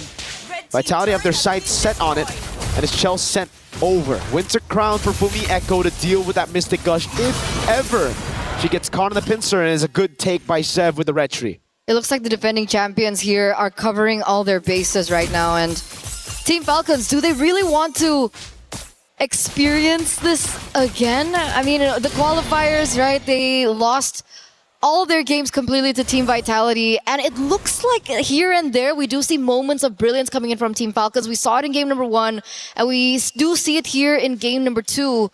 And hopefully they find their moment. Hopefully they work around what's been thrown at them so far by Team Vitality, and they look for a moment of their own. Shell, is this it? Is this the moment that they're looking for? Purify's all up still. Vivian still has a heavy spin as well. That's why Raimundo's hesitant to use the Fatal Links. Now it's Cine with the Fatal Links over on Violet with the Vengeance as well. Fumi Echo, Conan's pincer. Now lethal counter. Vival takes her down. A big shove it. Raimundo, perfect match. Trying to escape now, but the rest of the team comes over. And it's a big headbutt. But a good disengage by Falcons ID. Again, not the greatest of results for Team Falcons, losing Violet here.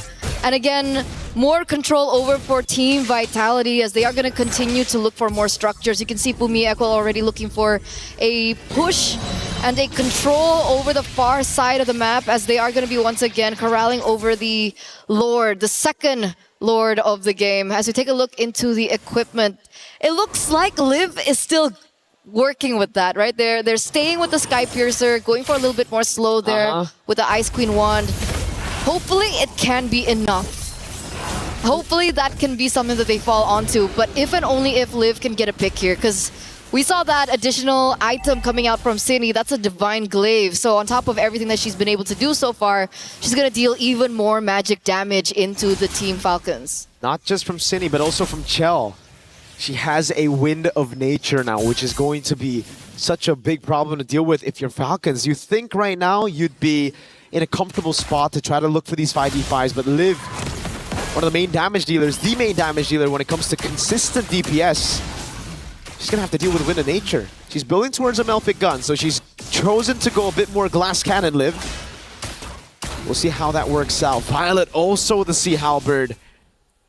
Not much survivability, but a heck of a lot of damage to try to bait out these resources before the skirmish, but it's responded over with Chastised Pauldrons at the same time for Fumi Echo and Vivian.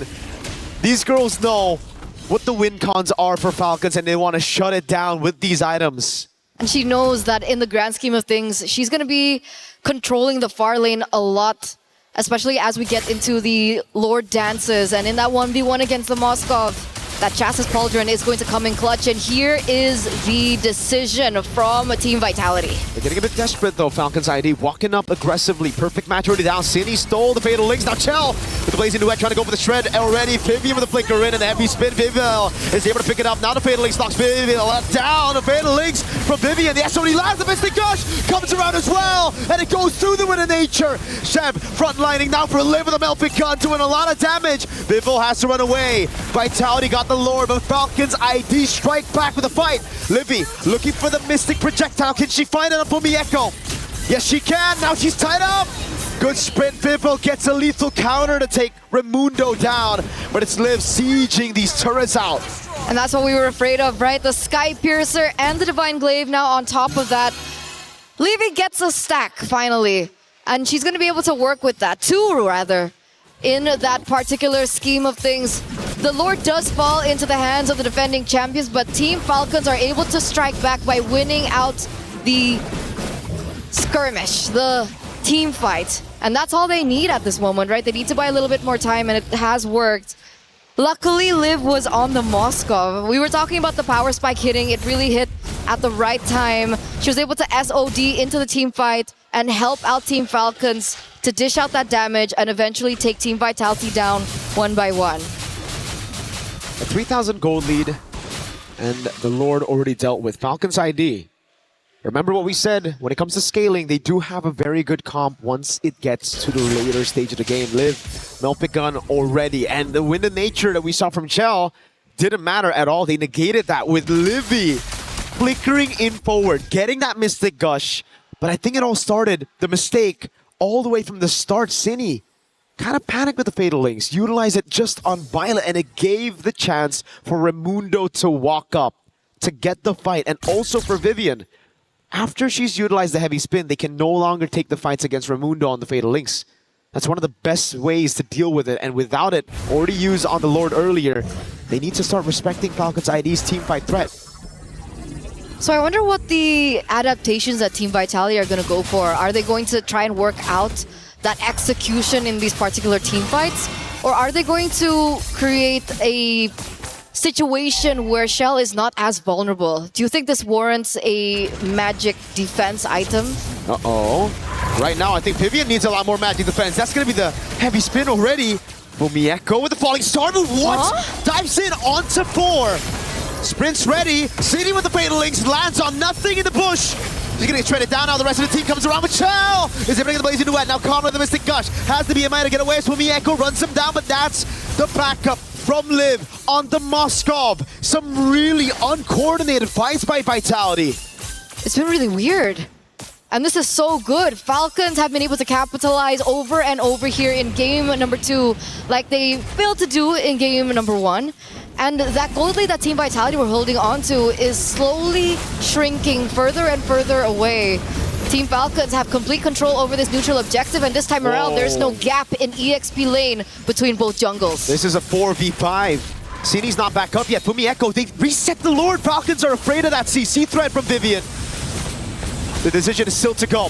Violet's already used the current call. Now he's going to falling star move for Fumi Echo. Vivian with a zone on Chev. But look at the Batman also zoned away right now. Vivos looking for the angle right now for the goal for it. It's Chell who seals the Lord away. Out of 2 retributions, it's Chell on the Claude. SOD from Liv. They get the fight again. And it's a crazy save of the game from the Claude with the Art of Thievery. That could have been so bad for Team Vitality. They lose 2 members in the process. You can already feel the damage coming out from Liv because of the items that she's already have under her belt. The Malefic Gun as well with additional range to her kit.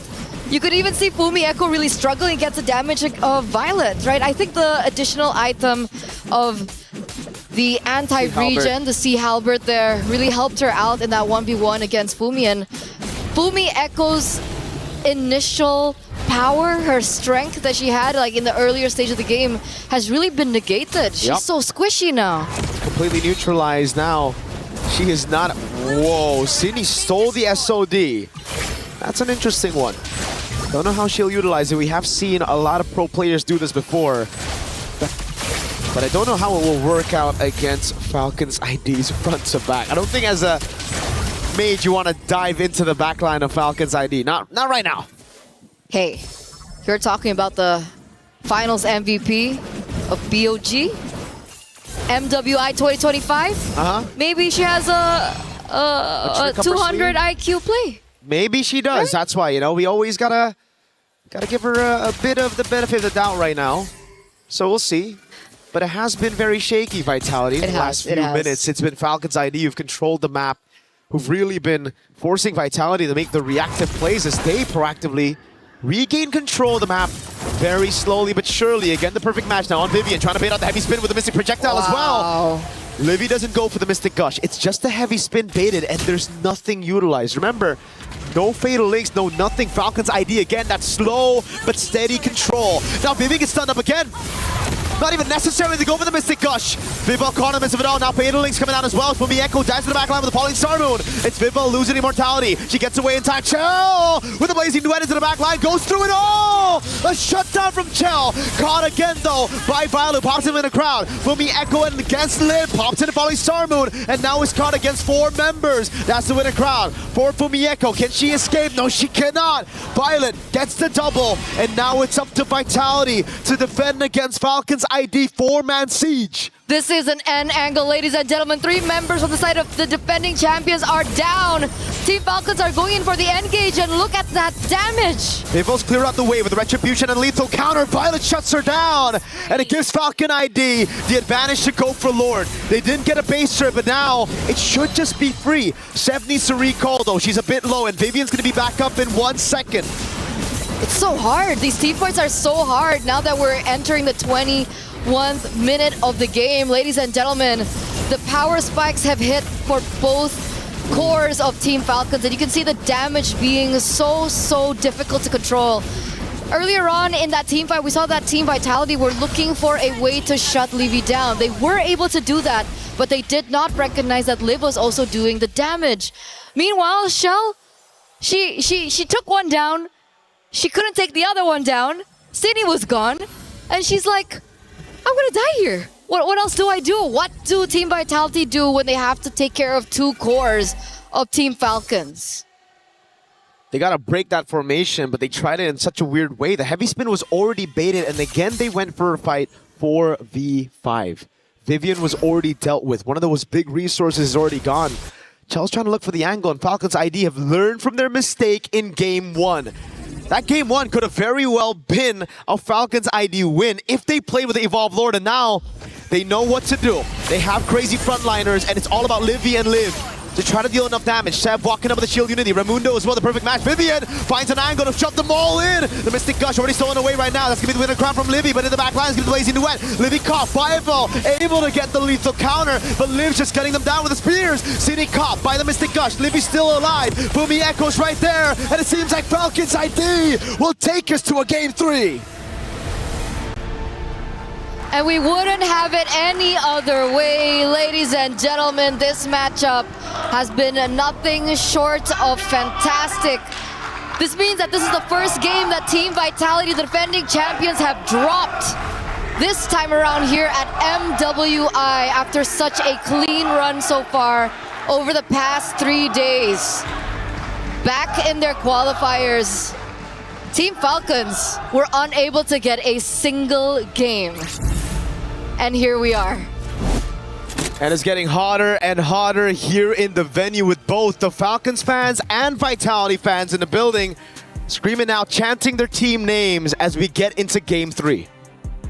So without further ado, we've tuned into Game 1, we've tuned into Game number 2, and we're gonna throw it over before we get into the third game. It's been me, Mirko. We'll see you after.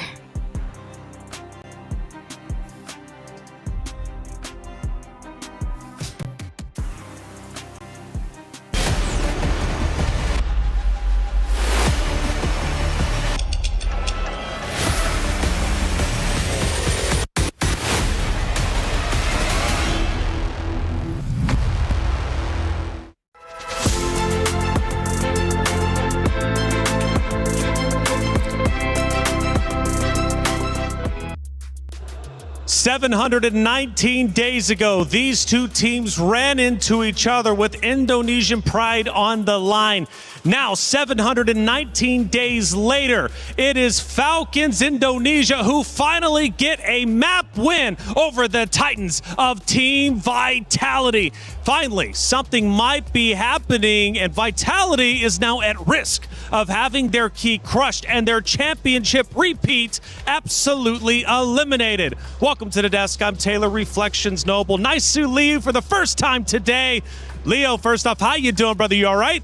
I'm doing well. Oh, yeah. Merci for asking. And I don't remember where I was 17 and 19 days back, but I do remember being in Saudi Arabia about a year back, watching Vitality run through MWI 2025 with a perfect record. Yep. So I know how historic today is that they finally concede a game, not a match, a game over to their rivals in Falcons Vega ID. But still historic. Naisu, we take a look at the match stats and they tell the story. You go back even to game number 1 though, it was like, man, Falcons were so close to getting the win. This time though, they did not waste the opportunity. They didn't at all. And I know for everybody out there, the gourd from Livy was great to see, but I think they had to come together as a team here because there was a moment, right, where they were struggling in the team fight. They really had to rely on Raimundo, Liv to come through, but the Sky Piercers from Livy is what I'm talking about, man, with that gourd. The big damn, Leo. Joseph, that's easy for you to say,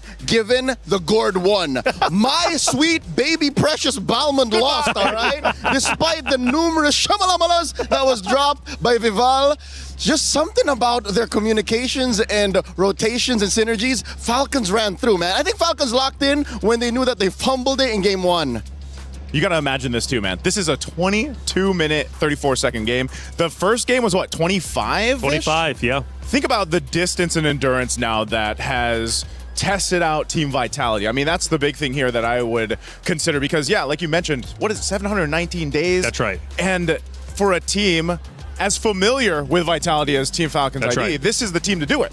I mean, you think about the history as well. I mean, Vitality has beat Falcons Indonesia, I mean, over 100 times in the span of them meeting up with each other. Minimum.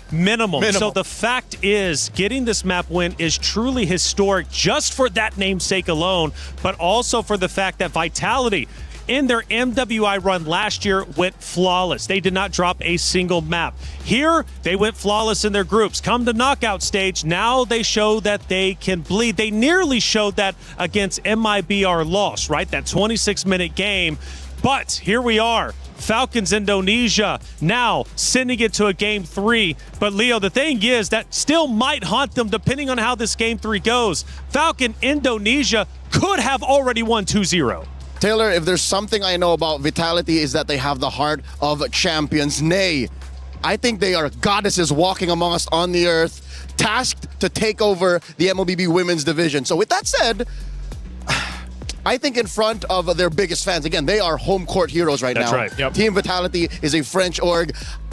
I think they'll have to look at the audience and say, it's more than just them who's hoping for us to win. They have to think of everyone else watching all around the world, and they have to lock in. This is the lock-in of all lock-ins, because if they drop here, there's no second chance. That's right. Nice. Let's take a look at a couple of big moments from that game number 2. First moment here, maybe we're going to be looking at Team Falcons starting to look pretty solid. In fact, it is relatively close. Fumi Echo on the opposite side, though, looking pretty solid. What are we looking at? This is, once again, that Fatal Links was used there on Violet, but it's the spacing that we're seeing from Livy. Vival was a problem. She was shutting down so many members, and they had to kind of respond to it. That's the strength of the Ballman right now. We saw this in Stream B, but again, look at the playmaking ability of the team, being able to play together, help them disengage if they have to. I think that was the big showcase here from Team Falcons ID, the way they played as a team. That's right. Second moment, Leo, let's go ahead and take a look at it and see what ended up unfolding.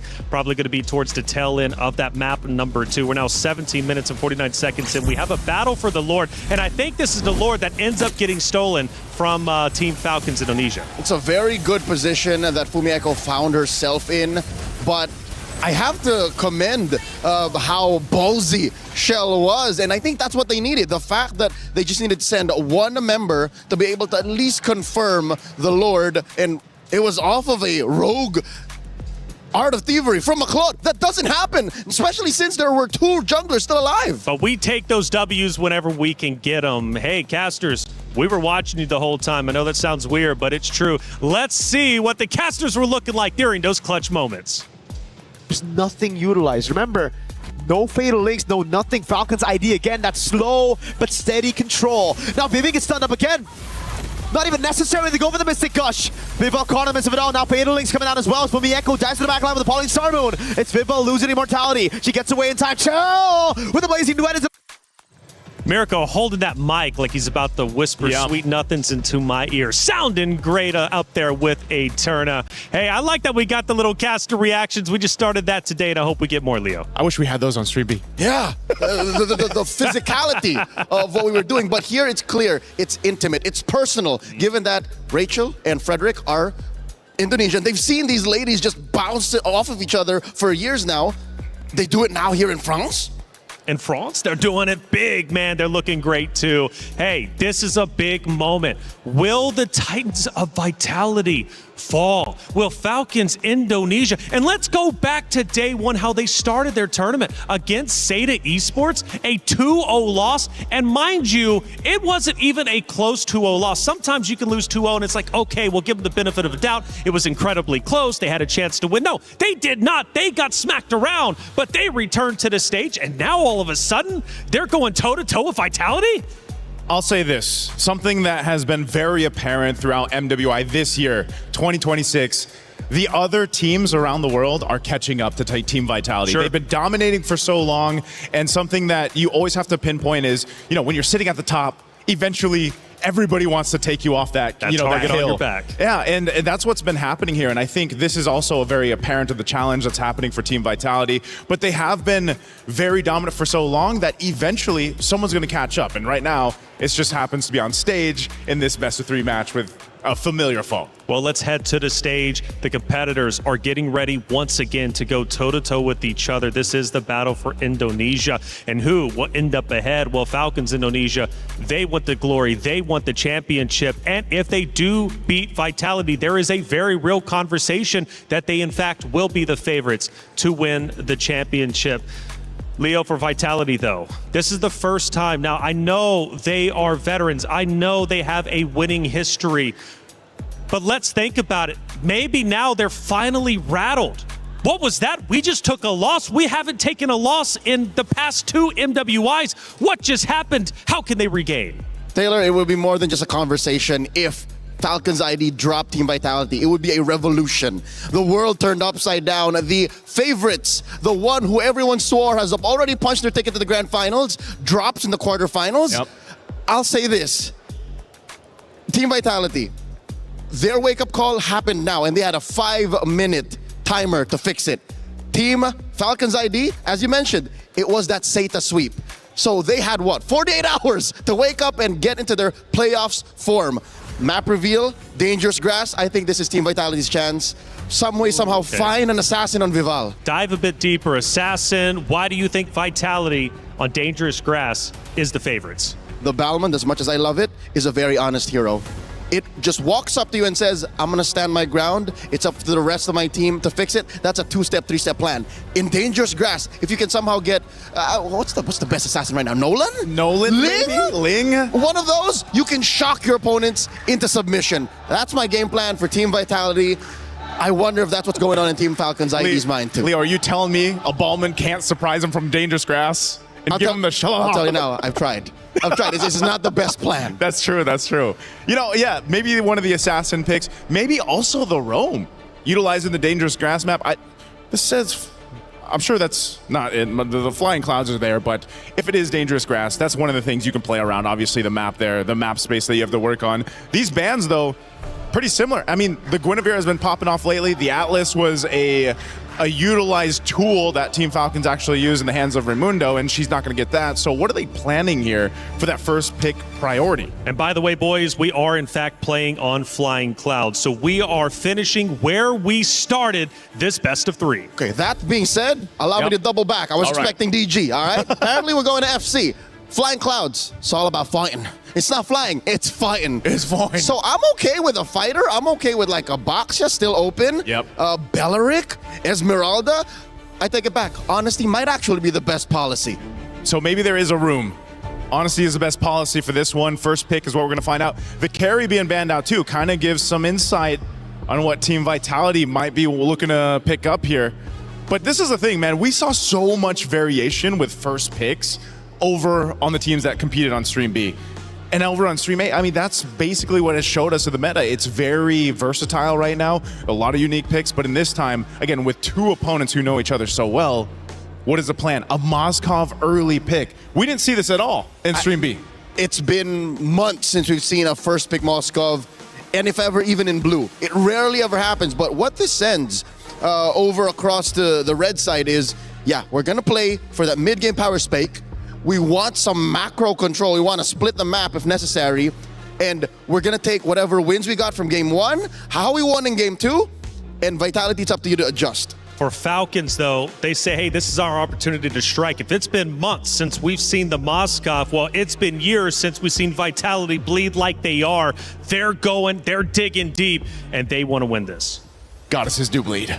I think there's room for a Belleric Claude or Esmeralda Claude. No, Vitality are still sticking to their guns. Literally, this is the game 2 draft happening right before our eyes over again. I'm surprised they didn't want to go ahead and take the Belleric, at least for now. Best roamer in the game right now. Best roamer in the game. Esmeralda, best XP laner in the game. Yeah, and they're kind of sitting on those, holding it, because essentially maybe they just want to wait to see what these next 2 picks are from Team Falcons, because again, they could pick up one of the Bellerics if they want to, pick up the XP lane early on. There's so many choices right now. But here's what we don't know: where that Akai is going. Yeah, flexible. It might have been an overcooked or shot over the moon type of situation wherein they forced the Balmond over into the Akai lineup, but now they can repair that. Team Falcons Vega ID pick up the Zushin and the Sora. A lot of good ways to start fights, to disengage, to, again, one of the main strengths of Team Falcons Vega from game 2. You gotta admit, Joseph, they were able to pop that Purify. They popped that Purify. A lot of crowd control, and I think that's what bothered Vitality so much. They did. And in this case, even with the Jushin and the Sora alone, you know you're going to have to be making that decision. Do I bring that Purify? When am I going to go ahead and get that timing correctly? You have to. You have to. The first 3 picks alone are crowd control juggernauts. Yeah, even with a bit of a nerf on Jushin, like it's still valuable. Yes, she's fallen in terms of pick stocks, but she's still there, right? And she's still utilized with the beacon, the lantern, and everything else. The response right now is some crowd control of their own, an Arlott pick. I think Vitality just want to disrupt whatever momentum Team Falcons Vega ID has. So in their attempt to regain footing, to rebuild the path that they're walking to towards the back-to-back, they're saying, hey, let me just... they're kicking Falcons ID on the way there. Kicking the door. And they're going to kick the door with this long spear from Fumieko. Is it a spear that Arlott has? It's one of those weapons. Yeah, it's a spear. But this is a hero that Fumieko also has just made how many highlights on? You know, it's one of those mainstays. Making XP laner. Exactly. That I think she struggled to do with an Esmeralda, because if you're the Esmeralda, you're used to already be winning. Yeah. When you make it to the 15, 16 minute mark, you should be dominating. Earlier, she just struggled. She struggled because, and I heard Rachel mention it, it's the once the atomization comes into play, the halberd. Esmeralda, the halberd, that sea halberd, it's deterred at that point. It's negated, as she mentioned, and that's one of the things you have to look out for. You dominate the early game with an Esmeralda, now you don't have to, at least for now, because both XP laners on both sides are locked in. Rest of the bands, because the jungle. What's the jungle going to be for Falcons? Falcons can still play an assassin. It might be weird, but the roamer hasn't been revealed just yet. So with just one solid frontliner, and again, just investing in crowd control, you could still pick an assassin. Coach Lucky Boy has Coach Casius on the back foot in more ways than one, literally and in the draft, but who knows what's going on in this Indonesian mastermind's, well, mind. The one mind here. Now for this last ban coming out from Falcons, this really has to pinpoint potentially the mid lane, or they decide to take another roam option out, just because again you don't know. Keep that Akai where it is honest. going. Exactly. You know what? Oh, it's a Belric. Weirdly enough, I would prefer for that Akai to stay where it is, in Vival's hands. Yeah. Just keep it there. This pick, the red 4, is going to tell us a lot on where Team Vitality is going, and then Falcons will kind of respond to this. So if Vitality wants to, they pick up their mid lane right now. No Eve. Yeah, Eve. Gord is still up. Gord. But the draft that they've started with doesn't spell Gord. How would you feel as a Gord with these 3? You wouldn't want it, man. No smokes, because there's too much to be the aggressor on Gordon. Once your Mystic Gush is gone or the Sora ended early, alone. Joseph, the Sora alone. The Sora alone. This is great. Lilia, you got some black shoes. You got that built-in Purify. You can pop off enough damage. We've seen how much damage Lilia can do in the early game. This is already a great start for Vitality's last 2 picks. And by holding out for the jungle pick, the quote-unquote jungle pick till red 5, they're committing to the bit. They're not letting Team Falcons ID know and decide what happens. Now, the girls from Vega have to say, that's it. We're showing you our jungle. We're showing you our roam. This doesn't happen, by the way. Not very often. This mid-trio gets fulfilled in the last picks. That second half. That's why the first 3 picks were so interesting. You know, in the pattern. Whoa, with the Hilda. So if this was Dangerous Grass, if this was the DG, I would have expected the Hilda. But in Flying Clouds, I still get it. It still works. Yeah. Even on the back foot, folks, being in Flying Clouds and playing a Hilda is a little bit of a blessing, even when you're losing, because you're able to Flying Clouds into the back line, get into a bush, punch back. Harley is the jungler of choice. That is not what I was expecting. The Harley, once dominant through the previous meta before that patch came out, he's still picked up, but just not as much. It's the burst that they needed. Yeah. Look at a majority of the lineup. None of them can take a life bar from 100 to 0. Harley does exactly that. This is a very strong mid-game power spike team that Team Falcons have gotten themselves. Yeah, now this last pick for Vitality. This, once again, crucial. Down to 1 game. This pick will round out this composition. This is the prestige. This shows us exactly what Coach Casius has been cooking. Where does this Akai go? Ooh. It's a Cho. So it is confirmed a Jungle Akai. It's a Jungle Akai. You get the Cho. Imagine, it's only been picked 3 times so far for MWI. It's Vitality versus Falcons Indonesia. the great Indonesian rivalry. But it's been one-sided up until this point. Falcons Indonesia have finally shown that they can beat Team Vitality, but that was just one map. Can they win the series? Can they crush their rivals' key, move forward in the tournament, and potentially claim a championship? Let's find out. It's Team Vitality versus Falcons Indonesia. Mirko Eterna, take it away. We are living in a world where the defending champions don't even get a chance to defend their throne. Ladies and gentlemen, one game away from elimination for both Team Falcons Indonesia and Team Vitality Indonesia. And I feel like for Team Falcons, after being absent last year, this is the statement that they are building. The statement that they're saying, hey, second place, it's enough. Yeah. I really like the responses, by the way, from both these teams coming into it in the drafts. Falcons ID those last two picks. Fantastic. The Harley pick and then the insta-deny from the counter of the Harley, the Hilda, takes it away. Leaving Vitality with either the Khalid or the Cho to try to deal with this Harley. And you can already see Vivian here start to screen out where this Harley is. And that's all Vivian can do later on as well. It's all about Vivian trying to delay Chef. So far, doing a good job with the Jikundo and the concussive blast. Vivian takes the orange buff away early on against Sev. Oh no, Raimundo couldn't see where Vivian was.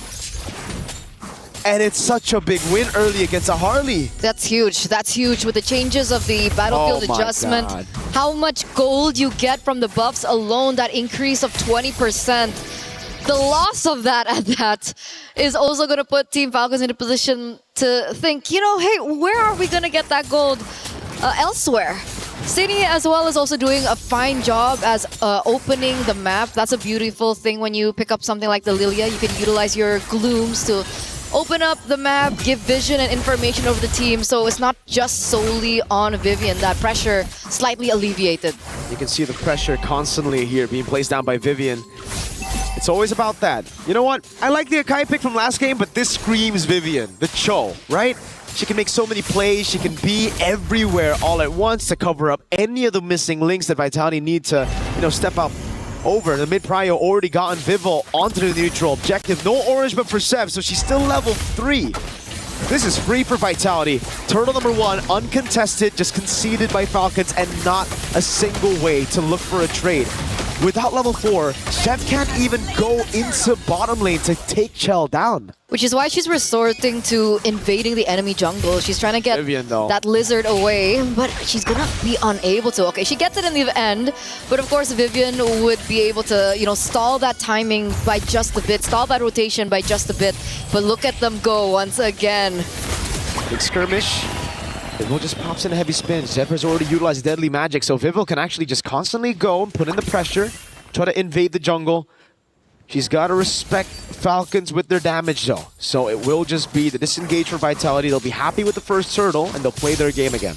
It's so uncanny, right? Because we think that because of how fast the rotations of the Harley is and how fast the wave clear, as well as, you know, the creep clearing is, seeing Zev at level 4 compared to the Akai, who was nerfed quite a bit, by the way, at level 5, it's just something that you don't see every day. But Team Vitality, they know the scopes, they know the limits and how to execute it properly. And this is the situation that we are in right now. As they go for another invade onto Team Falcons, they're not allowing Zev a moment of breath and respite.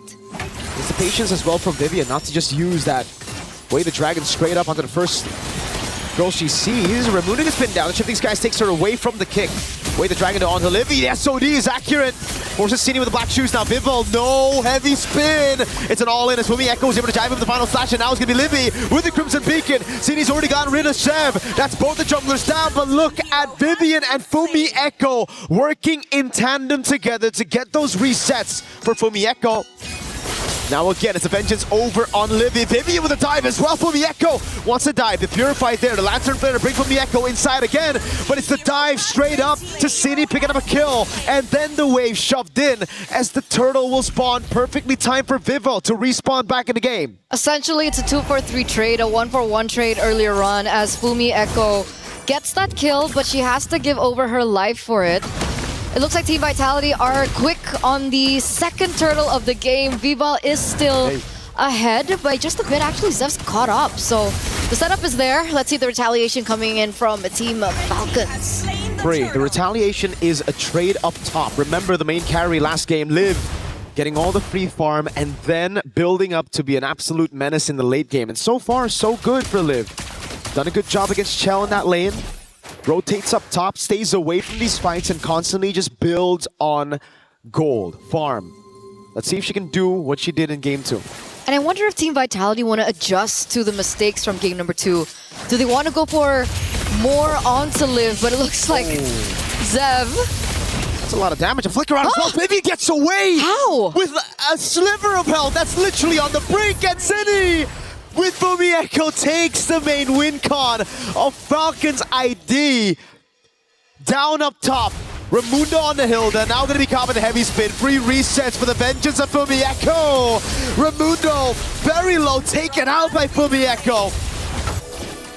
I never want to see Vivian on the Panda ever again. I just want to see her on Cho.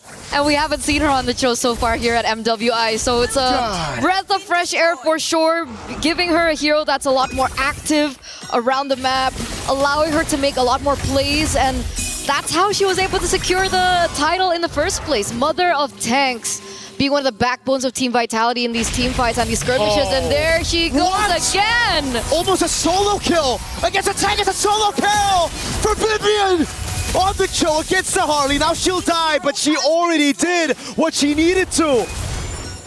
How is she doing this on a Cho? So worth. What a worth trade. A roamer for Zev. And I bet you Zev is going to be caught quite behind of the Akai again. Wow. What? Aggressive Team Vitality here. A different change of pace for them. Absolutely not the safe Team Vitality that we saw from game number 1 and game number 2. Here, active from the get-go. They get a structure down bot and they completely and straight away collapse onto the final turtle of the game. This is perfect turtle for the defending champions here in game number 3. There was an attempt from Zev on the Harley, who's been sokoliled by Vivian on Cho. Oh my god. The Harley should have an advantage by now at this point of the game, but now without the advantage, and then you take a glance over Vitality's composition, you look at their composition here, and there's no one to target for Zev.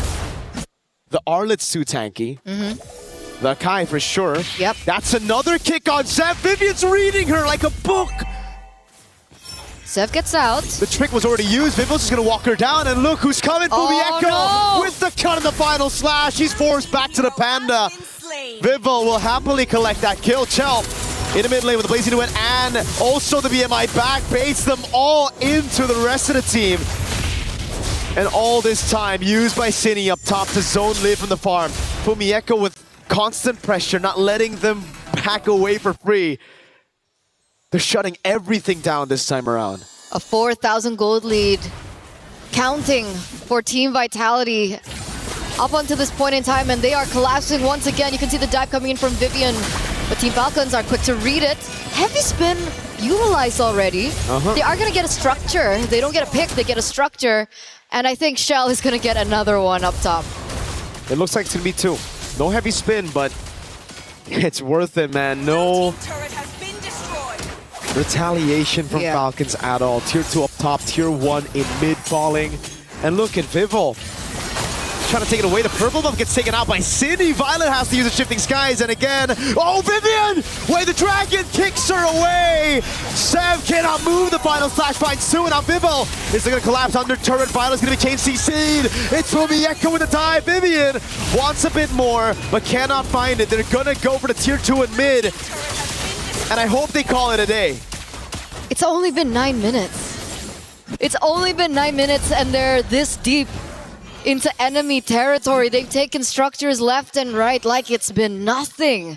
Vivian constantly being able to look for these opportunities from a counter engage off of Violet's initiation.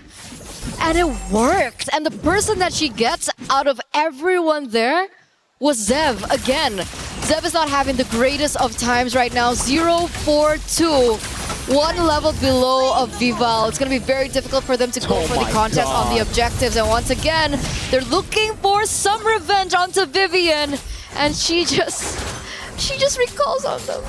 When a choke can recall on the enemy jungle like that, and everything gets used with Vivian not feeling like it's a threat at all, that's a problem right there. Oh god. She's stickered.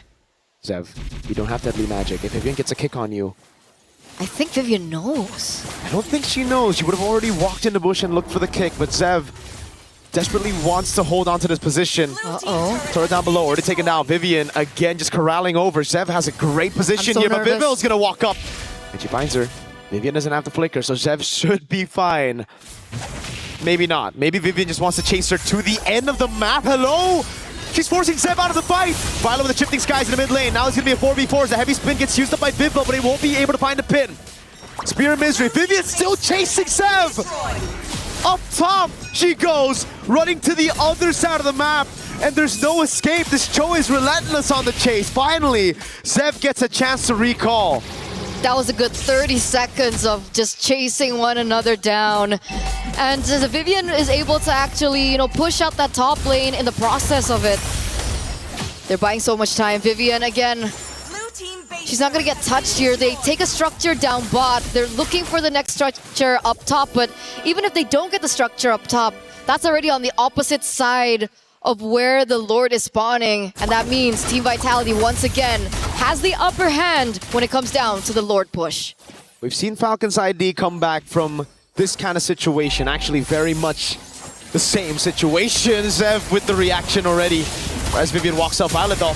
Caught in the shifting skies, the heavy spin as well. The final slash comes around and Violet's going to be taken very low by the Blues. Taken out by City, who claims the unstoppable. Now it's Cho, the BMI forward. One thing's for sure. When Zev sleeps tonight, she's going to see Vivian on Cho in her nightmares. Again, it's Fumi with the stun. Vivian with the kick in the final slash. Just a cherry on top. Vivian gets another kill. The Lantern Flare doesn't deal anything on Vivian. And they're going to strip Falcon's ID down to just the crystal. They took everything. They came in and they took everything. A 10,000 gold lead by the defending champions. It's looking bleak here for Team Falcons. And, you know, going back to what you were talking about earlier on, they were in a similar position as they were there in game number 2. But the difference is, Levy was on the gourd. This time around, Levy's on the Jushin. She doesn't have as much burst damage that she can utilize to the later stage of the game. Perhaps maybe if Levy had the Sky Piercer and she had stacks on it, I do see a world where Team Falcons can go for a comeback. But in this particular scenario, they're only relying on Liv. Vitality only needs to take Liv down. And for Falcons, they have to get everybody. They have a crazy read here. Oh no, Vivian hunting Sep that way. The dragon lands and it connects. Vivian trying to get the kill. It's gonna be Cini with the glooms. Oh, Vivian wants it for herself.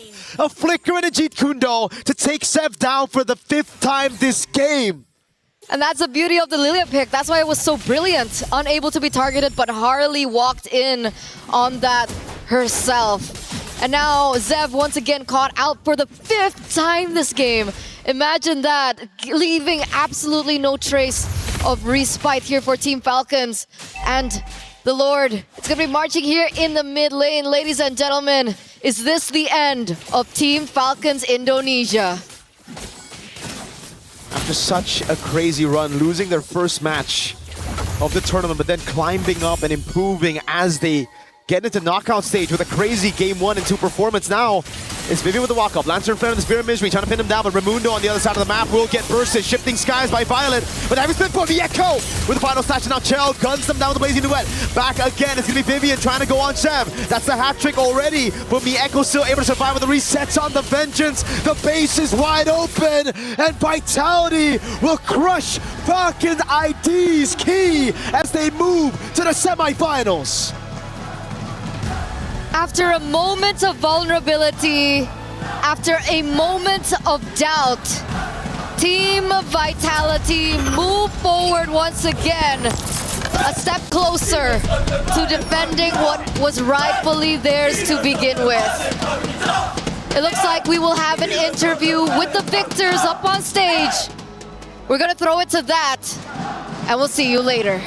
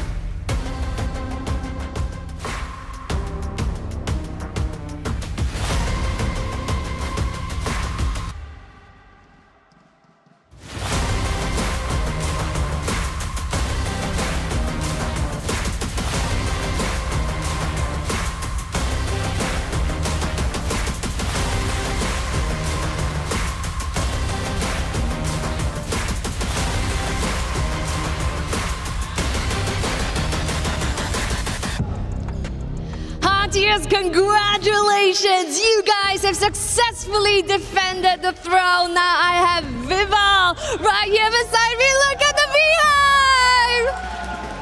They're all cheering you guys on. Now you guys have faced Falcons Indonesia so many times. So what makes this match different? I think it's just us that we didn't play like our best, where everything was in order and all. We had a lot of blunders, so that's one thing for us to reevaluate. But what makes this match different, given that, you know, you met Falcons Indonesia so many times? What makes this particular match, you know, mean more? Maybe it's because we are finally battling out in EWC. This is like the biggest tournament there is for us, so that's what makes it special. Like both sides just now wanted to give it their all. Right, and of course on home turf as well. So yes, of course, a familiar foe indeed.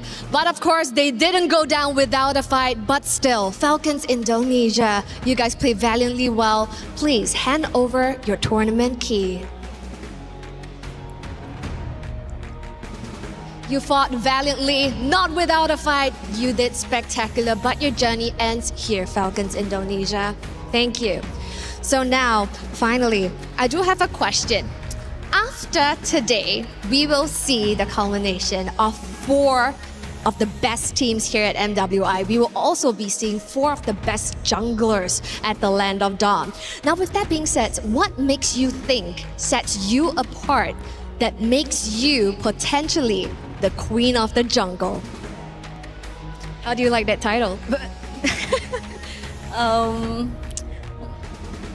Maybe what makes me different, I guess, is maybe experience, and I can say my hero pool. That's right. You know, what I know is you play assassins as well, but right now, someone has been picking meta picks and utility jungles, and then you whipped out a pocket pick, the Bowman earlier. Really, really sexy. Now, congratulations once more, Vival. Potentially, if you secure the throne, Queen of the Jungle. Excited for that? And with that, congratulations! Team Vitality, take your walk of victory!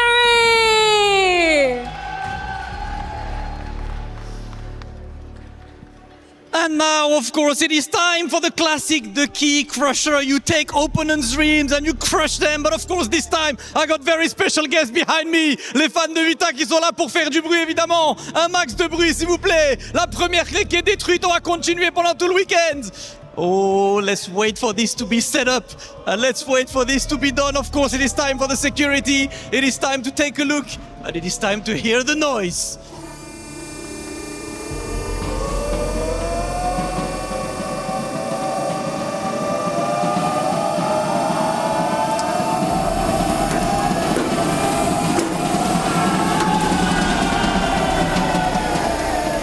Vitality will move forward in the playoffs. They will be back tomorrow, of course, and I cannot even hear what I'm saying. I do hope you guys can hear anything, because the vibes are immaculate. But without further ado, let these guys party, and let's take a look at the highlights.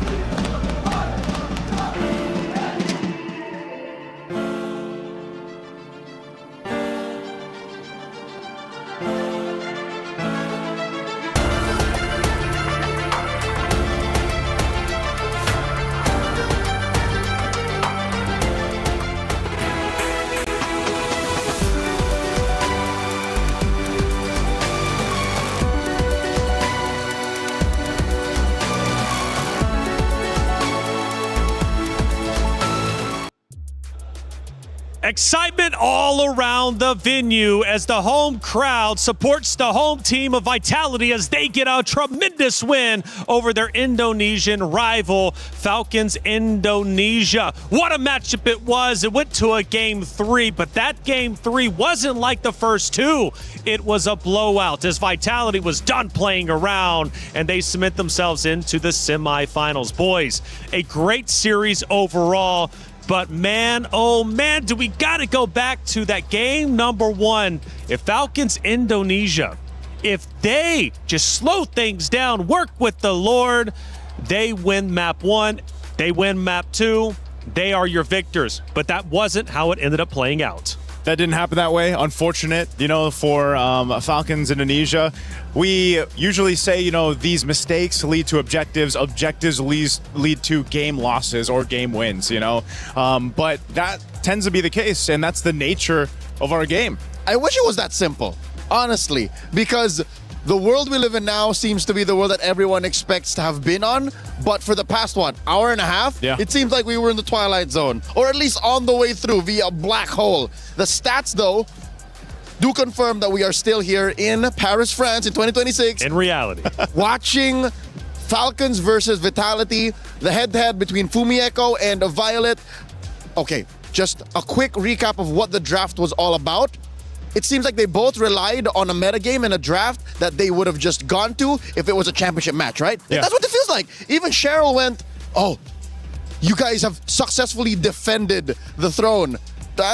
No, they haven't yet. They're just on the way. But looking at this 13-minute, 52-second match, it was Raimundo who took so much out of it, and Chell and Chinny, back-to-back, just farmed out, dealt damage, and Fumieko, the best wing woman, was on her Arlott. That's a signature pick that she's won multiple championships with. Not just that, Vivian's Cho. I heard it as well, man. Right. I heard Mirko mention it as well. And Eterna, just give her the Cho. Did you see the kind of gameplay that Vivian was showcasing on this masterclass of a Cho pick? I mean, I feel the same. Just play the Cho.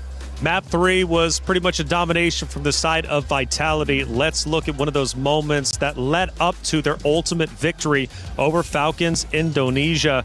Leo, what are we looking at? This is, I believe, the first Lord push. And actually, no, it's the second Lord. Because all the base turrets are gone. Yeah, it's a second Lord push, and it's miserable. The fact that the Hilda on Raimundo can't go nowhere. This was post the moment where Sev was chased down by Vivian. There's at least Sev gets close to the base. It's the finish. I think there's very few moments that we could have actually watched and broken down, because if you all just check them out, it would be the same thing. It's just Vitality, taking names, and kicking butt. That's right. It was Vitality taking turrets left and right. And when they pushed the base, you could tell they were angry. They wanted to destroy Falcons Indonesia. They didn't want to just take the crystal. They wanted to take the entire base over, and they did so one base turret at a time, and then ultimately pushing in.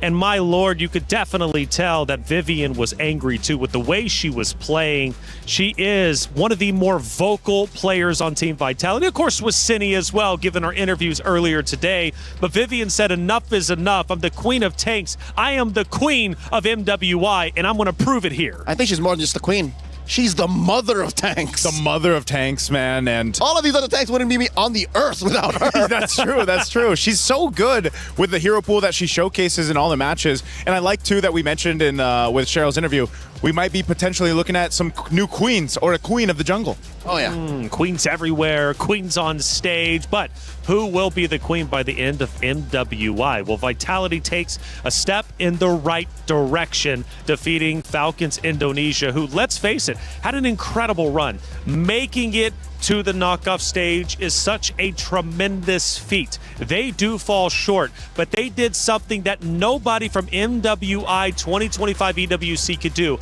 and that was take a map off Vitality. Yeah, I love that. Again, for Team Falcons Indonesia, they are a team, like I said, that knows Vitality so well. They've played multiple times against each other, and they are the team to bring them the distance. I mean, think about it. Yes, it could have been one of those cases where maybe they had swept Team Vitality. Think about the headlines that would ended up being, well, unfortunately, that doesn't happen for Team Falcons. You know, and Leo, you made up a great point before we headed into that match, and it was the fact is that the teams have truly caught up. Other regions are catching up to what Vitality is up to. They dominated an era, and let's face it, they're still dominating now, right? But teams are getting better and better, and Vitality needs to keep on their toes. And I think this close call, the almost sweeping loss, was enough of a wake-up call, a reality check to think that, hey, we are a shoo-in for the grand finals, but we have to still earn it. Again, looking at the stats here, this game shows just how dominant they can be for Team Vitality. You know, if you poke them too much, the whole team gets mad. And this is the type of result that you're going to have, man, because, again, we talked about Vivian, her highlights there. Chell really didn't even get the opportunity on the Claude to just hit that power spike that we usually see on the Claudes. Game ended too quick. Game ended too quick in that case, but it was everything they had in the early game that just kind of took things all the way to the win there at this point in the game. I mean, under 14 minutes is insane. It definitely is insane. And man, I mean, honestly, by even just minute 10, I mean, we could definitely tell that the map was about to end. There would be no comeback attempts from Falcons Indonesia like there was in map number 1, sadly. But hey, again, a great effort. Taking a map off Vitality is something to truly be proud of. We've got Rose on site with an interview with Vitality's Chell. Let's listen in. Hey guys, Shell here from Team Vitality, and oh my, that was an intense 2-1 full series. First of all, congratulations, because you are one step away from defending your throne.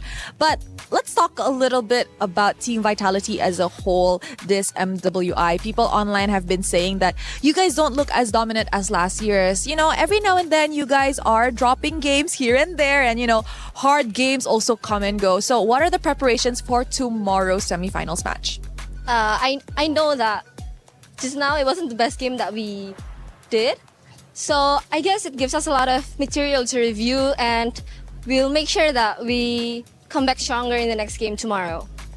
Okay, now Shell, let's talk about game 2. What happened there? There was a lot of mistakes from my part, like my bad. But I knew what I did wrong, and I'll make sure not to do it again tomorrow. I think it's nice that you guys are already self-aware on the problems at hand. Easier for you guys to revise it overnight. Now, I know it's a tough ID match, the first one, you know, as you enter the knockout. So perhaps a message for your fellow Indonesians in the room to Team Falcons ID? I think Falcons ID, they were solid as a team. Their teamwork is great, and they are the best opponent so far. Aw, thank you very much, Shell. Congratulations. We'll see you tomorrow. That's it from us. Thank you, Rose, as always, for that great interview. Again, not only from the interview on stage with Cheryl, but also, of course, with Rose. Vitality realizes we made some mistakes, individual mistakes, team mistakes.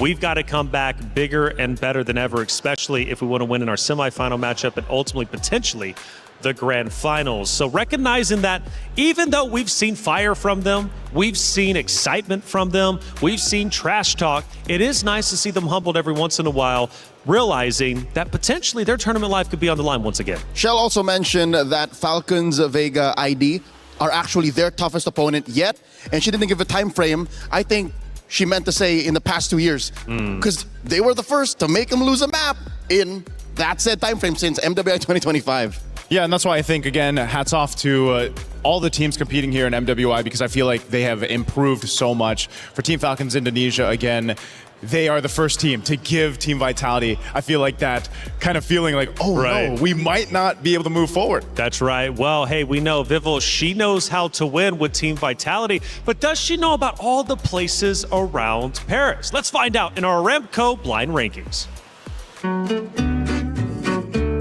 Yo, what's up, everybody? We're back at MWI EWC26. It's Mirko, joined here by the defending MWI champion, Vival. How you doing, Vival? I'm great. We are going to be playing a bit of a game, blind rankings of locations here in Paris. There'll be 5 locations. You're going to have to rank it from 1 to 5, and there are no changes, no swaps. Got it. So you have to lock in for this one, all right? Our first location is Disneyland Paris. I gotta rank that at first place because I really like theme parks. Yeah, have you been there? I have been there before. Okay. Eiffel Tower. Second place. Ooh. Yeah, because the Eiffel Tower is the iconic place to go in Paris, right? The Louvre Museum is our third location. I think got ranked that at 4. Oh, not an art person? No. The Seine River. Oh, that's nice. Yeah? Third place. Third place, have you been like on the boats? Yeah, I've across been- the Seine I've River? been on the boat. Have you been to all these locations? I actually did. Oh, there you go. So this is coming from experience. The Notre Dame Cathedral of Paris. Technically, it's locked in at fifth. Yeah, it's at 5th place, and I feel great about the ranking. Actually, it's. Yeah? Is it exactly the way you would rank it if it's not blind rankings? I think I would move the cathedral at 4th place. if I had So the Louvre would be at 5th if you were able to swap. Catch MWI EWC26, see if she can defend her title with the rest of the team. That's it for us. Vivo, I believe in you as a player, but I don't know about those rankings. Granted, they were personal. She's been to all of them, but I think us boys up here, we kind of disagree with some of them. Yeah, I don't know. I think I would put. Well, would your number one be Disneyland? I think I haven't been. Give me till Sunday. I would put the cathedral at number 1. I would do Notre Dame at number 1. Same. I'm same on that. I think so, especially given the history and, of course, the movie that was out there that was made about it. Hey, check it out. We got another great series about to be underway. Again, for knockouts, this is an elimination round. It's single elimination for the remainder of our matches at MWI. It's Geltec Cyber Team going against Falcons Minna. These two teams have fought hard to get where they currently at. For Geltec Cyber Team, well, they went undefeated. For Falcons Minna, they had to work a little bit harder, losing one matchup, but they fought back, and now they are here for a reason. Now, when it comes to Geltec Cyber Team, this is a roster representing the EECA region. And that's a big region, but they're trying to catch up to Indonesia, Malaysia, the Philippines. If they win this series, go to semifinals, where do we rank the EECA region? Oh, if they go, oh man, definitely top 4, right? But I like to see it. I always like to see teams in our competitive MLBB scene that are outside of the SEA region compete, get to the top 4, maybe top 3, and they've showed a lot of promise. Well, if you like other regions competing, well, obviously Falcons Minna are an exciting roster to watch. Since EWC and MWI opened its door to Minna and Africa, Falcons never made it past group stage. Now they're here for the first time ever. They're making history and could very well make even more history going forward. With the historic birth of this squad into the knockout stage, they're also doing so with an import, the Dynamite in a Nocturne. I want to see her in action. Okay, fair enough. And they also have, of course, living up to her names. It's Names as well, who's been performing incredibly well. And at one point was a huge favorite on the desk as we got the fans cheering us on over there. Shout out to you for being in the venue. We love each and every one of you. Now, this matchup, though, is going to be historic, especially for Falcons. We just witnessed Falcons Indonesia leave our tournament. They did manage to secure at least 200 club championship points just for making it to the knockout stage. But Falcons, they need more to catch up to the Titans, who are all the way at the top. And right now, Vitality is looking like they might run away with the most. So for Falcons Minna, for the club championship, Naisu, this is a big match for them. Definitely a big match. They showcased a lot of their skills on our Stream B, and we know these ladies really well. We've seen them compete on international stages. They have a lot of experience. They're a team that has a lot of this synergy where they come together and play. Names being one of them, a big playmaker for the team. Overall, though, I think it's a great matchup equally against Geltec, because that's the same thing that you see from them. Geltec has beat Twisted Minds, GK Esports. They have done a phenomenal job, but it's time to get this match started and bring out the competitors. Damascus, Cheryl, Hollywood, Rob, TV, let's get it started. Ladies and gentlemen, it is showtime. Let's go ahead and keep things rolling in our knockout stages. First, let's welcome our first team to the stage. Put your hands together for Geltec Cyber Team. The representative from the EECA region, led by Kaiowei, the Ice Queen last year. Early exit for the region today. We're trying to do better. 2 over GK, 2 over Twisted Minds. They have not dropped the game yet, and they hope they will continue this way. Geltec on the stage. All right. Now, anything you would like to say to your opponents, Falcons MENA? I want to say we will win. No translations needed. That's right. You will win. That's a great mentality to have. And of course, you may take your seats at your battle stations. Thank you. We will win. I love the confidence. And you know what? They did pick that opponent, so they better be confident about this. Because coming up next to the stage to face Geltec Cyber Team, make some noise for Falcons MENA! Team Falcons, at this point, this is their last chance to get points for the club championship, and I believe those chances are in very well capable hands. Built around their goal, her third straight MWI appearance. Can she take her squad all the way to the promised land? They did sweep the entire Africa qualifiers, and now we will see if they can take it all the way right here with MWI. There's a whole lot of pressure on this one. Now that's absolutely right. Now, with Falcons MENA, they have already made history by qualifying right here for the knockout stage. While Geltec Cyber Team, on the other hand, is looking to surpass their third place finish with an even better podium finish this time round. Now, earlier on at MWI 2024 was the very first time Kiowa and Names met each other as an international debutante. This time, 2 years later, how will they fare? We will find that out over at the Land of Dawn as they duke it out. So over to you guys back at the studio. Cheryl Damascus, Hollywood Rob TV, thank you so much for setting the stage, bringing the competitors on, and they are getting kitted up and ready to fight to the death. Who will win and move forward to semifinals? Who will have their key crushed? Well, let's find out. It's Geltec Cyber Team versus Falcons MENA, and also, again, Falcons' last hope in the MWI for the club championship points race. A lot on the line for this one. Let's start talking about it. Geltec Cyber Team, Cheryl interviewed them, and you know what the answer was? We will win. I like it. We will win. Simple, confident.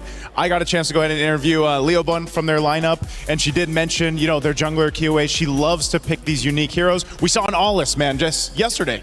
And they'll be facing off against Team Falcons at MENA. There's a saying that goes, death sustains life. And with the fall of Falcons ID, I'm pretty sure that will motivate MENA all the more. Absolutely. Now, in terms of these two Titans facing off, they all obviously had a pretty tough run to get to this point. For Geltec, they had to beat Twisted Minds and GK Esports. They did so in 2-0 fashion. The series weren't easy, but they managed to make it happen. Now for Falcons MENA, they had a bit more of a difficult run. They had to go against Falcon Daisy's Foot Esports, but they did take a 2-0 loss to Galaxy Phoenix, who has been absolutely stellar. Where do we rank these two rosters, especially in comparison to each other? Naisu.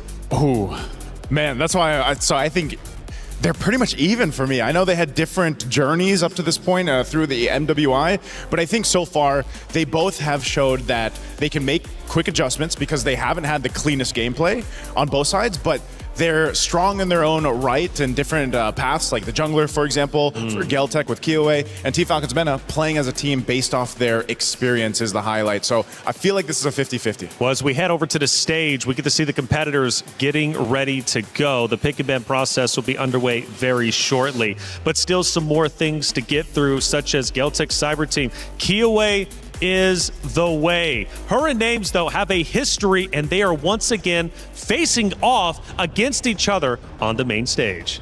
Going into the game proper, let's see if history repeats itself. When they both debuted, both very green, I think it's them now carrying the banner for both of their squads, leading the way, leading the charge. What an amazing turnout would be if either of these teams, well, that's actually how this works. One of them will be moving forward and proving that they belong on the top 4 stage. That's right. Kiowa is definitely one of the star-studded players on the Geltec Cyber Team roster, but she's not the only one competing, of course. Laibun, you mentioned the interview that you had with her a little bit earlier in the days over on the B stream. She's also going to be be joining the stage with the EXP lane. Yeah, the XP lane right now as we're in the draft, you'll see just how important it is. A lot of the teams have actually opted to pick their XP laners first, especially on blue side. The Esmeralda being one of those heroes that does that so well. That's why the previous matchup was so interesting, because you had that Moskov first pick. And fun fact, by the way, it's Kyoei versus Nana for the junglers conversation. And Kyoei, to me personally, MWI is a motivation, because behind every girl, there's a history. Everybody here worked very hard. That's why I believe everyone should take a look at what we can do on that very stage. Kyoei brings a lot of pride for her roster. I think it's good, man. Again, the way that Geltec has performed so far, their journey up to this point, they've showcased so many interesting things. I mean, and I know some of them might have been seen as mistakes. I'm thinking the Louis Yi diversion send with the Clint. The Aulus. The Aulus.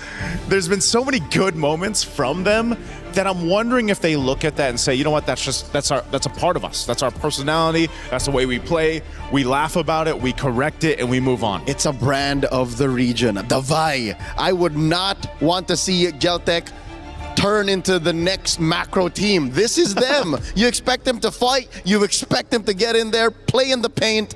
Opening picks, Beleric has been banned out, so that means Esmeralda's open. Carry might actually be a big pick here. You were saying? I say it's got to be. Yeah. It's got to be, I think, the Esmeralda. That's probably the safest, I would say. One of the picks that they could go with, because, yeah, most likely you're going to face off the trade. Carry goes over to Falcons if they decide to go ahead and pick this, unless they have something else planned that we haven't seen just yet. But whoa, of course. What is it with the Hirata? Okay, so Hirata has gotten relatively silent for the past maybe 12, 18 hours after yesterday, but here we are. If Kyoei decides that this is the way, then we're expecting a snowball. Beleric, again, already banned out. I'm expecting him to always be open anyways. Freya's open too. Yeah, the Hirara is a weird pick. You know, Seda Esports were the first ones to truly dive in to Hirara after the new meta, of course, ended up giving her a buff. But the thing that I've learned is Hirara is only one piece of the puzzle, and you can't rely on it. Oh, Joseph. Taylor, look at this. Coach Koba getting real playful, picking a Carmilla early on, red 2, alongside a Gord. I can see that smile on your face. Yes, sir. I'm not smiling about the Hirara, though. Yeah, no. This Carmilla says nothing about what the draft is going to be. This is mind games. Smoke and mirrors. Smoke and mirrors, that's the way to play it. Leo, I was saying this earlier on. I was like, man, I think when we get to the knockouts, we're not going to see a first pick Hirara. Right? I love the way Reflection says it, by the way. It validates me a little bit, but that's the thing. The Hirara is something that teams have been trying to test out, fumbling around with, and now in this best of 3, where it's this single elimination now in knockouts, can they utilize this? Can they actually make it work? They'll pick up a Claude to go ahead and put in the gold lane with this so far. Okay. Quick run through and a review of how the mechanics work. If Kyoei times it well, the Curse of Blood will actually not trigger. True. And that may even save heroes that get out of range, like, say, Tokyo's Claude, because if the Curse of Blood is triggered while the Hirara is in her iframes, it will not connect. It won't connect. So that's all, it's timing, but it's also the micro skills, that ability of Kyoei. And then there's Charizla, man. I'm actually so surprised. It's been a while. He's only been picked once in MWI so far, but the Rizzler is back. And is this the right move? Because you were working against the Carmilla. A good answer to the Carmilla. Exactly. Because when you're the Carmilla, you want to play in front. You want to be able to get the perfect COB. But with the Terizla, there's a threat of a counter penalty zone. Moskov closes up the first phase for Falcons Mena, and you know what something tells me? They faced off way too many macro teams in the past 2 days.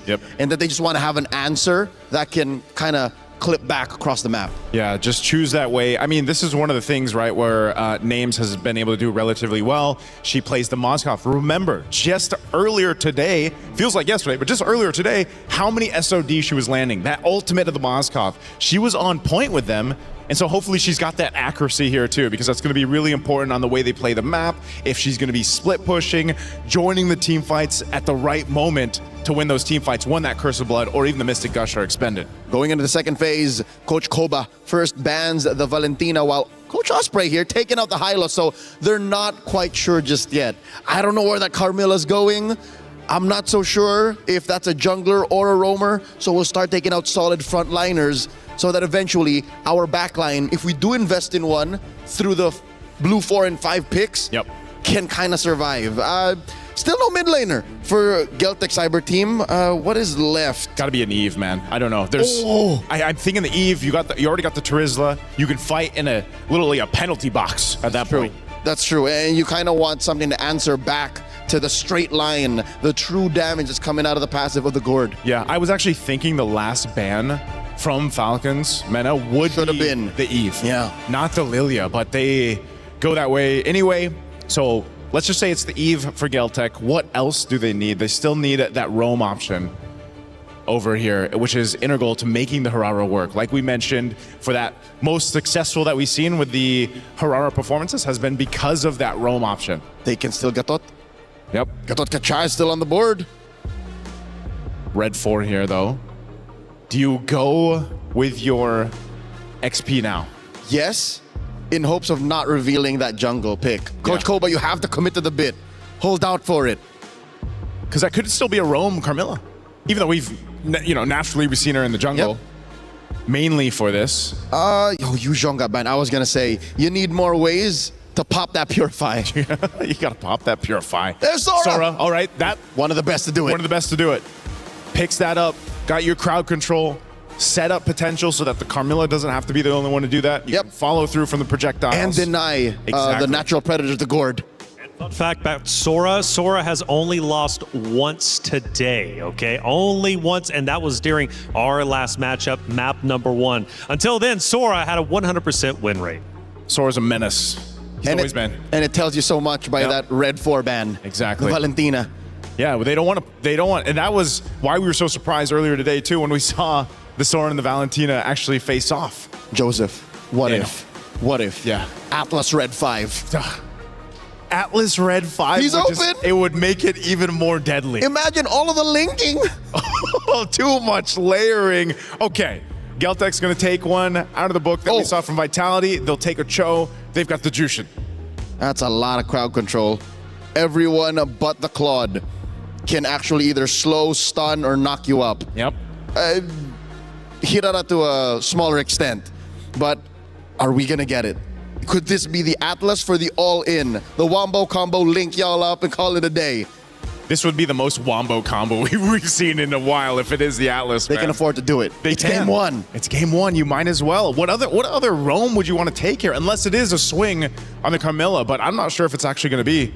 And I think that's the major decision that Team Falcons men are trying to decide right now, just because, again, the mere fact if they get the upper hand in game 1, they're off to already a momentous start in this best of 3 series. I would trust Nana to get there with it. Oh, so it is.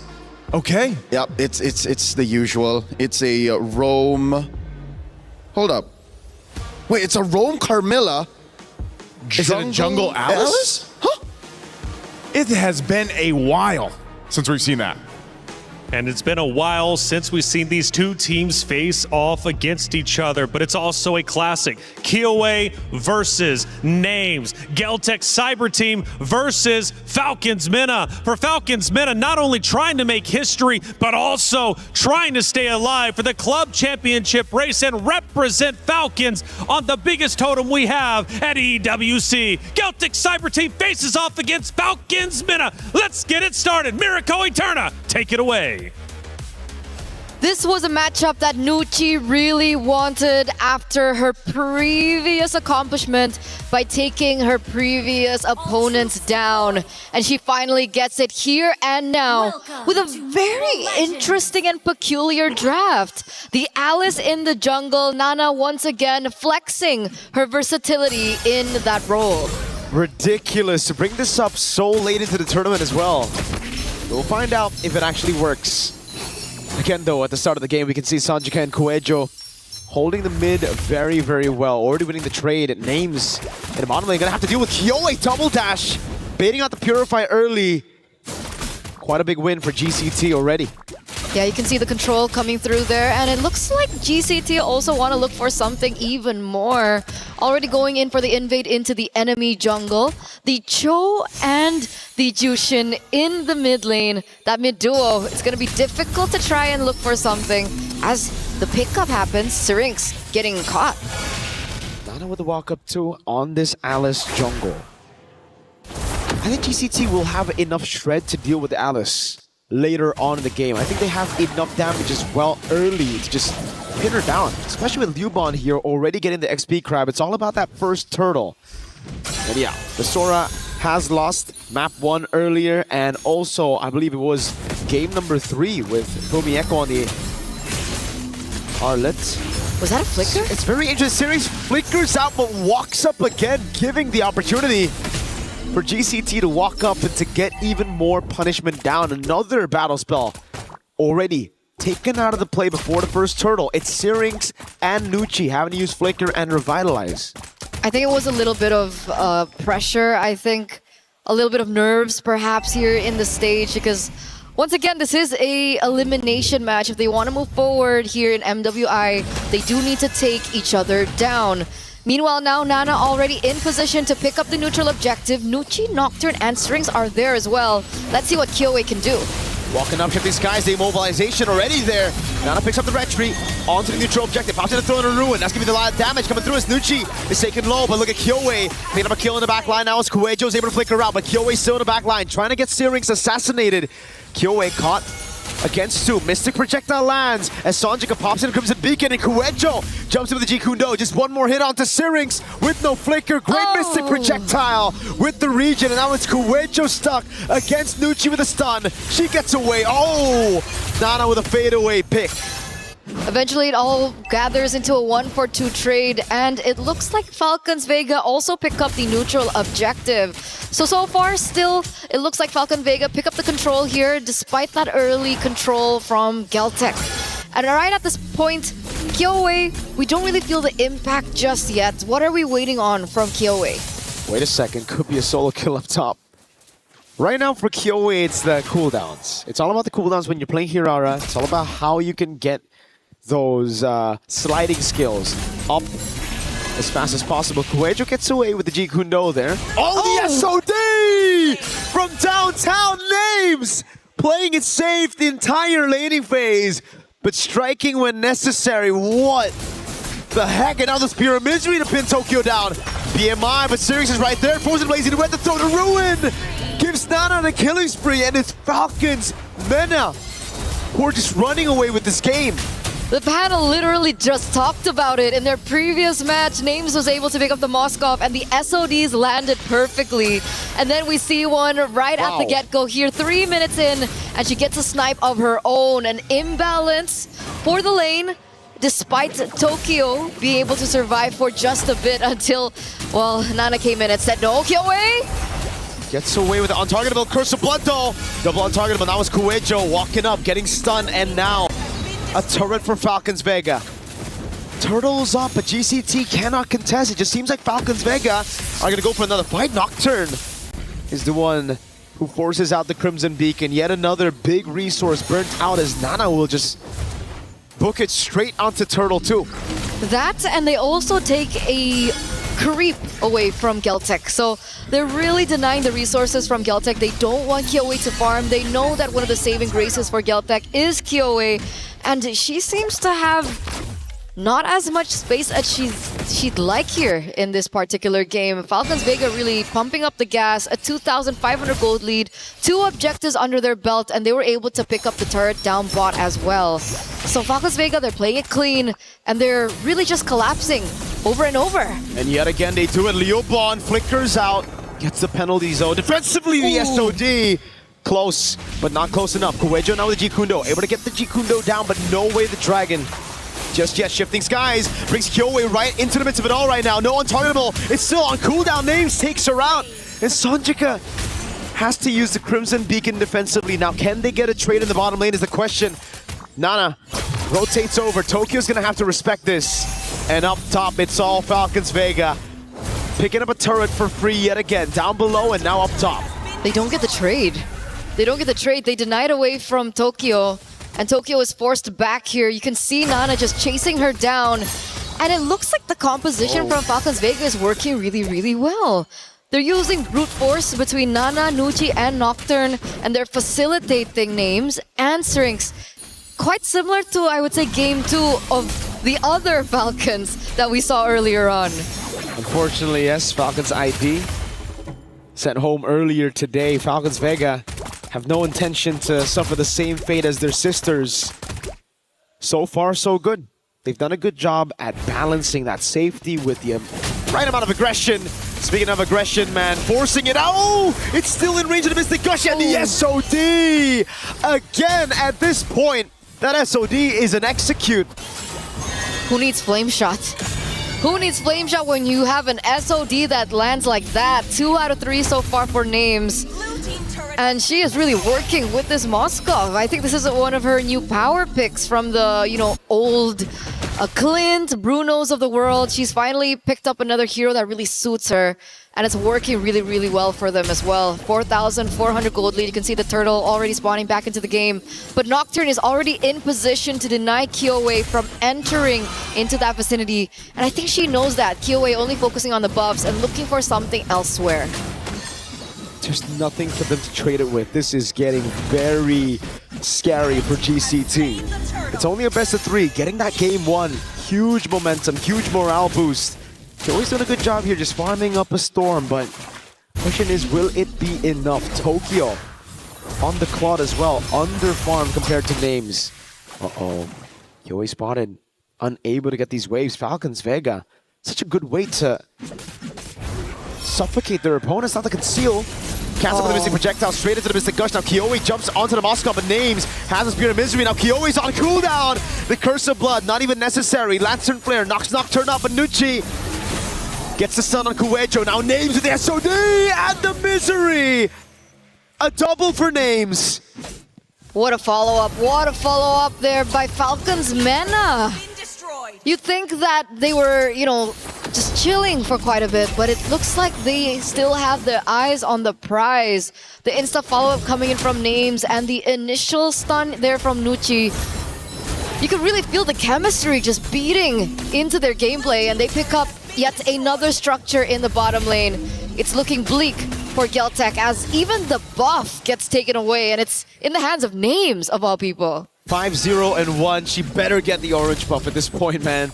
She's the hyper carry right now, dealing so much damage, and oh, at 8 minutes, almost completing that DHS to make it the Swift Trinity. A whole 1,500 gold ahead of her laner as well. This is just fantastic stuff from names. So she afforded all that without her Swift Trinity. And without the Bargain Hunter as well. Usually you'd expect a Bargain Hunter for a Moskov that does, I mean, to get this Swift Trinity early on. Kuejo, wait, the Dragon out to Nucci. Nucci's gonna find a Curse of Blood very soon now. She's gonna wait for the moment as well. They can see on the SOD lands again. The Spirit of Misery locks her down. Names with a monster kill. 6-0-1. She's tearing it up. She is for sure. And what I wanted to say was, before Kuejo could afford these things, right? Of course, Kuejo is expected to open up the map, look into bushes, look for opportunities to create a turnaround for Falcons Mena, but at this state in time, the damage it's really amounting to something. Names is already with her Swift Trinity. You do see that Geltec are looking for something else on the map. They do take a structure there down bot with the help of Kyoei and her fast rotations. But that's all they've been able to get so far. I guess slowly but surely they can come back, but it's a 7,000 gold lead in 10 minutes. Against a composition that should be the good one in late game. This is a scaling comp. It's a Gord, a Moskov, and even an Alice in the jungle. GCT were the ones that should have had the early game here with their composition, but we'll see if they can defend this. Nana's already looking for the entrance here to go for the skirmish. You're going to track and get the Holy Shield down before the Lord even gets into the siege of Falcons Vega. I feel like everything banks on Kuejo right now. I mean, Syrinx doesn't have Purify, so there is an opportunity. Wait a second! Mystic Gush, defensive penalty zone. with the flicker from Liuban. But they've already dealt with the Holy Shield. Now they go for the charge with the Trident on the Lord. Good stun on Sonjika, who has to use the Crimson Beacon. Now they track back, holding the Lord into the mid, getting the Holy Shield. But again, it's such a massive victory for Falcons Vega. Far lane control already. Kyoe walks up. Mystic Projectile not in range. Falcons want more. The Ice Queen. Throwing a Ruin. Gets one, just one now. Kyoe trying to go for the clear in the wave already. Liuban's coming there, but the Shifty Skies brings Sonjika back into the Mystic Gush. Names. Just caught the Milfit gun now. Could have been a kill on Kyoe. Liuban taking up a storm, but that's enough against Names. Way the Dragon Purified out of now is Names. Is able to just go for the damage. Kyoe's gonna fall to Syrinx. Names on the base. Kuecho's trying to take that damage again, but Names stays locked in. 11 minutes, and it's game 1 for Falcons Vega. Such a decisive victory here by Team Falcons Mana.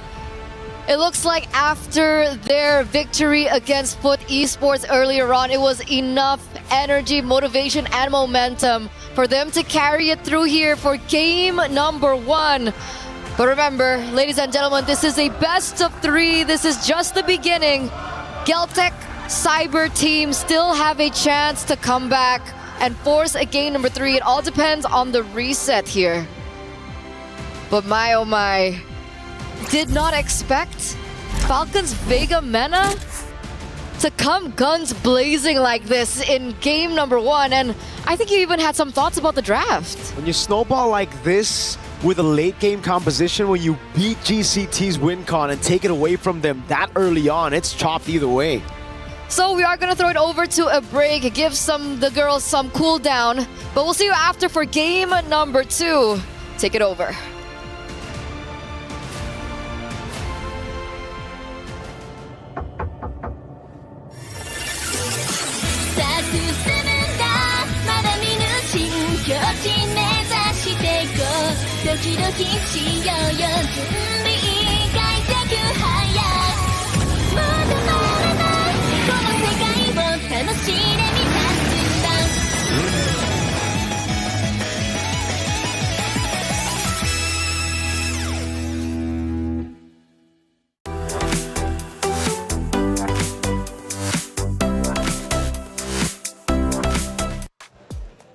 Falcons Mena have already made history coming to this very stage, making it to the knockout rounds. They continue to do so by winning round number 1. They are 1 round away from moving forward into our semifinals. Boys, a great matchup. Falcons Mena coming in a lot stronger than I was expecting, quite honestly, especially given the fact that Geltec Cyber team won 2-0, 2-0 in their respective groups. Falcons Mena surprising everybody. I think those spears surprised me, man. They surprised me. They surprised everybody watching.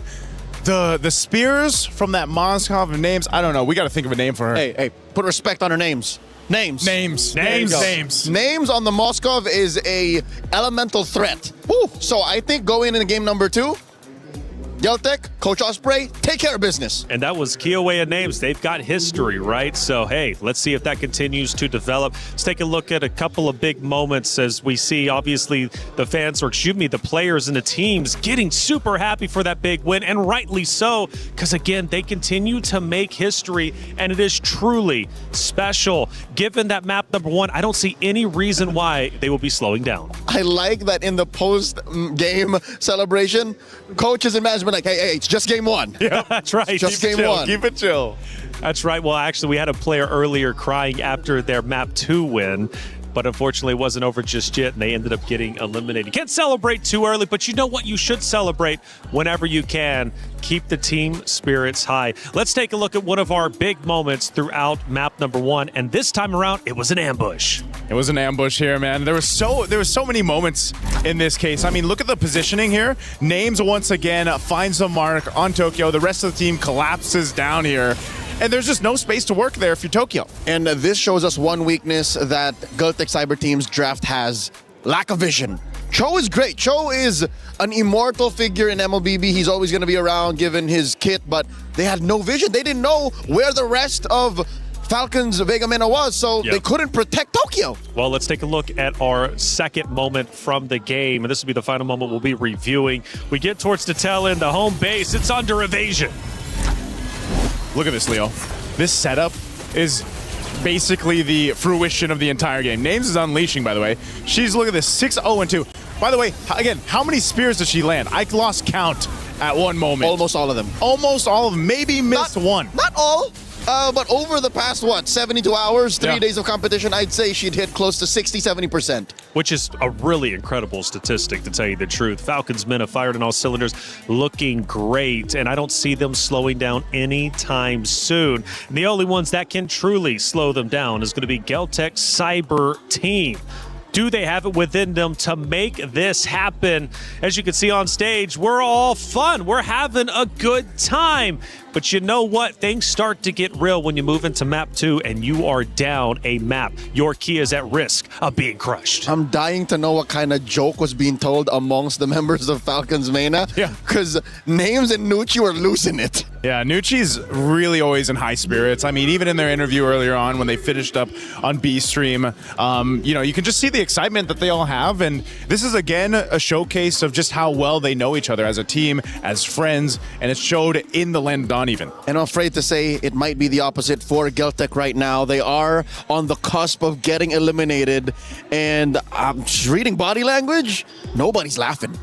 You can't at this point, man. You got to be all serious. Now, talking adjustments going into map 2, I'm curious what you guys are thinking. Until then, though, Esports World Cup has been truly phenomenal, and there's so much going on. And if you want to keep up to date with everything, you got to get yourself the EWC app.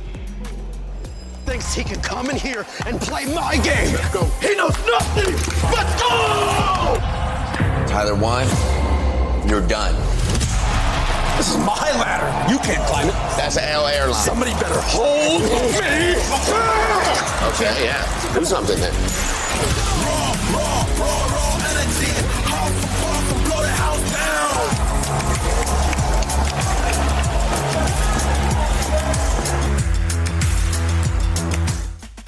EWC app, it's live now. All you have to do, of course, is just scan the QR code that's going to be on your screen momentarily to get involved. Like I said, the Esports World Cup is truly phenomenal. There's so much going on. And if you think you can call it, if you think you got what it takes to see who's going to win, well, go ahead and put it all on the line. Scan the app and let us know how good you are. Not only through that, but also in our chat as well. Make sure you're keeping active. Let's take a look at a couple of our stats from that map number 1. And clearly it's going to be favored heavily towards Falcons Mena. Oh, man, 11:37 on this one at 12-1 in favor of Falcons Mena. And you can just see it across the board. You know, they started out strong and they finished even stronger for this one. You get nothing, ma'am. Not a single turtle, nor lord, at least a turret. So Geltec have to revisit that. If there is something they're going to change, Joseph, just one thing. Name it with me. 3, 2, 1, Hirara. Hirara, yeah, I was going to say Hirara. I've said it so many different ways, but yes, Hirara. Yeah, they needed something out of the jungle to actually help out because Cuello was just taking too much. She was a sandbag here. Names was just taking names, farming heroes instead of minions. Syrinx to carry, of course, the gourd. Big smile on Big Papa happy, Knight's face. And Syrinx also the best wing woman. So again, the draft was just almost perfect for Falcons. Geltec, not even in just execution. I'd say the draft needed a good tweaking. That's right. We take a look at our stage once again, and the pressure heats up. Falcons Mena on your right, and the Geltec Cyber team on your left, the team that needs to improve going into map number 2. If they force a game 3, who knows what's going to end up happening. But right now, Falcons Mena have too much momentum, it seems anyways, after that map number 1. Now, you mentioned the hero selection. I want to start breaking that down a little bit more. Falcons Mena clearly did their homework, but do you think Geltec Cyber team fell too far behind in the hero select? You know, I think it starts with when we've seen Geltec Cyber team do really well, they do these kind of weird drafts, right, Daniel? I mean, they pretty much decide to go with whether it's the Alice, whether it's the Louis Yi, whether it's the Clint, whatever it might be. Sometimes it's the method of madness that makes sense for these teams competing in MWI. We go into Flying Cloud. By the way, Sora, I don't know what percentage it comes to, but only lost once today, and that was earlier to Vitality. But Sora might return again because we're going to Flying Cloud. This is one where Sora has been quite dominant.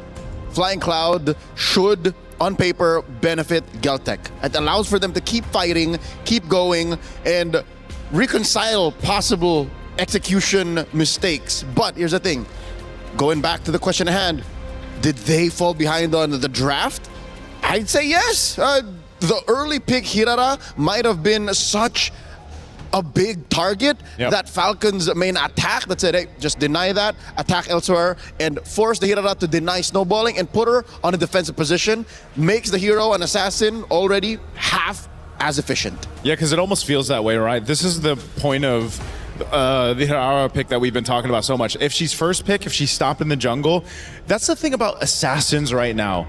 The jungle assassins, if you pressure them early on, if you stop them from even getting a hint of momentum, they seem to struggle extremely terribly right now. I don't know what it is about the current meta. That's why, despite Moonton's efforts in the recent Scarlet Embers update, when we all thought, hey, they killed the big three, Fredrin, Akai, Baksha, they didn't. We still live in a utility world. Praise be, opening with a Baksha. Yeah, I was going to say, speaking of the Baksha, there's one of the big three. Lock it in. You know, this is good. Yeah. He appears.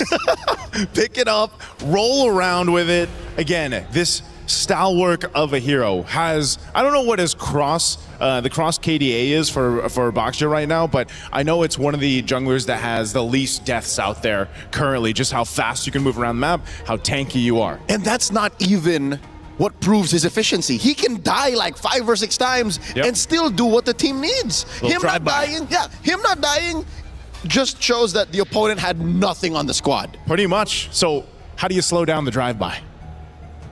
Find a way. Oh my lord! You give him the glorious way. Yes, but I was gonna say also, get a carry, right? Yeah. And she just shreds through any tank, but not when you got the Pharaoh's spear on you. I like it. I like it. The Pharaoh's spear. For sure, you've been. I've been throwing it out there, but yeah. You know, I wanted to make sure that she was, you know, the accuracy was there, and Names has done it, so might as well just go the Moskov again. And the high loss allows for a front line to exist, which is something that we didn't get to talk about much about Game 1. What impressed me the most about Falcon Vega's playoffs form is, in Game 1, despite them not having a traditional box, they were able to make one along the way. How'd they do that? The Sora starts it up, great initiations from Nocturne. You have the threat of the linking from the Carmilla, and that automatically just creates a box that doesn't have to be a physical box like an Eve. It's like a moving box. It's a moving box with the Gord too. Galtech now looking to try and dismantle that with a lot of on-ground damage, almost literally, with the Lilia, and of course the carry to answer to the high loss. How does Mena close up the first half? Do they lock in the mid lane option now, or do they also pick up a jungler just to make sure that more aren't banned out? I mean, there's a couple things, and one thing that Falcons Meta has really showcased is that versatility in the draft, you know, and they've showed us here, they're going to go ahead and pick up the Fanny. Speaking of versatility, it's only been picked twice so far for MWI, and now we get to see it showcased here. There's Fanana. She's phenomenal with it. Phenomenal. I mean, there's got to be a reason why Coach Koba agreed to picking it here in Red 3. Good news is they're going to be able to protect it through the Red 4 and 5 bans, and then still Red 4 power pick, which is, come to think of it, maybe the reason why Assassins are still scarce in the current metagame. It's because you have to protect them. You have to find a way to get them to work in a certain environment. And looking at Galtech's draft right now, the box is what, 50-50 with the Fanny. You have to find her midair to stop her, or else she just goes rough shot. There you go, getting rid of the Ruby. I wouldn't be surprised if Red 5 was a Cho. Red 5 Cho. Something to support that Fanny pick. These are basically the picks being banned out that just counter the Fanny directly. The Hilda, the Ruby, deny her the purple. Yep, get rid of those. What's the last ban going to be from Galtech here? They still want to hone in on the XP option. We still need a mid lane or two from Falcons. Oh, yeah, Sora, because they can't invest in a Valentina anymore. Yeah. One of the few valid ways to beat a Sora, so they put Nocturne on check. Red 4, I believe this should be the mid laner. What do you want to take up here? Eve? Eve's open. Yeah, Eve's open. You're going against Lilia. There's not too much, unless you are looking to experiment a little bit. And you outrange the carry. Yeah. Eve seems like the only answer, unless there's something else up the sleeves here of Falcons Mena. This might be the swerve. There could be a swerve. But I do think, yes, Eve is the categorically correct answer. Because other than that, it's just, what, the Farsa? They're gonna hold off on the mid lane pick. They'll pick up a Lapu Lapu for now. Yeah, no rush. They know it's a Lilia, and they know that there's no way that Eve can get denied anymore. I wonder if that's something Coach Osprey at this current moment is thinking about, or if did it even cross their minds or come up in conversation? Yeah. I almost thought they'd just hold off on the XP just to see what the XP lane would be for Geltec first, but I think this is also just kind of showcasing how confident Nocturne is in her play and her ability to go ahead and fight off. Yeah. Coach, give it to me. Coach, let me take it. Coach. Also, it's another way to, in the early to mid, put the carry on check. Yeah. Keep that in track. Enough pressure towards the Lilia if you need to. You're kind of that front line. Yeah, which is just how they won a majority of game one. So just by being in your face. What's this answer here? Phovius. Phovius goes in the XP lane, and then a Kaja. Debut Kaja. Interesting pickup too, hero-wise, I mean lore-wise, to pick up against Falcons Mena here. Could this be the answer? Because I was saying that uniqueness of the draft from Geltec is what has helped them get to this point in the knockouts. And then it comes out again. This is unique. Right when they needed it the most. At match point against Falcons Vega Mena. One more pick, the mid laner, as we mentioned. Is the Eve still solid? Would you still, even with the Phovius and the Kaja? Yeah, I think you still go Eve. Gives you control, gives you utility, fight around the objective. You know, you're not going to be too worried. I mean, even so, whoa. The swerve is here. Another debut of Vexana? Double debut in game 2 of this best of 3. I haven't seen enough Vexana in recent history. Correct. She's such a stationary hero. Where's this coming from? Where is it coming from? Well, we all want to know, and we want to know for sure if Geltec's Cyber team can in fact come back, or will Falcons Mena close the series out with a 2-0 victory, once again continuing the history they've already made so far. Geltec Cyber team, do they have it within them to come back? Let's find out. Miracle Eterna, sending it to you. We're at match point, ladies and gentlemen, here with DD. Whoa. The double debut. All right, we have the Vexana on one side and we have the Kaja on the other.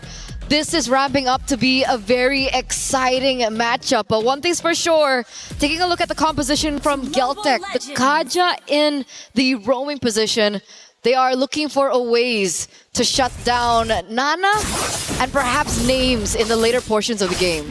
It's crazy. They doubled down on it, man. I thought the Phobius was going to be enough and then they would go for something like Cho, right? But they didn't really need any more clear. They would already have it with the Lilia. You add in the Kaja and it just makes it so difficult for anyone to walk up without getting... And you can see it, right? Almost forcing a recall there by Nucci. You can already see that even Strings was caught low. And look at the Insta invade. Oh, Nana though, walking up with the cable, stunned up already. Nana gets away with Revitalize, helped out by the team, and still is able to get the purple buff. Not a successful invade for now because it's a Purify for a Revitalize. And look at the wave that Sonjika is going to be missing out on. Yeah, not the greatest of trades, but obviously they are trying to look for ways to shut down Nana early on, and they're gonna look for something more. I mean, technically the Lilia still clears very quickly. Kaja as well should be able to help facilitate that, so we can expect more aggression and more mid rotations, especially with Kyoe on the Baxia, ever as mobile. The zoning as well now for Nucci. It should have been one of the winning conditions for GCT, getting instant mid prio, but it doesn't seem like it's going to be the case coming into turtle number 1. Sonjika, she won't be level 4. Nana's already level 4. On the other side of the map, Liubon is going to have to play it safe here. If she walks up, she's going to get chunked, and it's just a bit of damage by Nana. And so far, Nana doesn't really have anyone to use that kill pressure on. I guess you could go for the gold laner, but even the Lilia is not a straightforward target that you'd want at this state in time. Level 4 advantage. No Eternal Guard, but Kuecho's down to Sirius already. And now Sirius gonna throw the Eternal Guard straight into the Raven Spider. Kyoe locked down. Now the Raging slashes in a flicker as well by Nocturne. Nucci with the Revitalize. That's a Dark Wave and a flicker into Sonjika's Glooms.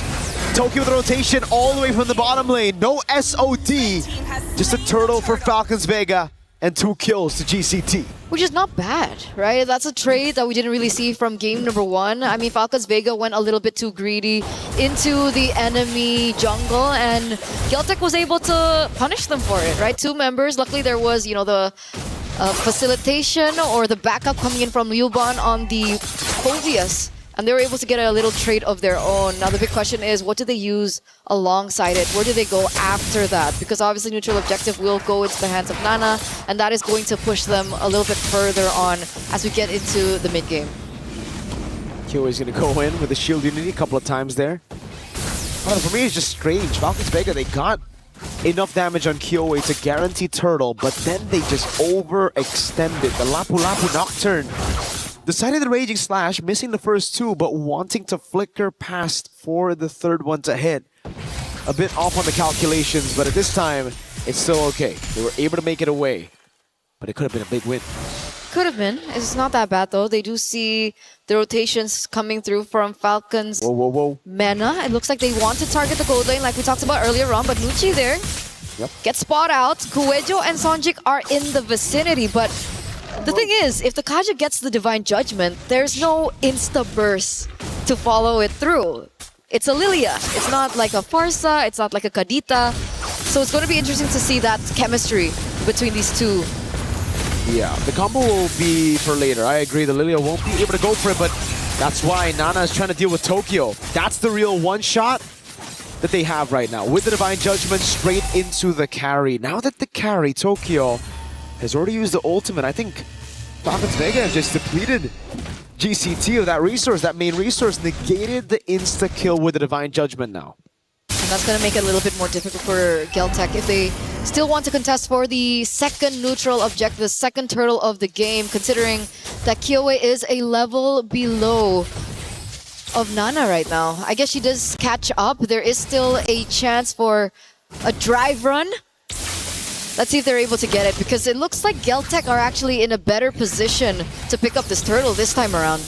It should be Geltec with the advantage over the neutral objectives with the Phobies and Abaksha. Nucci gonna have to escape from this one. Dark Wave comes out with the Eternal Guard, locks them down. 2 members. AoE coming around with Nocturne and Nana with the cut thrown around Tokyo. Nana with a double. Now the Black Shoes baited away already. Nocturne trying to go for this dive again. But Sonjika is able to escape. Names in that skirmish, so chaotic, getting a double as well. A 4-for-2 trade at the very end of it. And Falcons, they're able to utilize the composition really, really well in that particular team fight. We're going to take a look at the replay here. And Strings, just impeccable timing with her ult, and the follow-up definitely was there. You can see Names unable to get that SOD, by the way. And if she did, Tokyo would have been eliminated way, way earlier. But it looks like it's a reset for the neutral objective, and eventually Falcons Mena are going to be able to pick it up for themselves. This is a 1,000 gold lead now for the Mena reps. And yet again, Eterna, it's Geltec Cyber Team who find themselves in the same situation. Divine Judgment on Names, no one there to follow it up though. And now it's the Eternal Guard. Names still able to cut away as Nana's going to try to go in. Able to clean up on Sonjika. Forcing the Black Shoes, and a big cursed blast to send Liuban running back to base.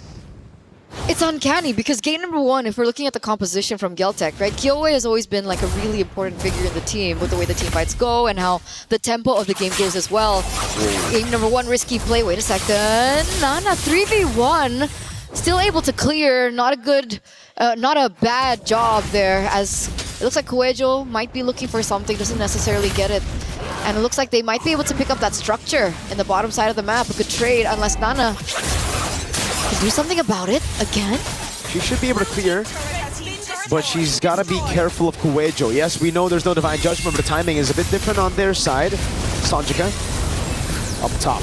So it's a turret for turret, but this is still a big problem for Geltec Cyber Team. If you look at their composition, it's the exact same thing we went through in Game 1. It's a composition that should be the one ahead right now. It should be the ones dictating the tempo, looking for picks around the map, and taking away the purple buffs, mainly from Nana at this point. So what do you think went wrong for them?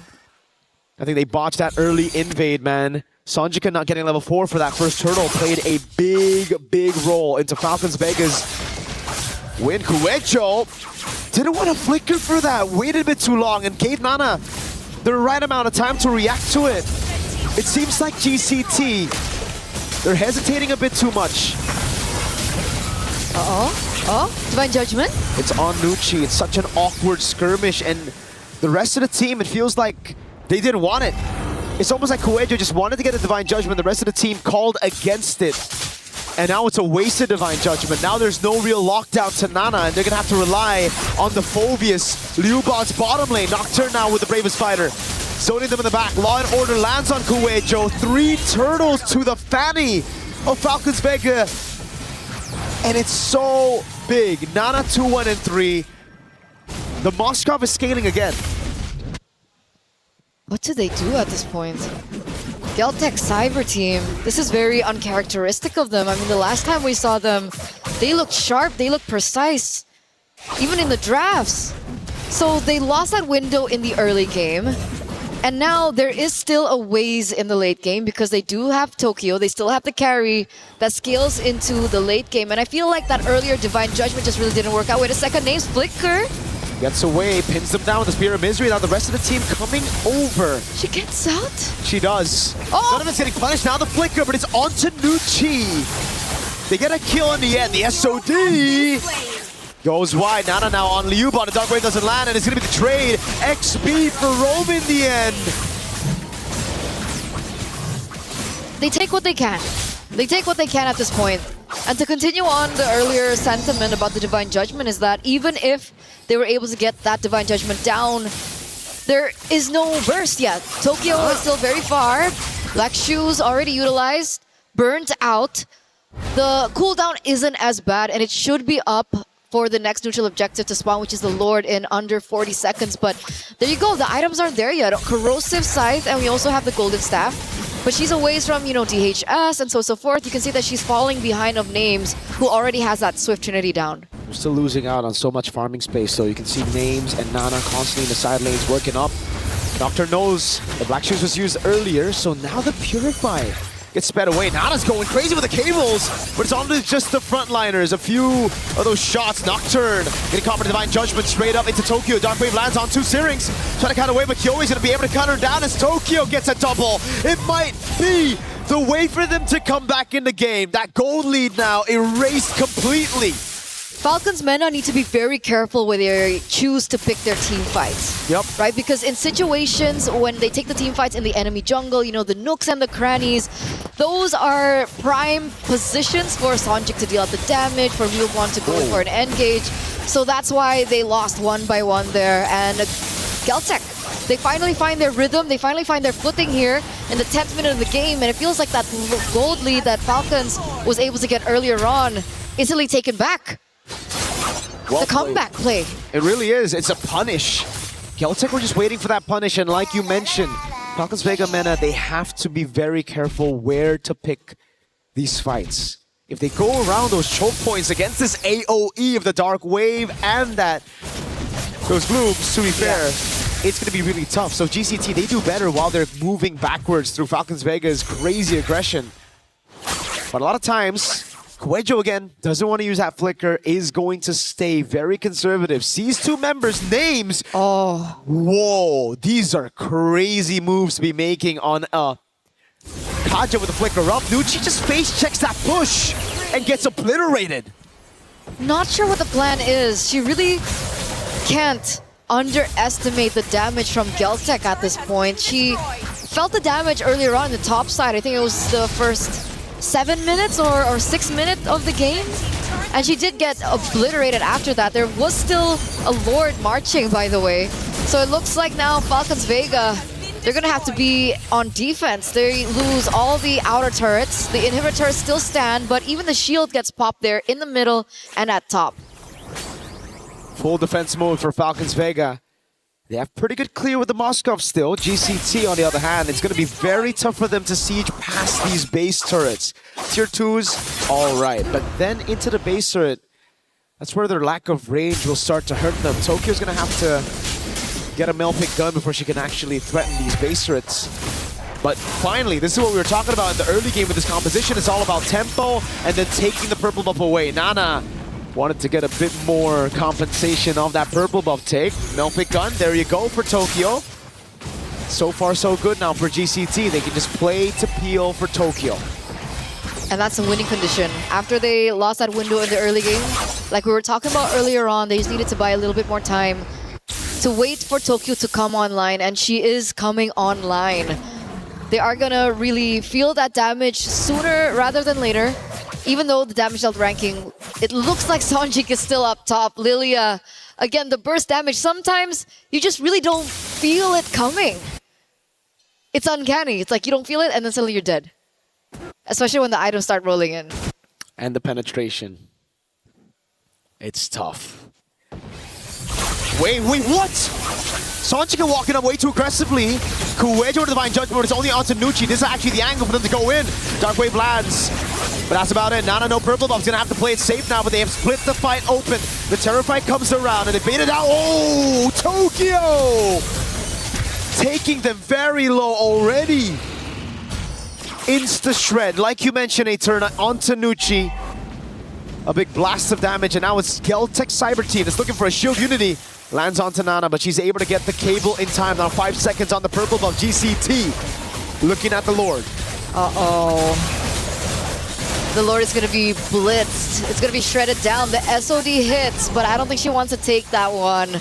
A little too risky, especially with the Divine Judgment still up. Names will not be able to do anything if she gets caught in it. And because of that burst damage coming through already for Tokyo, now Falcons Vega are playing on the back foot. 4,000 gold lead for Geltech here in the 14th minute of the game.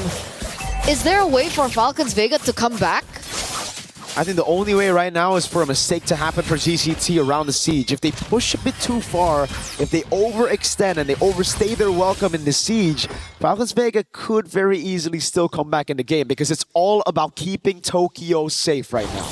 If she's able to free hit in the back, I think it's GG. But if Falcons Vega can somehow break that box, get past the frontliners, there's a chance. It's very small, but there's always a chance right now. No Kyowe. Shield Unity into mid. Her Curse Blast able to clear out the wave. And it's all up to Names to clear it out. The Moskov. How do they do that? Nocturne, can she look for a crazy play of her own? Get a pick onto Tokyo. You can see the clear really going through. It's happening. But the invade and the engage is happening as well. Kyowe is looking for a pick onto Names. That's about it for the siege. It's mid in the top lane. Now Nucci with the Glorious Pathway walking up again, trying to go for the stun on Liuban. Rest of the team knows they've gotten what they needed to with the Lord. They're going to try to go for one more here in the bottom lane now. This could be the angle for Kuwejo to flicker in and get a massive Divine Judgment. Rest of the team coming down. Nocturne with the Bravest Fighter. Divine Judgment locks her down, and Tokyo's free hitting. Nana next to the chopping block now as they go for the damage again, but Nana's able to cable away as Nucci pops in Revitalize. In time, that was Tokyo with the shred again. It's enough to take her down. Nana with the cables though. Is it enough? Syrinx needs to flicker out. Nana's going in again with the black shoes already from Sonjika. It's Names who takes the SOD. That's Nana with the jump again onto Tokyo, who still is able to keep herself out of harm's way. And it's GCT with a clean 3 base turret take as they disengage and wait for the next neutral objective. Good defense, but an even better offense by Geltech.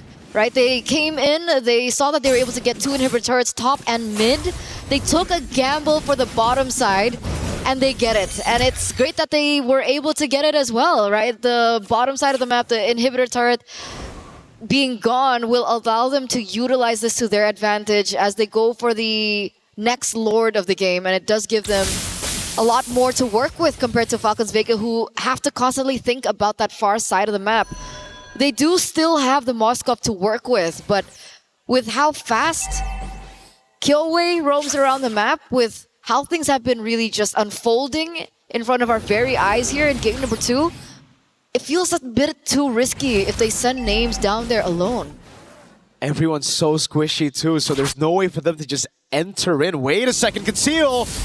Kuwejo there, good Terrify in. Divine Judgment not used just yet. Eternal Guard, a kite away. Nucci gets away with the Glorious Pathway, and they've already baited big resources. Tortoise's Puissance, Tokyo's ult, together with the Divine Judgment. If there's an angle to go for a fight, it's now. But Falcons Vega, do they know? They should. They should. They use the Flying Clouds to come back into the game. They re-engage. Nucci once again just receiving the bad parts of it. She's at 0-7-6. She's been taken down 7 times. She's always the target of the Divine Judgment as well. But you're right. The wave is pushing on the bottom side of the map. Falcons need to make a decision now. Nana's finding an angle here. Off angle. Wave gonna be reset again. GCT.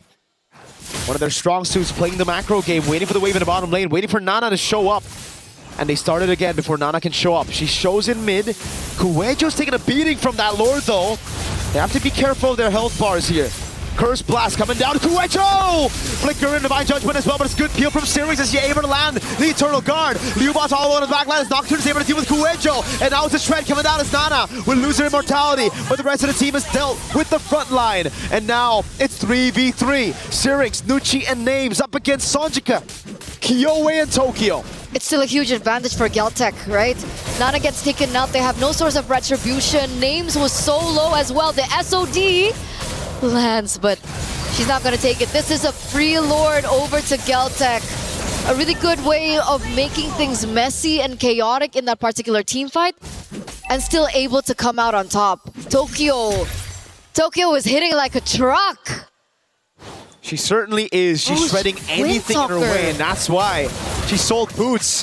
It's Windtalker and Immortality just in case. But the thing is, for Geltec, they don't have 5 members up already just now. Only now do they have them. The Flying Clouds will get them back into this Lord quicker, but Falcons Vega, they have the advantage of having their members spawn right next to the Lord here. It's into the base they go. They couldn't manage the waves properly, so we're gonna see another delayed end. Falcons Vega have another shot at coming back in the game.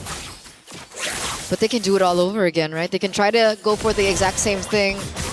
Because again, despite the Lord spawning on the opposite side of the map, it's still an advantage for Geltec that they can utilize. But look at this weird rotation from Kuejo as well as Kyowe. They're anticipating for a buff take, and they're waiting in the bush there to open up a trap. They see no one picking up the bait, and Tokyo picks that orange buff for herself. They're just abusing this map control, utilizing to get everything out of Falcons Vega. No purple buff, no orange buff, not even a single green camp given over to Falcons Vega. They're literally suffocating Falcons Vega inside of their own base, waiting for the neutral objective to spawn and not giving any chance for them to build a lead in goal to try to swap those items later. But it looks like there's a gamble. Wait a second, Nucci again? Does she want to go for 8? Divine Judgment and a Dark Wave. Nucci's gonna pop the Revitalize, but she's gonna go down. Kyowe zoning them in the back line right now, as that's gonna be the bravest fighter by Nocturne, and the Flicker out as well. Now a stun onto Sonjika, who still has the black shoes. Nana tries to walk up. Waves good for GCT. Nucci is down. It's a 1-man advantage. It was a gamble. It was a gamble made by Nucci once again, opening up the map, but they're not going to get anything out of it. It's just another death. The Black Shoes gets picked up there, and it looks like they want to still look for the end. The Curse Blast is doing a lot of damage. They're able to clear out the wave. 19 seconds on the Lord. Tokyo, very dangerous, very risky move, but she gets out of the way. Nucci's up in 16. Lord's up in 8. Can they buy enough time? I don't think so. Geltec, yeah, they have a carry. They can shred this Lord instantly. With a Windtalker as well. So additional attack speed, but it looks like that's not the first thing that she goes for. She actually goes for the orange buff instead. That's going to give Falcons a little bit more time to, you know, come back into the game. What I really wanted to highlight was the fact that the Holy Crystal was built in by Syrinx. So you can obviously think that the damage will be felt. She has the Divine Glaive as well, so they have to be careful. Falcons, they just go to the other side of the map. They go for the far lane. They don't go for the contest. They let it completely go. And Geltec pick up this Lord uncontested. Falcons pick up a structure on the top side of the map. It's the only thing they can get. Yeah. They can't walk up to the Lord. If they do, it's an easy insta-kill for any one of their frontliners. And at this point, they need all their members to be alive if they want to defend this Lord. Geltec Cyber Team this time around, not losing a single member to... Well, what? Yeah, 300,000. No, Jesus. That mistaken, rather. Sorry. Not the best game. I mean, feels bad for her. Depending on what kind of roamer you are, this is the best game, right? You want to be taking damage. It's just... That's crazy, dude. 300,000? That's like more than the rest of the team combined. It's definitely a lot. But Mirko, this might be it. This might be game 3. Oh, Divine Judgment lands. Names. Immortality already. The Rose Gold. It goes through her. Monster kill for Sanjika. Now it's Nana in the back with the cables. Immortality gonna be popped as well. Lord Evolve still in the mid lane as Nana buys the Rose Gold Meteor in time. And it's Kyowe to take Nocturne down. Nana again with the cables. Still has the Rose Gold Meteor. Series is right there. But the rest of the team will target it down to bring us to game number 3. A back-to-back game 3 here in the knockouts, ladies and gentlemen. The reset came in clutch for Geltec Cyber Team after their loss from game number 1. They completely turn it around to game number 2, bring it back to the tank junglers and bring it back to a surprise Kaja pick, a debut Kaja pick that eventually worked out for them in the end. We're back to a best of 1 between both teams. Again, everything is on the line. Elimination match and match point. So we'll see what happens in game number 3. But before that, we're going to throw it over back to the panel. We'll see you after.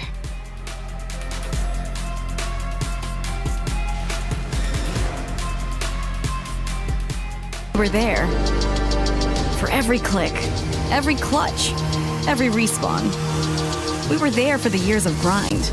And we're here. Now. The proud founding partner of EWC. Powering the biggest event in gaming.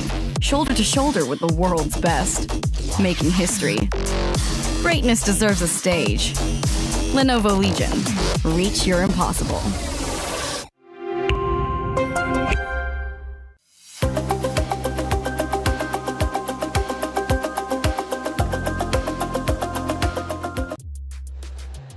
Against all odds, we go 23 minutes for game 2. And Geltec Cyber Team take the win, which means we're going to yet another game 3. The knockout stages has been anything but entertaining. It's been incredible. It's been wonderful, and it's been awesome. And we will continue to go down the line of our quarterfinals, but still, we've got one more game to get through for these two amazing rosters. What changed from game 1 to game 2? Because game 1 wasn't even competitive.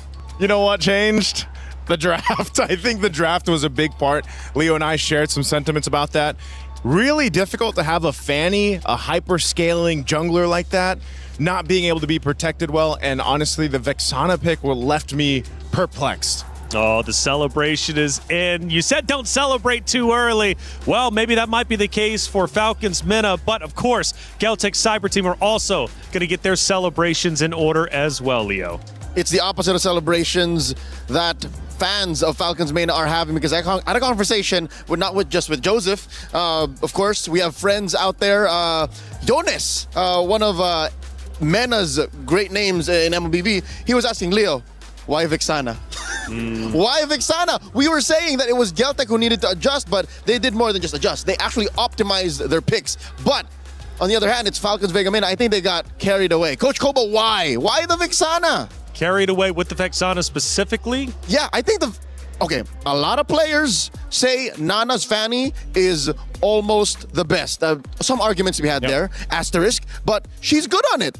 But Syrinx's Vexana. Joseph, when was the last time you saw Vexana in competitive play? And that's the thing. It hasn't been picked up at all in MWI just yet. They decided to go with it. Again, not sure why, because the Vexana works in a really specific way, right? The main thing is you have an Eternal Guard, it's your ultimate, you drop down, you have this extra kind of body on the field. She does have good damage within her first and second skills too, but other than that, it's just not the protection value that you would have got, for example, with an Eve that we were thinking would come up from the draft. Vexana almost has 0 combat resilience. You need so much more than that in the current metagame. Looking at this 23-minute bout once again, names still, the rich guy, she was given everything she needs. It's just, it was too much to ask for that lineup to win. Songjae, the carry, of course you're going to get that kind of damage down when you have a Divine Judgment on. Nucci took so much damage. What was that, 300k? 300k, I have to agree. That's significant. Yeah, that's so much damage to take. All of it. That's all of the damage. All of the damage, indeed. We'll get to look at some of that damage heading into our first clip from game number 2, which went the distance. A far cry from what game 1 was. We're now at the 15-minute mark. We're now approaching the home base. Yeah, a lot of these base defenses that they tried again, you'll see that whole choreography. The Eternal Guard goes down while they deal with the Lord. But it just, again, when you're trapped in this kind of space to work with, once those tools are used up, where do you go from there? You know, and Leo, we were talking about this, especially on some of the later base defenses. It just, they didn't have much of a choice once the tools were gone. Like, what else do we do here? And our Fanny doesn't even have a buff. And that's tough, isn't it? When you get that pressure on, it's tough to come back from. Only few teams have been able to accomplish it and be successful, right, in backing the team away from their home base. Let's look at our second clip, Leo, and start breaking it down from the perspective, obviously, of yourself as an expert of the game. What are we looking at? We're now at 20 minutes, and this was quite the oopsie. Nucci just face-checked into 5 members of GCT, and there's, I can say, about 100 other things that you should have been doing with that Flying Clouds, with this kind of map, and I'm pretty sure they're talking about it now. That's what I hope they're doing, so that we don't see the same kind of result, because no one saw this coming from out of nowhere. It was a draft that shouldn't have happened, with a result that no one was thinking could happen in game 2. Nice suit. Let's go to our third and final clip from game number 2. And I'm sure it's going to be towards the tail end of things. Now 22-32, and the Crystal is at risk of being eliminated. Main point there, Names gets dragged by the Divine Judgment. That's the Kaja ultimate. Once Names is gone, your main point of contention in defending this base are pretty much out of the picture. And Names was such a big part of what their concept was. Other than the Fanny, you rely on, okay, well, we can split push with a Mozkov. We've seen it many times. She's relying on the spears. But once you're taken out of the picture with a Divine Judgment ultimate, you're pretty much gone. We have to appreciate, though, the composure from Galtech Cyber Team to be able to come back after that map 1 loss, because we were thinking personally it might be a quick 2-0 series. Not the case here. After all, Galtech Cyber Team didn't make it to this very stage by just rolling over and dying. No, they won and dominated their respective group, winning 2-0, 2-0, and they're coming in with a mission. Game 1 was their very first loss in MWI 2026, so that puts things in a perspective. Now it comes down to one more game. No more flexing, no more experimenting. If you do, this could as well be your very last chance to do so. I'd hate to see a weird pick from out of nowhere again. We have to stick to the metagame. As Joseph put it, it's one or the other. The Vixana or the Fanny. Pick your lane. But sometimes going with the comfort picks, especially in stressful situations, seems to be the way certain teams end up going. But the question is, Naisu, who would feel uncomfortable going into this game 3? I mean, they've both been neck and neck. They have, and I would say that's the nature of the competition, right? For all of this, for all our competitors here, for all the female athletes competing for that championship, and to potentially get to the grand final, you're going to feel the pressure. Now, do you crumble under that pressure, or do you rise above it? And both these squads now have that opportunity to do so in game 3. I think there's a... And look at the pop-off, by the way. Big victory, slamming the table. Ooh. I love the celebration, but also the sigh of relief right after that celebration, thinking, oh, we finally did it. Okay, we're going to a game 3. We still have a chance. After the dopamine and adrenaline hit, I'm pretty sure there is a valid reason for both teams to actually be just as confused. Number 1, for Geltech, why would they do the Vixana? That did not feel like a real game. And by the way, if you feel like you can predict our tournament winner, scan that QR code and get involved. And let us know if you did it out in the chat. We'd love to hear from you. And more importantly, who did you end up going with? Are you so bold to make that prediction yourself? A lot of great things, though, happening, of course, on the stage as the ladies once again are getting set up for now a finale. Final map, best of 3 going to map number 3. They've gone tit for tat. Now, map 1 again was a dominant form for Falcons Mena. Map number 3, or map number 2, excuse me, went the distance, but Galtech Cyber Team looked in control. What will map number 3 look like? I know we're all waiting on bated breath to see how this is going to end up unfolding. Again, for both of these rosters, history is being made, you know, for Falcons MENA, especially for their region. They're looking to catch up to the top dogs such as Indonesia and the rest, right? They want to be the best region when it comes to the MWI, and of course for the ladies for MLBB. But you've got to beat Celtic Cyber Team. And for the club championship race, Falcons need this win in map number 3. Oh, I was hoping it'd be Expanding Rivers for map 3, man, because I was like, give them even ground, you know? Flying clouds from the last map, it either works for teams or works against them, like we just saw. It gives you so much room to just make mistakes and shoot yourself in the foot. Yeah. Hence that last clip featuring Nucci. But now in Expanding Rivers, you can just play fully optimally. Make the right rotations, draft better, and make the right calls to respond to your opponents. Not just to plan for the sake of planning. And I think that's where Falcons MENA are right now. It's a matter of recentering and respecting the metagame, respecting your opponents, getting back to your winning ways. And if I'm not mistaken, I think we've had 3 unique maps across the 3 games on the stage, which doesn't usually happen. A lot of times we'll get a repeat map. This time we're keeping it fresh, and we're going to go into this blind. We don't know how it's going to end up unfolding, but at least we get to see the pick of bands. And Falcons MENA are going to be on that blue side, so they got the priority.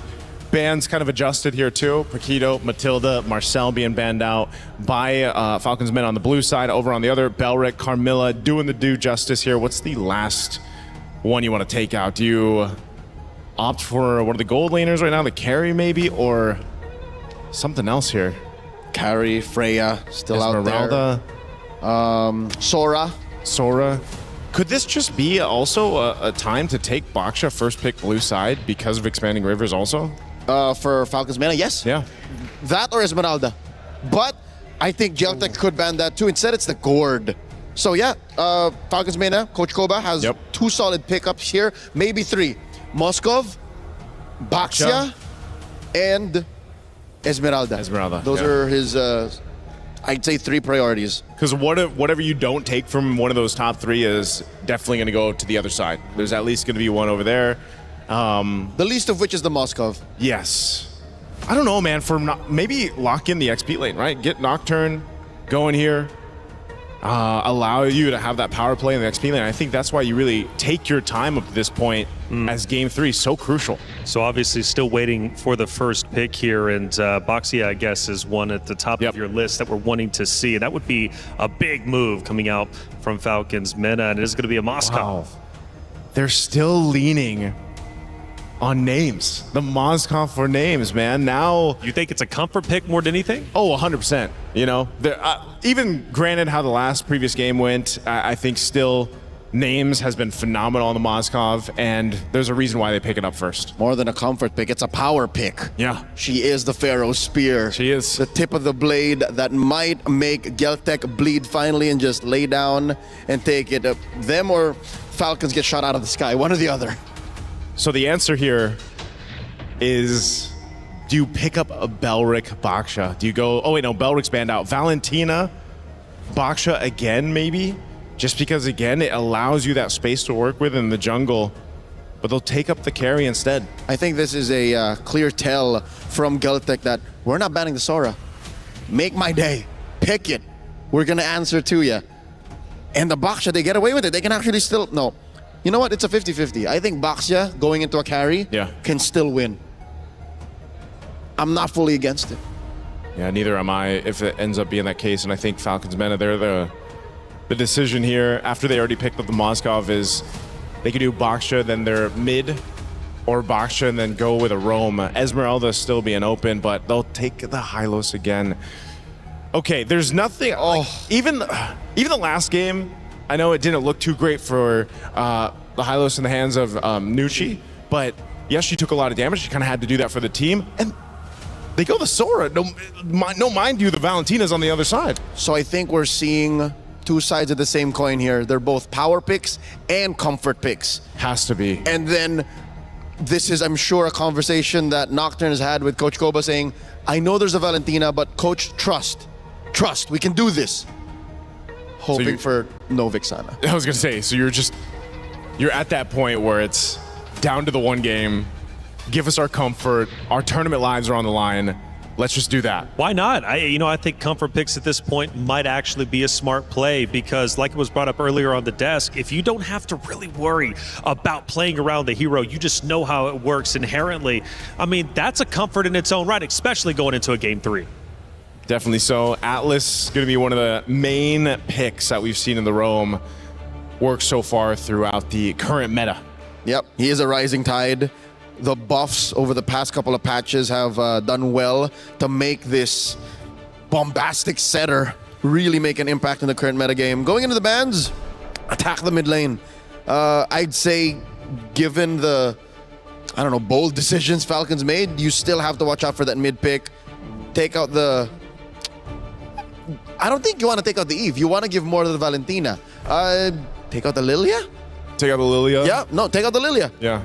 Since they already took out one of the main pickups, that Gord, they'll take out the Alice. Lilia next. This is so weird. Why the Alice? There's no... Wait, Alice jungle. I was going to say Alice jungle. Ah. That's the only other caveat there since the Sora is in play. Alice jungle. Because, I mean, it's not often that we see it. We actually thought we might see it in the previous one, but... It already won. Yeah, already won. What else do you want to go here? At least for Falcons meta to take off the XP lane. I think they're still going to hone in it. They go with the Guinevere. Also a solid jungle pick. Jungle. So it's both. 2 birds with 1 stone. Galtech, this has to be a mid. I'd say. Mid lane? Yeah. Go with the mid lane ban. At least to... I don't know. Like you said, you can just leave the Eve open. You can let the Eve go through. Yep. I think it'd be to Galtech's benefit because they'll have so many more options. Okay. Take out the Fanny. You mentioned about Nana's Fanny in the previous one. I think it would have gone a lot different if, again, the composition was a little bit different because Falcons meta need that support if you're going to pick up an assassin jungler. So now that the Fanny's gone, I wonder if they're still going to opt for that. Knowing that both junglers haven't been picked up, and how this has changed the course of the meta in its way, at least here for MWI, has changed where sometimes it goes this way where it's down to the last 2 picks for both sides. You don't have the jungler yet, and you kind of leave that swerve opportunity. So here for Galtech, do they just go with an XP laner now and then hold off on that jungle?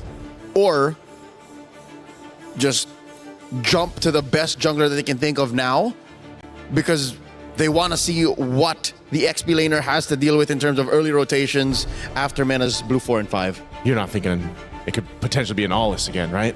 An Esmeralda first, so we're going to have the suspense. That's what I'm saying. Yep. They want to have the element of surprise. So that could possibly be totally nothing, and they just go back to a normal meta pick, or everything that just shocks Falcons meta into submission. Now, 4 and 5, Coach Koba back in the driver's seat. I'd say, looking at Galtech's draft for now, and knowing how Falcons meta rely so much on names, maybe a tank jungler or a fighter, a tank or a fighter jungler. Tank or fighter jungler, Eve, but they'll go Lilia. Very good. At least a Lilia's there. Either of the 2 were great. Now for jungle option, what do you pick up? Oh, the YSS. Okay. So fighter. I mean, and a hybrid. Hybrid, basically. He's a tweener. Yep. In between right there. And then now for the last pick. And I think it's just so much better given that his ult Mountain Shocker provides vision, something that Falcons meta was struggling with in game 2. 100%. So now this is up to Kiowe. What is she going to put in the jungle? Ice Queen, what you got? She going to be cold with it, or is she just... Because if this is a standard pick, this would be one of the most standard compositions that we've seen Galtech actually play. And I would be all the happier for it. Same. I don't want no shenanigans. I want them to earn their slot in the top 4 by playing the best MLBB they got. Oof. Decisions made. It is the Allis. And I'll say this again. Leobon mentioned, I asked why the Allis. She said, you know what? Kiowe just likes playing the Allis. If they're going to make it a top 4, they're going to make it with style. Celtic Cyber Team, their key was at risk of being crushed. It still very much is. However, their chances are a lot better as they force a game number 3, putting the pressure back onto Falcons Mena, who is once again trying to achieve history. They've already done so, but do they want to end in quarterfinals or progress forward to semis and therefore closer to the trophy? It's up to them to decide. Miracle, Eterna, let's finish this story.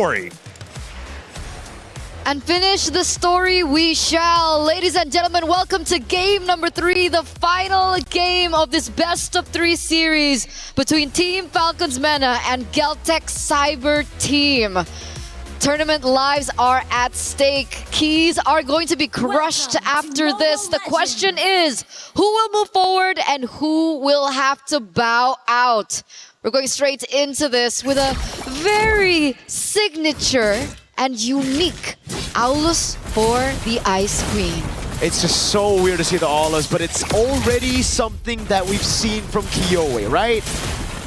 She won on it too. It was with a Hanabi, I remember. It was kind of a crazy game. It's just give it up to Coach Osprey and the Celtic Cyber Team girls to pull off a pick like this and a Hanabi.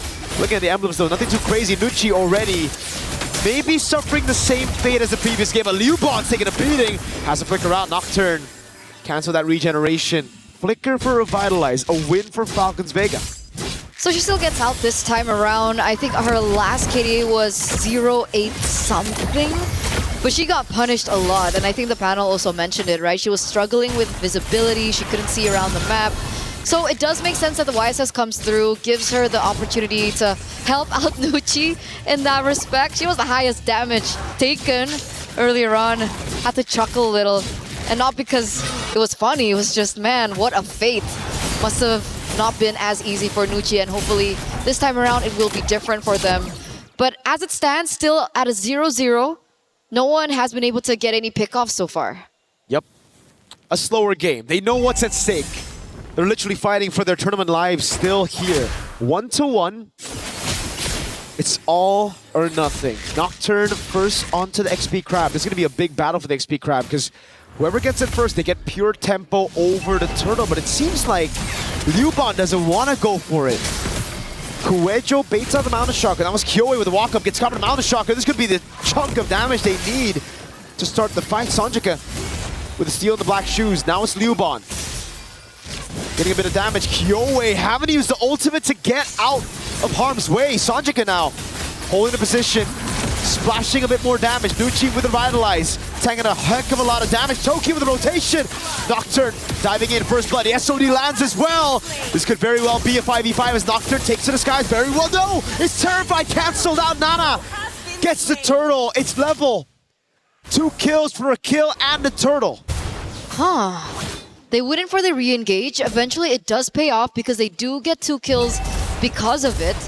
And it feels like a similar story from Game 1, Game 2, right? Falcons being able to get the neutral objective first. Celtic being able to get the team fights, and usually they're able to capitalize over that with another domino effect around the map. But so far, again, still very equal on the board. Nana, though, I didn't expect that much damage from YSS early game up against the Aulus. It's so tough when you get chunked like that, right? You're built for CC immunity and long team fights, but when you just get bursted at the start of the fight, when you're down to a quarter of HP as an Aulus, it just gives over the neutral objective for free. Luckily, the rest of the team, Sanjika, definitely the MVP of that fight, coming back into the fight, rotating over, getting space, and then Tokyo, always rotating quicker than names. Certainly going to be a big problem as we get into the later stage of the game if Tokyo is this active. There's no one on the side of Falcons Vega that can really zone Tokyo. That was why, you know, the Yeve could have been an answer. The Mountain Shocker now opened up. Nana caught the perfect match, thrown back again, and the rotation instantly from Kiyoi on the Aulus. The SOD this time doesn't land. Nocturne with the shifting skies, lands it on Sanjika, but she has the black shoes. Stunned up constantly. Oh, a few recalls. Sanjika's feeling it. Spear of Misery into the CC immune. It's still so close. 50-50 in the mid lane. Flicker out. Syrinx with the black shoes. A win in the mid. 13 seconds for the next neutral objective. And it does seem like it should be Falcons Vega with tempo. It's a battle of micro, it's a battle of macro, it's a battle of flare as well in that mid lane. Both took Black Shoes out, and luckily both of them were still able to escape with their lives. But with that being said, it's another reset as both teams are going to be corralling against the next neutral objective. You can see that Kuejo is already in position. Unfortunately, the Fatal Links isn't there just yet for her to utilize. Sonjik as well with the IMU doesn't have anything prepared. So we'll see exactly how this falls down because Nucci is already there. She knows where the positioning of Liubon is. But I think Kyoe has the better grasp over the turtle. It's all up to Kuejo to find a big set. She doesn't have the flicker, but she's waiting right in there for the legs! A massive combo! Kyoe running it down as well. The SOD lands, but Kyoe's able to survive right now as Nocturne's gonna get taken down. Names just teleported straight into harm's way! Kyoe and Tokyo running it down. Sonjik gonna be taken out, but Shu Bond is still there, chasing Nucci away. Nana's out of the fight. Nucci's getting chased by Liu Bond under the turret. This should just be a kill, a falling Star Moon to take Nucci down for the first time in this game. Sorry, rather the second. A 4-4-2 trade, and unfortunately it was Kyoe that was able to pick up the neutral objective as well. It was a big Fatal Links, a really good initiation play coming in from Kuejo, and everyone collapsed over that really, really well. Falcons are now on the back foot here in the first 6 minutes of the game. You can see the gold gap instantly take its place. 1,000 gold lead and counting. And they were able to pick up a structure in the top side as well. Things are not looking good for Falcons men. Sonjika and Kuejo, redemption from the previous games, especially for Kuejo. On the Kaja Gunshai here, on the Atlas, she's just running with it. Perfect match lands. Fatal Links. Whoa. What the heck? That was Nana with a traceless forward. Luckily, the rest of the team was there to help her out. But this could be a tragic day for Falcons. Hey, Turner, just earlier, Falcons ID sent home by Vitality. Falcons Vegas started off really strong with game 1, but game 2 slipped out of their hands. Then we have a game 3 where Geltec Cyber Team, for the first time in the series, hold a lead at the start of the game. They came in this knowing that Geltec was a strong foe. They wanted up again, but that's a Fatal Links. Baiting out the Purify, shift these guys by Nocturne, delaying the skirmish a bit. Nana with a rotation as well. Nocturne just walks into it. Tokyo with the shred. That's a big mountain shocker, but there's no follow-up now. Black Shoes in the midst of it all. Black Shoes again from Sonjika. Lubon, falling Star Moon, stops Syrinx in her place, but no more kills. Just an open turtle for GCT to take. Another advantage that they are able to put in their belt, or under their belt rather, a neutral objective, a kill over, and they have as much map control as ever. You see the SOD being placed but doesn't get its mark.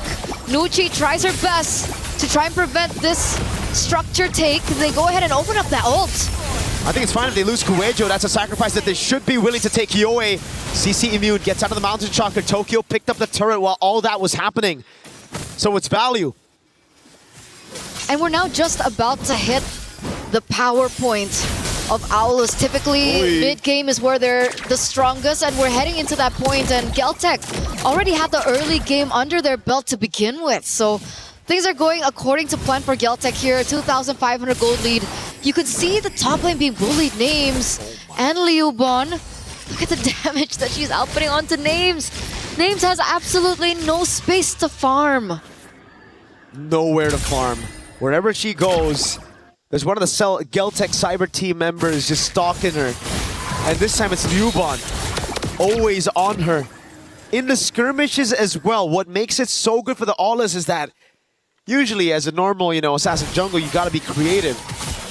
On an Aulas, you can just brute force your way into it with CC immunity. Through the front line, right into Names and Syrinx. And Sonjika, always stealing the Black Shoes, has given Falcons Vegas such a tough time because there's no one that's vulnerable on this team. It's really hard to look for an advantage. It's really hard to look for something to trade with. And now you can see that Nana is taking a risk there, trying to push in that bottom side of the map. She should be able to get it, but wait a second, the SOD does not land. Esme, she's gonna be able to clear it. They don't even get the structure down bot. It's almost like Names made a sacrifice in that game 1 to land all the SODs, but never to land them again in game 3. Tokyo with the shred on Nucci. Sanjika with the terrified. Purify comes out, but Syrinx gets away in time. Now it's the pullback. Tokyo shut down. In the midst of it all, the Pale Wings lands. Now with Liuban on the falling Star Moon. Sanjika trying to provide damage. Oh, the AoE is big. Names survives Liuban. Flickers in forward, but Names is able to blink out in time. Signs of life from Falcons Vega. It's mid for goal. Tokyo finally shut down in this game. Really worth. They don't even lose the structure in mid, so they do still have a control over their own jungle, but Nana's in trouble now. There is backup coming from Nucci. Do they really want to go for this re-engage? Coelho's in a tough spot. Nana, shifting skies and a flicker, bringing her back as well. Nana on a quick spree, Names. Spear of Misery lands. Sanjika now. Does she pop a shifting skies? He goes in deep onto Names. Spear of Misery. Peels for herself. Gets Nana the double. That would have been too much. That would have been too much if Sanjika could get that kill over Names. Luckily, she still had the spear to bring her back and eventually have the damage to take her down. Tokyo. And this does mean that 2 members are down. Falcons should be able to pick up this Lord. Kyoe went for the chase. Lord's already very low. Kyoe won't be able to make it in time. The retreat from Nana is good. And Falcons Vega get their hands back in the game. 10 minutes in. Only a 1,000 gold lead, and I do think that Falcons Vega have a very good scaling comp. It's a Lilia and a double marksman composition. They should be able to shred now with items. So they're still in the game. They still have the foot in the door. It's not a 50. Wait a second, Kyoe, what is she doing? Nocturne goes in, but none of the other members capitalize on that. Nana, Mountain Shocker just a zone, 2 levels ahead of this Aulus. She's fine. Falcons take something of their own. They pick a structure up top. What it was really peculiar for me was during that entire Lord. Wait a second. The first time she got away. The second time it might just be a bait. The whole team coming around. Oh, Kuejo! Fatal links into Tokyo's free hits. That's Nana taken down, and Nucci's gonna be next on the chopping block. Kyoe just baited them. Sanjika with the SOD! Breaks the formation, and it gets Liuban to get a falling Star Moon on Nocturne. Oh my god, we thought it was a mistake. It turns out to be a bait by Kyoe. What a play, what capitalization from the rest of the team. Early pick Valentina. Black Shoes was the choice. Suddenly she picks up the SOD and she gets a pick for themselves. 4 members are down from Falcons. They're gonna be up in a few seconds. Nocturne, the only one left standing here as Geltec look for more and take them away from Falcons. How did they go from a 50-50 to what we're seeing right now? It's these very thin margins. They literally just out-mechanic their way into that win. Logically, it shouldn't have been a win. Kyoe is out of the fight. It was a 4v5 they were taking, but they split Falcons Vega just right for them to capitalize. Again, Nucci walks up. Now the glorious pathway backwards. Oh! Kuejo! Fatal Links finds everybody! Kyoe gets a triple, Tokyo gets 1 on top, and it's Nana to try to cut the waves in mid. Wave bot is good. Nana's gonna have to pull a miraculous defense, but she's still handling the wave mid. She won't be able to recall in time. This is it. This could be the very end, and it truly is, and Nana will not be able to deny it away from them. Geltec Cyber Team pull a reverse sweep to make it the top 4. And they move forward, ladies and gentlemen, up against an experienced roster in Team Falcons MENA. Kyoe has brought her experience from her last run at MWI and have brought Sanjika, Kuejo, Tokyo, and Liuban forward here in MWI 2026. It was a symphony of skills together, baiting out those purifies in the prior fight, and then a massive Kuejo set into a follow-up from Sanjika. It was immaculate. It truly was. We want to hear from them. We want to know what they have to say about that victory. And with that, we're going to throw it over to the stage.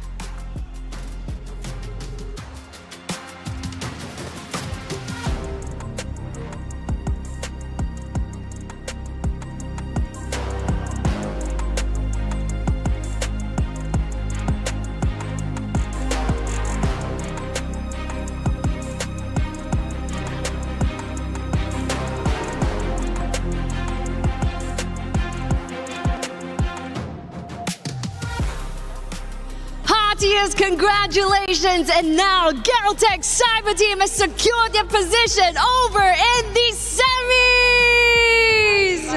Wow, the team are so excited. You can hear cheers coming from across the floor right here. Now, we would like to ask, what happened in the first game? You guys had a real smooth game so far without dropping a single game, but that one game happened. What happened? Tell us more. У нас не было урона на миду, тренера налажали. Well, we didn't have the drop, but anyway, the coaches, the trainers somehow screwed up. Oh, so there has been a misdraft? То есть, получается, произошел мисдрафт.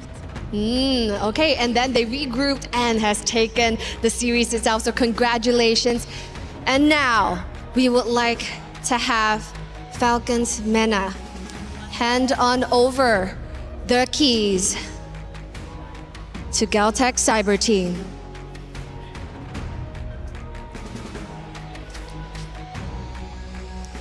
You fought valiantly well. Thank you, and your journey ends here. So now that you have the keys of Falcons MENA in your hands, how are you feeling right now? Ну, тяжело немного. Well, a bit happy they are. You guys are really happy? You know what will be even happier? When you hear that pop. Congratulations one more to Galtech Cyber Team. Take your walk of victory!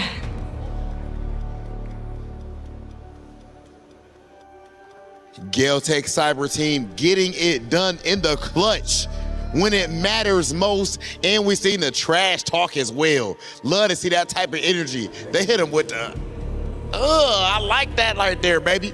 You know what I mean? Galtech Cyber Team showing that they are here to stay, and the trash talk wasn't enough. You know they're about to savor. You can hear their fans in the background. They're about to savor this key pop. It's gonna get serious. It's gonna get serious all the way. Congratulations to Galtech Cyber Team. You see what type of energy we have right here. You only get this action right here at MWI, ladies and gentlemen, EWC26. We have one match left for today. Let's go ahead and check out our highlights.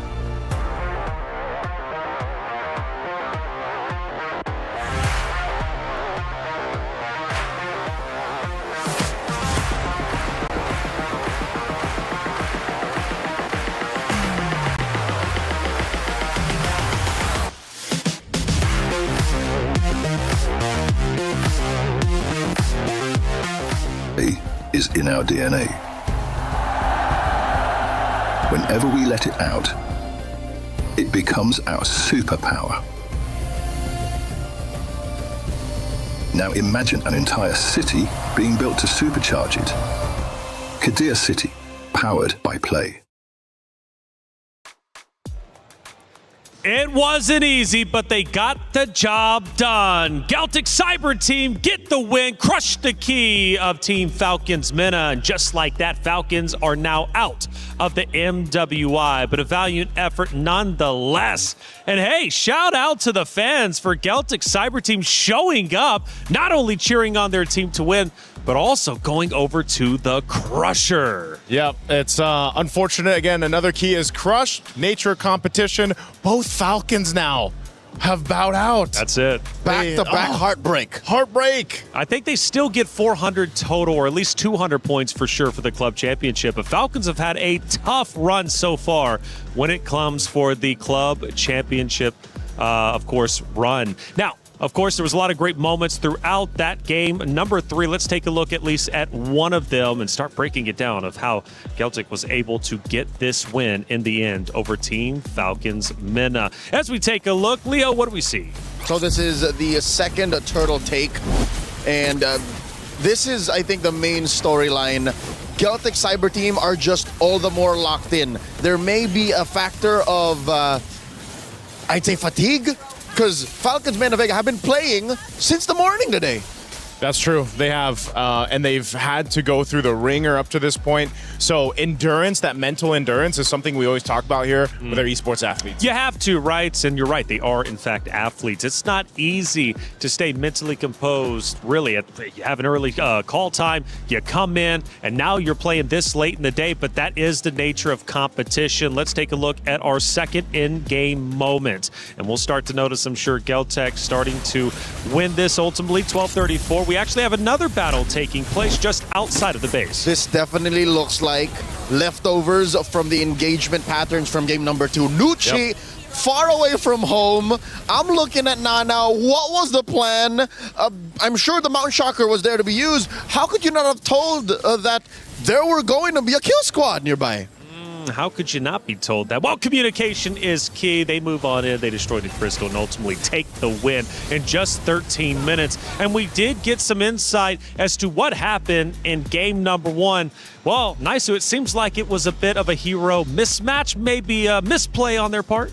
Yeah, it comes down a lot of the times we hear from the interviews and even our own kind of sentiments. The draft is so important in the nature of MLBB, the competition here. But also, too, again, I was wondering, would we see that Ollis in the hands of Kiowe go through? They leaned on it, and this time, again, it works out. She's the only player now to bring out this Ollis twice. Oh, wow. And by the way, casters were getting into it, and they were getting loud. Let's take a look at how they looked during those casting moments. Fire. What? Lord. Wait a second. The first time Again? she got away. The second time it might just be a bait. The whole team coming around. Oh, Kuecho! Fatal links into Tokyo's free hits. That's Nana taken out, and Nucci's going to be next to the chopping block. Kyoe just baited them. Sonjika with the SOT! Breaks the formation, and it gets Liuban to get a falling Sarmoon on Nocturne.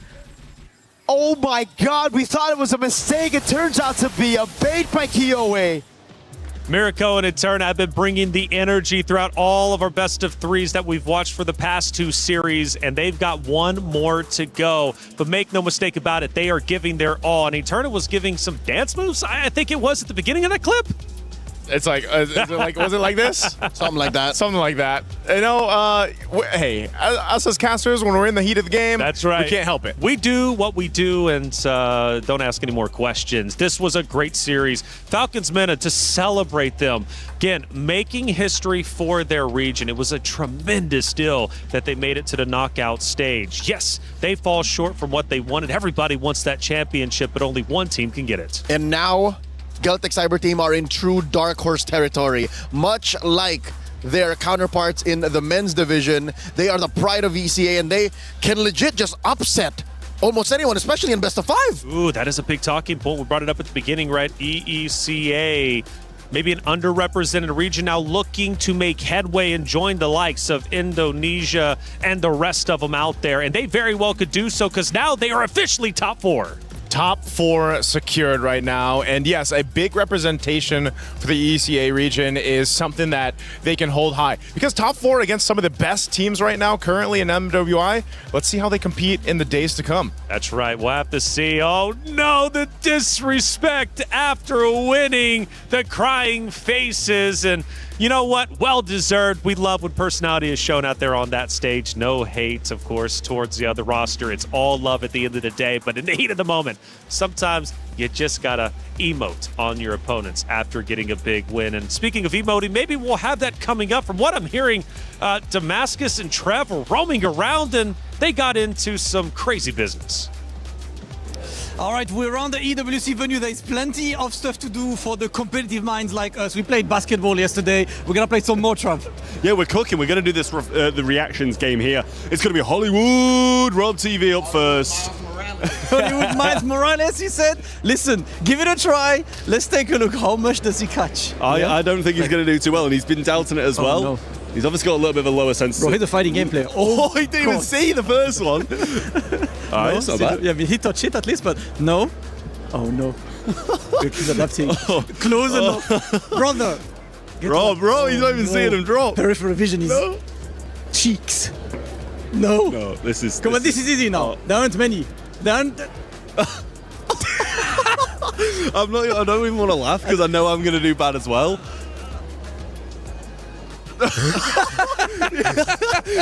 Hey, he got one. Bro, I guarantee you this is so much harder than it looks, bro. What if he gets the first one? That wasn't a bad reaction. That wasn't bad. Oh. 0-2. He got one. Oof. Yo, he's doing good, though. The peripheral vision's working. His peripheral vision is really good. Oh, that feels like it should have been one. Oh, did he catch that? Oh, he did. That's two. Oh. Oh. Yeah, there we go. Man, this is going to be a 4.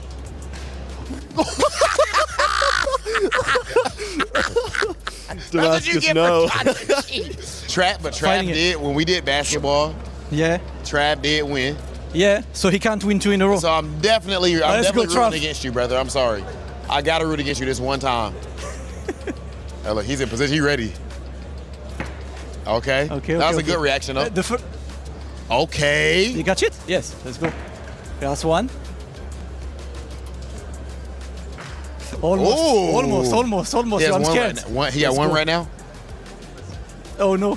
All right, still one. Okay, 2. Come on. What 3. we doing? Can he match it? 4. Yeah, that's it. Bro, don't. Can I be salty for a moment? His last 4 were the last 4 next to each other. My last 4 are like this one and this one. That's rigged. It's all excuses. It's all excuses. But we have a victor, and his name is Trav. Trev can't keep getting away with this. He won basketball. He took that away from Hollywood Rob TV, who's American, by the way. And now we just lost the reaction test. Somebody put a stop to that, man. I hope so. My goodness. But we're having fun around the EWC venue. It's a lot of fun in here, and I hope all of you at home get a chance to come and visit and check it out because it is nothing but good fun. Hey, welcome back into our desk. I'm Taylor Reflections Noble. Nice, Sue. And hold up. Wait a second. We got Zorn on the desk. How you doing, brother? Yeah, I'm good, guys. Hello. Hello. Good to see you, Zorn. For maybe the people out there who might not know you, which you should, who are you, man? Because from what I'm hearing, you're a serious competitor. I'm known as a pro player, as far as you guys know, and now I'm here to be a KOL or media for Malaysia. Okay, and now one of the best. And now he's an analyst, right? So another feather in your cap. One of the best out there for sure. And you're watching the best in MWI play. These ladies are truly talented. Have you had a chance to watch any of them? Because coming up next is our unfinished business. Keyboy and Quinn get another shot at the trio that ended their MWI 2024 campaign. It's a revenge match, and the business is unfinished, but it will be finished by the end of this series. Now, for you, Zorn, you've been watching MWI. I'm sure of it. You've been seeing some of the upsets. What has been some of your favorite moments or maybe even surprises? I feel like I'm surprised with so many country that already improved a lot, I guess, for this MWI since last year, I guess they cannot play very good as this year. So I guess it's going to be interesting to watch them. Interesting to watch indeed, and we just had an interesting series ended up unfolding. And we've got Rose with our post-match interview. Hey, Trentmar here right now with KOA, fresh off of their victory. I want to start off asking about your Aulus. What's so special about it? Why is it your pick now? По поводу Аулуса, просто мне очень нравится персонаж, и мы с ним в целом очень хорошо играем, поэтому вот так вот получается. Aulus, I really love the hero, and it just comes into play that we have a great chemistry, and that's exactly what happened. So the chemistry is unlocked, of course, by the Aulus pick. Now, after that Game 1 performance, what was the discussion like behind the scenes? Were you more emotional and trying to motivate each other? Or were you more calculated about how you would make the comeback? Ну, нам сказали, что мы сумасшедшие в очередной раз. Наш тренер сказал, что мы, просто энергия и идем до конца. У нас начинается вечерняя немножечко, как это сказать, шиза, и мы в целом берем все в свои руки. Well, you know, our coach told us, as he does multiple times on repeat, that we are crazy. And we thought, well, we have no way back. We just gotta move forward, that we gotta do something. And you know, it's late in the evening, we get into our vibes, and we just decided to refocus and move on. Well, you got it. You got that win, and you're moving forward. Real quick, a message for your fans. Message, посыл для ваших фанатов. Спасибо большое за то, что вы нас поддерживаете. Я очень надеюсь, что мы покажем завтра очень хорошую игру. Наслаждайтесь, смотрите, болейте за нас. Thank you very much for your support. Thank you. Tomorrow we'll try to bring up our best game. And yes, watch, enjoy, and continue supporting us. Thank you so much. Thank you. Congratulations. Geltec continues to fight. И Geltec идет дальше. Geltec continues to fight. They're now top 4, but we still have one more spot in our semifinals to determine what it's going to look like. Let's go to the stage and get it started. Thank you, Taylor. It's time to kick off with our final match of the day. The knockout round has been incredible, and once again, there is one team that will stay away as a victor today and one last out. Without further ado, let's get our first competitors onto the stage, qualifying out of Malaysia, Team Ray Young. Team Ray Young has pulled up this year with an absolute vengeance. They are representing Malaysia, the phenomenal region, a phenomenal country, and they're led, of course, by Quinn and Chiboy, who missed last year's event and have come back here to right all wrongs. This is a newly assembled team, but make no mistake, they play with the chemistry of 10-year vets. Chiboy, remember 2 years ago, exact same team. Anything you would like to say to Navi? Good luck, have fun. So friendly, but I'm sure she will not be over at the Land of Dawn. Take your positions at your battle station. Okay, ladies and gentlemen, and their opponents, the 2024 champions, put your hands together for Navi! We talk about regional rivalries. Navi qualifying out of the Philippines, and that team has been going through the trenches, losing early to Galaxy Phoenix, but then a big comeback against Falcon Daisies and eliminating last year's runner-up Gen G to make it all the way to the knockout stage. And now the mission is simple: keep winning, come back tomorrow. All right. 2 years ago, you have met the exact same team. Any comments to your competitors? Just say good luck and have fun. So friendly, but I'm pretty sure there will be absolute bloodshed at the Land of Dawn. Please take your positions. And here's a story for you. 2 years ago in the path to victory, Navi PH took down and crushed Quinn and Chiboy's dreams, sending them home in 2024. Now, 2 years later, a revenge arc in the making. This time, they stand before Navi PH without dropping a single game. On one hand, it seems they look ready. Question is Navi ready? Let's settle that score over in the Land of Dawn. Over to you guys at the studio. Thank you, as always, to our stage hosts, of course, Damascus, Hollywood Rob TV, and Cheryl. Thank you for the story as well, setting the very stage, the history between these two great teams. This is our last quarterfinal matchup to determine what the semifinals will look like. Naisu, Leo, let's talk about it. It's Team Ray Young versus Navi. This means a lot for both regions. Just to add a chapter to the story that Cheryl told 2 years ago, yes, Navi PH, then known as Smart Omega Empress, dropped Quinn and Chiboy, and they lived happily ever after. In case you missed out, they became champions. They eventually did, and they rode their way all the way in a sweep, I believe, in that championship in 2024. So this is a great story of redemption, revenge, however you want to put it, for Team Ray Young. Team Ray Young has shocked us all, making it this far, not because it wasn't expected, but just because of how well they continue to play. Such a very talented roster. And they are officially known as the momentum stoppers, stopping those rosters who have the momentum, who try to push forward, but simply cannot take down this talented roster. If you had to pick one lady from Team Ray Young to be the decisive factor for victory, who would it be? I personally say, not biased because I'm a jungler too, but I'm looking at Tan. I think, Tan. As the Indonesian import, I think she does so much to make this momentum breaker character come through for Team Ray Young. And now I'm looking back at history. This is not the first time they're facing off against a Na'Vi. They took down Na'Vi MY in the qualifier. Yep, and I think either way at this point, I know Zorn mentioned this too. He mentioned that last year, it was so different watching MWI because the quality of teams, the quality of gameplay we've seen from these ladies so far for 2026 has been a huge leap in just performance and improvement.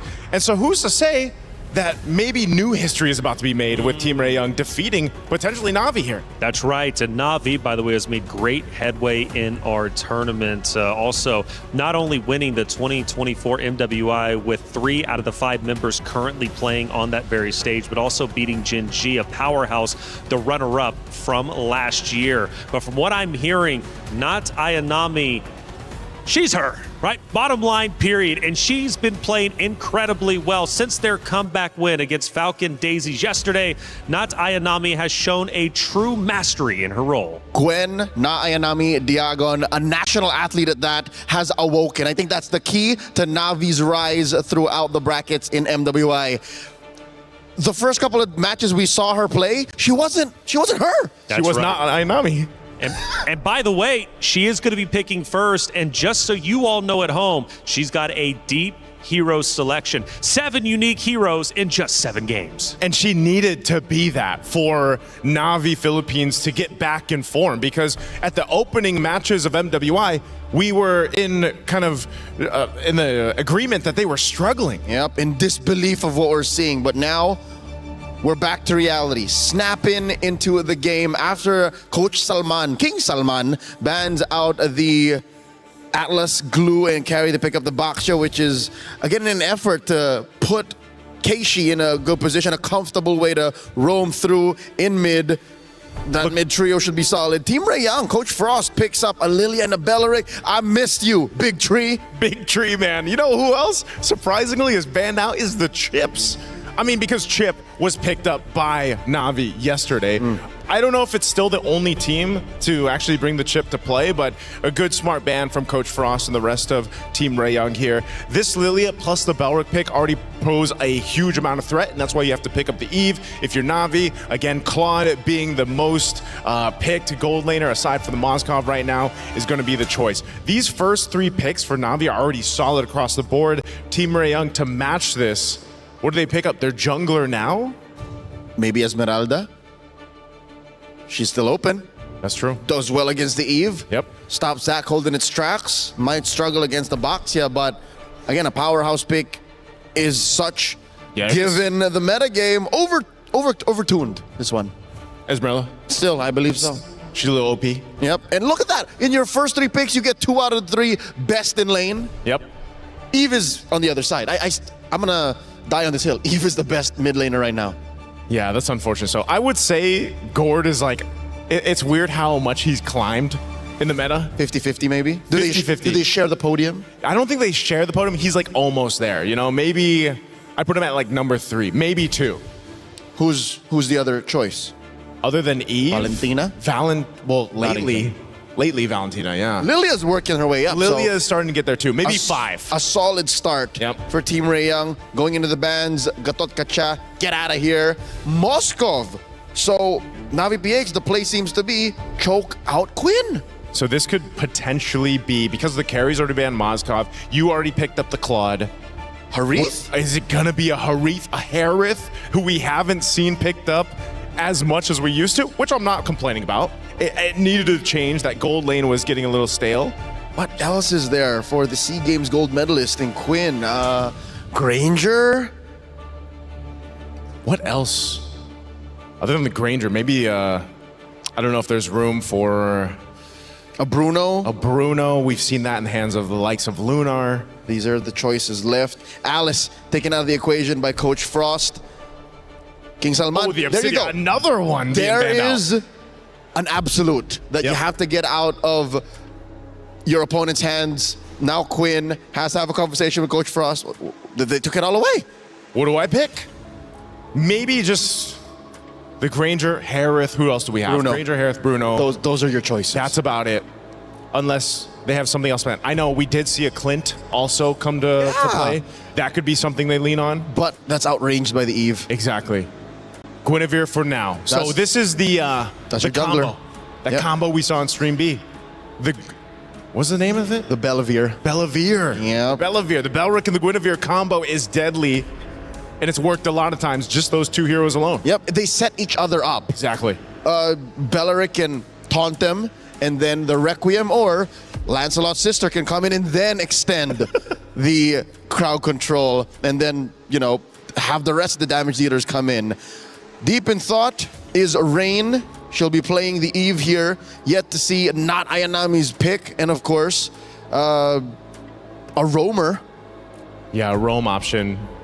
Atlas being banned out. Glue's not potentially there. CC for now for the XP lane. Good solid answer to the Esmeralda. Exactly. And the roam option, it's going to be an Akai. Okay, so we've seen Mirai. Is there a world, Leo, where it's a roam Baksha and a jungle Akai? I don't know. I was about to say, Keishi and Yakai, at least here in France, at least in MWI 2026, did not look good. Yeah. So I'd say stick to this. Stick to this. Heavy spin people into the RWM. Yeah, that's true.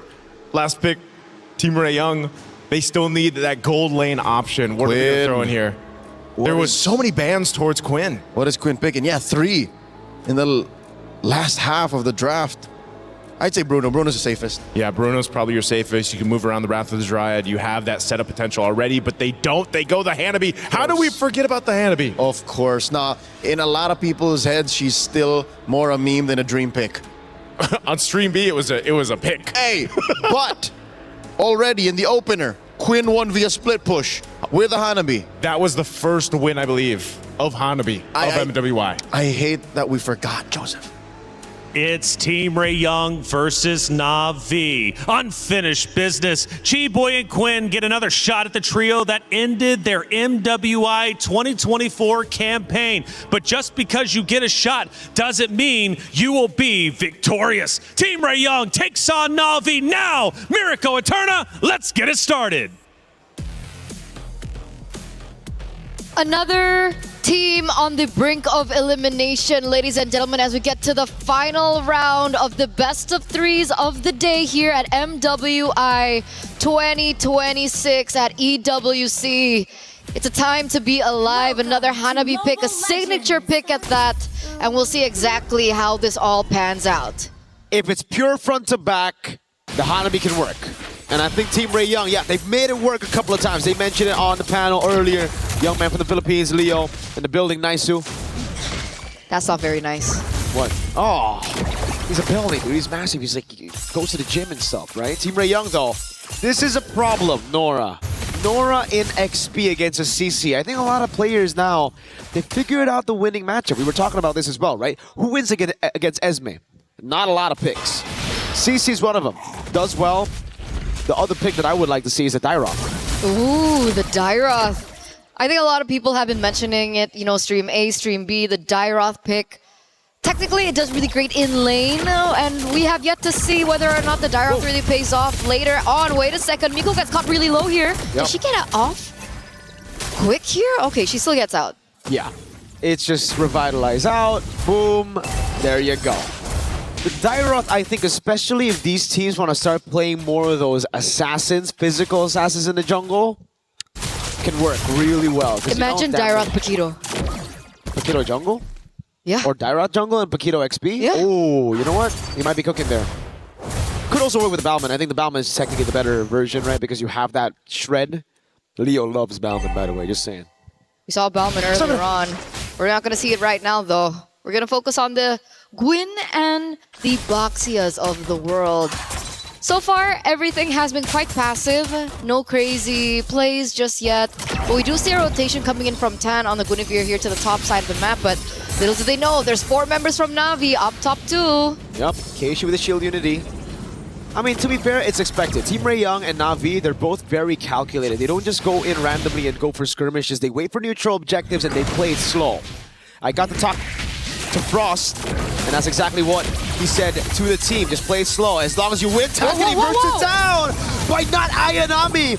Ben just procced as well. She's able to survive the RBM. Heals for Ayanami now with the yo-yos. Gets away just barely. Oh my goodness! Ayanami with 1 HP gets away. Now V on the turtle. It's free. She was there, and then she wasn't. Tan early exit even before the objective, really allowing Na'Vi to pick up the first neutral objective of the game. And my oh my, did we not account for the damage of not Ayanami? What is that shred? That's a shred you should expect when you got a lot of HP. And to be fair, Team Ray Young does have a lot of HP in their composition. Now, losing in the early game ain't all that bad. They can still play for that scaling game. But listen, if this composition snowballs... Oh my god, Nora? Hanabi won't have a front line to rely on. That's the problem. Yeah, Nora, not gonna have a good time. Not Ayanami. I'll be surprised if she doesn't go see Halberd first item. And it feels like if we, go back to the discussion of the gold lane, Hanabi requires a little bit more time to get rolling, to get online. She needs a lot more farm. She needs to scale. She needs to get to her items maybe a lot later than compared to the Claude. So Team Ray Young right now are in a peculiar position where there's a window that they lost early and they need to rely later on, and hopefully they can withstand the storm coming through from Na'Vi PH, because if we know them for anything, Na'Vi PH are great at looking for opportunities and looking for weaknesses in the enemy composition, and they're doing just that. Uh-oh. Headbutt baiting out the Purify, the RBM as well. Chiboy's gonna get thrown back by the heavy spin. Now Mirai with a pin down on Miku. The current call on both of them. Oh, they gotta run together. Synchronize Ayanami. Almost takes Miku out of the skirmish. Kin, all she can do is clear bot. Right now, that's the case. This is the weak side gold laner effect. Absolutely. Now things are shaping up to still be in favor of Na'Vi. We do see that the turtle is going to spawn in under 7 seconds. Keishi's already in the area, just picking out her own jungle, looking to farm a bit more. And something important to note is Keishi's actually a level ahead of the enemy jungle right now. Tan, does she really want to go for that 50-50 on that neutral objective, or does she want to get a pick before she goes for that 50-50 retry take? I don't know. It's going to be very, very tough, man. I don't even think it's 50-50 with all the poke that Na'Vi have and the heavy spin. That's an all-in over on Chiboy. Wrath of Messiah is going to be used up, but look at the heavy spin again. Able to pin her down for Keishi to get a free retribution as Rayan walks up with the Blazing Duet. Rain gets away as well. Now Riyadh goes back to the BMI onto Nora with the anti-regen honor for the passive. Ayanami just tearing her apart. Nora goes down. Rian's on Quinn. She has CC immunity. She's going for a little bit more damage. Keishi's going to walk up, slam onto the minions. 5-0. Na'Vi are just clean. Brutal, brutal, brutal, brutal. They made a decision there, Team Ray Young, and it really didn't pay off. Maybe they'll understand that they need to play for Hanabi more. It looks like there are rotations coming in from Miku and Chiboy to the bottom side of the map, maybe looking for a punish on not Ayanami, who's sitting at 2-0-2. Let's see if they can make it happen. Ikebana lands, the taunt doesn't. The Wrath of the Drive though lands, but Ayanami is still able to survive for a bit. Gets 1 kill before she dies, but it's now going to be 2 on the board, and Miku might just follow next. Rain is going to go for the chase right now, and Mirai is looking for the cut. RWM dropped on her, and the Panda gets a big body slam to take her down. Rihanna instantly with the Blazing Duet. Headbutt and the heavy spin. Hands just pinned down. 8-1. This is a stomp and a half for Na'Vi. Whoa. Nora with a walk up. Huh? Yeah, she just purifies out. This is very unlike Team Ray Young. Okay, I think they're really playing into the tempo and the momentum that has shaped from Na'Vi PH. And you would think as an experienced roster from Team Ray Young, they even have a gold medalist in the midst, that they wouldn't, fall into that kind of momentum. But Na'Vi, again, taking so much control over what's going on right now here in the 7th minute of the game. That was a 1-for-4 trade, by the way. They only took not Ayanami for the price of everything. But luckily enough, Team Rayong, they do get something in return. They get a structure. Keishi just really wants to go with the fights, man. This is Spatial Migration and a Vilo Requiem landing, but Keishi with the Poissons is unkillable. Quinn, though, is very vulnerable. Mirai with a pin down of the heavy spin. Tan and G-Boy isolated from the rest of the team, and it's just pickups here and there.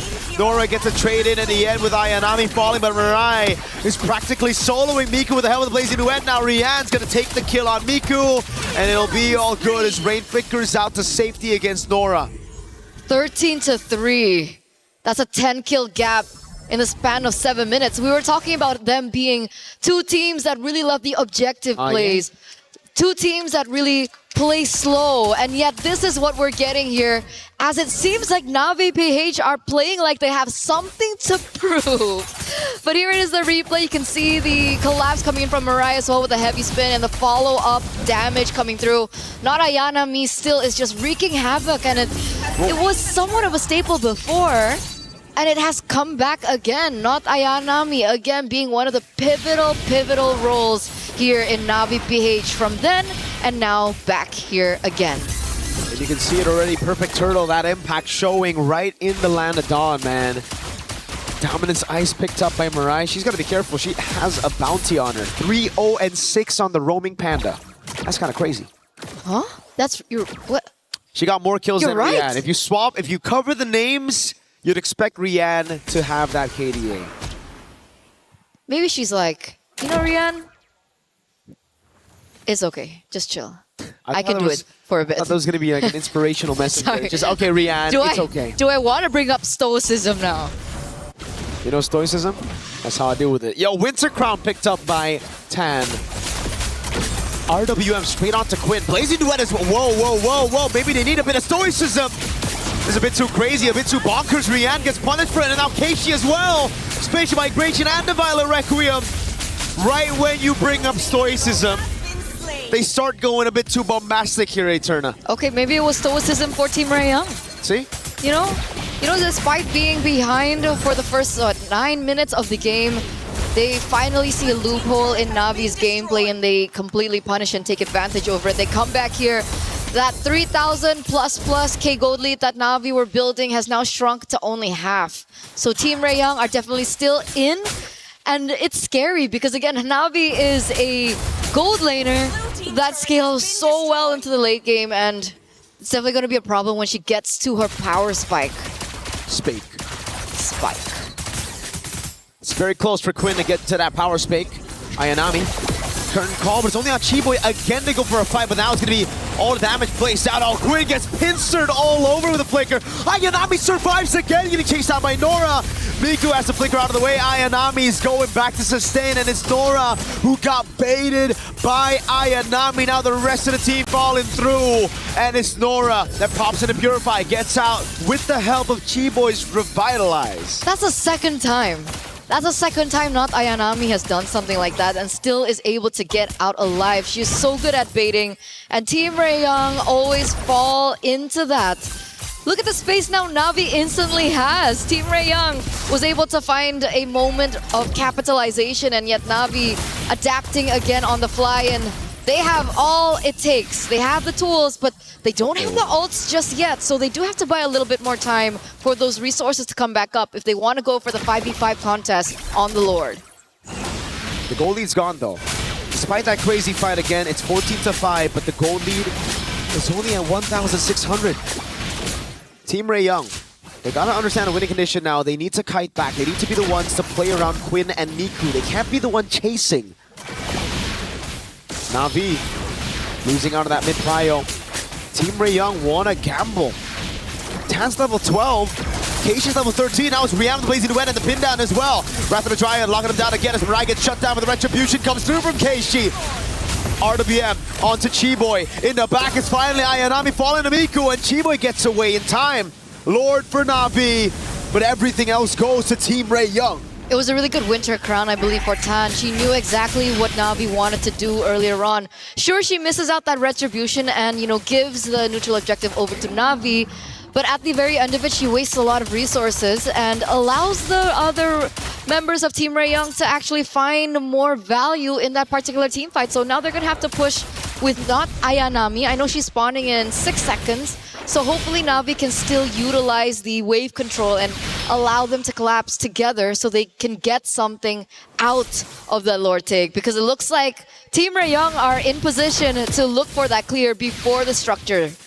Seems like they've also figured out the fact that they need to kite back against Na'Vi. Na'Vi, crazy engage. They got that zoning as well. If Team Rayoung chase though, however, they don't really have the right resources to get the Hanabi and the Lilia in place. So it's all about kiting back with your carries. Sure, you can have some few members doing their own thing. I'd say Nora can just try to split this front to back of Na'Vi, but everybody else got a peel for Quinn and Miku. I agree. Lilia's starting to hurt. Miku's starting to hurt. She has 2 items under her belt right now, the glowing wand as well as the lightning truncheon, and that burst damage is not seen, but it definitely will be felt, especially when it gets to the team fights where they group up a lot, and I think Na'Vi are definitely starting to feel it now. I wonder what items Quinn is on now, right? Has she gotten every one of those Swift Trinity items? Yes. All right. She has the Golden Staff, Corrosion, and the DHS. So does she have the Melfic Gun now is the question. There you go. Melfic Gun on the way. The Fine Glaive just picked up by Rain now, so that'll certainly help with shredding down some of these frontliners who already have the Chastised Pauldron, and that is interesting. Ayanami, Sea Halberd only now picked up. Like, earlier on, I expected it to be the early pickup, maybe second item because of the lane, but I'm guessing it's just because they're thinking, all right, we got a Baksha, we don't need the anti-regen. But it's hurt her quite a bit in the later stage of the game right there, because Keishi a lot of times is playing a different game entirely, playing for Rain, for Rian, and Ayanami just doing her own thing without the Sea Halberd. Now with the Sea Halberd, that'll certainly help. Quinn actually goes and prioritizes the Rose Gold Meteor first instead of the Melfic Gun. More defense, playing it a bit safer. I think she knows that she's going to be like the main winning condition for Team Rayoung, right? There's 2 options in that scenario. Do you want to go big or go home? Do you want to go for... Go big. Go big. Go big. Okay, so they don't go home. Hope not, right? We don't want anyone to go home, but kind of have to if they lose. Yeah, that's how competition works. But their keys get crushed. 14 minutes in, 14th level here for Keishi. It looks like Tan has actually caught up. They go for the pincer maneuver again on Tam, but the winner crown buys a little bit more time as Mirai gets bursted down entirely. Quinn to the back line though, pops into Aegis, is able to kite for just a bit longer. Miku's right there, but it's Rian with a triple kill, tearing through the back line, and now it's Nora next. The Sea Halberd doing work. Ayanami trying to go for the dive. Tan and Nora surviving, but it's just a big win for Na'Vi. It's crazy how one item can alter the course of the game, can alter the course of the team fight, and alter the fate of Team Rayoung earlier on. I mean, you guys saw that, right?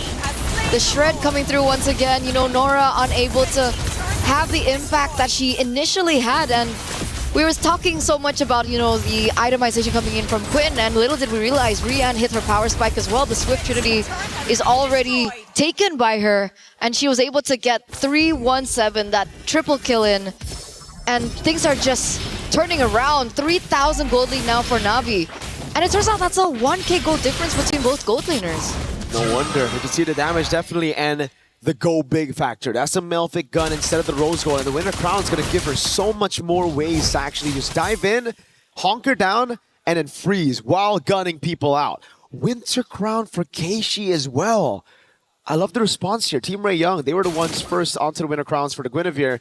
It's just kind of like a common item though for the Guinevere. It's like the usual build for her. Now for Keishi, she realizes that. She realizes that Team Rayoung can actually start shredding down a lot of the frontliners, so she wants to delay the fights as well. Rain, just for a bit more safety, picks up another winner crown. So we got 3 winner crowns for Na'Vi. That's crazy.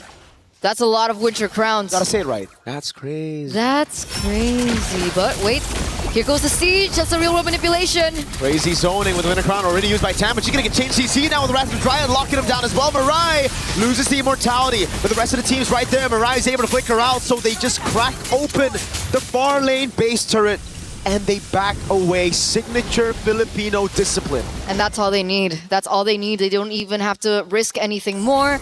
They know, once again, the opposite side of the Lord Inhibitor was taken down, and that's something that they can play to their advantage. And if Team Ray Young forget housekeeping, remember, there is a Claude on the other side of the map. We already saw a Claude backdoor in MWI earlier on. I think it was the first day of the MWI groups. I don't think we want to see it again. Not with everything on the line here. 150,000 damage taken by G-Boy. Retreat from Keishi to take the purple buff away. It really is a battle of front to back. You see those numbers on the frontliners. It's purely who has the better front, who has the better peel for their backline. Thing is, for Na'Vi, only Ray needs peel, really. Rian's diving with the rest of the team, and that's really what's caused such a problem for Team Ray Young's backline. Miku and Quinn, they don't have enough sustainability to deal with a Claude and Ayanami walking up on the CC with all the CC of the Akai. And that's not even taking into consideration of the magic damage coming in from Rain. And Keishi. It would be interesting to see what items Eve has right now, like how far she's in. Fishing Lantern, Glowing Wand, Divine Glaive, Winter Crown. At this point, I wouldn't be surprised if that's a Holy Crystal. That but hurts. it's probably Blood Wings. That hurts for the frontliners, man. Oh, yeah. That's the reason Chiboy's been taking a lot. Number one in the damage taken, and look at the waves in the bottom lane. This is why Na'Vi just back away after getting that base turret. They have a slow push built up bot, and they know for a fact no one on Team Ray Young can be sent down below. So right now for Team Ray Young, it's either you gamble on a 5v5 or a Lord take, or you lose out completely on the bottom lane. They need to make a decision now. They need to make a decision quick, because the waves are still crashing there in the bottom side of the map. Tan, Macroed. You want to go 50-50? You're both at level 15 now. Oh, but, no. Huh? They sent Quinn to mid?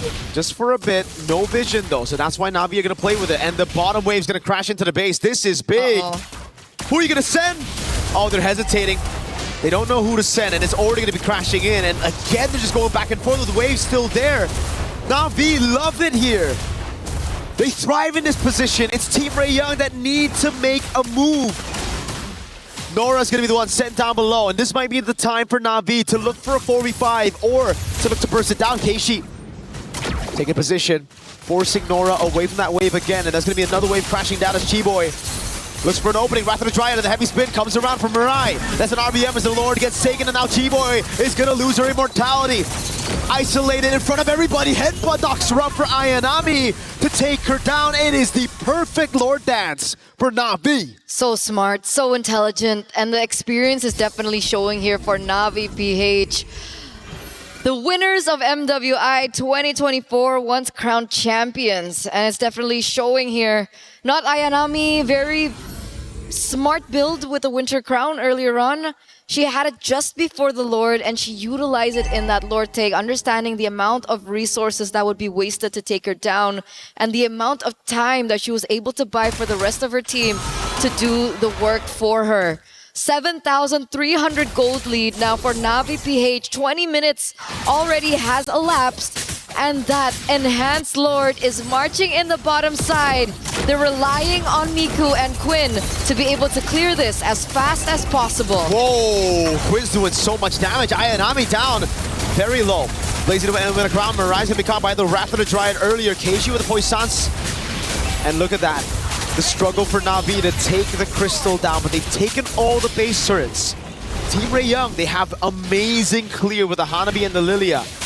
What's been the problem has been the frontliners not really being able to peel for the backline, but when they're under that crystal, makes it a heck of a lot easier. Yeah, it's all good. It's all G in their own base. It's so much easier as well to go for the targeting. They don't necessarily have to go to that much of an effort. There's no possibility of like a backdoor play as well, a flanking play. And we can already see that Quinn, full items. Swift Trinity, she has the Malefic gun, and she also has the Immortal, just in case things go south for her. There's also another layer of defense with the Rose Gold Meteor. So she's going double defense actually here. Love to see it. Team Ray Young just doubling down on defense. Winter Crown again. Rian swapped it out earlier after utilizing the Winter Crown, going straight to the Immortality. Now we have a slow game again before the Lord spawns. And this time around, folks, it's another evolved Lord that we're waiting for. Another Winter Crown picked up. Mirai baits out the Purify. Big resource spent. Down for 90 seconds as the Lord will spawn in the game. And the bottom wave is still in favor of Na'Vi. Hell, it's not just the bottom lane, it's mid and top as well. So Team Ray Young, they're going to have a lot to deal with. It's these small things that Na'Vi PH are able to get out. Like something as simple as a spell that can really alter the course of these particular team fights. So it looks like they do and will be able to clear in that bottom side of the map, but it's still going to be pushing in favor of Na'Vi. So again, Team Ray Young are the ones on the timer here. They have 2 waves pushing in favor of Na'Vi. This is a headache, if anything, for Team Ray Young. They really have to dig deep into this one. And Na'Vi are not giving them any chance. Constantly resetting the Lord, not giving Team Ray Young any space. Ayanami will shove in mid to force these rotations and to force Team Ray Young to reveal themselves. Quinn and Miku both visible on the map. That means Na'Vi are going to go straight for the Lord again. They know Team Ray Young have no hold. Even in their own jungle, Na'Vi, a free Lord. This time it's evolved. They're going to have that damage reduction as they look to close this one out. They don't go for it. They don't go for the gamble. And No chance. I guess it makes sense. Their only hope now is to wait for maybe an overstep or an oversight from Na'Vi as they push in with the Lord. But like you mentioned, an evolved Lord is not a Lord to underestimate as well. So we'll find out whether we're underestimating the Lord or we're underestimating the clear potential of a Hanabi Lilia combo. Because if there's a composition that can clear an evolved Lord at 23 minutes, it should be one with a Lilia and Hanabi. That is true. That is true. Game 1 on the line here for Team Ray Young.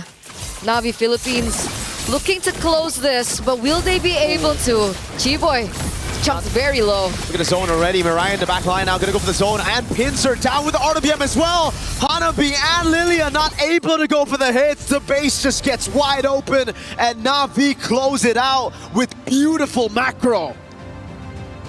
Match point now for Na'Vi PH. As they were able to get that very decisively, very clean, very macro-centric.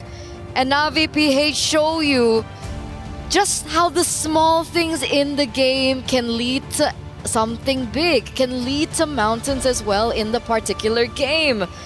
But of course, Team Ray Young, once again, like we mentioned in the previous game, they do have time to go for the reset. We did see a reverse sweep in our previous match, so let's see if we're going to game number 3 and see how they reset come game 2. We're throwing it over back to our hosts.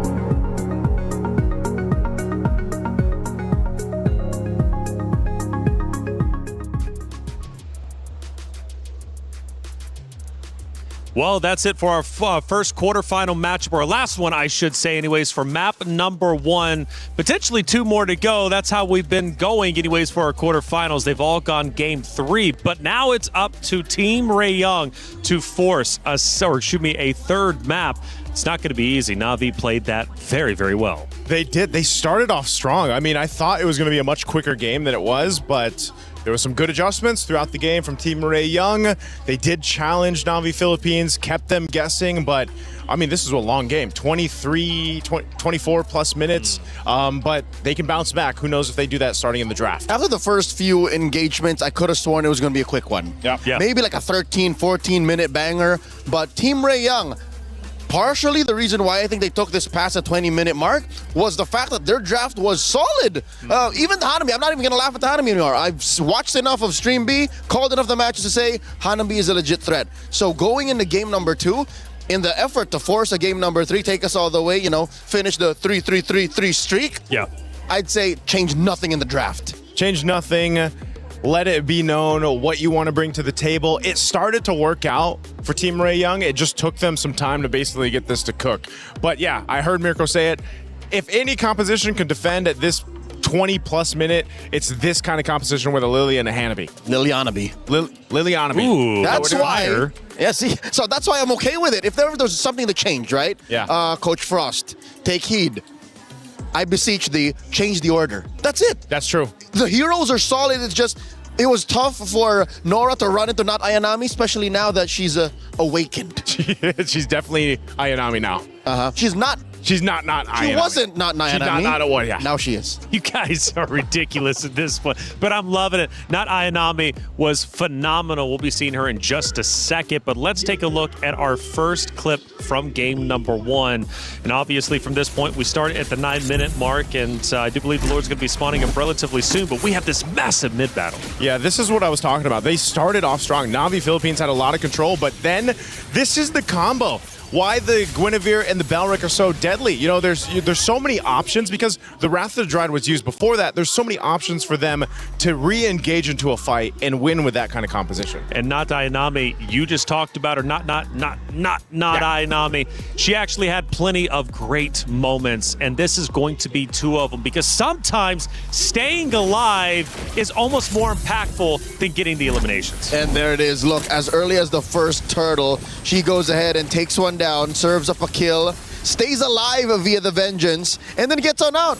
I muttered underneath my breath. I think, Joseph, you heard me say, oh, she's so dead. She's so... Oh, and then how often is that Rian, the gold laner, comes to the EXP laner's rescue, and then she keeps doing that. She continues to, again, not die.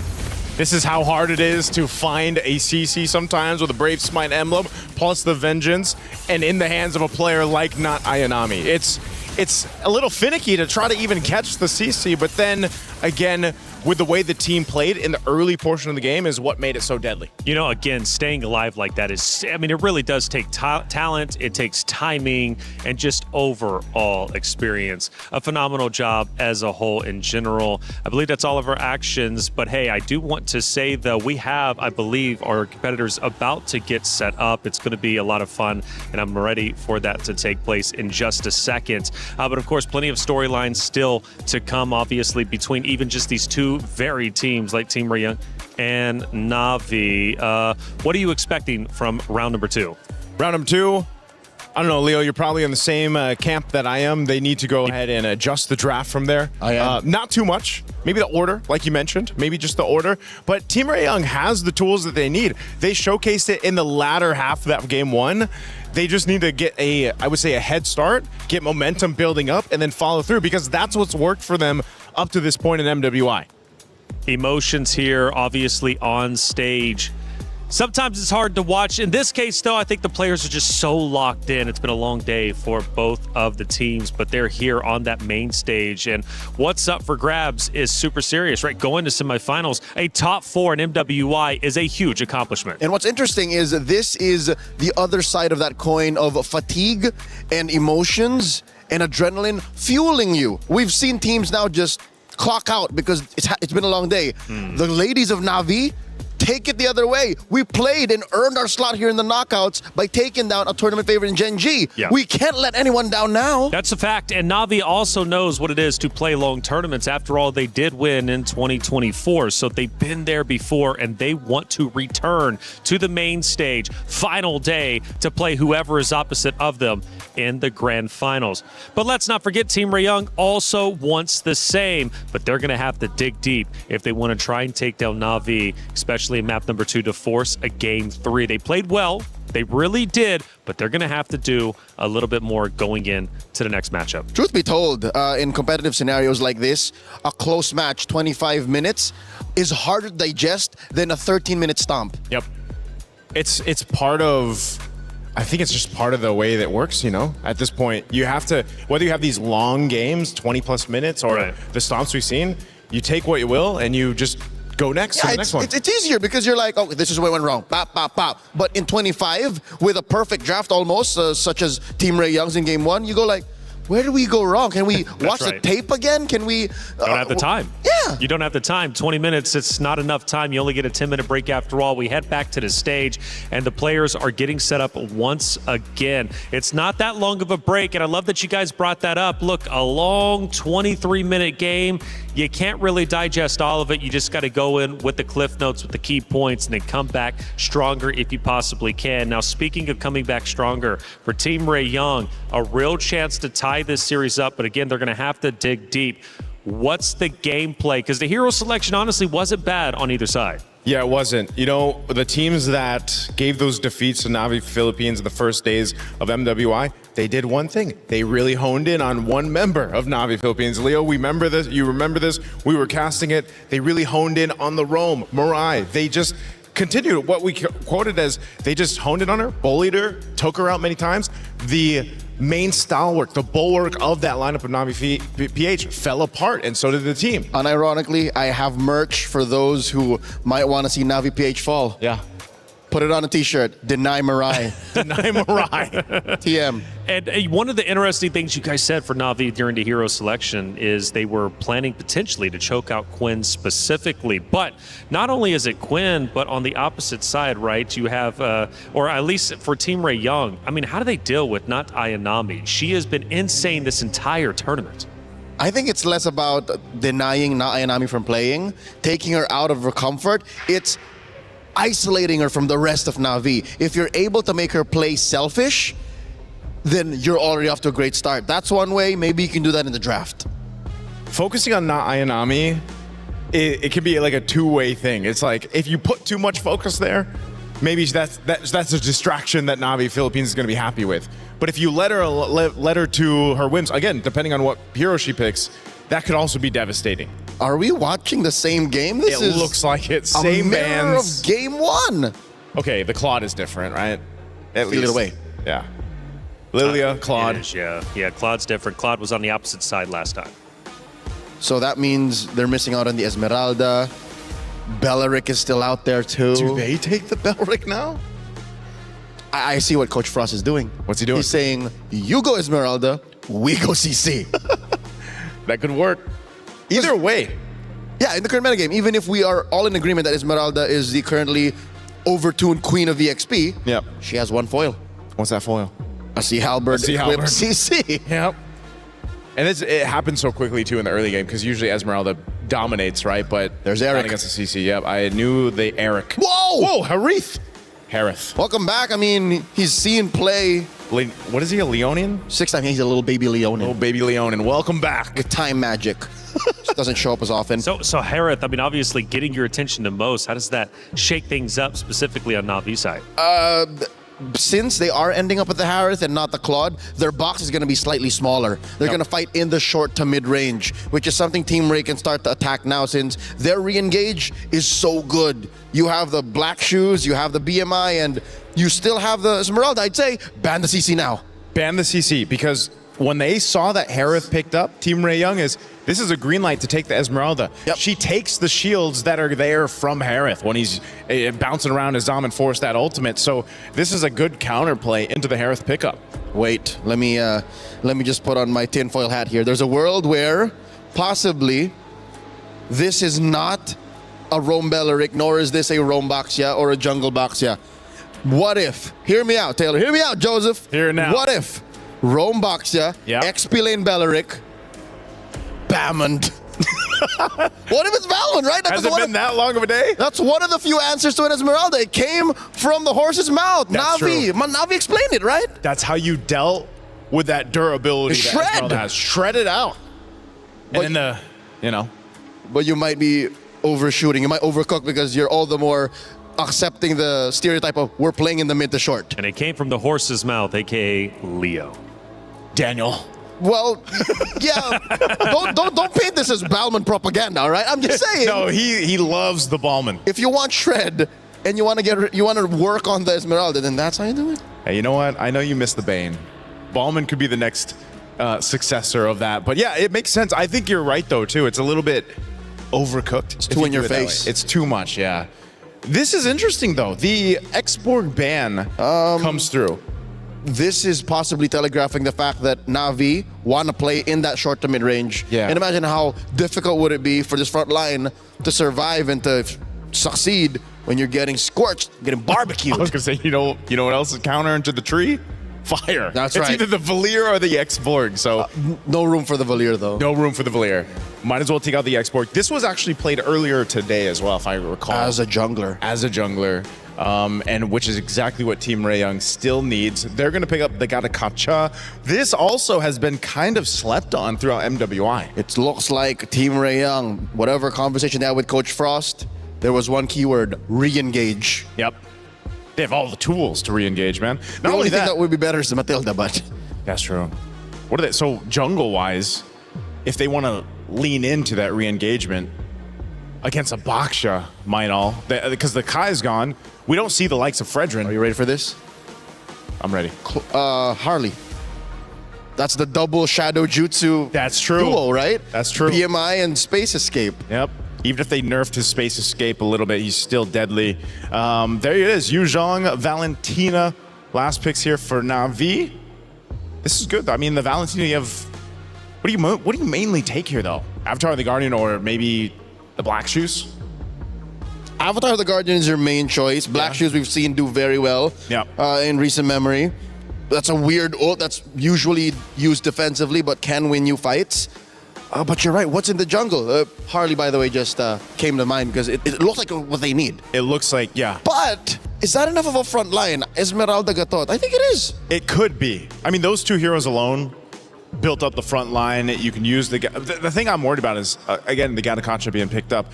If you're not able to actually jump in offensively with the Avatar of the Guardian and you have to defensively use it, then that's the thing. There's the Suyo, though. That's going in the jungle. Last pick for Team Rayoung. How could I forget? Ooh, it comes down potentially to this. Na'Vi is one map away from moving forward in the tournament and getting that much closer to reclaiming what they lost in 2025. Can they make it theirs? Well, they're going to have to get through Chiboy as well as Quinn, who are still on that unfinished business because they want a shot at taking down the trio that ended their run in 2024 MWI. But time might be running short. They need to get to work. It's Team Rayoung versus Na'Vi, map number 2, Miracle Eterna. Let's get it started. Potentially the final game that we are going to be seeing here at MWI 2026 if Na'Vi PH get their way. But of course, there is still potential for Team Rayoung to come back here in game number 2 in this best of 3 series. Let's head over into the land of Dawn. It's not potentially the final game, it is the final game if you're Na'Vi. You gotta look at it that way, 2-0. But Team Rayoung, they've got a solid composition and it relies on, I think, what we've seen more of from Team Rayoung towards this tournament, right? It's a lot more aggressive. It's a lot more, all right, in your face with the Suyo. Thing is, though, they picked it up against a Baksha, Harith, Valentina, and a Yu Zhang. There's going to be so much punishment for Tan with the slightest of mistakes. So if you want to be the best, you got to literally be the best. And you gotta beat the best, all right? Suyo, definitely not the easiest of matchups here, but hey, if they're able to make it work, then that shows the level of potential and the level of skill that they have here and the mastery of it in game number 2. But so far with the Lilia, you know, being in the mid lane, she is gonna be able to clear a lot quicker. It looks like Rain can't be as aggressive as she was in the previous game. No, not as aggressive, but it's still kind of like the passive early game we expect. If there's no neutral objective, no real crazy fights. Tando picks up the XP crab, takes it away from Ayanami. Or do they call her not Ayanami, right? That's why. Is she Ayanami or not no, Ayanami? I confirmed it. It's Ayanami, but you can say not Ayanami when you want to, you know? It's like So not Ayanami or Ayanami? Nora's doing a pretty good job in lane right now with the Esmeralda. Despite going up against Yuzong, you'd expect Yuzong to do really well. Keishi getting a quick wheel on Tan. The battle for Prio. Who gets level 4 first, Nora or not Ayanami? We'll see. We'll see. It looks like both of them are actually at level 4. But it looks like the mid laners are the ones that are falling quite behind. Rain is still level 3. Meanwhile, Miko already has that black shoes down. And that's a black dragon form for not Ayanami. Boom, bang, bada bing. Instant neutral objective take. Every single time you have a Yuzong, as long as she doesn't get ganked early on, you don't lose out on that level, you get level 4 quick, it's almost guaranteed. Unless, you know, you're like the goat of MLBB or something, like that Carl or Nepomuceno guy. And we learn, you know, black dragon form is required when we want to get the neutral objective or just fights in general. Okay, we learned that from someone very wise once, but he's not with us anymore. He isn't. He's alive, but like, you know, he's just, yes. yeah.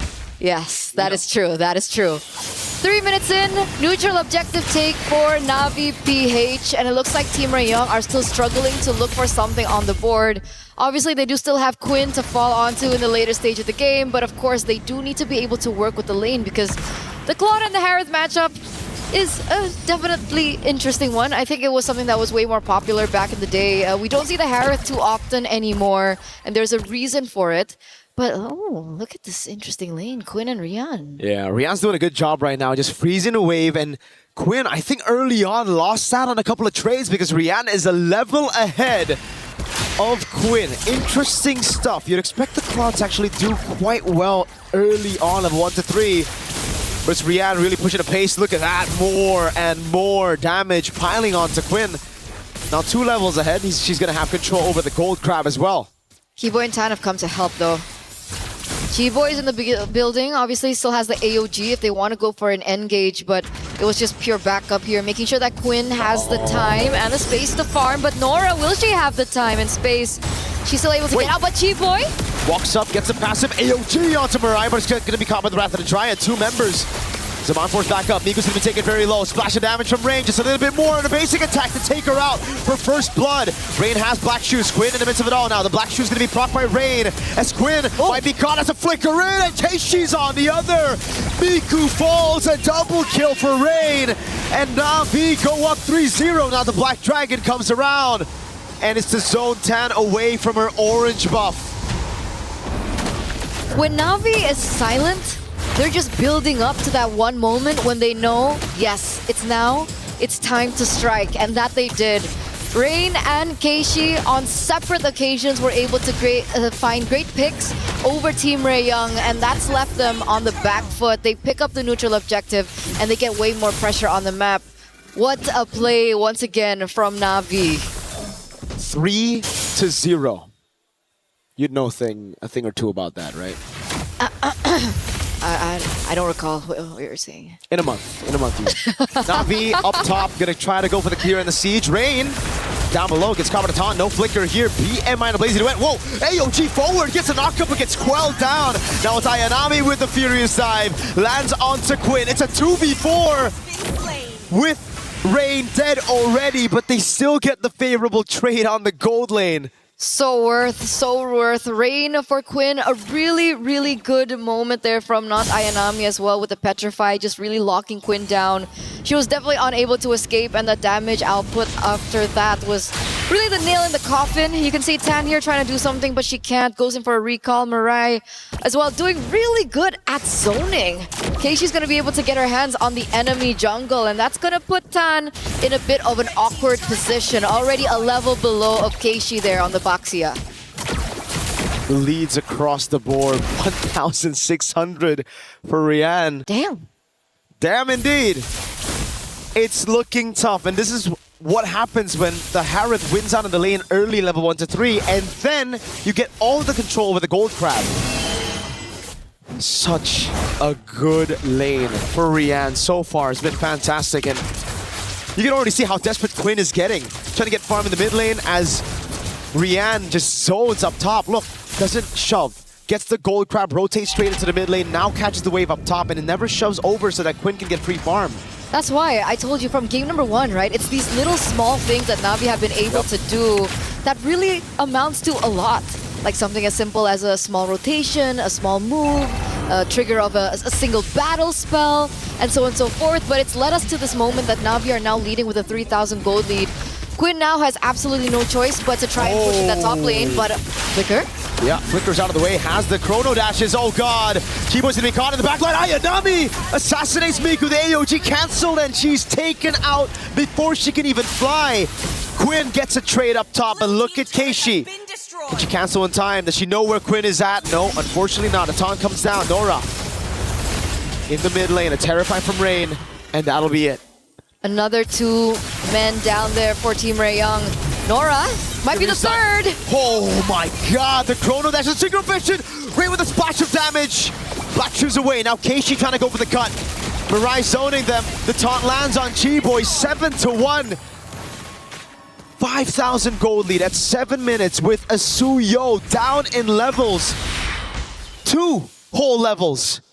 It's uncanny. It's uncanny, the aggression and the dominance that we're seeing here from Na'Vi PH. And I would say that they're coming into this match with a lot of weight on their shoulders, right? They were knocked out 2024 by Team Raeyang, by Chiboy, as well as by Quinn. So definitely vengeance is on their plate right now. And man, they're cooking and they want dinner. You have to take a look at the run again to get to this point. Na'Vi losing early on, then almost getting knocked out by Falcon Daisies, a game down in that best of 3. Coming back from that, turning things around, reverse sweeping Falcon Daisies, and then having to meet the team that literally threw them out of the tournament to make it here. And now, a 1-0 lead. Match point, 7-1. These ladies know how it's been while being behind. And they're so close. And they're so close. They're so close to coming back, making it to top 4, guaranteeing that spot, and maybe, just maybe, reclaiming that 2024 glory. That's been the whole story for them right now, and it's looking really good for them so far. Look at them now rotating back onto the Lord. Nora is in the vicinity, and it does look like Tan is near as well, but with her so far behind, Keishi's level 12, Tan level 11. There's no way for a contest. This is a free Lord over to Na'Vi PH. And it's still the same clean macro from Na'Vi that we saw in Game 1. We saw a few bombastic moves from Na'Vi in Game 1, and it almost seems like instantly they fixed it.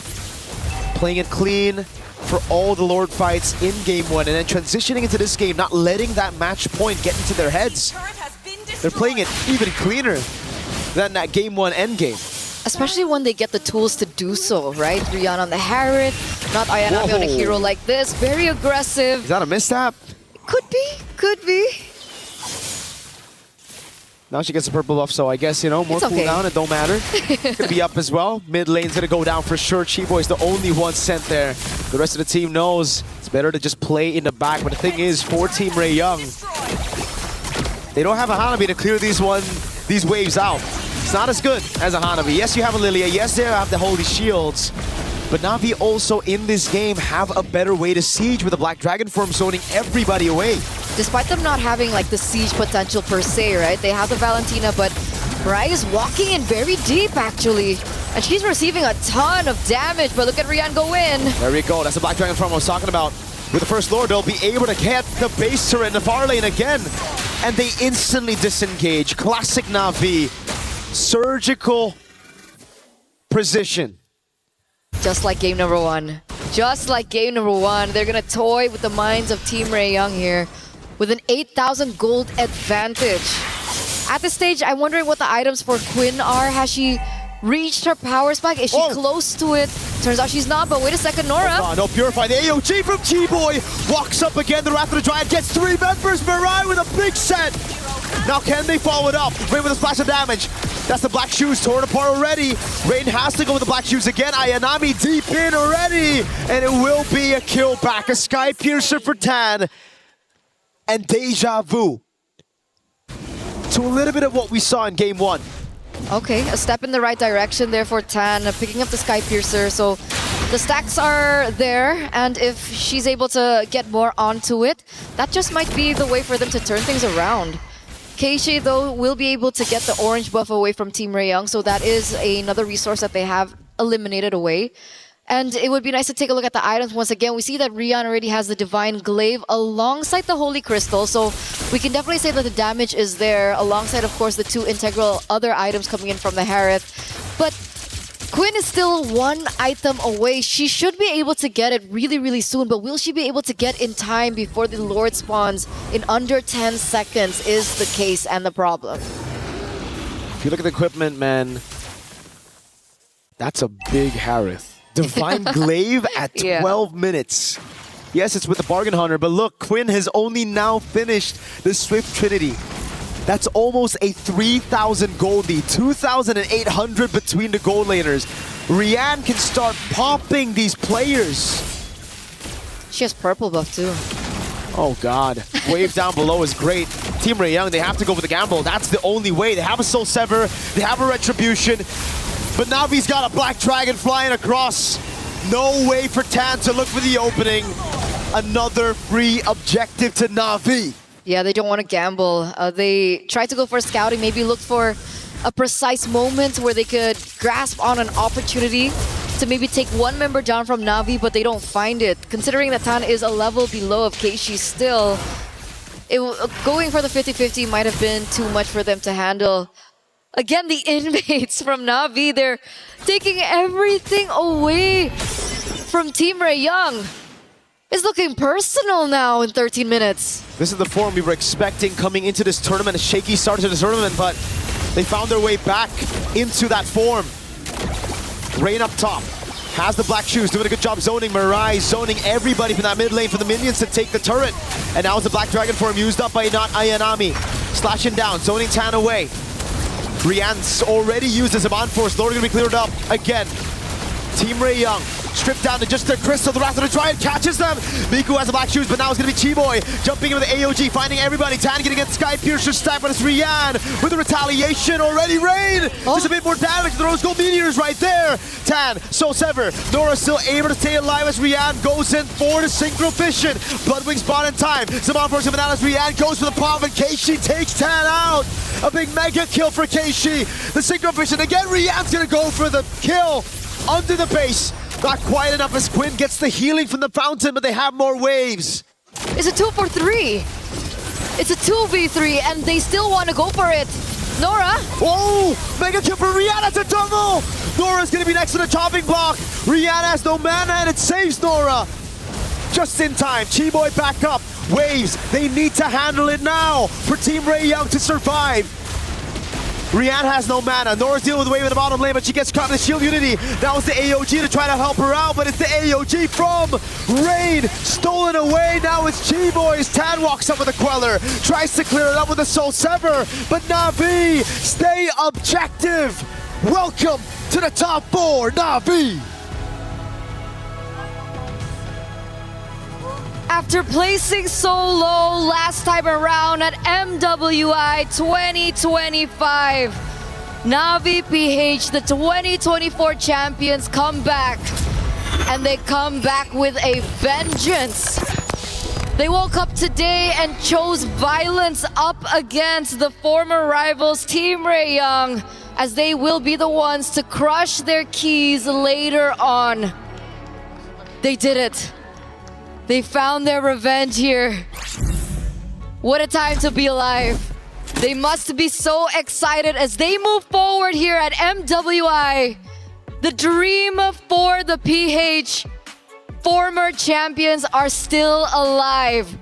We're gonna talk to them real soon as we throw it over to the stage.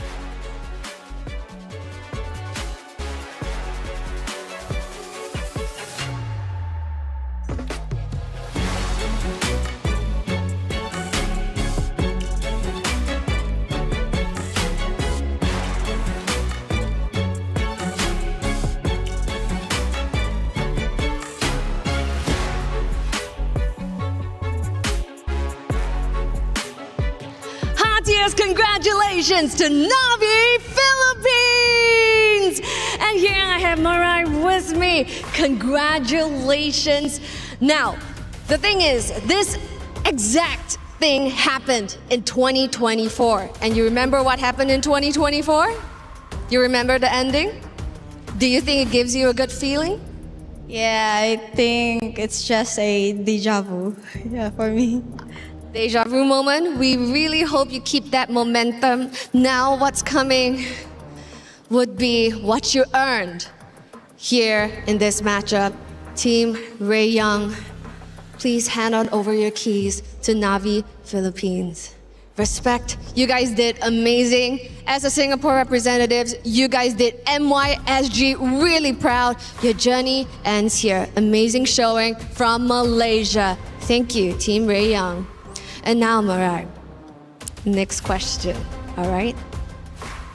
It was a little bit shaky, at the start, but with this matchup, you guys looked flawless. So now you guys are heading over to the semis. Is there anything you would love to say to all the Filipino fans out there who are literally sitting on the edge of their seats? You can say in Tagalog. I just want to say that thank you to everyone who is believing in us, especially we had a rocky start at first in group stage, and yeah, thank you, and keep supporting us up until the playoffs. So can we say, Pinas lang malakas? Pinas lang malakas. Take your walk of victory! It's Navi Philippines!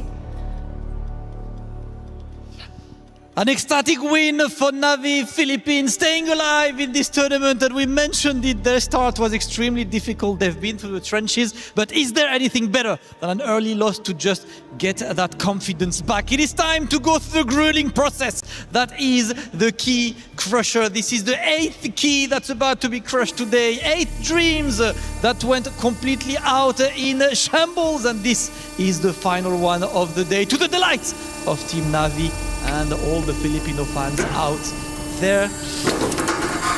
Ooh, a good old loud key broken to finish the day. Another dream is shattered, another dream is up in the air, but Navi's dream is still alive. Team Navi will move forward to the top 4 tomorrow. The playoffs are going to happen tomorrow, and Navi has an evening to celebrate and to get ready for tomorrow. Now today, we have seen 8 keys crushed. 8 teams that we have said goodbye. But throughout this long day today, it has unveiled 4 teams who are gonna make it over to the semis, and us being one step closer to crowning a MWI champion. So this is us, our final key crush for the day. And this is Cheryl and Damascus signing out. Back to the studio.